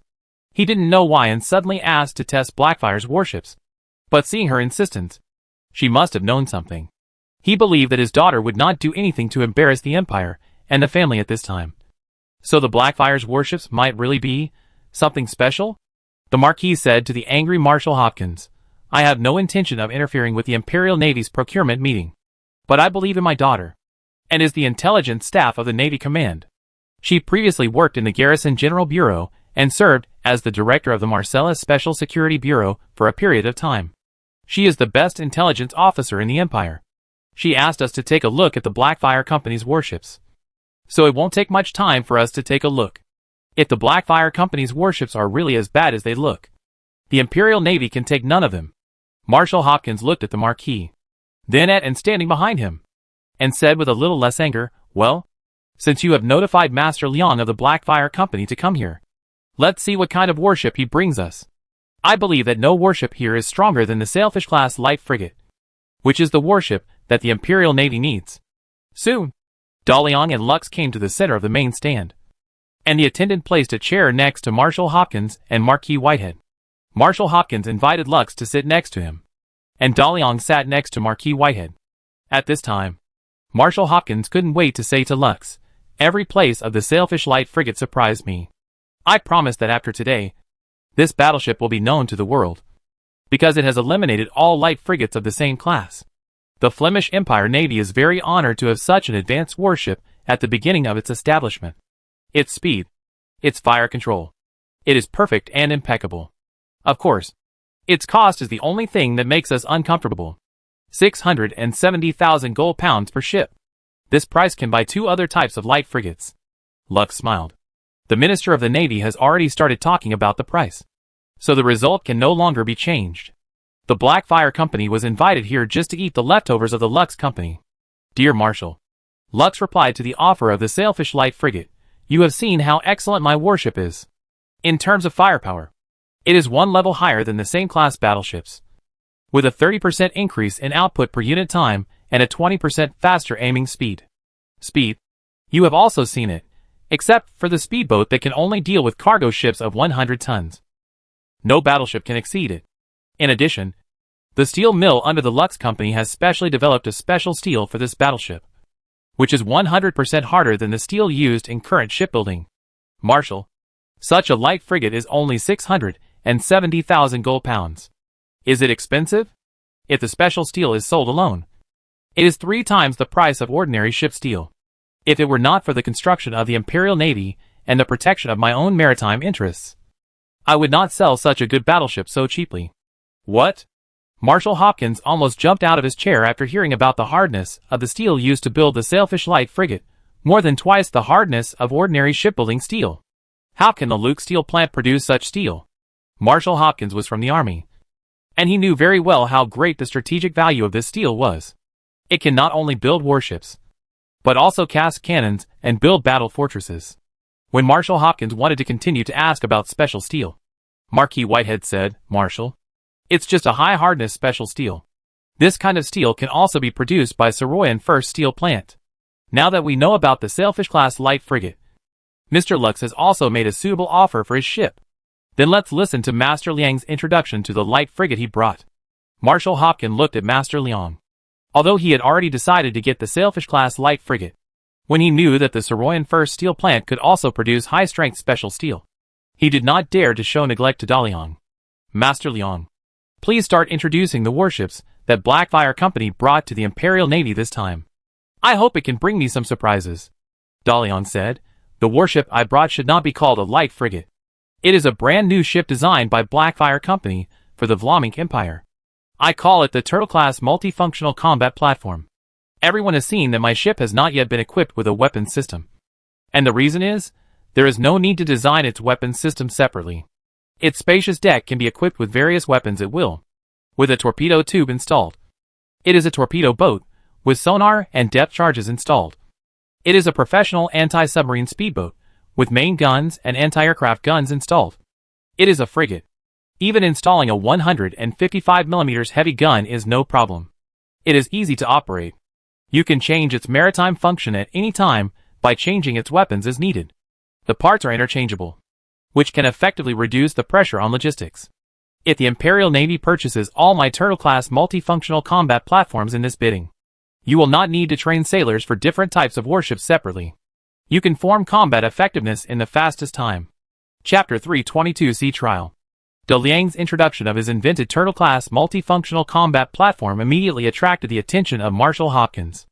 As an important military commander of the Empire, Marshal Hopkins certainly knew that a unified combat system could reduce a lot of logistical pressure. Moreover, the current Imperial Navy is a blank slate. After buying a large number of warships of various models and functions, it is a very troublesome problem for officers and soldiers to conduct training. A unified maritime combat platform is good. The abundant deck space can be freely matched with weapons and equipment according to actual combat needs. The Imperial Navy does not need to train crew members with different functions separately. The simple and clear late-stage system can accelerate the transformation of the Army to the Navy. Seeing that Marshal Hopkins was interested in such a rubbish warship, Lux mocked, "If there is really a marine combat platform that can integrate all the functions of warships, other countries would have built it long ago." "Governor, Marshal, the most important performance indicator of a warship is survivability. A warship that has no survivability in a naval battle, no matter how strong its firepower and how many functions it has, will be equivalent to nothing if it is sunk. Let's take a look at the Blackfire Company's Turtle-class multifunctional combat platform. Its width reaches 20 meters. This certainly gives it a lot of room for weapons. But it is also more likely to be hit on the deck by the crossfire of the naval guns. Its width and skirt make the hull more stable, and can carry some large-caliber artillery. But its speed can really be as fast as a turtle. And its slow movement speed will make it the best target. It is simply a floating coffin." Marshal Hopkins was ordered to form the Imperial Navy in a critical moment, and he himself knew only a little about naval warfare and warships. Just now, what he heard from De Liang made a lot of sense. And now what Luke said made even more sense. Even though Marshal Hopkins has not figured out the relationship between the deck area and the probability of being hit, he knows that running slowly will definitely make it easier to get hit. The Marshal said to Daliang, "I think what Mr. Ruck said is very right. Since the navies of various countries have not built multifunctional combat platforms, there must be a reason. Perhaps the Imperial Navy can purchase a few Turtle-class multifunctional combat platforms as our training ships. I think its stability will allow our sailors to adapt to life at sea more quickly." Marshal Hopkins can basically be sure that this strange warship is used by the Blackfire Company and Marquis Whitehead to poach the Imperial Navy. It is definitely not possible not to buy it. So just purchase a few ships as a gift to the Whitehead family. At this time, Dalian said, Marshall, don't be so hasty to draw a conclusion. Other countries don't have multifunctional combat platforms, and their technology cannot build such warships. Anyway, this bidding meeting has not ended yet. So why not let my ship run in the sea? And then you will know where the value of this ship is. Marshal Hopkins looked at Marquis Whitehead, and seeing that the Marquis did not speak, he said, since Master Liang strongly recommends your warship to me, then we will let the Turtle-class multifunctional combat platform enter the testing phase, if it is really not suitable for the Imperial Navy. I also hope that Blackfire Company can accept the final result. De Liang smiled and said, of course. But the products of Blackfire Company must be fine products. Now please take a look at the CE trial performance of the Turtle-class multi-purpose combat platform. After saying that, Dalian snapped his fingers. Then the Turtle-class hovercraft docked far away at the dock slowly started up, and also attracted the attention of everyone in the stands. The ship with a lifeboat actually entered the sea trial stage. There must be some shady operation here. Then everyone waited to see how ridiculous the ship would perform. And the reporters present also raised their cameras. They had already thought about what to write in tomorrow's newspaper. If the Fleming Empire Navy really purchased such a warship, the corruption involved would definitely cause a major reputational blow to the Fleming Empire. The Turtle-class hovercraft had left the dock. It moved as clumsily as it looked. Its poor design meant that it could only squirm at a speed of less than 10 knots. It did indeed come from the dock of the nearby Saroyan First Steel Plant at this speed. Reporters began to press the shutters of their cameras, and the flashes of the flashes recorded this moment on film. Then, people saw white smoke coming out from around the rubber skirt of the ship. No way. It broke down just after it started. This ship is not here to bid, but to cause trouble for the Fleming Empire Navy. There was a roar of laughter in the stands, and Marshal Hopkins's face became extremely ugly. He gave face to Marquis Whitehead, but he didn't expect the other party to slap him in the face. Governor. Marquis Whitehead reached out to stop Marshal Hopkins from speaking. He stared at the Turtle-class multi-purpose combat platform on the water and whispered, keep watching. It seems to be rising. Marshal Hopkins looked at the sea surface, and saw that the warship with smoke coming out of the bottom of the ship was rising gradually. At the same time, the two large propellers at the tail of the warship began to rotate. At this moment, the laughter in the stand stopped abruptly. Most of the people who could come to participate in the bidding meeting of the Imperial Navy's Grand Fleet were experts in this field. When they saw the warship, they despised gradually rising and floating on the surface of the sea. They knew how the ship worked. It actually uses the pressure formed by steam and water surface to lift the entire warship from the seawater to the surface. So fluid resistance does not exist for this ship. The role of the two large propellers behind the hull is also obvious. It is itself the forward aerodynamic assembly used on airships. What kind of thinking can come up with this kind of ship design? This is definitely opening up a new ship system. Everyone forgot that they were just mocking this warship wearing a lifebuoy. Everyone quietly watched the warship gradually accelerating on the sea, and the shock in their hearts could not be described in words. Everyone was wondering, when a ship is no longer blocked by water, how fast can it increase its speed? With the rapid rotation of the two propellers, the Turtle-class multi-purpose combat platform gradually increased its speed. Steam gushed out from the periphery of its rubber skirt, as if it was lifted up in the clouds. Without the resistance of seawater, the speed of the hovercraft increased very quickly, easily breaking through 40 knots, or 74 kilometers per hour. But this is not the speed limit of the Turtle-class hovercraft. Without weapons and equipment, the empty hovercraft is completely out of contact with the water surface. After exceeding 40 knots, its acceleration decreased, but its speed was still rising. 50 knots. 60 knots. The torpedo can't catch up. No. The ship is above the water, and it's useless for the torpedo to catch up. Is this battleship going to trigger a revolution in surface ships? Chapter 323 New Ship System. The Turtle-class multi-purpose combat platform galloped inside the Imperial Navy's naval port. After showing that it was much faster than other surface ships, it began to show its flexible maneuverability. The hovercraft slowed down to 40 knots and began to make a sharp turn. The entire hull tilted at a large angle, as if it was about to flip over. This kind of sharp turn at a large angle is difficult to achieve on ordinary warships, because when turning, the side of the hull has to withstand great water pressure, which can easily cause damage to the hull structure or direct breakage. Therefore, at the beginning of the design, the ship designer limited the maximum turning angle of ordinary ships. The water pressure is not dangerous to the hovercraft.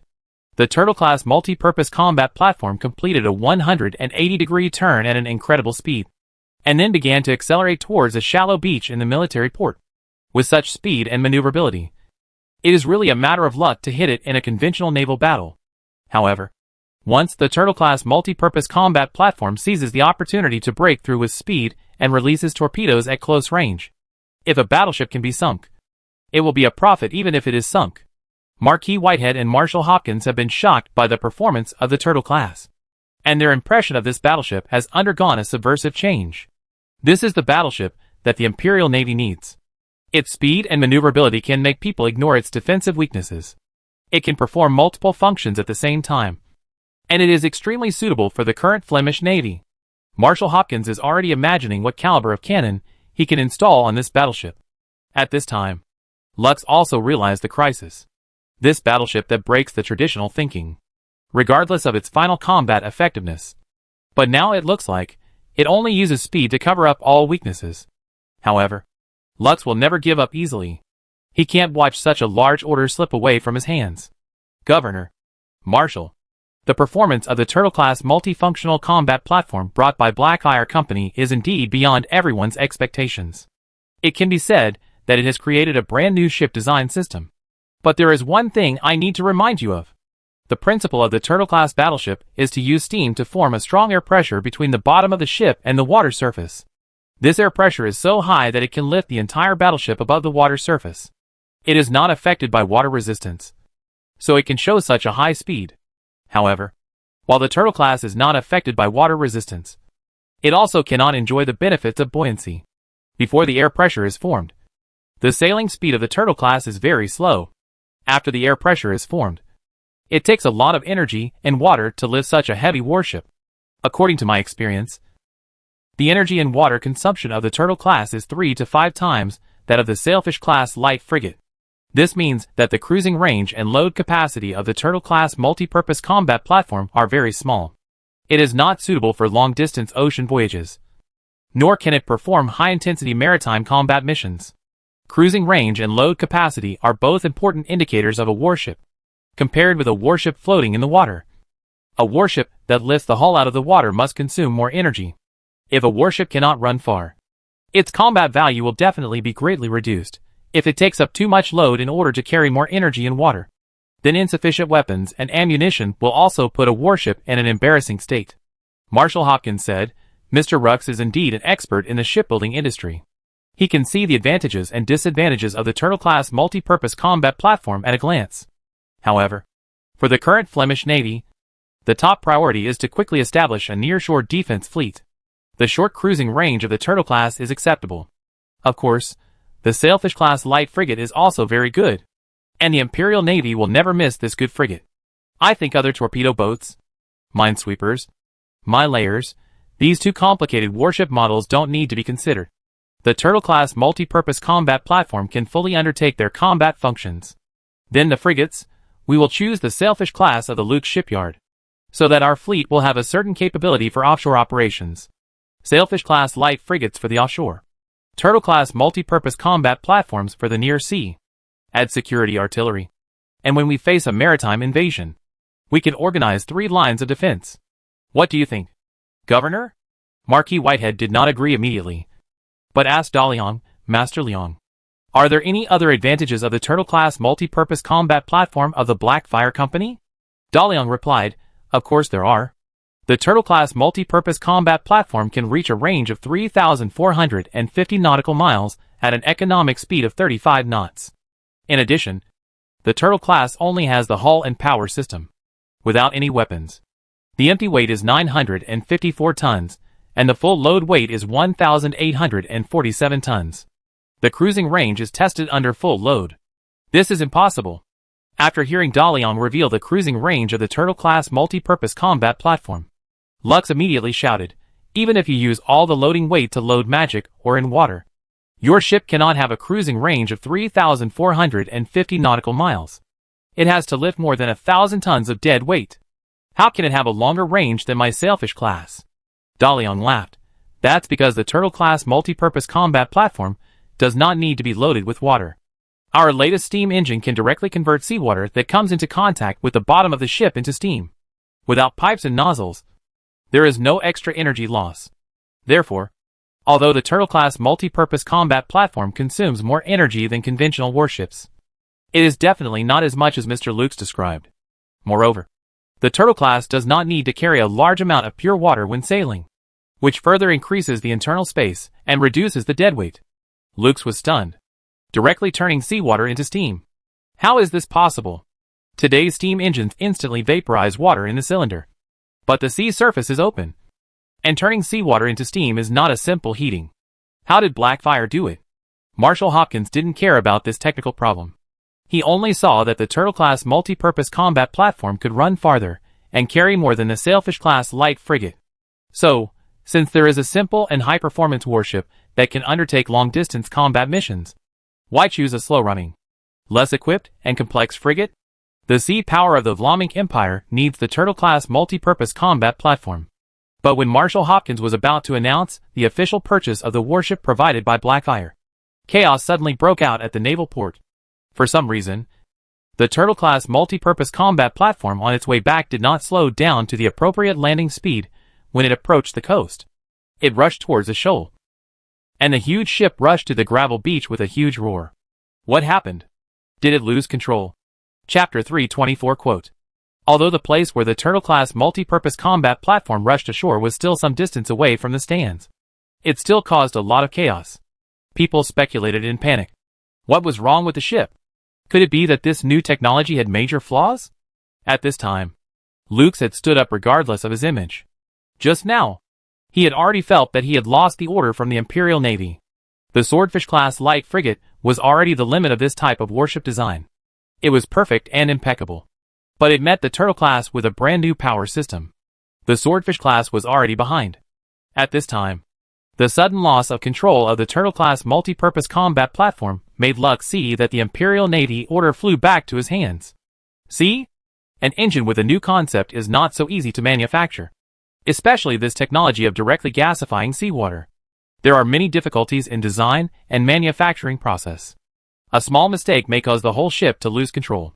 The Turtle-class multi-purpose combat platform still has a long way to go to become a mature warship. Governor Marshall, the Sailfish-class light frigate is the warship you need. And although the Turtle-class engine technology is advanced, the risk is too great. I suggest. At this time, De Leon interrupted Luke's. Mr. Luke's, please do not make comments prematurely before seeing the truth of the matter clearly. My warship is named Multifunction Combat Platform, not Multifunction Combat Platform at sea, because it can not only sail on the sea, but also on land.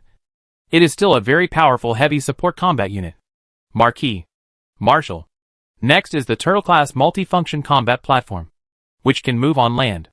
As you can see, my warship can not only sail on the sea, but also on shoals, sand, swamps, rivers, lakes, and flat grasslands. Of course, when traveling on land, the Turtle-class needs to consume its own reserve water, so the maximum range is only 400 kilometers, and the speed is 50 kilometers per hour. Although there is no way to fight deep in the land, it can carry a fully armed mechanized battalion at a time, land at any point on the coastline, and threaten targets within 400 kilometers in depth. Marshall Hopkins' eyes lit up completely. The Marshal was from the army, and the Vlaminck Empire was a continental army. At its peak, it could cross the Death Desert to compete with the eastern countries and poach Marcellus. The army is the label of the Vlaminck Empire, and also the honor of the empire. However, the navy is like a stepmother. Although the emperor of the empire attaches great importance to the construction of the navy fleet, Marshall Hopkins was very uncomfortable when he was appointed as the minister of the navy. Now, someone told him that the navy can also attack cities on land. The army heart in Marshall Hopkins's navy uniform was burning. He also stood up and looked at the Turtle-class multifunctional combat platform on the beach. The land did not stop it. When everyone thought it was broken, the battleship continued to move forward. The white mist produced by steam gushed out from all directions of the rubber skirt, and the engine and propeller made a huge roar. The Turtle-class multifunctional combat platform showed its mobility on land. The shock of a warship that can land made everyone stand up. Those who know a little about military affairs realize that when this kind of warship officially enters the Navy sequence, no coast in the world will be safe. It not only brings about a change in the design of ships, but also brings a revolution to the world's naval warfare strategy. Now, the Flemish Empire Navy fleet will be the first to equip this amphibious warship. The Blackfire Company, which designed this warship, is located in Soroyan and has a close cooperative relationship with the Empire. The sea power of the world's maritime powers will face a major challenge, Marshall Hopkins said to DeLeon excitedly after watching the Turtle-class multi-purpose combat platform return to the surface. Master Leong, I apologize to you for my ignorance. Your warship is too powerful. The Imperial Navy has decided to purchase only the Blackfire Company's Turtle-class multi-purpose combat platform for this warship purchase. You can make an offer. If the price is right, the Imperial Navy can increase the number of warships purchased. In addition, I think the Army will also be interested in the Turtle class, and I will introduce it to my colleagues. Although the purchase of warships by the Imperial Navy's Grand Fleet this time was somewhat tortuous, the result was still the same as De Leon expected. The advantages of hovercraft at this level are really too great, and the alchemy technology provided by the Great Tomb has perfectly solved the defects of hovercraft. With the order from the Imperial Navy, the Blackfire shipyard can train its own shipbuilders and ship designers. De Leon quoted, the initial model of the Turtle-class multifunctional combat platform, that is, the Bear ship, is 170,000 gold pounds per ship. You can buy it back and install weapons and equipment according to your needs. The Blackfire shipyard can also design a special weapon deployment plan for space utilization based on the indicators given by the Imperial Navy and the weapons and equipment provided. The price of the custom-made ship is up for discussion, but the total cost should not exceed 250,000 gold pounds. Marshall Hopkins could not believe his ears. 170,000 gold pounds for a Turtle-class ship. The price is only a quarter of the Swordfish-class light frigate. Although the initial model of the Turtle-class ship is a Bear ship, the weapons produced by the Empire itself can cost a few dollars, which is simply a bargain. Even if it is a custom-made model of 250,000 gold pounds, it is far lower than a regular light frigate. This is a warship that can land. How can it be sold so cheaply? Marshall Hopkins felt that he might have heard it wrong. Master Leong, is it really 170,000 gold pounds for a Turtle-class multi-purpose combat platform? You should know. The Swordfish-class light frigate of the Lux shipyard is 670,000 gold pounds. Hearing Marshall Hopkins mutter his name, Lux, who was standing there, couldn't help but shiver. Lux had experienced great sorrow and joy, ups and downs today. Now that the dust has settled, his identity seems to have been hollowed out. He knew that Lux Company was about to face a cold winter, and he didn't know if it could survive. De Leon smiled and said, yes, it's 170,000 gold pounds per ship. The most valuable part of this ship is its underlying engine assembly, which accounts for 80% of the cost of the entire ship. The whole part is not valuable. It doesn't need to be launched into the water. It can be welded directly on land with steel plates. After it is built, it can be driven to the sea. Engines and powertrain parts can be sold separately, not only for repairs, but also for making other types of hovercraft. Marshall, how many Turtle-class ships do you plan to buy? 300 Turtle-class multi-purpose combat platforms, and then purchase an additional 400 sets of engine assemblies. Chapter 325 Speakers Visit. The Flemish Empire Navy originally planned to purchase 132 light warships of various types below 1,000 tons for the offshore defense fleet. However, the Turtle-class multi-purpose combat platform was too good and too cheap. So Marshall Hopkins temporarily decided to expand the offshore defense fleet to 300 warships, all of which were Turtle-class produced by Blackfire Company. Marshall Hopkins liked the landing capability of the Turtle-class multi-purpose combat platform so much that he purchased 400 sets of hovercraft engine assemblies, planning to reserve part of them as replacement spare parts for the Turtle class, and the other part to manufacture professional landing craft that could accommodate more personnel and heavy equipment. Just like that, the warship bidding that was originally planned to take 7 days ended, just as someone predicted at the beginning of the bidding.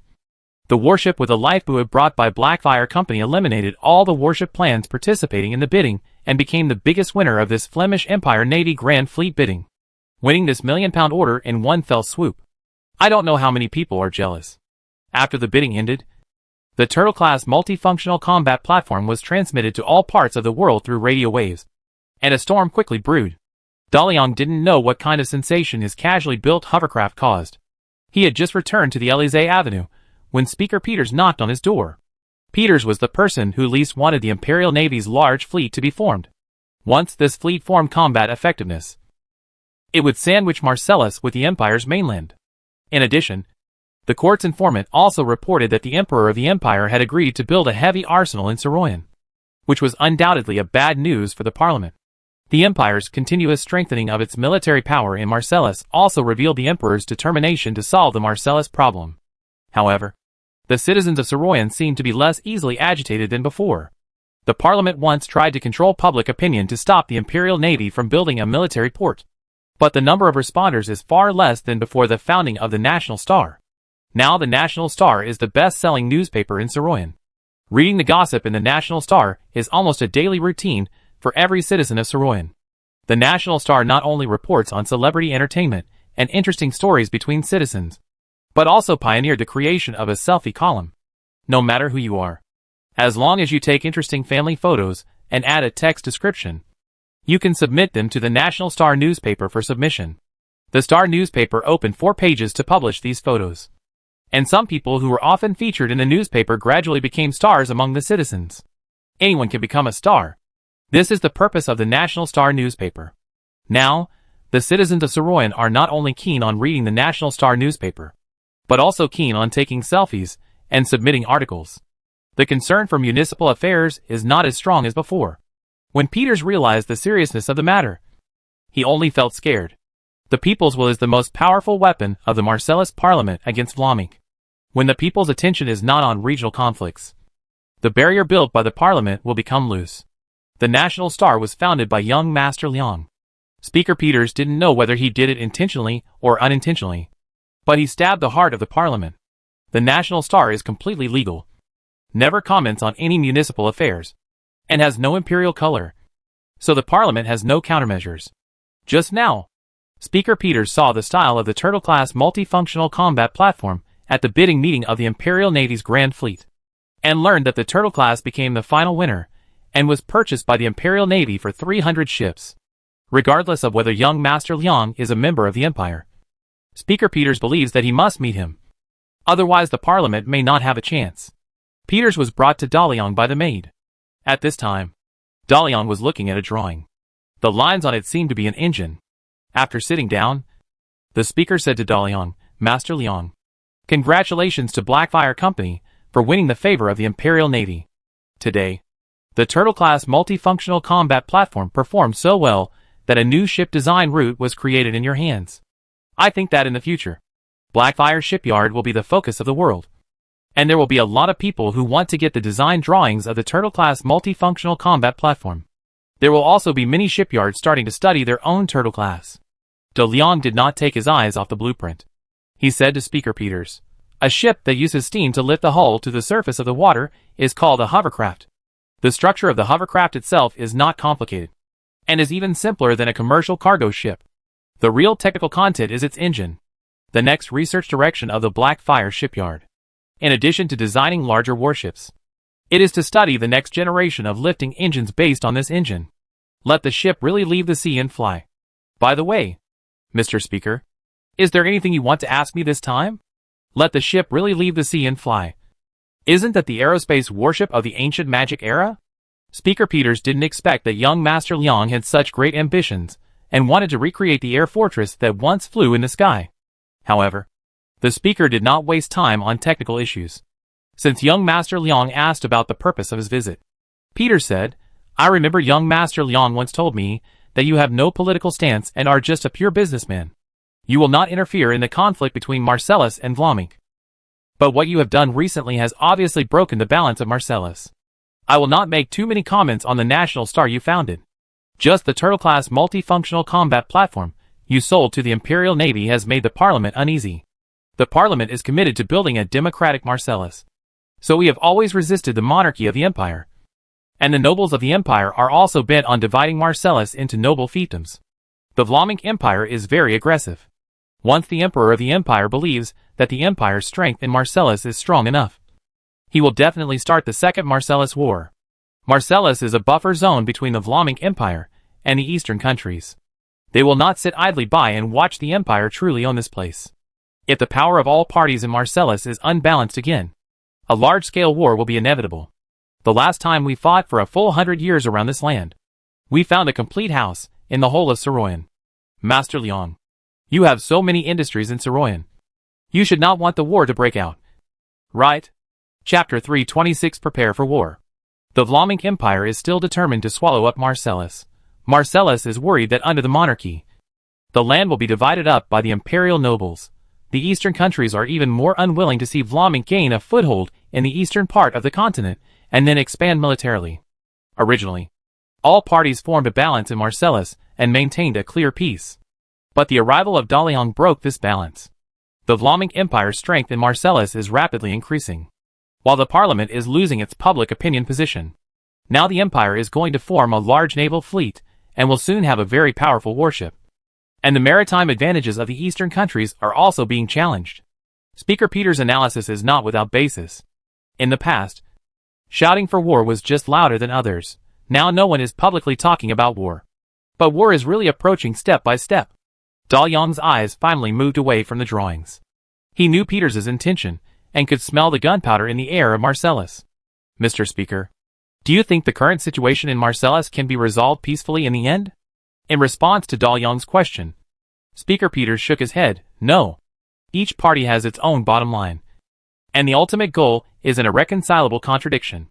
The Marcellus issue cannot be resolved peacefully. It can only balance the parties to maintain the status quo. Daliang sighed and said, the balance will be broken one day. Even if there is no me and Blackfire Company, there will be another way. The Vlamic Empire appointed Governor Marcellus and built a large naval fleet to save itself. We all know that the world has developed very fast in recent decades. The eastern countries are no longer the eastern countries during the 100 Years' War. And the Vlamic Empire is no longer the empire that could sweep across the continent with cavalry at that time. The development of weapons is gradually eliminating the cavalry as a branch of the army. And the development of ships has made the circulation and accumulation of wealth faster. The Vlamic Empire has fallen behind in many places. If they cannot really get out of the inland in the next few years, they can only watch Marcellus and the empire go further and further away, and finally seal the empire in the inland. So, can the empire still maintain its vast territory without Marcellus? The contradictions among the various classes within it are enough to tear it apart. Therefore, the Vlamic Empire has made up its mind to go all out this time. Restart the governor's office of Marcellus. Devote all its national strength to building a navy. And even the emperor of the empire agreed to build an arsenal in Saroyan. The empire is already preparing for war. So the speaker should stop having any illusions about peace and think about how to prepare for war. Daliang can see this. And Speaker Peters can certainly see why the empire took action against Marcellus at this time. Otherwise, he would not have come to Daliang this time. Master Liang, what do you think the parliament should do to minimize the losses of Marcellus? If this war starts, it will definitely be fought on our land. The prosperous Marcellus will become a hell. I wonder how many Marcellus people will die in this war. Daliang laughed. What does this have to do with me? I am just a businessman. Don't you see that I am moving the business of Blackfire Company closer to the military? The more intense your fight, the better my business will be. Speaker Peters didn't expect that Daliang would actually want to make money from the war. This is simply using the lives of the Marcellus people to fill his pockets. I didn't expect you to be this kind of person. Speaker Peters said angrily. I thought you were a kind person. This time, I came to discuss with you a solution to the Marcellus crisis. But you, how to make money in the war. You are simply a devil. Daliang laughed. Peters? Are you more noble than me? Put away your politician's face. If the empire's strength declines, you will be more active than anyone else to start a war. Otherwise, you would not order so many arms from the Holy See. Hearing that batch of arms mentioned by Daliang, Speaker Peters frowned and said, Do you know about that batch of arms? Of course I know. I was the one who released the water in the Azure Cathedral's arsenal. Daliang seemed to be talking about something insignificant. If it weren't for me, you would have already fought over that batch of arms in Saroyan. I know much more than you think I know. So don't talk to me from a moral high ground. If you have something to say, just say it. What do you want me to do? And what price can you offer? Speaker Peters immediately returned to his normal conversational expression. changing his face as fast as a professional actor.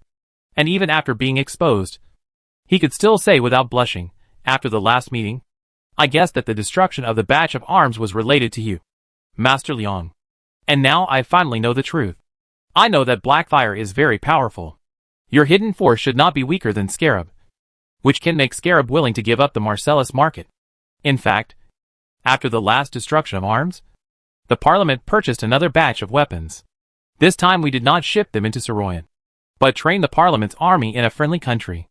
After seeing the Turtle-class multifunctional combat platform, I think Blackfire should have other high-performance weapons.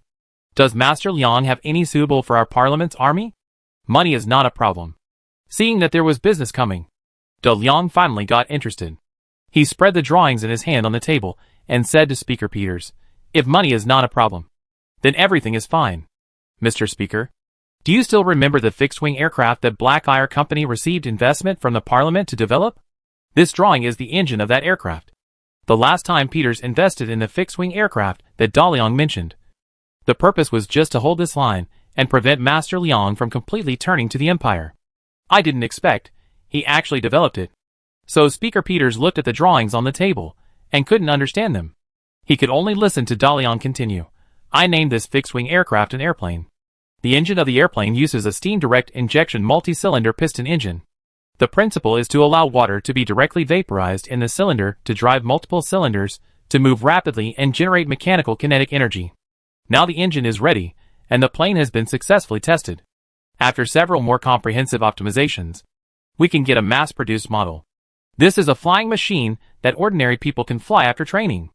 Although its combat capability is not as good as the Silver Wing, you can equip as many soldiers as you want. The plane has a higher load capacity than the Silver Wing, and can be equipped with bombs and machine guns. In a war, you can easily dispatch hundreds or thousands of planes to bomb wherever you want. Chapter 327, Bird Class. With the continuous development of natural science and technology, this world also has the idea of fixed-wing aircraft, but no one has been able to manufacture it. Speaker Peters can understand the principle of aircraft, and knows that fixed-wing aircraft are easier to operate than silver wings, and do not have too high requirements for pilots. He just didn't expect that Blackfire Company would develop a mature and safe aircraft in such a short time. If the Parliament can use aircraft to form a large-scale air corps, it can well make up for the disadvantages of the parliamentary army in terms of numbers and weapons. I want to know the various values of the aircraft that Blackfire can mass-produce. It would be even better if I could see the real thing or feel it myself. Speaker Peters was not in a hurry to place an order, although he understood that an aircraft is a flying machine that uses airflow to generate lift. He still had no clear concept of what an aircraft looks like. How much does it carry? How fast is it? How high is its endurance? All of these determine its value to the Parliament. De Liang replied, there is a prototype in the Magic Academy at the dock now. According to our preliminary tests, this test aircraft, which I named Traveling Bird, has a maximum speed of 560 kilometers per hour and an economic cruising speed of 350 kilometers per hour. The maximum flight altitude is 4,600 meters, and the cruising range at economic speed is 1,390 kilometers. Empty weight is 5.47 tons, and fully loaded takeoff weight is 6.54 tons. I have registered Blackfire Airlines in Saroyan, and assigned my aircraft designers the task of researching new models. Soon, 3 models were developed based on the Traveling Bird test opportunity.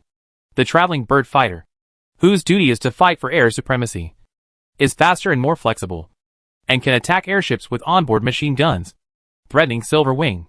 The Traveling Bird Transport Aircraft, whose duty is to transport personnel and cargo. It pursues stability and greater transportation capacity, and flies between 2 places at a faster speed than an airship. Blackfire Airlines will use the Bird of Passage transport aircraft to set up civil aviation routes in Marcellus. Of course, if the transport aircraft is modified, it should be able to carry 4 to 6 tons of bombs, turning it into a heavy bomber.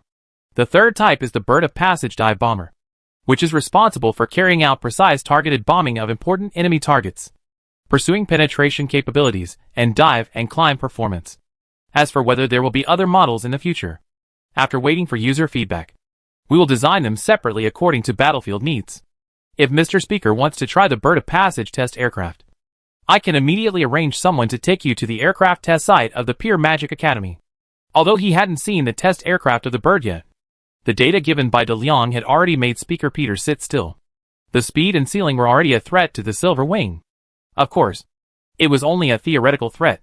The pilots of the Silver Wing were all middle and high-level magicians. Their magic attack and defense capabilities and maneuverability allowed the Silver Wing to maintain an absolute advantage over the aircraft. But the aircraft's load-carrying capacity was something the Silver Wing could never compare to. A heavy bomber could carry 4 to 6 tons of bombs, and 10 of them would be 40 to 60 tons. Speaker Peters had already imagined the scene of a heavy bomber formation flying over the heads of the Imperial Army and dropping bombs. That is definitely more useful than dozens of heavy artillery. A brand new war mode is about to start from my own hands. Speaker Peters asked impatiently, when can Blackfire Airlines mass-produce fighters, heavy bombers and dive bombers? And at what price do you plan to sell them? The deal is basically done, De Leon said. With the migrant bird test aircraft, it will be easier to study the other 3 aircraft. But if I want to mass-produce aircraft, I need to build an aircraft manufacturing factory. Like the Turtle-class multi-purpose combat platform. The aircraft's body is not complicated as long as the principle is mastered. It can be made with ordinary wood and iron skin. The real key technology is in the engine. Therefore, I don't have too many requirements for the location of the aircraft manufacturing plant. As long as the transportation is convenient for the raw materials to enter the factory, it is better to be close to my steel plant. In this way, the steel from the steel plant can be used directly to manufacture engines and aircraft. Regarding the choice of the Blackfire aircraft manufacturing plant, Speaker Peters made different suggestions. I think it is best for your aircraft manufacturing plant to be built overseas. Master Leong, I can come forward to buy a site for you. Because if the war has to be fought, your aircraft manufacturing plant may become a target of attack by some people. Peters knew that when the Parliamentary Army flew planes to bomb the Imperial Army, the Imperial Army would definitely find ways to prevent the Parliamentary Army from getting more planes. If the Blackfire Company's aircraft factory is built in Saroyan and the Parliament cannot occupy Saroyan in the first place, then their aircraft supply will be cut off. Then the Empire will have exclusive possession of this air strike weapon, and De Leon will never move. He wants to turn Saroyan into the gateway to the Great Tomb. He said to Speaker Peters, from what you said, Mr. Speaker, you want to have exclusive possession of the aircraft produced by Blackfire Company. You seem to have forgotten my position again. I am a businessman and have no interest in the politics you play. The aircraft of Blackfire Company will not be supplied exclusively to anyone. Just like the Turtle-class multi-purpose combat platform. Although the Fleming Empire Navy purchased the Turtle-class, I can still sell such a warship to those who want it. It's just that at the beginning of limited production capacity, the Turtle-class aircraft will give priority to completing the orders of the Flemish Empire Navy, and the Bird-class aircraft will give priority to supplying the orders of the Marcellus Parliament. As for the safety of the Blackfire Company's factory, Speaker Peters, I formally submit an application to the Marcellus Parliament. The Blackfire Company Industrial Park centered on the Saroyan First Steel Plant, and all member colleges of the College Alliance centered on the Pure Magic Academy will be demarcated as a demilitarized zone. The Blackfire Company and the College Alliance will remain neutral, and the Parliament shall not allow military units to enter my demilitarized zone for any reason or in any way. Not even a bullet can enter. De Leon's words calmed down Speaker Peters, who was in a state of fantasy about airplanes. The demilitarized zone is not as simple as De Leon said. The form of a regime's ownership of a place is military presence. If your army cannot enter a place, it means that the place is not yours.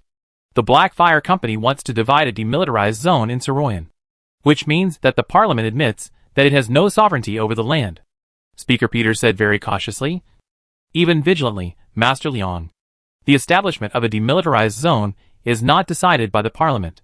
Marcellus is still a province of Lamik, and the Parliament has no power to make such an important decision on behalf of the Emperor. Chapter 328 Annie's Visit. De Leon took the engine drawings on the table and handed them to Sophia beside him, saying, Of course I know that Mr. Speaker has no way to set up a demilitarized zone for me now. But when Blackfire Company needs a demilitarized zone, you are definitely qualified to issue this order. As long as you promise that the military forces of the Parliament will not enter my territory. I can promise that before the war starts, Blackfire Company will not sell military aircraft to third parties. You don't have to promise anything now. You can go to the Pure Magic Academy to experience the traveling bird test aircraft first, and then make a decision. Speaker Peters has already felt the threat from De Leon. If the Parliament agrees to Blackfire Company to establish a demilitarized zone in Saroyan, it will have the exclusive right to supply combat aircraft for a period of time. If he disagrees, Master Liang may go to the Empire to sell his aircraft. The Parliament's military strength is weak, and if it is bombed from the air by the Empire army, there will be no way to fight this war. What if I agree to establish a demilitarized zone in Saroyan? But the Vlaminck Empire disagrees? In response to Peter's question, De Leon said very confidently, I will make them agree to the Empire. Peters looked at De Leon. He had always felt that there was a black hand controlling the situation in Saroyan. And now he realized, this black hand was the boy in front of him. It was not wise to use force against Blackfire. Scarab Company had compromised. The last time staring into the abyss assassinated Master Liang. It turned out to be a farce. Before understanding the true strength of Blackfire, some things had to be compromised. Aircraft were too important to the Parliament. If the Empire was willing to establish a demilitarized zone in Saroyan, then there was no need for the Parliament to stop it. Now I want to see the aircraft developed by Blackfire. And then I will talk to you about the purchase quantity. No problem. De Leon said someone to take Speaker Peters to the Pure Magic Academy in a carriage. And then Annie knocked on the door of the villa. There are quite a lot of visitors today. Annie wore the uniform of the Imperial Navy. The ribbons and badges that highlighted her military temperament made her show a different style. After being invited to sit down, Annie said, when I came, I saw Speaker Peters coming to visit. So I waited outside for him to leave before knocking on the door. The speaker should be bidding for the Imperial Navy's Grand Fleet. De Leon asked the maid to pour a glass of wine for Annie, and brought some fruit cakes. And then said, Peters came to me for the Imperial Navy's Grand Fleet. He believed that the Vlaminck Empire's strengthening of the garrison in Marcellus had broken the balance of power in the region. The Parliament was worried that the Empire would bring Marcellus into the Empire system. And the eastern countries were also worried that the Empire would gain a foothold in the eastern part of the continent, and then invade the eastern countries, and wanted to explain the Empire's recent strategy in Marcellus. But De Leon stopped her and said, I understand the Vlaminck Empire's approach. From their respective standpoints, the Empire, the Parliament, the eastern countries, all did right. But none of this has anything to do with me. I have always said that I am a businessman. But you may not believe it. But I am really not interested in the fight between you. I only do what I think is right. After listening to De Liang's words, and sighed, she picked up the wine glass uneasily, and then put it back. Neither party will make a compromise that breaks the bottom line on the issue of Marcellus. War is almost inevitable. What needs to be faced must be faced. Master Liang, this time I came to see you not for the Empire, but for me and the Whitehead family.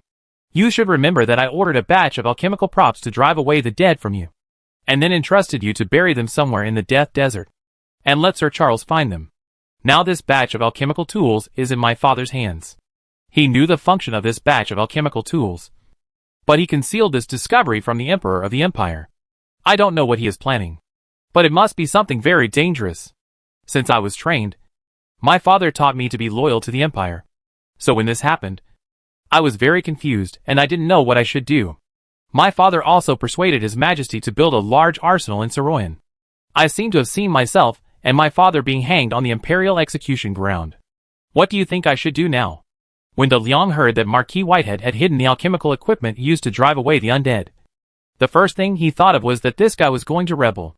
And think about it again. Whether the Marquis of Whitehead wants to rebel or not has nothing to do with me. Rebellion means war.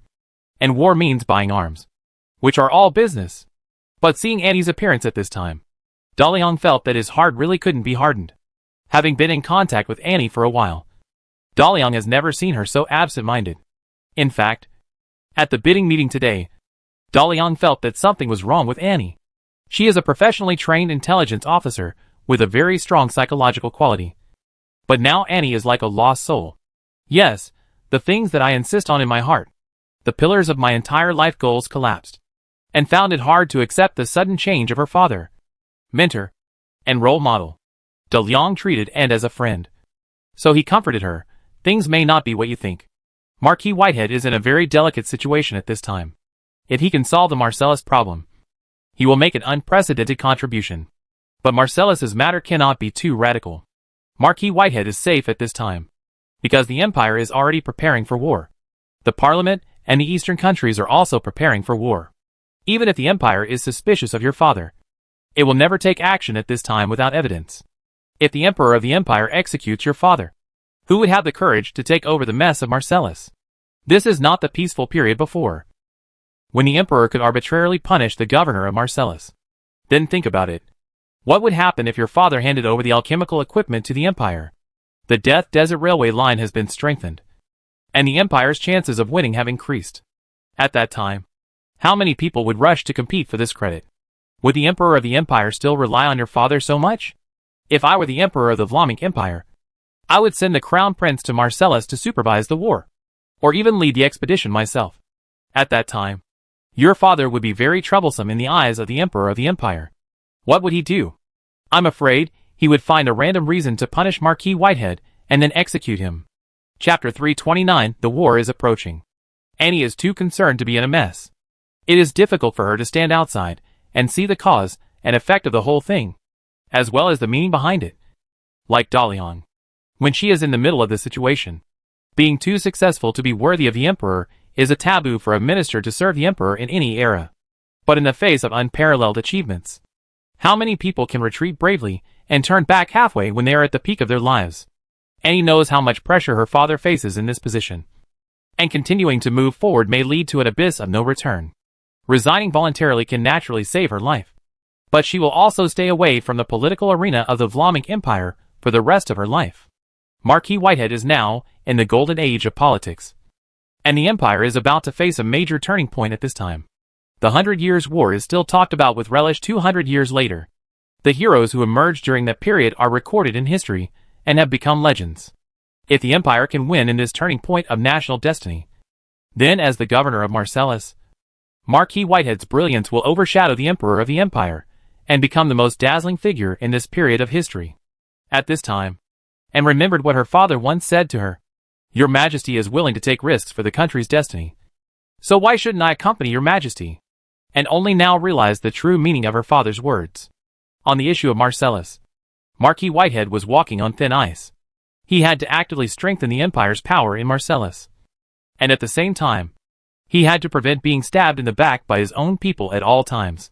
If the batch of alchemical tools for expelling the undead were handed over to the empire, the variables would increase significantly. In particular, what kind of changes would occur in the thoughts of the emperor of the empire?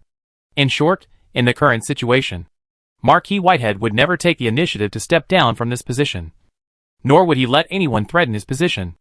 After thinking so much, Anne felt a little better. Thank you for what you said to me, Master Leon. My father was right. The alchemical equipment should not have appeared at this time. I think my father will take it out and present it to the empire when it is most needed. Although Dalian comforted Annie in this way, he himself did not think so completely. Marquis Whitehead concealed the alchemical equipment that could drive away the undead from the emperor of the empire, which meant that the empire needed to make greater sacrifices to support the possible outbreak of the Marseilles War. From this incident, Dalian could not see Marquis Whitehead's loyalty to the empire. He could deceive the emperor he swore allegiance to for his own reputation or other things. He would do anything and ignore the lives of the lower-level officers and soldiers and the people. Will such a person give up everything he has after reaching the pinnacle of his life? It is difficult for powerful ministers and emperors to have a good beginning and a good end. Rebellion and usurpation of the throne are sometimes the paths that powerful ministers have to take in the end. Dalian did not say this. He did not want to have too much influence on Anne, and he also knew that Anne must have thought of this. But she was just unwilling to consider it. So Dalian said, some things and some people are not something we can influence. In this case, let it develop and actively prepare contingency plans is the best choice. Marcellus and Vlamic, no matter how far they can go in the end, the Death Desert will always be a barrier between them. And this desert is owned by someone. This is the first time that Dalian declared his sovereignty over the Death Desert to Anne. He also hinted that he could seal the passage between Marcellus and Vlamic at any time if he wanted to. The fate of the Vlamic Empire is actually in his hands. If he wants, he can make the Vlamic Empire agree to many conditions at any time. It is naturally very simple to save the Whitehead family. Of course, Anne knows very well. This is definitely not free. Master Leon, do you need me to pay anything? Dalian laughed. It's too hurtful to talk about the price now. Maybe. The day will not come when we have to make this deal. And you can rest assured that what I want is definitely something you can afford. Come. Have a drink. Then put aside the matter of the alchemical equipment for the time being. You are now an officer of the Imperial Navy. A naval battle is approaching. Think about how to resist the attack of the navies of the eastern countries first. De Leon led the topic to the sea invasion that the Imperial Navy is about to face. The eastern coast of the Order continent has a prosperous economy. Many countries, and backed by the ocean, and all have impressive maritime forces. Although none of the eastern countries can fight against the Vlaaming Empire alone on land. Any navy is the father level of the empire. Because of the autonomy of Marseilles, the eastern countries of the same lineage did not impose a blockade on Marseilles on the sea. If the empire takes back Marseilles, the eastern countries will definitely block the road to Shanghai. This is the general background of the empire's urgent need to build a large fleet. The Vlaaming Empire wants its own sea power, and the eastern countries will definitely bully the weak and kill the empire's fleet in the bud. This battle for the sea will definitely be fought, and it will start soon. Then the parliament will take the opportunity to obtain the public support of the eastern countries and start the Marseilles War. Therefore, how this naval battle can be fought directly determines the position of the empire in the Marseilles War. When the Vlaaming Empire becomes a maritime power in one fell swoop, and can directly threaten the homeland of the eastern countries from the ocean, then the eastern countries will be very cautious on the issue of Marseilles, and will not even provide support to the Marseilles Parliament. Without external assistance, the power of the Parliament may be quickly extinguished by the Imperial Army, and then the Empire will truly take Marseilles into its pocket. Of course, this situation will not happen. A new navy that has not even touched a warship cannot be so strong. No matter how good a warship is, it needs people to drive it. Defeat. The Flemish Empire Navy's large fleet was completely wiped out, and the coastal areas were all covered by artillery by the fleets of the eastern countries. Then the eastern countries will support the Marseilles Parliament without reservation, provide money, weapons, and even send troops directly. In this way, the empire will face the situation during the 100 Years' War. However, the current empire does not have the cohesion during the 100 Years' War. The famous musketeer cavalry regiment on the continent is no longer as glorious as it was at that time when facing more advanced weapons. The best situation is that the Imperial Navy can protect itself with the support of the offshore defense system and defend several important coastal cities, including Soroyan. In this way, the Vlaaming Empire can get in touch with other countries that have no interest disputes with the empire through the ocean, and can use some transactions to obtain support from overseas countries. With this maritime supply channel, the empire can maintain the Eastern Front Army. Then, the empire can achieve a pincer attack on the Parliament forces from the east and the west with the empire's homeland. Chapter 330, Advice on Naval Warfare. Annie knew that De Leon had some knowledge of naval warfare. For the Imperial Navy, anyone who knew about naval warfare was a master. Therefore, when De Leon asked about the situation at sea, and drank the red wine in her glass in one gulp, and then used wine glasses and cakes to arrange the position of the Eastern nations' combined fleet on the table. The Naval Intelligence Network has just been established, and a lot of intelligence is shared by the Imperial Garrison General Administration. We have no power on the ocean, so I can only make some references and guesses based on the messy intelligence. The main fleet of the Eastern nations' combined fleet is still being established. They will first assemble in the United States of Felwood, north of Marseilles. But some destroyer formations have begun to frequently penetrate the territorial waters of the empire and conduct harassing interceptions on some ships traveling to and from Marseilles. I know that there are 3 armored battleships, 5 battlecruisers, and 11 fast cruisers in this combined fleet. But this is not the final number. Today's appearance of the Turtle-class multifunctional combat platform may allow the eastern countries to increase the number of combined fleets. Use dense heavy artillery firepower to limit the speed of the Turtle-class. There are also airships and silver wings. They can all pose a threat to the Turtle-class. No matter how fast the hovercraft runs, it can't outrun the artillery shells. Facing saturation attacks, the Turtle-class may not be able to effectively penetrate the combined fleet. In the absence of large battleships and heavy artillery in the Imperial Navy's large fleet, the Turtle-class can threaten the combined fleet by penetrating and releasing torpedoes at close range. Therefore, the Turtle-class multifunctional combat platform only gives the Imperial Navy a means to attack the combined fleet. But whether it can work is still unknown. For De Leon, The existence of the Imperial Navy's large fleet is in his own interests. If the Imperial Navy is completely wiped out by the Eastern countries' combined fleet, then who will he sell his ships to in the future? And who will be able to serve as the experimental subject of the Blackfire Company's new warships? Dalian listened to Annie's description, and then looked at the sea situation map on the table, thinking about how to help the Imperial Navy. Remember, I once said that you can develop in the direction of a naval combat commander? Dalian brought up the old story again. In fact, most naval battles are actually intelligence battles, followed by ship performance. Whoever finds the other side first, whoever wins half the battle. If the Imperial Navy is too conservative when facing the combined fleet, you will have no chance of winning this naval battle. Marshall Hopkins incorporated the warships purchased this time into the offshore defense fleet, which is a very dangerous idea.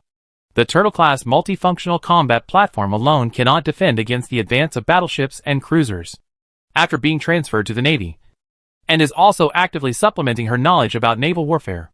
She knows that when the Turtle-class multifunctional combat platform directly faces the heavy warships of the combined fleet, it can only bite the bullet and make a desperate charge to rush into the effective range of the torpedo. The Imperial Navy also holds this idea when forming the offshore defense fleet. Hearing that Da Liang seemed to have his own opinions, Annie immediately asked, Master Liang, what do you think, with the current military strength of the Imperial Navy? How should this naval battle be fought? Da Liang said, the nearshore defense fleet should be changed to a nearshore attack fleet. Nearshore attack? Do you want us to take the initiative to attack the combined fleet? Of course not. Da Liang realized that the Imperial Navy really knew nothing about how to fight a naval battle, and could only hope that they could quickly learn war in the war. Da Liang said, in a naval battle, no main fleet will rush out all at once. The consumption of heavy warships going out to sea is very, very large, and they will not waste every opportunity to take the initiative to attack. If all the warships of the Imperial Navy were parked in the naval port, the combined fleet would definitely rush over directly, using airships and silver wings to restrict the Turtle-class multi-purpose combat platform to a narrow area along the coast, forcing the Imperial Navy to fight a decisive battle. But if most of the Imperial Navy warships are not in the naval port, the combined fleet, which does not know the position of the main force of the Imperial Navy, will not attack easily. Annie asked, without the protection of warships, what if the combined fleet directly bombards the naval port? There are coastal defense guns, silver wings, and airships in the naval port. Whether the combined fleet can destroy the naval port is an unknown, but it will definitely pay a very, very heavy price, and then face the ambush of the main fleet of the Imperial Navy. Normal navies will not easily attack a well-prepared land-based fortification before they have completely gained control of the sea, because in an attack that is not based on occupation, the cost of land-based fortifications is very cheap, and they can be restored a few days after being destroyed. But a warship is really gone if it is sunk. The Eastern countries want to see the civil war in Marseilles, and will not send the army to occupy the city and fight the Empire too early. Therefore, the goal of the joint fleet is the warships of the Imperial Navy, not the heavily guarded ports. Their strategic goal is to break the Empire's determination to enter the ocean, rather than risking an artillery battle with land-based heavy artillery to destroy the port, and agreed with the Liang's analysis. In order to protect the ports along the coast of Marseilles, the Empire specially transferred a lot of heavy artillery from the Empire, including several railway guns with longer range and greater power than naval guns. These weapons are all to protect the newly formed Imperial Navy, allowing the offshore defense fleet to fight against the combined fleet under the protection of land-based fortifications. If the main fleet of the Imperial Navy is near the port, the combined fleet may take the Imperial Navy's warships under the attack of land-based fortifications. And if they can't find the main fleet of the Imperial Navy, they will not fight to the death with the land-based heavy artillery. And asked, I can understand that the main force of the Navy is not in the naval port, but what do you mean by attack? Master Liang? Da Liang replied, when the main fleet of the Imperial Navy leaves the port, it is a very regular naval battle, no matter what situation you encounter in the future. You must remember one thing, the Navy is always an offensive army at the strategic level. When you can still fight, you can only survive by actively looking for and destroying enemy warships. What are the advantages of the Turtle-class multifunctional combat platform? It is fast and can land. All beaches along the entire coast of Marseilles can become supply points for the Turtle-class multifunctional combat platform. It does not need to store too much pure water, and airships can provide sea supplies for the Turtle class. With silver wings, hundreds of Turtle-class warships scattered in the ocean. The Imperial Navy has a larger surveillance network than the combined fleet. Have you seen how wolves hunt? When a Turtle-class multi-purpose combat platform finds a warship of the combined fleet, it can immediately call on the surrounding friendly forces to siege the enemy ship. In this case, the enemy ship cannot escape. When a Turtle-class multi-purpose combat platform is discovered, it has a great chance of escaping from the pursuit of the enemy ship. Even if it cannot escape, it will only lose a Turtle-class warship. But the Imperial Navy's surveillance network is more effective than the combined fleet. Even if the exchange ratio is 1-to-1, the Empire still makes a profit at the cost of the Turtle-class warship. Annie said, 1:2 is also a profit. Chapter 331 Thermonuclear Skeleton. The sacrifices that the Vlaminck Empire has made and is prepared to make in order to build a large naval fleet are unimaginable. They are prepared to use the most brutal elimination rules to select the most qualified naval officers and soldiers for the Empire. To put it bluntly, it is to use war to select. Whoever can survive to the end will truly belong to the ocean. After the complete failure of the Azure Corps' naval training plan, the Empire recalled all the students studying at the Overseas Naval Military Academy, and then drew personnel from the Army system to form a navy. All officers and soldiers who can swim are included in the Navy's reserve list, and at the same time, the children of the Empire's local inner-lake fishermen are recruited to join the army, and the best personnel are assembled into the Imperial Naval Fleet. The Imperial system determines that it has a very strong military mobilization capability. The formation of a new army may take months in other countries, but the Empire only took 1 month to build the framework of the Navy and began to organize the first batch of personnel for inland lake training. But this hastily trained Navy certainly cannot compare with the comprehensive capabilities of the combined fleet of the eastern countries. This gap requires the lives of countless soldiers to fill. Annie knows that the naval strategy mentioned by De Leon is very suitable for the current situation of the Imperial Navy. Using the adaptability, mobility, and landing capabilities of the Turtle-class multifunctional combat platform, the sea between the Empire and the United States of Felwood has become a hunting ground for the wolf pack. The combined fleet dared not to leave its own coastal waters easily if it could not find the main force of the Imperial Navy. This bought time for the Imperial Navy's large fleet to expand. But can the current Imperial Navy become a qualified wolf pack? This goes back to the central idea of the Imperial Navy's military construction, using war to screen out the real wolves. Therefore, in Anne's eyes, let alone a 1-to-2 loss ratio, even a 1-to-3 or even 1-to-4 loss ratio against the same class warships in the early stage is a victory that can boost morale for the Imperial Navy. Hearing Anne's lack of confidence in the Imperial Navy, De Leon said, "No one is born to fight. But some people are born to exist for war. The Imperial Navy is an opportunity for everyone, and excellent commanders are more likely to shine. Go back and think carefully about how to fight this naval battle. I am very optimistic about you." While De Leon and Annie were talking about the international situation around the Vlaminck Empire, Speaker Peters also boarded the newly developed aircraft of Blackfire Airlines. The Bird-class test aircraft is a very conservative double-wing structure with a single engine located at the front of the nose. The cockpit is a front and rear double-seat type, and both driving positions can control the aircraft.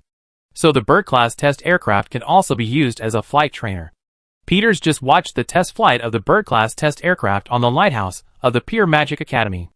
The speed, maneuverability, and stability it showed were far beyond Peters's imagination. This was the first aircraft to be developed, and in many indicators, it was equal to the Silver Wing that had been developed for so many years. When the aircraft design technology matures in the future, and a more powerful engine is installed, the combat effectiveness will definitely continue to challenge the Silver Wing. When Speaker Peters sat on the plane and flew rapidly over the ocean, he was thinking about how to get the Blackfire Company to build the aircraft factory quickly, and then purchase 200 of each combat aircraft, with the Turtle-class multifunctional combat platform being selected by the Fleming Empire Navy. The emergence of this new branch of ships forced De Leon to deal with all kinds of people every day. Most people wanted to get the engine technology of the hovercraft, or purchase this engine that can directly generate steam from seawater from the Blackfire Company. However, De Leon wanted to maintain the advantage of the Flemish Empire Navy, so he rejected all of them one by one on the grounds that the Blackfire shipyard's production capacity was not up to standard.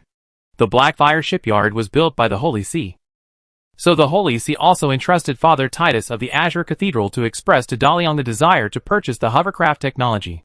Bishop Roland did not return to the Azure Cathedral after reporting to the Holy See. He entered the Elders' Council of the Holy See and became a core member of the Holy See's management. However, the Holy See has not yet issued the appointment of the new bishop of the Azure Cathedral. The reason why the post of bishop of the Azure Cathedral was vacant was because traces of evil sect activities were found in Saroyan. There are signs that the gazing abyss, which once attacked the Azure Cathedral, has once again entered the city of Saroyan. This time, the gazing abyss hid more secretly, and the metropolis of millions of people was breeding evil everywhere, becoming a fertile ground for the development of this evil sect. However, the Church of the Supreme Good, which regarded all heretics as mortal enemies, not only did not find and eliminate the gazing abyss, but instead allowed the evil forces to continue to grow. The Church of the Supreme Good was very dissatisfied with the Church of the Supreme Good in Saroyan. Therefore, the post of bishop of the Azure Cathedral was left vacant, as if to use this as a reward to encourage many priests to drive the heretics out of the world of light as soon as possible. Although Elder Roland proposed several times to appoint Father Titus as the bishop of the Azure Cathedral to lead the power of all the churches of the good in Saroyan, but as a newly promoted elder, Roland does not have such a big say. After Father Titus' proposal to purchase an air-cushioned ship was rejected by De Leon, he began to report the development of the Church of the Light of Order. After several months of development, the Church of the Light of Order is still confined to the Frost City in the Great Tomb. However, the tens of millions of skeletons stored in the Frost City have been successfully transformed into believers of the world-destroying Demon King. The acquisition of divine power and the use of divine arts have made a very big leap in the strength of the skeletons. Although the low-level skeletons cannot use too advanced divine arts due to their intelligence, their piety allows the skeletons to obtain a very strong and stable amount of divine power, which is something that many priests who have believed in the God of Light for a long time cannot achieve. Therefore, there is a problem that Father Titus cannot solve. If the value of divine power that a skeleton can use is compared to 10, then the value of divine power called by the divine arts used by low-level skeletons is 1, or even lower. Father Titus has also tried to teach low-level skeletons to use more advanced divine arts. But the intelligence of the skeletons means that the undead can only use skeleton soldiers to fight. Before the low-level skeletons awaken their wisdom, the god of death can do nothing to them. Master Leong, Father Titus said after introducing the difficulties he encountered in his missionary work during this period, among the entire undead race, only a few can awaken their wisdom. And the huge group of skeletons can obviously rely on divine power to have the same strength as intermediate magicians or even advanced magicians. But I really can't teach them to use more advanced divine arts. Perhaps we could open the Church of the Light of Order to the world to attract more believers with potential. They should be believers with brains. However, De Leon and the Great Tomb have strategically identified their opponents for a long period of time in the future, which gives the development of the Great Tomb a clear purpose. And everything must be conceived at a higher level of war. There are very few living species in the Great Tomb, but there are very many skeletons. When all the undead under the Death Desert are recruited, there will definitely be a number of hundreds of millions, which are very good expendable soldiers. If the combat effectiveness of a skeleton soldier can be improved a little bit, then in the face of a large base, the increased value is a very terrifying number.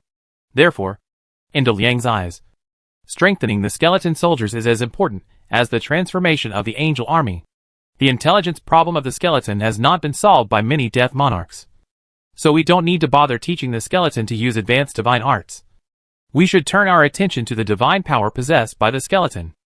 Father Titus said doubtfully, divine power is just a kind of energy. Only by using divine arts can divine power be transformed into the desired effect. Divine power alone is like a magic crystal. No matter how high its energy level is, it is just a piece of stone if it cannot be released. Using divine power directly is probably something only gods can do. De Leon said, I don't mean to use divine power directly, but to use another method to take advantage of the high divine power value of skeletons. What is the power of destruction? It is fire, which is very simple thermal energy. And the steam engine technology developed in your era is the use of thermal energy. A skeleton soldier who believes in the god of destruction is a continuous thermal core that does not require the addition of magic crystals. Developing a magic that can effectively make the skeleton soldiers emit heat continuously and stably is what you need to do most. This is definitely more useful than developing several advanced magics. Then use the steam engine technology on the skeleton soldiers. I suggest making a set of power armor for the skeleton soldiers. As their strength increases, their physical strength should also be improved. Daliang's suggestion for the transformation of the skeleton soldiers was not a sudden whim.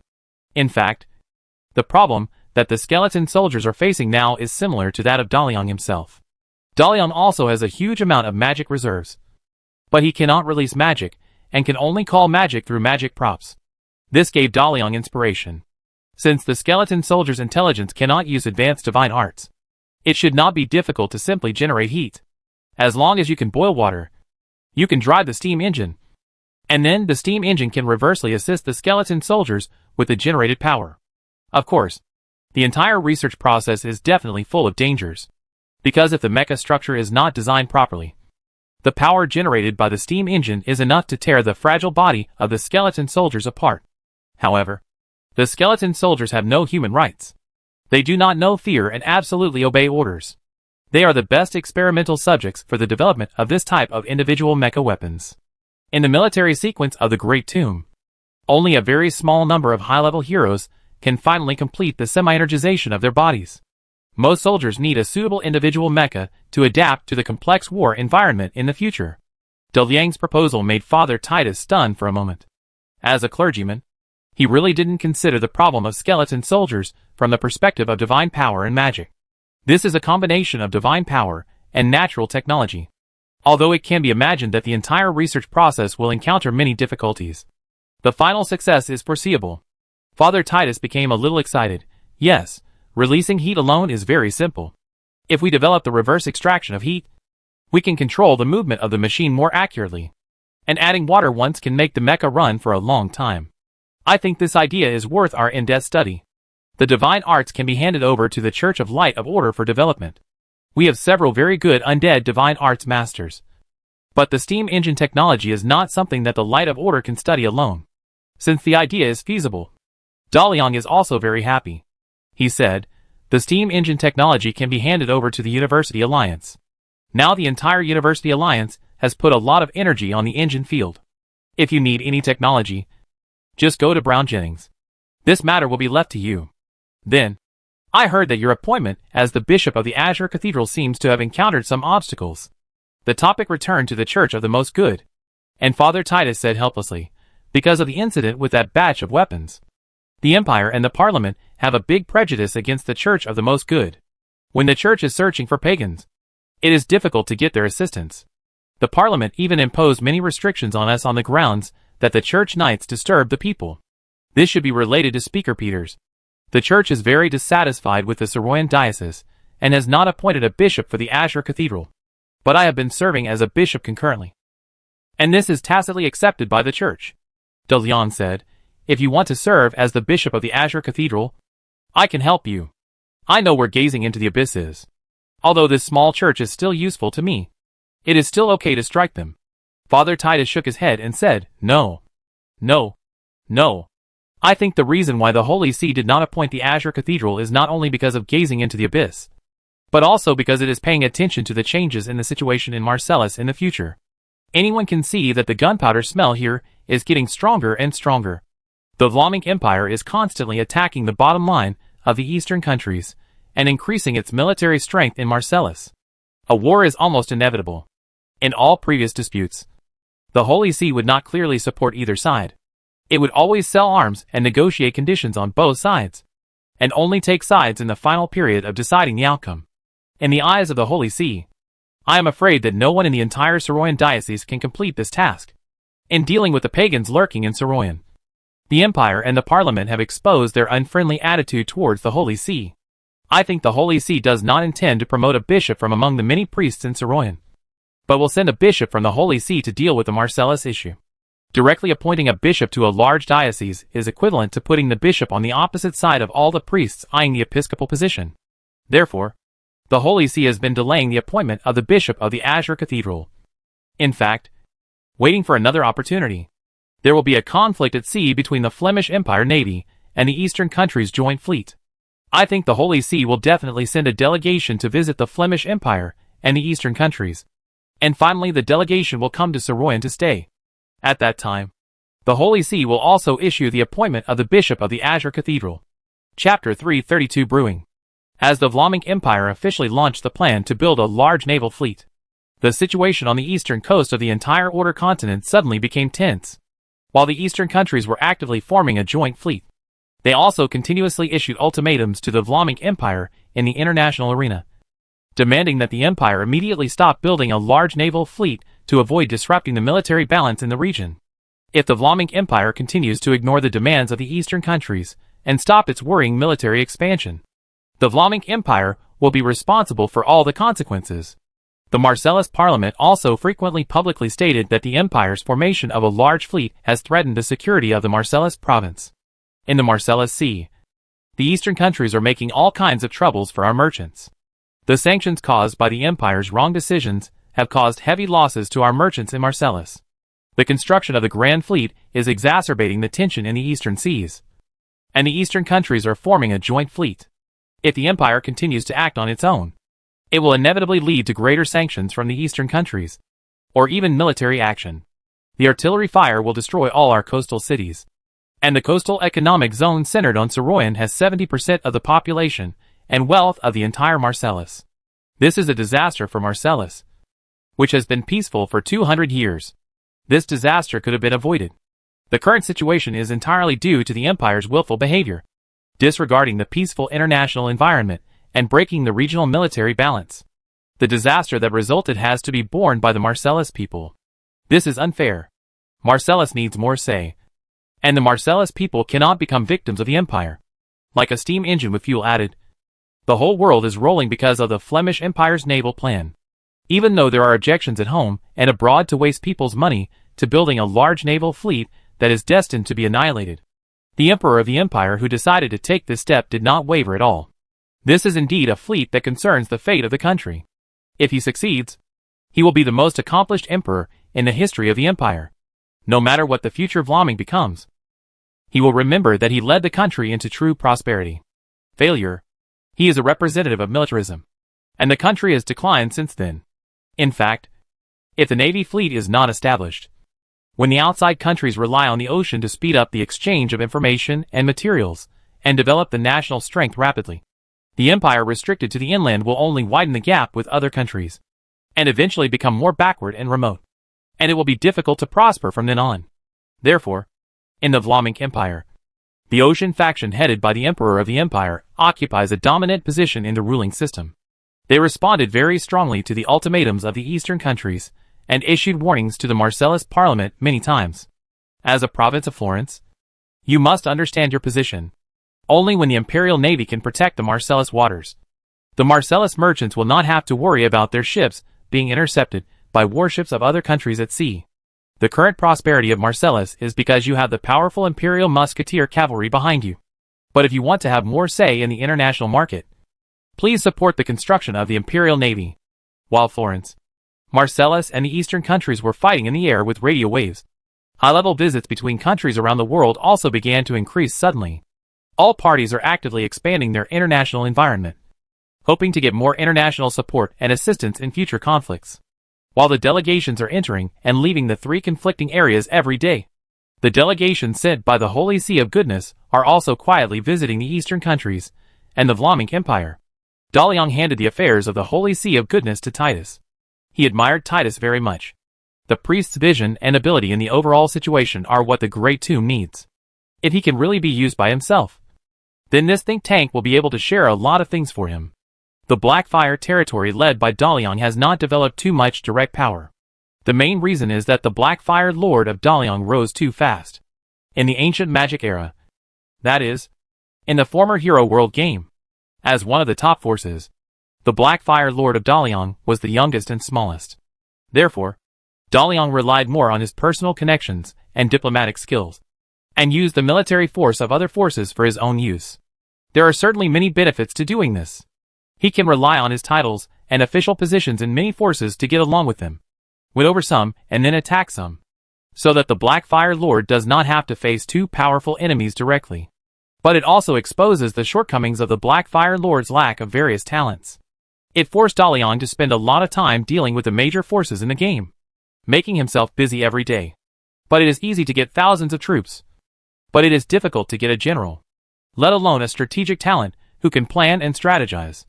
The ogre Kuka is a very good commander, but he can only fight.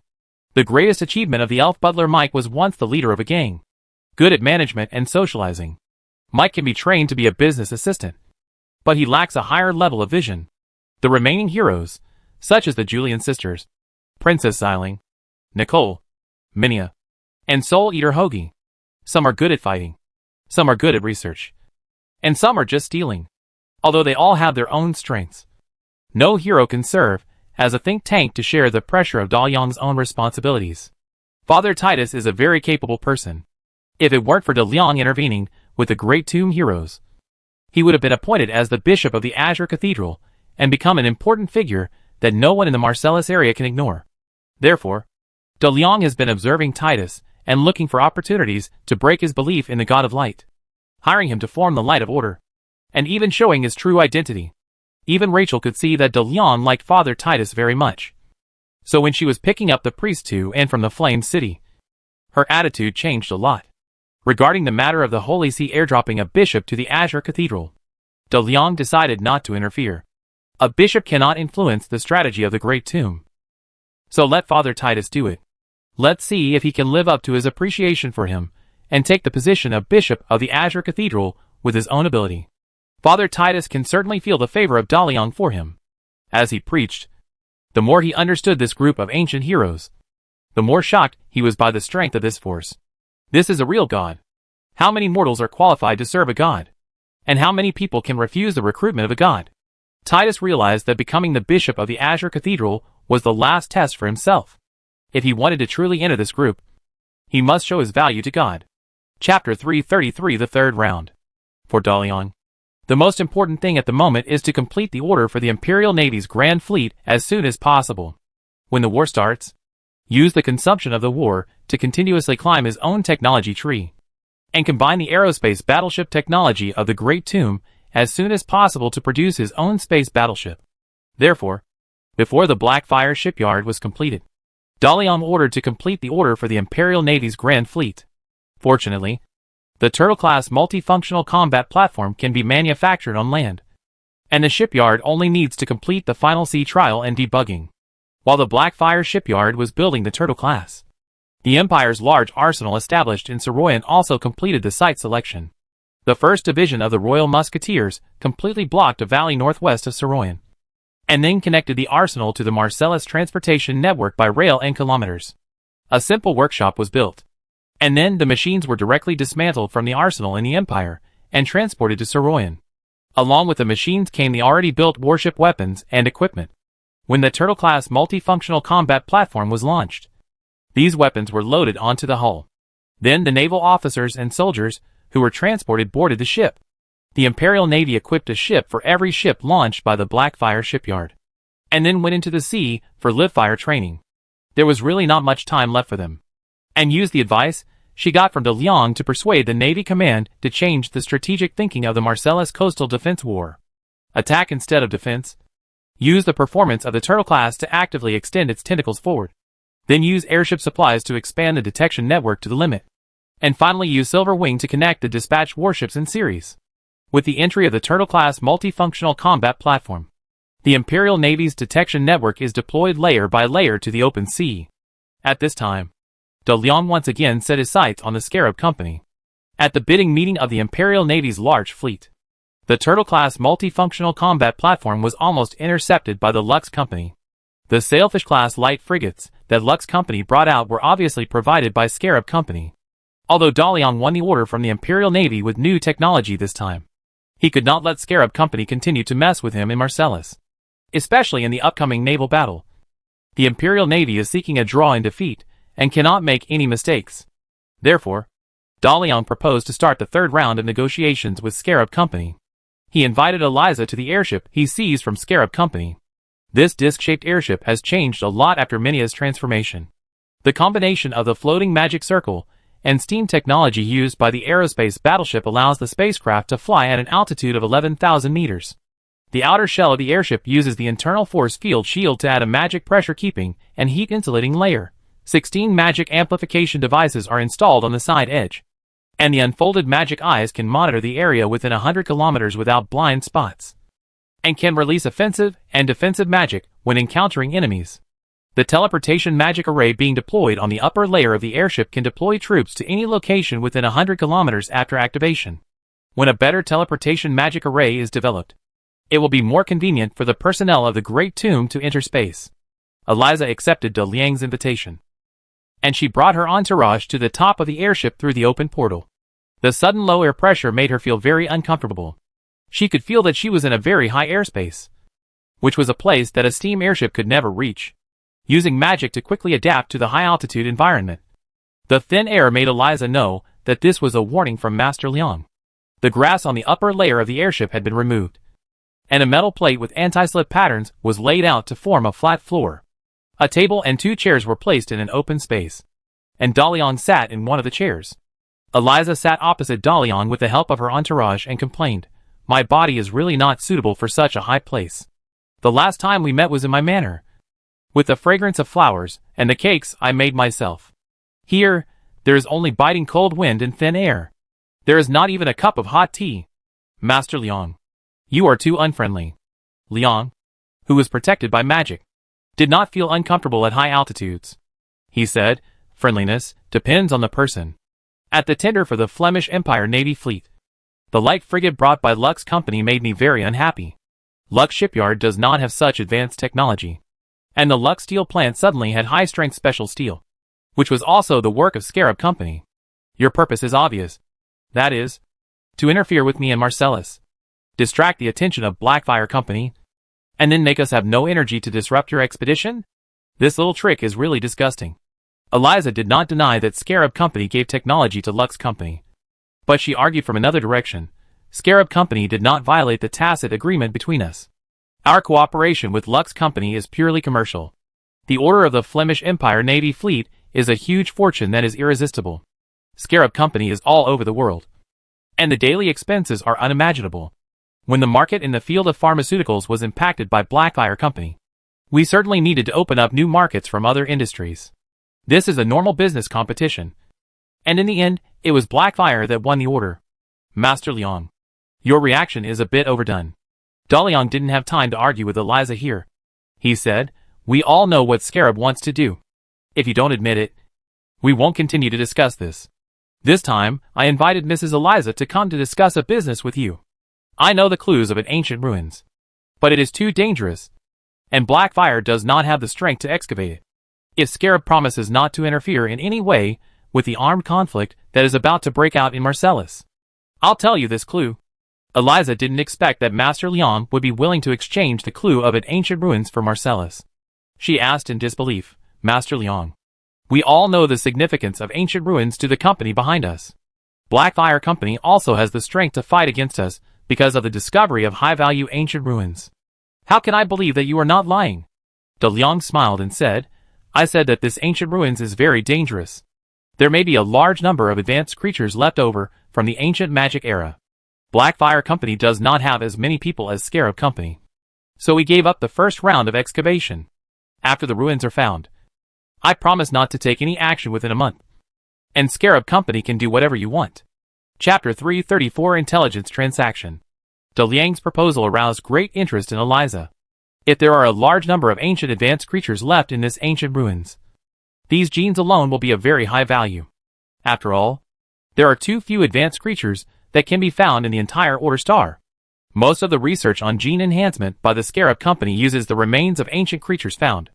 Genetic incompleteness is also the main reason for the sequelae that always occur after gene enhancement. 1 month is enough for the Scarab Company to capture a large number of ancient advanced creatures. Not to mention, along with these ancient advanced creatures, there must be things from ancient magic civilization left.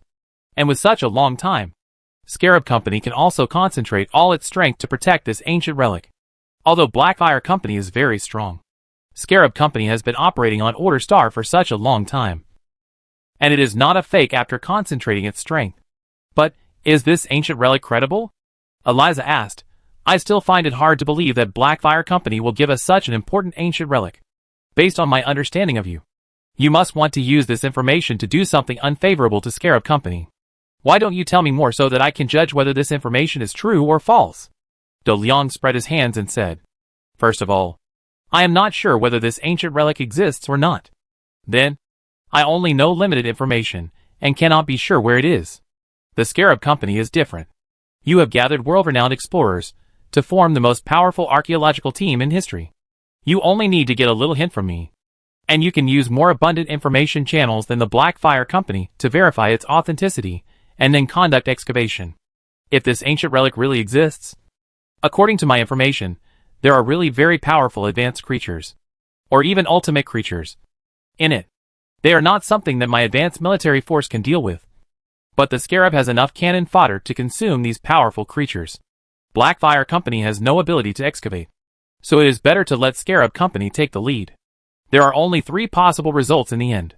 Scarab Company wins, but you will definitely suffer heavy losses. So after a month, Blackfire Company will take advantage of the opportunity to enter. Scarab Company loses, and the guards in the ancient ruins will definitely suffer heavy losses from you. And it will be easier for us to enter again. The last one is that after a month, Scarab Company is still fighting with the guards in the ancient ruins, which is the best result for us. In short, Blackfire Company does not have the ability to independently develop this ancient relic now. After the wormhole station is opened, there is no way to develop it silently and independently. It is better to take it out for trading now. Elisa quickly thought about what De Leon said. The situation in Marcellus is tense. As long as the Scarab Company deliberately makes trouble, it will definitely make Blackfire Company very uncomfortable. However, it is not good for Scarab Company to provoke Blackfire Company. Supporting Lux Company to participate in the bidding for the Flemish Empire Navy fleet will let Master Leon take himself to the airship at an altitude of 10,000 meters. Who knows what he will do next time? During this period, the most important thing for Scarab Company is to excavate ancient ruins, even if it consumes all the strength accumulated by Scarab Company over the years. Therefore, Scarab Company should not overly provoke Blackfire Company on the issue of Marcellus. It is very cost-effective to exchange Marcellus for valuable ancient ruins information, and Blackfire Company also gave a month of priority excavation rights. This business is a sure win. Eliza said, well, since Blackfire Company is so keen to participate in the war of the natives of Order Star, then we will not spoil your interest. Master Leon, I agree to this deal. You give me the information about the ancient ruins you mentioned, and Scarab Company promises not to interfere in the Marcellus issue. This land is yours, just as we divided it before. But don't play tricks on the information. De Leon replied, I got this land by my own ability, not by you. When I see a piece of land, I will still grab it. Blackfire Company does not recognize Scarab Company's right to distribute Order Star. Now let's talk business. Sir Charles should have been recruited by you into the expedition team of Scarab Company. Right? Eliza frowned and asked, is this ancient ruin related to Charles? Yes. As a partner, I have done some research on Charles. In addition to being an explorer, businessman, scholar, inventor, he is also a former member of an evil sect. Seeing that Eliza was listening carefully, De Leon continued, you should know that the Church of Gazing at the Abyss, the Dread Lord of Hell, once attacked the Azure Cathedral. Now Gazing at the Abyss has developed to a certain scale in Saroyan. Duncan, the bishop in charge of the Saroyan branch, found Charles when he returned from the Death Desert expedition. Duncan persuaded Charles to take advantage of the opportunity to join the Scarab Company expedition team to collect intelligence from other explorers, and then use the resources and personnel provided by the Scarab Company to find a prison for fallen angels that was circulated inside Gazing at the Abyss. De Leon knew what Duncan and Charles were plotting. The fallen angels fell into decline after Lucifer was sealed in the Battle of Furnace City. The angels and demons all regarded the fallen angels as traitors. It was only thanks to Da Liang's protection that the surviving fallen angels finally had a place to stay. But Da Liang brought his great tomb across 2,000 years to this new world. Without his influence, the living environment of the fallen angels would probably be even worse.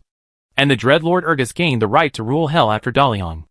Urgus was imprisoned by Lucifer for 10,000 years, and he must be displeased with the fallen angels. Anyway, De Leon didn't believe that the fallen angels would rebel. They didn't have the strength. Therefore, Urgus's treatment of the fallen angels should be a personal revenge. He didn't kill all the fallen angels, probably because he cared about his own face. In other words, Urgus might have imprisoned the fallen angels on unfounded grounds, and then secretly placed the prison in the main world with a guilty conscience. When he escaped from prison, He hid in the main world for a long time. So the prison that Duncan, who stared into the abyss, said might exist. But Duncan and Charles obviously underestimated the strength of the fallen angels and the guarding demons. And they overestimated their status in Urgus's eyes. As a god, Daliang knows that believers are nothing in the eyes of God. If they rush in rashly, they will probably be killed in seconds without leaving any residue.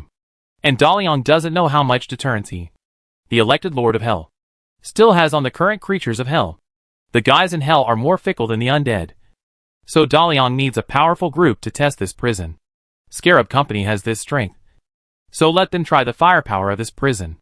Chapter 335 Training. Even the natives of the Order Star do not know much about the advanced creatures and ultimate creatures of the ancient magic era, let alone the Scarab Company from an alien planet. Knowing about the ancient magic era only from historical materials is very limited. Moreover, as a person from a high-tech aerospace civilization, Eliza naturally looks down on ancient creatures that cannot even leave their own planet. No matter how powerful the ultimate creature is, it will eventually become a raw material for human gene enhancement. In addition, Eliza did not expect Sir Charles to be a traitor and collude with gazing into the abyss to dig into the Scarab Company. She recalled that the expedition team had held several intelligence exchange meetings recently, and Charles did bring out a clue about the remains of an ancient prison. Ships always disappeared in a certain sea area, and witnesses said that they saw a fishing boat disappearing on the sea out of thin air. The information Charles brought out showed that during the geological changes in the Dark Ages, that area of water was a piece of land, and the disappearance of the ship should have encountered an out-of-control space magic circle.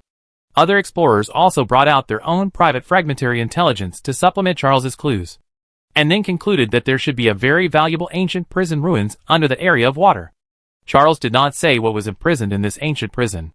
The information he provided allowed him to lead an expedition team to search for the remains of the ancient prison in that sea area. Now it seems that when the expedition team finds this ancient prison, staring into the abyss will appear and quietly rob the things belonging to the Scarab Company. Team Eliza said to Daliang, "Thank you very much for the information you provided. The Scarab Company almost missed such a valuable thing. No matter what the Scarab Company can find in that sea area, we will not interfere in the dispute in Marcellus again. If Master Liang has nothing else to do, I will go back. If there are really a large number of ancient advanced creatures in that prison, we also need to prepare an army in advance. I hope this army will not end up fighting with the Blackfire Company." Daliang chuckled, "Don't threaten me. When it is the Blackfire Company's turn to appear, we will arrive on time. In addition, don't make things difficult for Charles. He and I still have many cooperative projects." "Okay. We won't hurt Charles. And our army will take over the excavation of the ruins after they find the ruins of the ancient prison. Goodbye." Eliza stood up, and a portal opened next to her. After Eliza left, Sophia behind Daliang whispered, "Your Highness, do you need me to notify Miss Jessica and Charles?" Daliang waved his hand and said, "No. Just let Hurricane and Cindy send them out when necessary.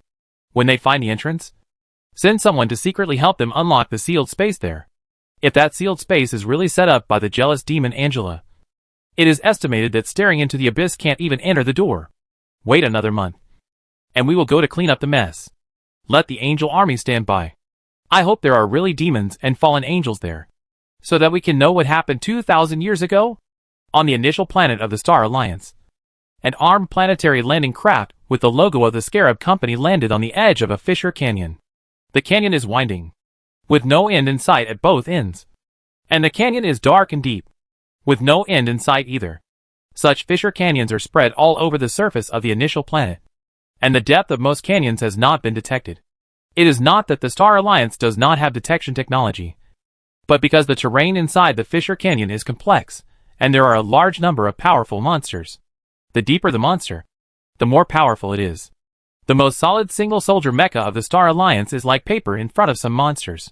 Neither humans nor machines can go too deep, so naturally they cannot detect the bottom layer. After the landing craft came to a stop, the automatic weapon brackets around it unfolded. The external wheeled armed robots dispersed, and groups of small drones were released, completing the monitoring and deployment of the area in the shortest possible time.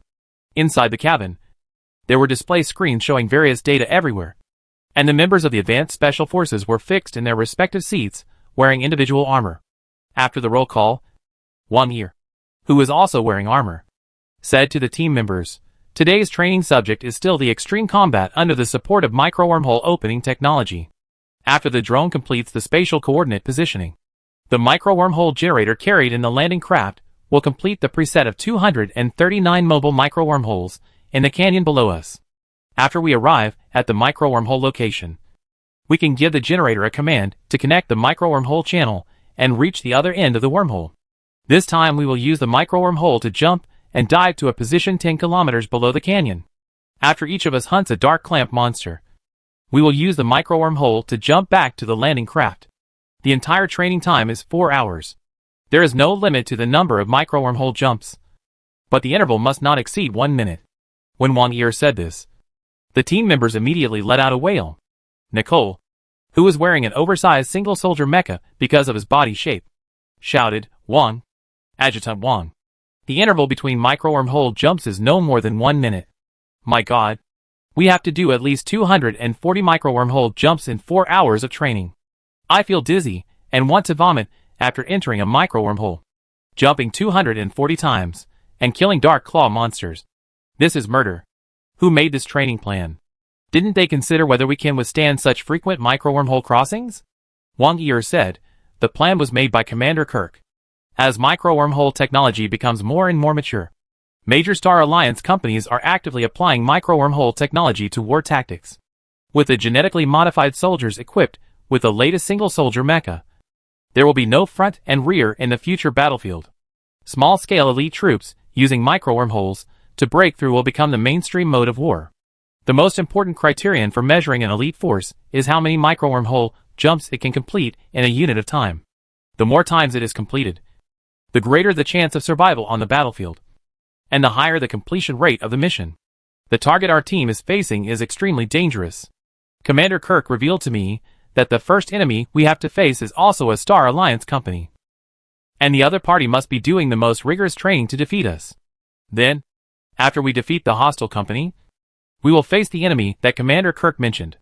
If you want to save your life in front of these terrible opponents, you must rely on micro-wormhole jumps, and then you can say that you have defeated them. Therefore, if you want to survive until the end of the mission and get the maximum bonus, practice micro-wormhole jumps well." Chapter 336 Connection. After being appointed as the adjutant of the Advanced Special Forces by Kirk, Wang Yi showed a very high management ability, which also indirectly showed that she had the strength to convince these elite soldiers. Even Nicole, who was well-developed and simple-minded, no longer dared to call her Earl King after being taught a lesson by her, but called her Adjutant Wang obediently. Therefore, Kirk entrusted the task of training the Advanced Special Forces to Wang Yi. After all, he was old and wanted to spend more time with his family, whom he had not seen for decades. In the landing craft, when Wang Yi explained the reason for increasing the intensity of training, no one complained anymore. They have come this far, and have gained a strong strength in the star domain world. They are not soldiers who cannot endure hardships. Sometimes the tasks they perform are more cruel than such training. Scarab Company has offered an enviable bonus for this mission. If you want to get the full bonus, you must complete the mission and survive to the end. The team members checked their armor, then sat upright and prepared to set off. Wang Yi activated the helmet of the individual armor and said, after 30 seconds, "Open the micro-wormhole to enter the training ground.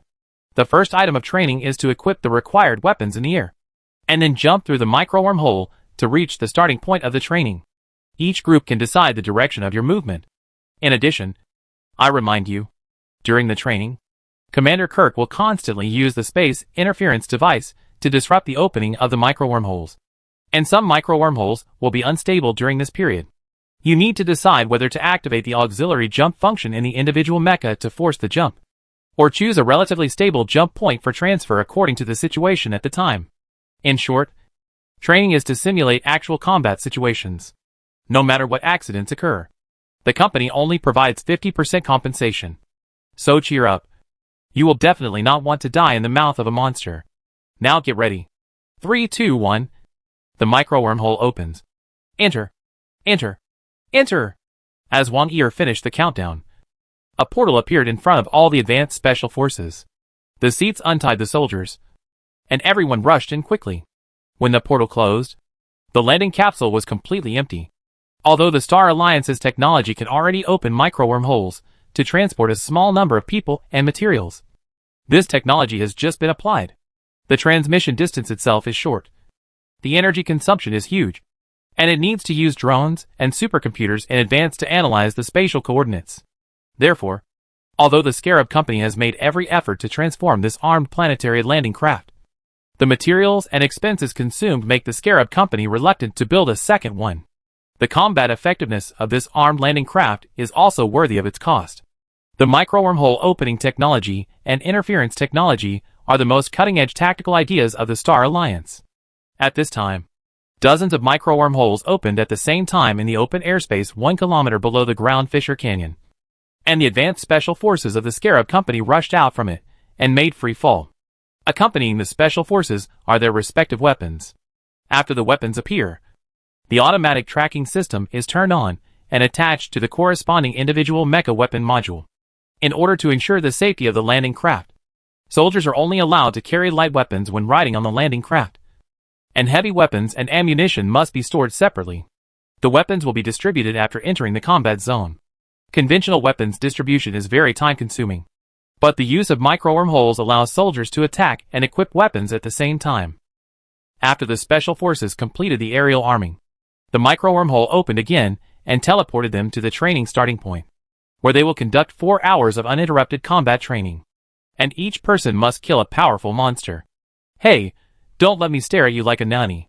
After arriving at the training starting point, Wang Yi said to the team members standing around her through the team channel, the leader of each combat team is responsible for the training of each group. Of course, I have no objection to anyone who wants to kill the Dark Claw monster alone. Anyway, I am going to find the Claw monster alone. I don't like to form a team. Goodbye. And good luck to you. After saying that, Wang Yi picked up the Gauss rifle and retreated into the open micro-wormhole. The team members did not think there was anything wrong with Wang Yi's behavior. After joining the Advanced Special Operations team, Wang Yi was a famous Lone Ranger. Others who acted with her could not keep up with her pace at all. After being transferred to the Advanced Special Operations team, she used the privileges of the adjutant to set up a combat team for herself. After Wang Yi left, other combat teams were also led by their respective team leaders to teleport to deeper underground through micro-wormholes. After several space jumps, and with the help of climbing tools, Wang Yi got into a cliff cave. This place is deep underground, and the light from the surface cannot reach here. The lighting equipment on the individual mecha illuminates the small cave. I only have 1 minute. Wang Yi took off her helmet and turned off the communication equipment in the mecha. The special environment of the canyon made it damp and cold. As she spoke, a cloud of white air came out of Wang Yi's mouth and nose. She turned on the timer and said, as if talking to herself, I am the special dark chess arranged in the Scarab Company in the 6th game. Codename Lioli. Confidential password vegetable. U. Culture. P. Music. E.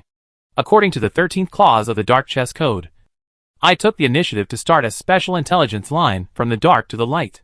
Scarab Company gathered the top mercenaries in the Star Domain world to form a Vanguard Special Forces team to perform a certain mission. For this mission, the Vanguard Special Forces team will have to undergo 2 years of training. Kirk, the commander of this Vanguard Special Forces team, has been missing for 32 years. In Scarab Company, all the information about Kirk required the highest reading authority to view 32 years ago. At that time, he joined Scarab Company as a lifelong worker and became the lowest level resource collector. This time he suddenly appeared. Not only was he appointed as the commander of this special force, but he also received the best gene enhancement fluid. Based on my conversation with Kirk, I think he may have discovered a very valuable resource star. The importance that Scarab Company attaches to this resource star is worth following up on this line. After Wang Yi finished speaking, an electronic synthesized voice sounded immediately. The dark chess arranged in the 6th game can only be turned into light when intelligence that may endanger the security of the federal government is obtained. No matter how valuable the resource star discovered by Scarab Company is, it has not reached the level of endangering the security of the federal government. Lioli, you violated the rules. The intelligence line you used knew your existence, and you put yourself in danger of possible exposure. Chapter 337 Lioli. In response to the superior's accountability, Wang Yi looked at the time and quickly explained, but Commander Kirk is very sensitive to the judgment Wang Badge I wear. You should know that as the founding company of the Star Alliance, the Judgment Company has the responsibility to maintain the order of the Star Alliance. If the Scarab Company only discovers a valuable resource star, the Judgment Company will not rob it even if it knows. Moreover, if the Scarab Company can invite the Judgment Company to jointly develop a resource star, the benefits it will give will definitely be much greater than developing it secretly by itself.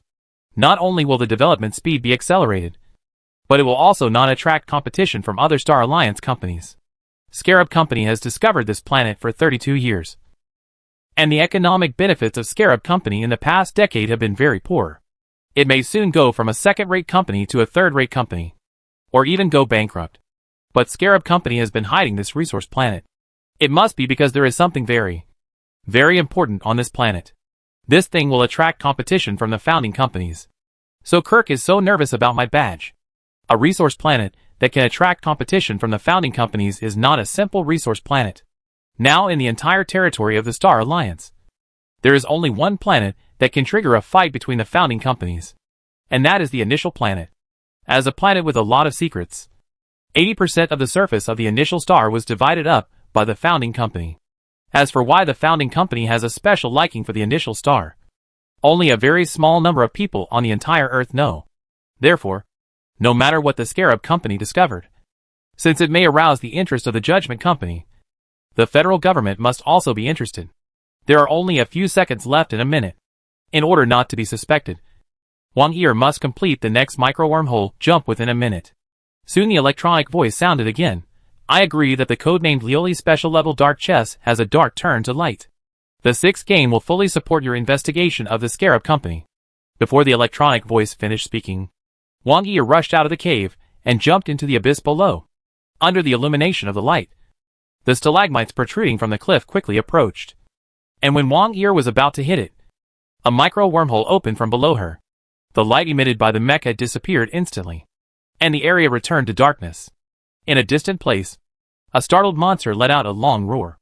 On the Order Star, the situation in the Marcellus area was proceeding in an orderly manner according to the script.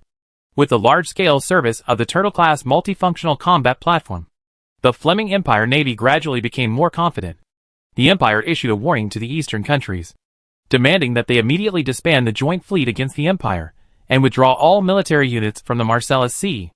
At the same time, the Imperial Navy's Grand Fleet reserves the right to retaliate against any act of intercepting the Flemish Empire's ships in public waters.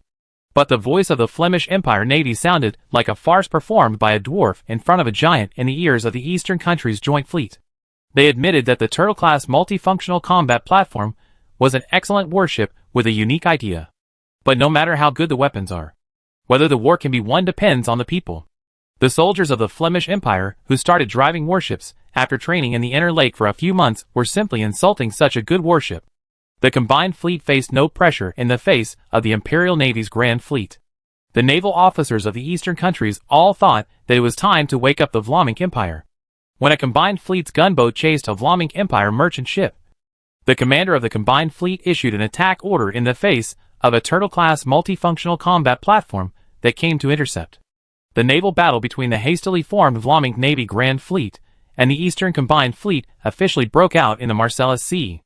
As soon as the naval battle started, the Vlaminck Navy was hit head-on. No matter how good the performance of the Turtle-class multifunctional combat platform is, it cannot offset the poor performance of the crew driving it.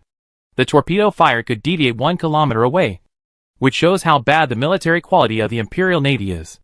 The panicked driver drove the Turtle-class close to the water surface, and the splashing water and the huge vibration of the hull caused by the near misses made some of the Turtle-class run around like headless flies. In the first round of exploratory confrontation, the Imperial Navy's fleet lost 7 Turtle-class multi-purpose combat platforms, and the result was only a torpedo boat of several hundred tons. If it weren't for the Turtle-class running fast enough, the loss might be even greater.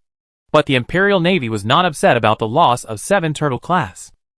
On the contrary, the Imperial Navy was very happy, because this was the first battle of the Imperial Navy's Grand Fleet since its establishment, and it achieved results in the first battle. Although it was just a torpedo boat, it made the Imperial Navy know that it had the ability to sink enemy warships. For the Imperial Navy, this undoubtedly made the naval officers, who were uneasy and didn't know their own weight have a clear positioning of themselves. They also knew that they were not fish belly that could be slaughtered at sea. Although they were weak, they were not weak without any ability to fight back. Therefore, the results of a torpedo boat were sent to the hands of the Imperial Emperor by the Imperial Navy in the form of a victory report. The Imperial Emperor also breathed a sigh of relief. As the ruler of the Flormink Empire, he was more worried about this naval battle than anyone else. It was like sending a boxing beginner to the ring of a heavyweight boxer. The most feared thing was to be beaten without any ability to fight back. At this time, in the eyes of the Emperor of the Empire, 3 o'clock, 2:0, were not as comfortable as this 7:1. In many things, 1 is the most difficult number to break through. With 1, there is hope, and the following numbers will come out naturally. For the Flormink Empire, this battle was definitely a great victory, like a stabilizing force. After investigating the results of this battle, the ability to sink a torpedo boat of the combined fleet was mainly due to the high performance of the Turtle-class multifunctional combat platform. First, in front of the hovercraft suspended on the water, the torpedo boats, which mainly attack with underwater weapons and torpedoes, were mostly useless. Then the Turtle class, which uses special steel as the hull, made the small caliber rapid-fire guns on the torpedo boats not have much effect. Finally, the Imperial captain, who returned from overseas, was calm enough. He did not randomly fire torpedoes from a long distance like other Turtle-class captains. Instead, he calmly used the high speed and high maneuverability of the Turtle class, drove the warship close to the torpedo boat, and then fired 10 torpedoes in 2 waves in a fan shape. The confident Imperial Navy fleet once again placed an order for 200 Turtle-class multi-purpose combat platforms with the Blackfire shipyard. Chapter 338 Commendation. The success of the Turtle-class multi-purpose combat platform not only allowed the Blackfire shipyard to recover its costs without being built, but also provided abundant production and research and development funds. The Fleming Empire Navy once again placed an order for 200 Turtle-class ships, which brought unprecedented fame to the Blackfire shipyard. This quickly attracted enough ship designers to the Blackfire shipyard, and De Leon also proposed 2 warship design plans. The first one is a 3,000-ton light destroyer. It uses conventional power and has a relatively conservative design concept, which is to upgrade and optimize the existing light destroyer design plan. Since the Turtle class is too outstanding in some performances, Daliang's requirement for this destroyer is to be able to cooperate with the wolf pack tactics of the Turtle class. The most important indicator of performance is to be able to block the pursuit from the air when the Turtle class retreats. Therefore, this destroyer must be equipped with more and more powerful anti-aircraft weapons to force Silver Wing not to pursue too much. Designing a light destroyer with a single outstanding performance is not a difficult task for a team of ship designers with a little level. Not to mention, Daliang has a lot of stolen warship blueprints in his hands, and he can get an anti-aircraft destroyer with good performance by patching them up casually. The second ship is the project that Daliang attaches the most importance to. The ship designers who received the design plan did not know what they were designing. The successful development of the aircraft is due to the credit of the multi-cylinder direct injection steam engine. With the same output power, the multi-cylinder direct injection steam engine has a smaller volume and lighter weight. The use of special steel has further reduced the volume of the Blackfire Company's steam engine. On the other hand, when the multi-cylinder direct injection steam engine is the same size as the traditional steam engine, its output power is of course greater. At the same time, the multi-cylinder direct injection steam engine is more water-saving than the traditional steam engine. Pure water can form a self-circulation in the closed engine, and it can work for a long time after adding water once. Daliang asked his team of ship designers to develop an air combat platform that can fly in airspace above 1,000 meters. Daliang also gave his own design concept. A giant multi-cylinder direct injection steam engine can drive a propeller with blades of more than 10 meters. The propeller can blow air from below to form an upper and lower pressure difference, thereby creating an upward lifting force. If a large propeller is designed reasonably and in sufficient quantities, it should be possible to make a warship of several thousand tons fly. In the early stage, Daliang did not require this warship to have much attack power, but a certain self-defense capability and strong communication capability would be enough. The designers knew that there were large aerospace warships in the ancient magic era, but the principle of ancient aerospace warships was to give the hull a flying function through enchantment. Now, they are asked to design a warship that can fly by physical means. and they really have no confidence. But this is the boss's request. No matter how difficult it is to understand or how fantastic it is, they just need to do their own work with high salaries. If Dalian wants to become a qualified big boss when the players arrive, he must make the military force of the Great Tomb break through the limitations of the planet. If you want to find those planes that have left, you need to have interstellar space capabilities. The existing aerospace warship technology of the Great Tomb still has many defects. If you can learn from the strengths of natural technology, you will definitely be able to speed up the development of space warships. The Blackfire shipyard was on track, because the Turtle-class multi-purpose combat platform attracted the attention of the whole world, which made the establishment of Blackfire Airlines somewhat inconspicuous. But Blackfire is Blackfire after all. When Blackfire Airlines completed the enclosure with the assistance of the Parliament, laid out the runway and began to conduct frequent aircraft test flights, many people became very interested in this fixed-wing aircraft. Marquis Whitehead therefore invited Dalian to the governor's mansion, warmly inviting Dalian to sit down. The Marquis said, "The performance of the Turtle-class multi-purpose combat platform is very good. In the battle against the combined fleet, the Imperial Navy sank another of their warships. This silenced the anti-ship faction in the Empire, and the Empire now found the state of unity it had during the 100 Years' War."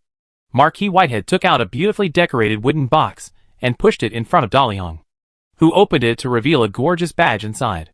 Dalian took out the badge and looked at it carefully. It was made of gold, with a polygonal surface, and was embossed with a musketeer riding a horse and aiming.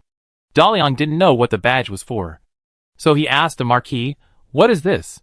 Marquis Whitehead smiled and said, "This is the Golden Knight badge, and only those who have made special contributions to the Empire are eligible to receive it.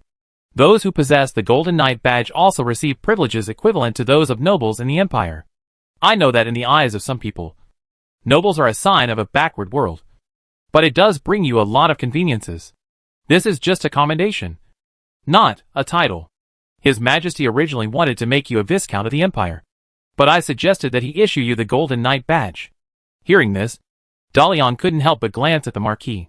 He had a smile on his face, and it was hard to tell what he was thinking. In the past, the Marquis was very active in recommending the title of the Empire for himself. Why did he take the initiative to reject the title for himself this time? Even issuing this badge is so casual? Dalian played with the Golden Knight badge for a while, then put it in a box and handed it to Sophia behind him for safekeeping, and then said, "Express my sincere gratitude to the Emperor of the Vlamic Empire for me. I like this badge very much. The Marquis invited me here this time. It should not be just to give me the badge." "Right." The Marquis watched Dalian put away the badge, and his casual attitude seemed to be receiving an ordinary gift. His smile became even stronger, and he said, "I know that the Blackfire Company has successfully developed a fixed-wing aircraft called Aircraft. I remember that Master Leon once invited me to invest in this research, but I refused. That was simply an idiotic decision. If I were given another chance, I would never miss the birth of this great aircraft. I saw photos and information about the aircraft. Its performance is better than that of airships, and its load capacity is far greater than that of Silver Wings. It has very good development prospects in both civil and military fields. The Whitehead family wants to invest in Blackfire Airlines, although it is a little late. More funds will definitely speed up the optimization and improvement of aircraft. If the Empire has these aircraft, it will definitely greatly enhance the combat capability of the Imperial Air Force.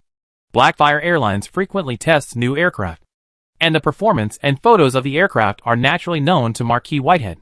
Seeing the huge belly, the first thing the Marquis thought of was how many people or weapons could be put in it, and how it would change the war mode. But for Marquis Whitehead's investment proposal, Dalian rejected it very straightforwardly. "I'm sorry, Governor. Blackfire Airlines has already been invested by the Marcellus Parliament, and I have also promised Speaker Peters that the aircraft produced by Blackfire Airlines will be supplied to the Parliament first. The premise is, when the special period comes, the Parliament promises that the Blackfire Company Industrial Zone and the University Alliance will be demilitarized zones." The atmosphere in the room suddenly became cold. Chapter 339 Bewitching.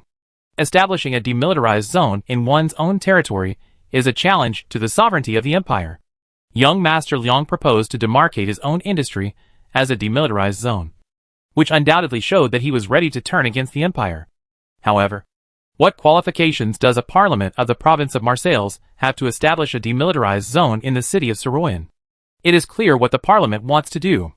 Of course, Marquis Whitehead also knows that if he wants to completely solve the Marseilles problem, he still needs a war to decide.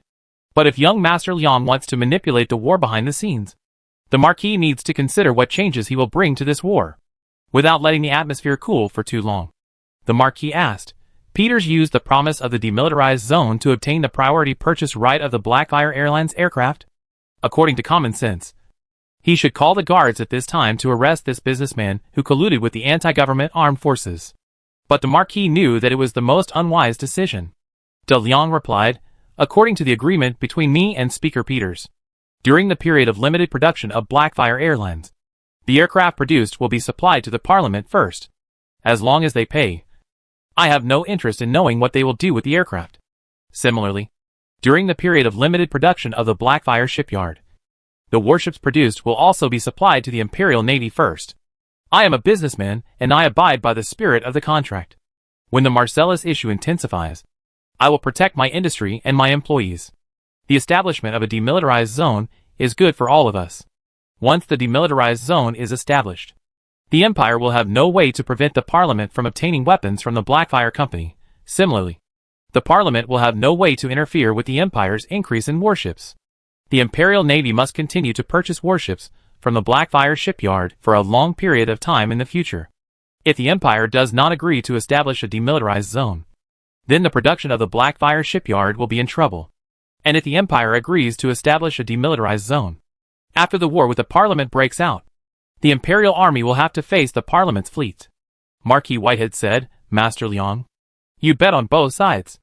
It seems that no matter who wins the final victory, you can stand on the side of the winner. But, will the final winner remember your help? Or remember the sacrifice you made by buying weapons for the enemy? Now the Empire will face a battle for national destiny. The entire Empire has become a force that is definitely not something that the rebels of Marseilles can resist. I think you should stand on the side of the Empire in advance. Although your industry will suffer great losses in the war, as long as you persist until the final victory, you will also become the most trusted ally of the Empire. De Liang smiled and said, No, you are wrong. I did not take sides. I just wanted to make a fortune from the war. As for how the final winner will deal with me, that is not something you need to consider. However, if you have your own ideas about this dispute, I can bet on you. De Liang's words hit the heart, causing Marquis Whitehead's muscles to tighten suddenly. And then he quickly covered up and said, Master Liang, I don't understand what you are talking about. I am just the governor of the Marseilles province of the Empire, and I only think about how to win this war for the Empire. De Liang looked at the Marquis and said, Maybe I guessed wrong. I thought the governor had a very long-term plan for himself and his family. Now it seems, you really intend to sacrifice yourself for justice, and use death to achieve the rise of the Empire. Yes, a tragic hero is more likely to be praised and remembered by future generations than a tyrant. Then you don't need to worry about what will happen to me after the war. Anyway, you will never see it. De Liang's words made Marquis Whitehead fall into silence again. He thought quickly in his mind what Master Liang wanted to do. This was simply a clear statement that he would support his rebellion. After a while, the Marquis said, If I don't want to die, what can you do for me? De Liang asked Sophia to take out a blueprint and spread it on the table in front of the Marquis. This is the latest heavy armored vehicle designed by Blackfire Company. I named it Tank. The War Fortress uses steam to drive the pneumatic pull rod to achieve multi-legged walking. But this weapon is not suitable for use in the desert with soft soil.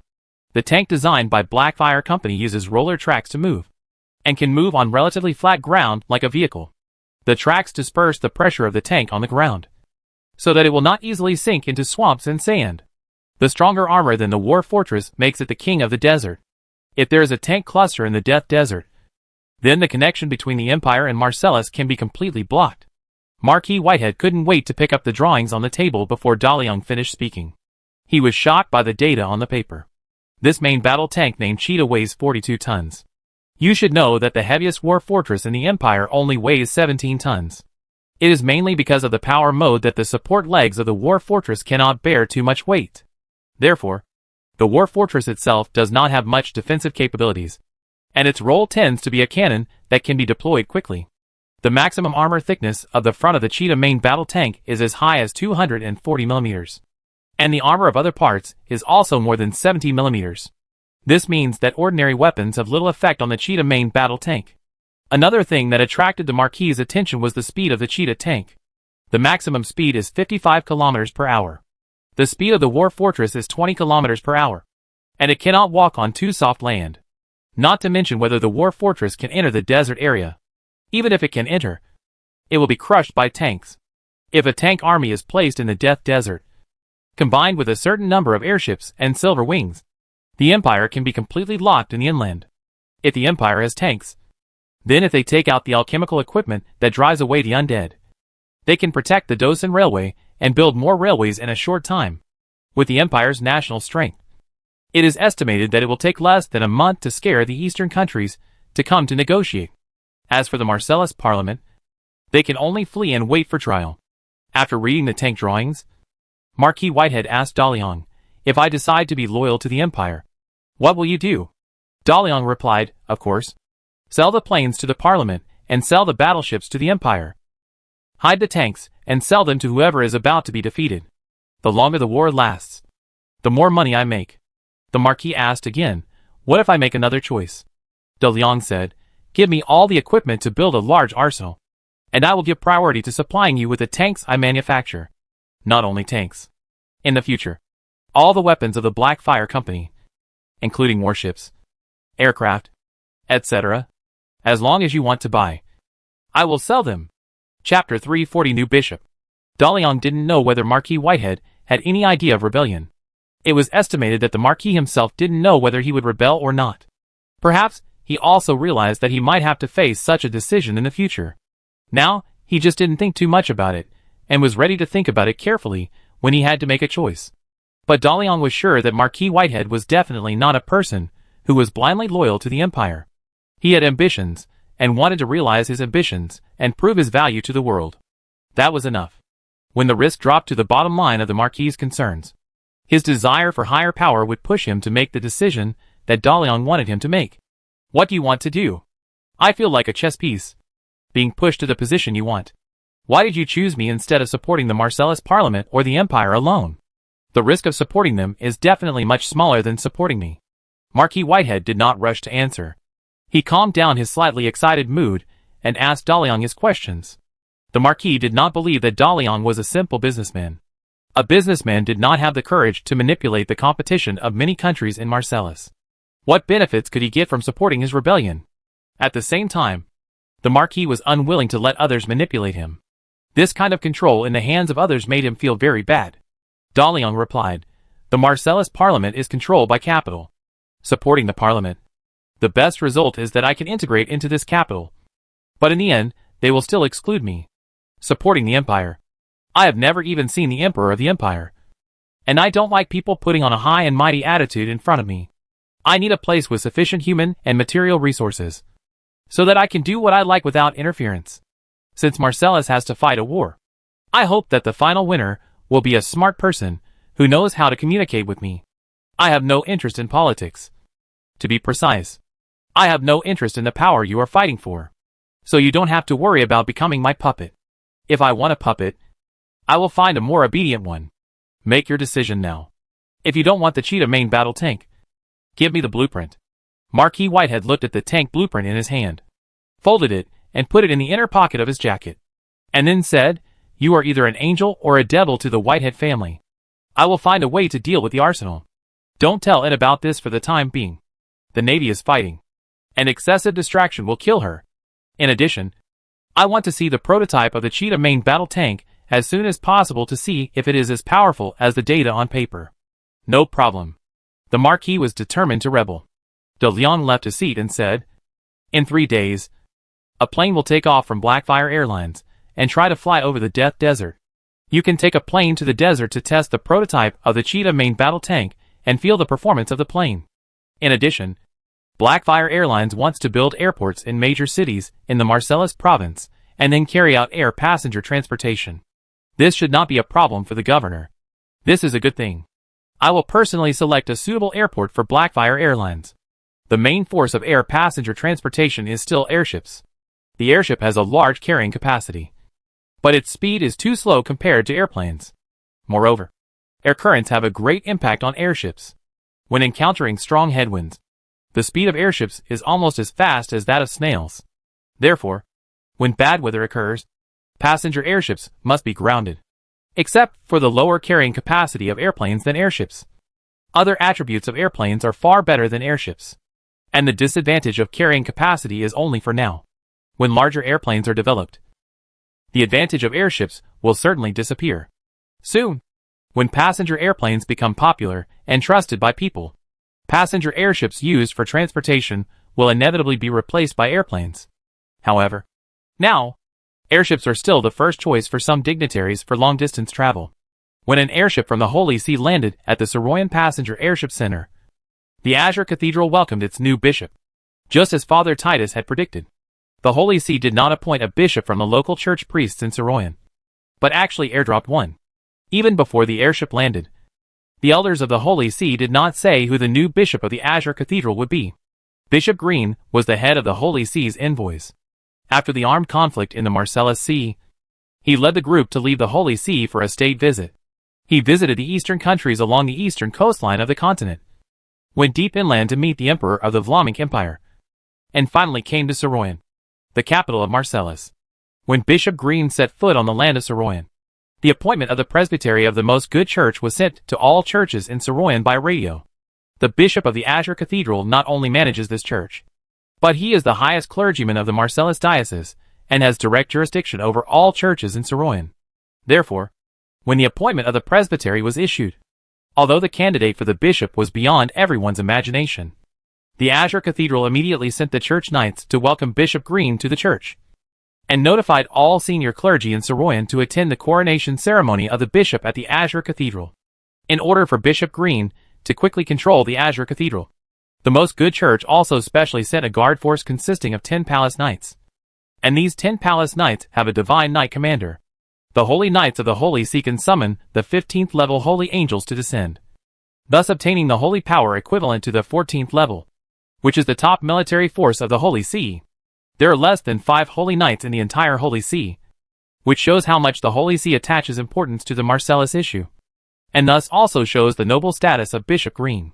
According to common sense, no matter how high the status of the bishop of the diocese of the Holy See is, it is only slightly higher than the 13th level paladin, and they are basically at the same level. It's just that the bishop manages church affairs, and the paladin manages the military power of the church. This time, the Holy See assigned a holy knight to a diocese bishop, which immediately raised the status of Bishop Green to an unfathomable height. At the same time, with 1 divine knight and 10 palace knights, plus the unknown Green and the priests who followed, the military strength of the Holy See in Saroyan has increased exponentially, becoming an existence that cannot be ignored or neglected. Bishop Green's coronation ceremony is still being prepared, and the priests and palace knights of the former Azure Cathedral are gathered in a prayer room. The sudden appointment of the Holy See caught everyone off guard. Not only did Father Titus miss the position of bishop, but Felton, as a paladin, must also hand over the military management of the church.